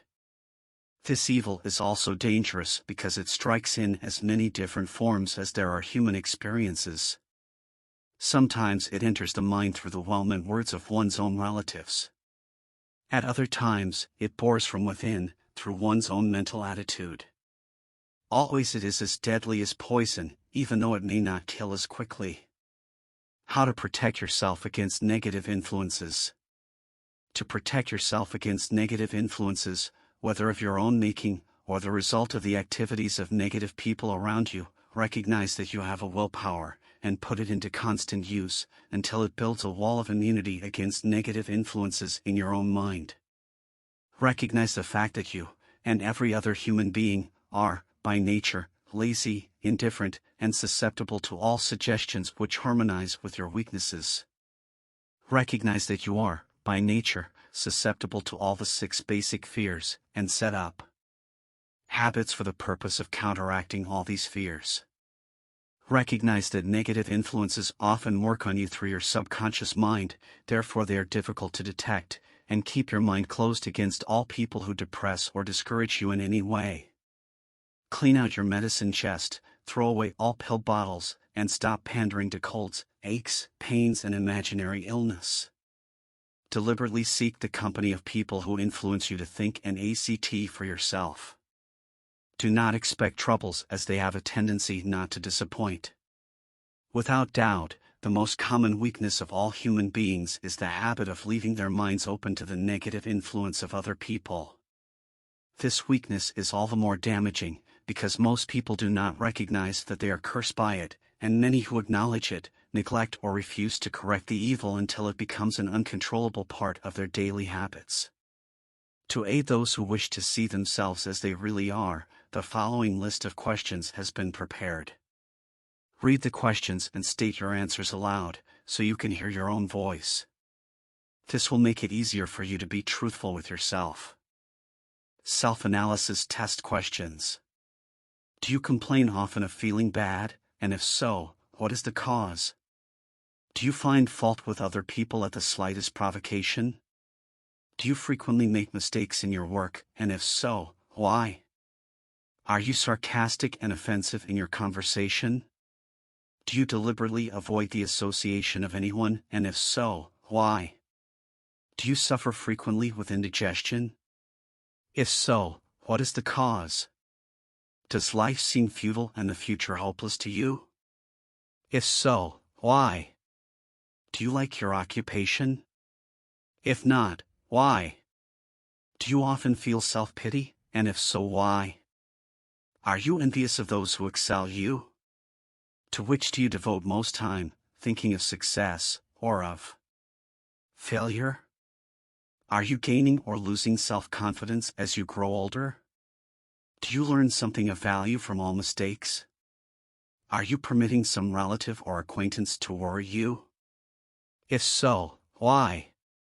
Are you sometimes in the clouds and at other times in the depths of despondency? Who has the most inspiring influence upon you? What is the cause? Do you tolerate negative or discouraging influences which you can avoid?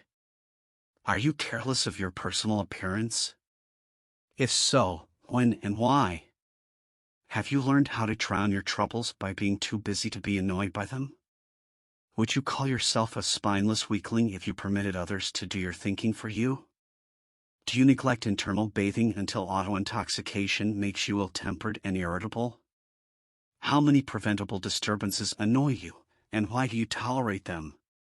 Do you resort to liquor, narcotics, or cigarettes to quiet your nerves? If so, why do you not try willpower instead? Does anyone nag you, and if so, for what reason? Do you have a definite nature purpose, and if so, what is it, and what plan have you for achieving it? Do you suffer from any of the 6 basic fears? If so, which ones? Have you a method by which you can shield yourself against the negative influence of others? Do you make deliberate use of autosuggestion to make your mind positive? Which do you value most, your material possessions, or your privilege of controlling your own thoughts? Are you easily influenced by others, against your own judgment? Has today added anything of value to your stock of knowledge or state of mind? Do you face squarely the circumstances which make you unhappy, or sidestep the responsibility? Do you analyze all mistakes and failures and try to profit by them, or do you take the attitude that this is not your duty? Can you name 3 of your most damaging weaknesses? What are you doing to correct them? Do you encourage other people to bring their worries to you for sympathy? Do you choose, from your daily experiences, lessons or influences which aid in your personal advancement? Does your presence have a negative influence on other people as a rule? What habits of other people annoy you most? Do you form your own opinions or permit yourself to be influenced by other people? Have you learned how to create a mental state of mind with which you can shield yourself against all discouraging influences? Does your occupation inspire you with faith and hope? Are you conscious of possessing spiritual forces of sufficient power to enable you to keep your mind free from all forms of fear? Does your religion help you to keep your own mind positive? Do you feel it your duty to share other people's worries? If so, why? If you believe that birds of a feather flock together, what have you learned about yourself by studying the friends whom you attract? What connection, if any, do you see between the people with whom you associate most closely, and any unhappiness you may experience? Could it be possible that some person whom you consider to be a friend is, in reality, your worst enemy, because of his negative influence on your mind? By what rules do you judge who is helpful and who is damaging to you? Are your intimate associates mentally superior or inferior to you? How much time out of every 24 hours do you devote to A. Your occupation, B. Sleep, C. Play and relaxation, D. Acquiring useful knowledge, E. Plain waste?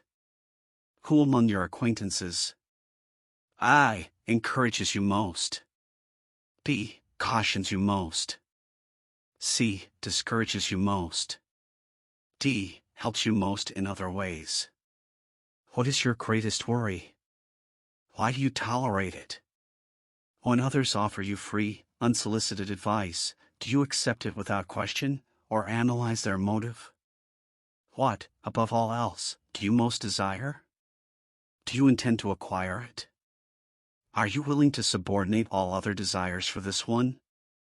How much time daily do you devote to acquiring it? Do you change your mind often? If so, why? Do you usually finish everything you begin? Are you easily impressed by other people's business or professional titles, college degrees, or wealth? Are you easily influenced by what other people think or say of you? Do you cater to people because of their social or financial status? Whom do you believe to be the greatest person living? In what respect is this person superior to yourself? How much time have you devoted to studying and answering these questions? At least one day is necessary for the analysis and the answering of the entire list. If you have answered all these questions truthfully, you know more about yourself than the majority of people. Study the questions carefully, come back to them once each week for several months, and be astounded at the amount of additional knowledge of great value to yourself you will have gained by the simple method of answering the questions truthfully. If you are not certain concerning the answers to some of the questions, seek the counsel of those who know you well, especially those who have no motive in flattering you, and see yourself through their eyes. The experience will be astonishing. You have absolute control over but one thing, and that is your thoughts. This is the most significant and inspiring of all facts known to man. It reflects man's divine nature. This divine prerogative is the sole means by which you may control your own destiny. If you fail to control your own mind, you may be sure you will control nothing else. If you must be careless with your possessions, let it be in connection with material things. Your mind is your spiritual estate. Protect and use it with the care to which divine royalty is entitled. You were given a will power for this purpose. Unfortunately, there is no legal protection against those who, either by design or ignorance, poison the minds of others by negative suggestion. This form of destruction should be punishable by heavy legal penalties, because it may and often does destroy one's chances of acquiring material things which are protected by law. Men with negative minds tried to convince Thomas A. Edison that he could not build a machine that would record and reproduce the human voice, because they said, no one else had ever produced such a machine. Edison did not believe them. He knew that the mind could produce anything the mind could conceive and believe, and that knowledge was the thing that lifted the great Edison above the common herd. Men with negative minds told F. W. Woolworth he would go broke trying to run a store on 5 and 10-cent sales. He did not believe them. He knew that he could do anything, within reason, if he backed his plans with faith. Exercising his right to keep other men's negative suggestions out of his mind, he piled up a fortune of more than $100 million. Men with negative minds told George Washington he could not hope to win against the vastly superior forces of the British, but he exercised his divine right to believe. Therefore this book was published under the protection of the Stars and Stripes, while the name of Lord Cornwallis has been all but forgotten. Doubting Thomases scoffed scornfully when Henry Ford tried out his first crudely built automobile on the streets of Detroit. Some said the thing never would become practical. Others said no one would pay money for such a contraption. Ford said, "I'll belt the earth with dependable motor cars," and he did. His decision to trust his own judgment has already piled up a fortune far greater than the next 5 generations of his descendants can squander. For the benefit of those seeking vast riches, let it be remembered that practically the sole difference between Henry Ford and a majority of the more than 100,000 men who work for him is this: Ford has a mind and controls it, the others have minds which they do not try to control. Henry Ford has been repeatedly mentioned because he is an astounding example of what a man with a mind of his own, and a will to control it, can accomplish. His record knocks the foundation from under that Time-worn Libby, "I never had a chance." Ford never had a chance either, but he created an opportunity and backed it with persistence until it made him richer than Croesus. Mind control is the result of self-discipline and habit. You either control your mind or it controls you. There is no all-way compromise. The most practical of all methods for controlling the mind is the habit of keeping it busy with a definite purpose, backed by a definite plan. Study the record of any man who achieves noteworthy success, and you will observe that he has control over his own mind, moreover, that he exercises the control and directs it toward the attainment of definite objectives. Without this control, success is not possible. 57 Famous Alibis. By Old Man If. People who do not succeed have one distinguishing trait in common. They know all the reasons for failure, and have what they believe to be airtight alibis to explain away their own lack of achievement. Some of these alibis are clever, and a few of them are justifiable by the facts. But alibis cannot be used for money. The world wants to know only one thing: have you achieved success?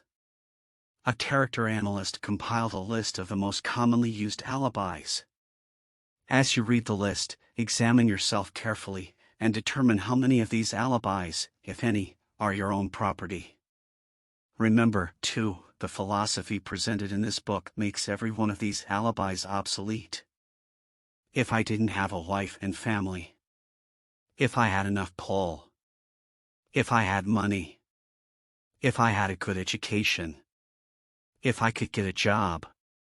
If I had good health. If I only had time. If times were better. If other people understood me. If conditions around me were only different. If I could live my life over again. If I did not fear what they would say. If I had been given a chance.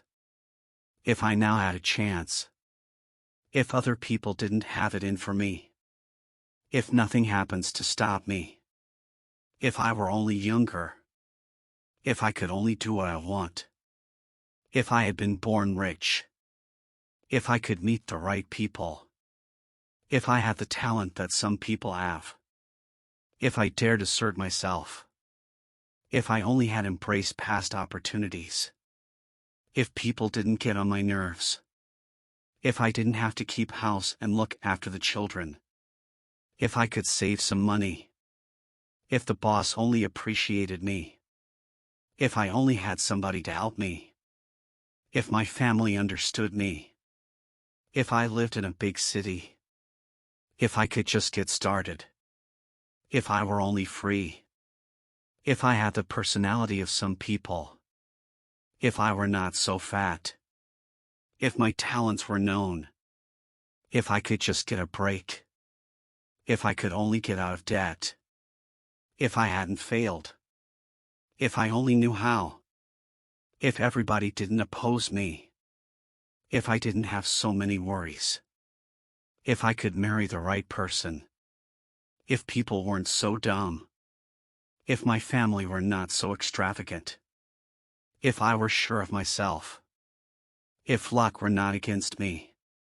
If I had not been born under the wrong star. If it were not true that what is to be will be. If I did not have to work so hard. If I hadn't lost my money. If I lived in a different neighborhood. If I didn't have a past. If I only had a business of my own. If other people would only listen to me. If asterisk asterisk asterisk and this is the greatest of them all asterisk asterisk asterisk I had the courage to see myself as I really am, I would find out what is wrong with me, and correct it, then I might have a chance to profit by my mistakes and learn something from the experience of others, for I know that there is something wrong with me, or I would now be where I would have been if I had spent more time analyzing my weaknesses, and less time building alibis to cover them. Building alibis with which to explain away failure is a national pastime. The habit is as old as the human race, and is fatal to success. Why do people cling to their pet alibis? The answer is obvious. They defend their alibis because they create them. A man's alibi is the child of his own imagination. It is human nature. And here we are at the end of the book, hoping that it will be a fun and interesting journey, and do not forget to share the clip with your friends and subscribe to the page for more readings.